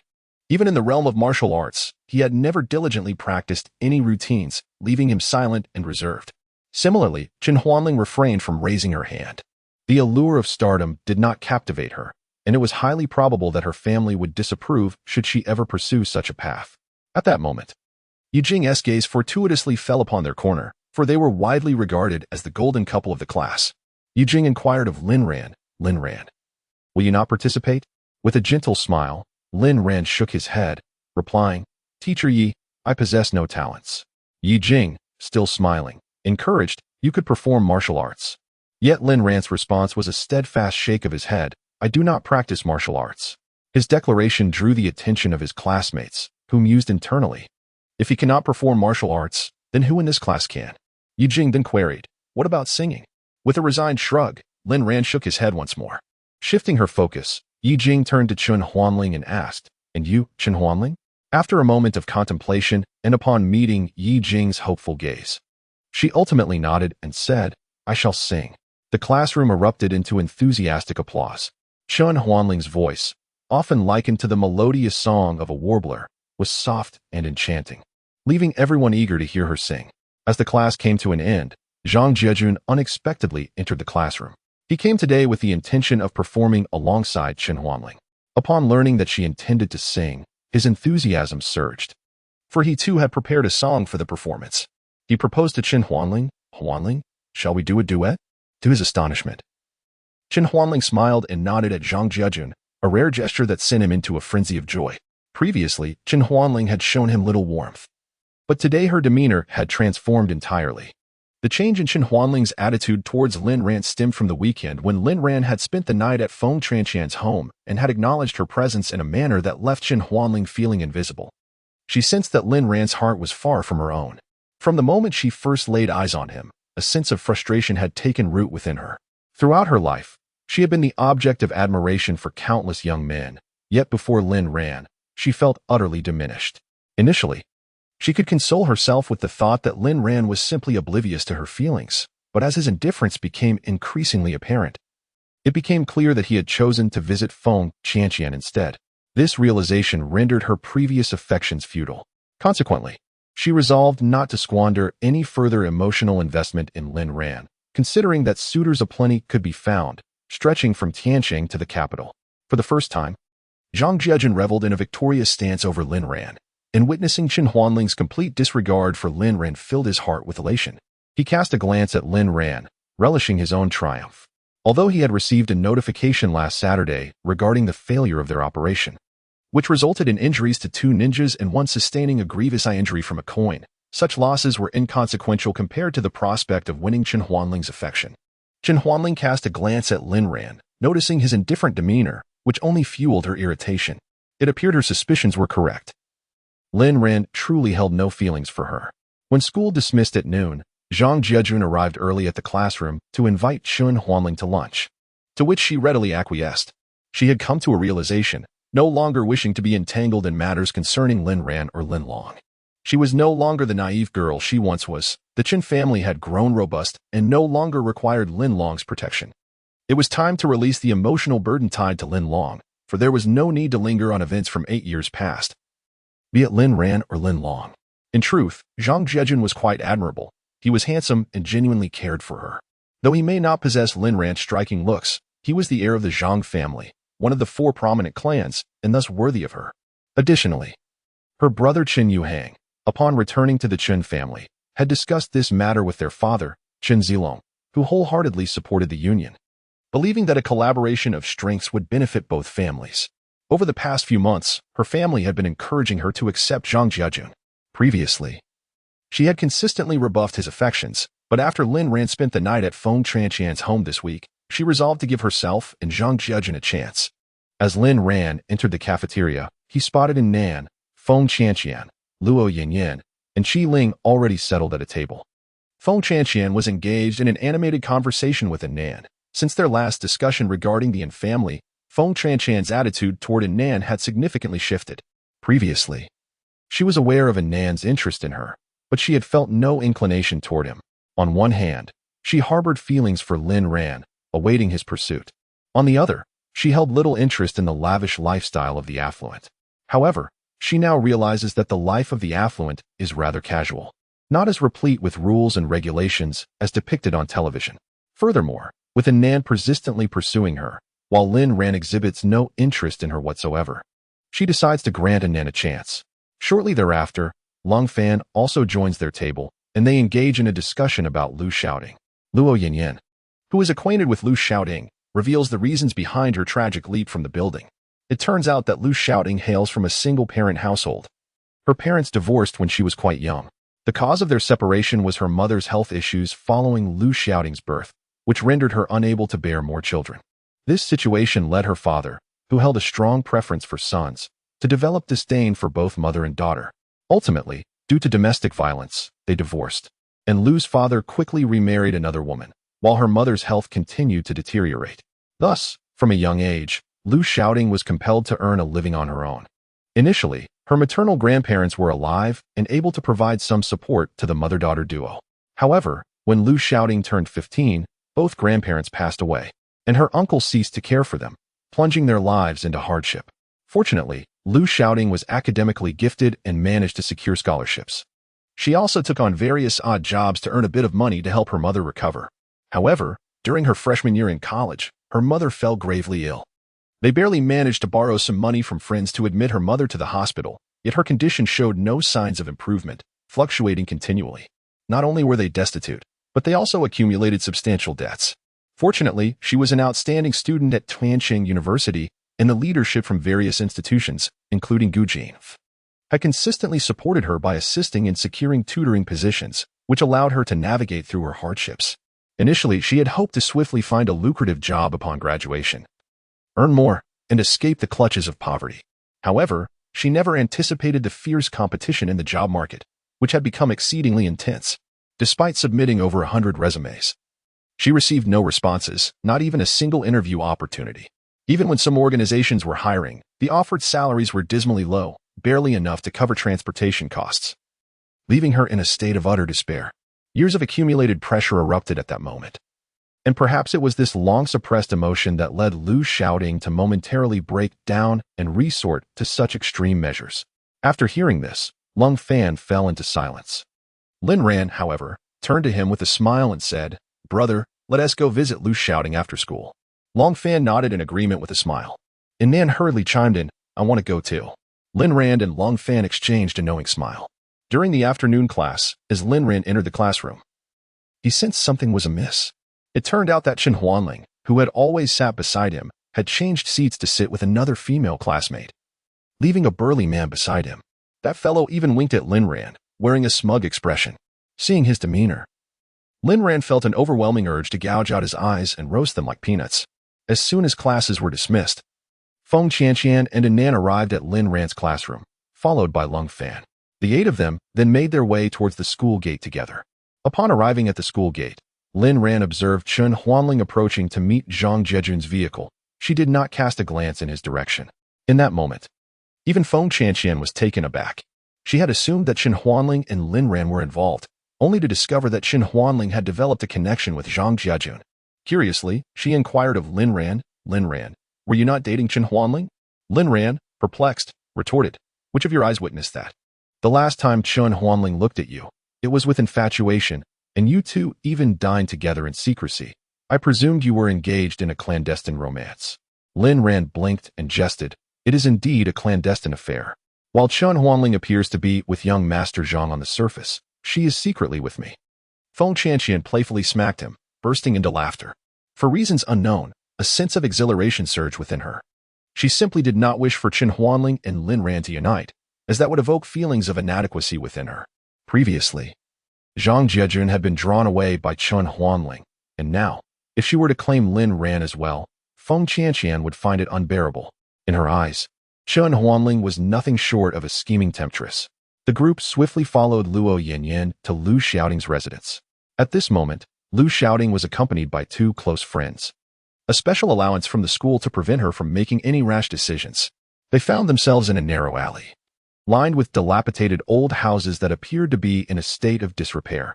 Such a place would deter the faint-hearted from residing there at night, as the inhabitants were primarily elderly individuals living in poverty, with nowhere else to turn, condemned to spend their lives in this desolate locale. Lin Ran observed that Lu Xiaoting's residence was dilapidated and cramped, a modest bungalow with tiled roofing characteristic of a bygone era. Such accommodations have become increasingly rare, particularly given the inconvenience they pose during rainy or stormy weather. Even more disheartening was the pervasive gloom that enveloped the surroundings, exuding an air of desolation. The discomfort etched on the faces of Feng Qianqian and Anan revealed a shared unease among the group. However, Lin Ran remained unfazed. He had witnessed far more harrowing scenes on the battlefield. He was skeptical about the existence of the supernatural, and if such entities did indeed exist, he would have long since been haunted by vengeful spirits, given the countless lives he had taken. In truth, he harbored a yearning for the supernatural, for it would grant him the chance to reunite with his parents. Countless dreams had allowed him fleeting moments with them, only to awaken with tear-stained cheeks. His tears flowed only in dreams, and upon waking, he reverted to the image of a resolute man. As Lin Ran stepped into Lu Xiaoting's home, an oppressive atmosphere struck him. The interior was even more rundown than the exterior, shrouded in dimness, devoid of even a decent chair, all of which bore the marks of hasty repairs, likely executed by Lu Xiaoting herself. Generally, women may lack proficiency in such manual tasks, despite Lu Xiaoting's academic prowess. She evidently fell short in craftsmanship. Upon noticing the arrival of Lung Fan, Lin Ran, and the others, Lu Xiaoting's 2 close friends became animated. Their grateful gazes directed at Lung Fan as they hurried to offer seats and refreshments. Lu Xiaoting, too, looked at Lung Fan with heartfelt appreciation. Her voice tinged with shyness as she expressed, "I truly cannot thank you enough for today." Then, with a flushed face, she said, "My home is too shabby. There isn't even a proper place for you all to sit." Lung Fan merely smiled gently and shook his head, indicating that he did not mind. Lu Xiaoting's close friend looked at her with deep concern and then spoke up, "Dear gentlemen and ladies, Could you possibly assist Shouting? She is currently in dire straits and desperately needs help finding a good job. Shouting is very intelligent and her academic performance is commendable. But the job market is exceedingly competitive, making it incredibly difficult for her to secure employment. She is in urgent need of financial support. Upon hearing this, Long Fan turned to Lin Ran, smiling as he said, "Brother, it's up to you now. Let us see if you can lend a hand to Shouting." Lin Ran inquired of Lu Shouting, "I heard that due to your mother's illness, you have accumulated a considerable amount of debt, and the creditors are pressing you quite hard. Is that true?" Before Lu Shouting could respond, another friend interjected, "Yes, indeed. Those creditors claim she hasn't repaid them in ages and are threatening her to repay the debt through other means. It's this situation that has driven her to despair. Just a moment ago, a few creditors came to threaten her." As soon as the words left her mouth, several burly men with menacing expressions barged into the room. These individuals, tall and heavily tattooed, were clearly the very debt collectors who had come to intimidate her. Inside the room, upon seeing these men return, Lu Shouting and her friends were immediately stricken with fear, their faces turning pale as a ghost. Evidently, this group of thugs had already come to threaten them earlier. As the debt collectors stepped into the room and noticed the number of people present, they were momentarily taken aback, but quickly regained their composure. The leader of the thugs glared menacingly at Lu Shouting and growled, "Our boss has stated that if you do not repay the money today, we will drag you off to entertain the clients. Do you even have the means to repay?" Lu Shouting, pale and trembling, implored in a faint voice, "Gentlemen, please go back and plead with Brother Biao for me. I truly cannot produce the money at this moment. My mother is still in the hospital. Once I secure a job, I will repay you immediately." Among the group of enforcers, the foremost was a large man with a fat face and bald head, his torso exposed, with rolls of flesh spilling over his waist. He wore a grotesque smile, saying, "If you can't repay the debt, that's no problem. Just work for Brother Biao for half a year. With your looks, making money will be a breeze. Think about it. You could clear your debt and earn money for your mother's treatment. Isn't that a win-win situation?" This group exuded arrogance and fearlessness, boldly uttering such words in front of so many onlookers, which made Lang Fan furrow his brows tightly. Just as Lu Shouting was about to continue pleading for mercy, Long Fan interjected, "Are you not aware that such actions constitute criminal behavior? This is coercing someone into prostitution. What era are we living in? Still engaging in such heinous acts? Do you not fear the repercussions of the law?" The group regarded Long Fan with expressions of utter disbelief, and the corpulent leader scrutinized him with a sardonic smile, mocking, "Oh, kid, are you trying to play the hero for her?" In an instant, his expression darkened, and with an imposing demeanor, he declared fiercely, "Are you tired of living? How dare you address us in such a manner?" As soon as these words left his lips, the faces of the loan sharks who had accompanied him turned ashen, their gazes fixed on Long Fan with the intensity of death. At that moment, Lin Ran inquired, "How much does Lu Shouting actually owe you?" "Oh, young man, are you intent on repaying her debts?" One burly man sneered, his face adorned with a mocking grin, his eyes unwaveringly locked on Lin Ran. Lu Shouting hurriedly interjected, "That's not the case. I initially borrowed only 10,000 from them, but somehow, through their manipulations, it escalated to 25,000. The rotund man grinned maliciously and retorted, "Sister, are you attempting to play the fool? Look at the bill. Is that not your signature? Do you wish to court death by defaulting on Brother Biao's money?" In a voice so faint it was almost inaudible, Lu Shouting replied, "I'm not trying to evade responsibility. You claimed I had no means to repay, forcing me to borrow from one place to another and coerce me into signing, which is how the amount skyrocketed. I only borrowed 10,000 for my mother's hospitalization." Upon hearing this, everyone grasped the full context of the situation. Long Fan's countenance darkened to a hue reminiscent of a charred pot, his demeanor akin to a ticking time bomb ready to erupt. Lin Ran had never witnessed him in such a state, for Long Fan was typically composed and unflappable. Indeed, he coldly uttered, "Who granted you the audacity to commit such heinous acts? First, through usury, they deceived a kind-hearted girl, and now they seek to coerce her into a life of shame. Are you aware that it is your actions that have driven her to contemplate suicide? You are unworthy of being called human. You are nothing but beasts." These loan sharks have never before faced such open condemnation. They have long been accustomed to their tyrannical ways. Suddenly, the corpulent man raised his hand to strike Long Fan, attempting to extinguish the spirit of this audacious youth. Yet today, fortune has decidedly turned against them. As he extended his arm, a sudden, excruciating pain pierced his chest. He had been struck at a vital point, collapsing to the ground, his complexion as pale as parchment, trembling uncontrollably, his breath barely a whisper. It was Lin Ran who had intervened. The remaining thugs, witnessing this, were instantly enraged and charged at Lin Ran. With remarkable swiftness, Lin Ran delivered a series of precise strikes to their vital points, leaving them groaning in agony on the ground, unable to vocalize their pain. Lin Ran observed them impassively. While Lung Fan could no longer contain his fury, he launched a powerful kick to the belly of the corpulent man. The force of the blow sent the man reeling, emptying the contents of his stomach onto the ground. Nearby, Lu Xiaoting and the others, including Feng Qianqian and An Nan, shrieked in terror and hastily retreated, leaving only Lin Ran and Lung Fan standing against this band of ruffians. Lin Ran brutally pressed his foot onto the face of one thug, applying immense pressure, distorting his features grotesquely, as the thug could only whimper in desperate pleas for mercy. After a few minutes, Lin Ran finally released his foot, a wicked smile playing on his lips as he gazed at the thug. The thug, upon meeting Lin Ran's penetrating stare, was instantly drenched in cold sweat. Inwardly contemplating, what manner of gaze is this? It is akin to that of a demon. He felt as though his very soul was being forcibly wrenched from his body, his entire form trembling uncontrollably. Suddenly, Lin Ran chuckled and instructed, "You must call your boss, Biao, immediately and summon him here." The thug, terror-stricken, stammered, "Boss, are you truly calling for Biao?" Lin Ran nodded with a smile, saying, "Inform him that you have been assaulted and urge him to hurry." The thug gazed at Lin Ran, uncertain whether to believe him. Just then, Lin Ran lifted his leg, preparing to press down, prompting the thug to exclaim, "No, no, no. Boss, I'll go call him right away." Only then did Lin Ran lower his foot, settling down beside Lang Fan. The two brothers exchanged knowing glances, awaiting the arrival of Boss Biao. They understood that if they did not resolve the situation with Biao today, subduing the thugs would be futile and could potentially endanger Lu Xiaoting. At that moment, Lu Xiaoting trembled in fear, her body shaking like a leaf. She had never anticipated that matters would escalate to this point. But what could she do? Had it not been for Lung Fan and his companions, her fate today could have been far grimmer, perhaps being captured to serve his clients, something she would rather die than endure. Approximately 20 minutes later, a commotion of footsteps echoed from outside, approaching the alleyway. Lin Ran and Lung Fan exchanged amused nudges and strode confidently towards the door. Suddenly, over 20 armed thugs burst into the scene, led by a middle-aged man. This man was of short stature, donned a pair of glasses, and possessed a slender frame.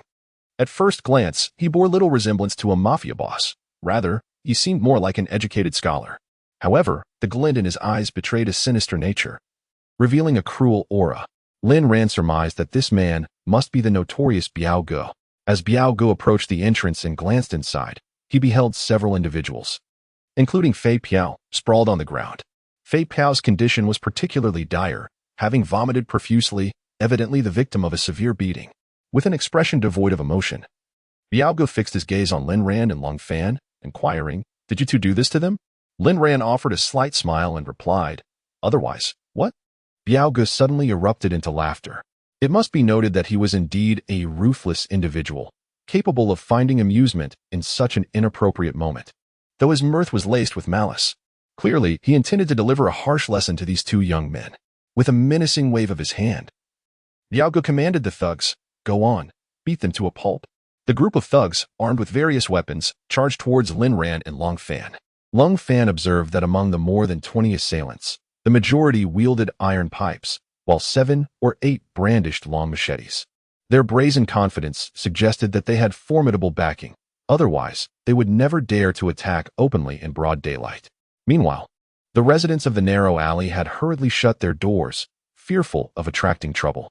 A crowd gathered at the end of the alley, drawn by curiosity yet hesitant to approach. This time, Lin Ran did not produce a coin. Instead, he swiftly seized the stick aimed at his head from the foremost assailant, applying pressure to the opponent's wrist, causing the weapon to slip from the brute's grasp and into Lin Ran's possession. With a deft motion, Lin Ran struck the assailant on the head, sending the towering figure crashing to the ground. Xing Fan crouched down and executed a sweeping kick, toppling a burly man in a floral shirt adorned with tattoos. He too seized the fallen man's stick, delivering a swift kick that rendered him unconscious. Before brandishing the weapon towards the remaining assailants, the two brothers wielded their sticks with remarkable speed. Within a mere 5 minutes, 15 or 16 of the 20 thugs lay defeated on the ground, while Lin Ran and Tsing Fan remained unflustered and composed.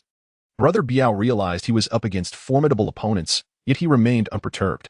Having ruled this territory for years, he naturally had contingencies in place. He raised his hand to signal the remaining 5 or 6 thugs to halt, forbidding any further advance. In truth, this gesture was unnecessary. Those armed with machetes were already paralyzed with fear, too intimidated to charge at the two youths. Witnessing their fallen comrades with shattered limbs and broken ribs had rendered them utterly terrified. They had merely followed Brother Biao for a meager livelihood, not wishing to sacrifice their lives. Barely 2 or 3 minutes had passed when a piercing siren echoed from afar. Soon, several police cars screeched to a halt at the mouth of the alley. 5 or 6 officers and over a dozen auxiliary police disembarked. The last to step out was a tall man clad in a police uniform. The aura he exuded was markedly distinct from that of the other officers. His gaze, cold and penetrating, swept across the scene before he gestured for one of his subordinates to disperse the onlookers in the distance. This tall officer advanced with measured strides. Flanked by several policemen and auxiliary officers, his demeanor icy and authoritative. At that moment, Biao-ji's expression transformed instantly, resembling that of a sycophantic dog. His face plastered with a smile as he pointed at the assailants on the ground, beseeching the officer, "Officer Wang, look at my brothers. They have been thoroughly beaten by these 2 rascals. You must stand up for us and apprehend them." Officer Wang cast a glance at Lin Ran and Lung Fan, a jolt of recognition striking him as their faces appeared eerily familiar, though he could not immediately place them. He had caught a fleeting glimpse of them during a police meeting, but the memory eluded him. As he hesitated, one of his subordinates leaned in with his phone, whispering, "Chief, take a look." It became apparent that this officer had already conducted facial recognition on Lung Fan and Lin Ran, retrieving their records from the police database. Officer Wang's expression shifted dramatically as he realized the gravity of his earlier indecision. Had he acted as he typically would, shielding Biao-gu, he might have invited catastrophe upon himself. Nevertheless, drawing upon his extensive experience, he feigned ignorance of Lung Fan and Lin Ran. Turning to Biao-gu with a question, "Biao-gu, are these thugs wielding clubs and knives your subordinates?" At this, Biao-gu sensed a shift. The implications behind the question were unmistakable. Having navigated the treacherous waters of the underworld for many years, he was astute enough to recognize that these 2 youths were not to be underestimated. At this moment, he had lost the initial air of arrogance, his complexion gradually paling as he realized the gravity of the situation. Inspector Wang did not wish to engage in further pointless conversation with Brother Biao. The more he spoke, the more susceptible he became to revealing himself, potentially endangering his own position. The individual before him, known as Lung Fan, was not someone of his caliber to provoke. He hastily commanded his subordinates, "Cuff these lawbreakers and take them back to the precinct." In broad daylight, they dare to wield weapons and assault innocent citizens. Is there no law left? Is there no justice? Lung Fan and Lin Ran had long since seen through the charade, yet they chose to remain silent, merely observing Inspector Wang's performance. After all, they were not there to rectify police conduct, nor did they possess the authority to intervene in police matters. Soon, whether standing or lying on the ground, all were escorted into the police vehicles. Inspector Wang, with a congenial demeanor, addressed Lin Ran and Lung Fan, particularly Lung Fan, saying, "Gentlemen, if you have the time, please visit the precinct to clarify the situation, enabling us to gather evidence and punish these miscreants effectively." In the vehicle, Brother Biao, perplexed, inquired of Inspector Wang, "Brother Wang, who are those 2? Why are you so courteous to them?" Inspector Wang dared not divulge the details regarding Lung Fan, for that was classified information. With a cold chuckle, he replied, "Let us put it this way, even our department cannot afford to offend him. Brother Biao, you might be in serious trouble this time. Best of luck to you." Upon hearing this, Brother Biao felt a chill run down his spine, trembling as he realized he had indeed encountered formidable opposition. What had begun as an attempt to settle a score had escalated into this predicament. Lin Ran and Lung Fan watched as Inspector Wang's figure receded into the distance before returning to Lu Xiaoting's residence. At that moment, the occupants of the room exhaled deeply, emerging from their hiding spots. The previous scene had terrified them, leaving them trembling in fear. In truth, Anan was not particularly frightened. The Yin family held considerable influence in Longhua, and he had no fear of the police. His greatest concern lay with the desperate individuals outside, currently in Tianqing. Rather than Jiangnan, he was acutely aware that these individuals cared little for the Yin family's reputation and could resort to violence without hesitation, which would spell trouble for him. Lung Fan observed the visibly shaken Lu Xiaoting, casting a glance at Lin Ran, and said, "Brother, could you lend a hand?" Having already stood up for Lu Xiaoting, it seemed only fitting to see it through to the end. Lin Ran smiled subtly, refraining from an immediate response, instead turning to Nan with a grin, and Nan, "It's your turn to contribute. Let us witness the prowess of the Jiangnan family." And Nan understood Lin Ran's implication and replied with a smile, "No problem. I have already covered the medical expenses for Lu Xiaoting's mother." Lu Xiaoting was momentarily taken aback, astonished by the unexpected generosity. Skeptically, she inquired, "The hospital expenses for my mother must exceed 500,000, though." Chapter 93. The call for a shampoo technician, however, Lu Xiaoting's surprise was far from over. Lin Ran handed her a note with a phone number and a company name, stating, "Call this number shortly and ask for a woman named Xiaowan. She will understand that I sent you." Lu Xiaoting gazed at the neatly inscribed letters on the note, Tianlong Group, and was instantly filled with overwhelming joy. The Tianlong Group has recently emerged as a formidable enterprise, boasting assets amounting to several hundred billion. She had previously submitted her resume to this company. Yet they treated her with indifference, offering not even a mere acknowledgement. With skepticism, she gazed at Lin Ran, unable to fathom the reality of encountering two affluent individuals in a single day. Beside her, Nan expressed his surprise and inquired, "Lin Ran, weren't you delivering takeout? How do you have such connections to introduce Lu Xiaoting to a prestigious company like Tianlong Group?" Lin Ran cast a sidelong glance at him and replied, "Even as a delivery person, I am acquainted with the esteemed young master Jiang Nan, aren't I?" And Nan found some logic in this statement. Yet he sensed an underlying discord. With a smile, Lung Fan addressed Lin Ran, saying, "Brother, take a look at the place where Lu Xiaoting resides." Lin Ran affectionately embraced Lung Fan's shoulders and assured him, "Rest assured, little brother. I will have Sister Wan arrange suitable accommodations for her, ensuring that both Lu Xiaoting and her mother will be comfortably housed. Does that suffice?" Lung Fan nodded with a grin, responding, "Now that's more like my brother." Filled with gratitude, Lu Xiaoting directed her appreciative gaze towards Lin Ran and expressed her thanks. Lin Ran gestured towards Lung Fan, saying, "Do not thank me. Rather, extend your gratitude to my brother, for it is due to him that I am taking this initiative." On Tuesday evening, Lin Ran arrived at the cafeteria early, yet found himself alone in the desolate space. Feng Chan and Nan seemed to have vanished, presumably off on a date. Ever since the revelations regarding the Yin family, the two appeared to have formed a bond. Truly, these two were devoid of romantic sensibility. Choosing instead to dine out together tonight, Luo Yanyan and Lu Bing were likewise caught in the throes of romance. While Qi Ling had recently started dating someone in her department, leaving her equally absent from sight. Zheng Chong, this lad, has yet to engage in a romantic relationship, nor does he socialize with others.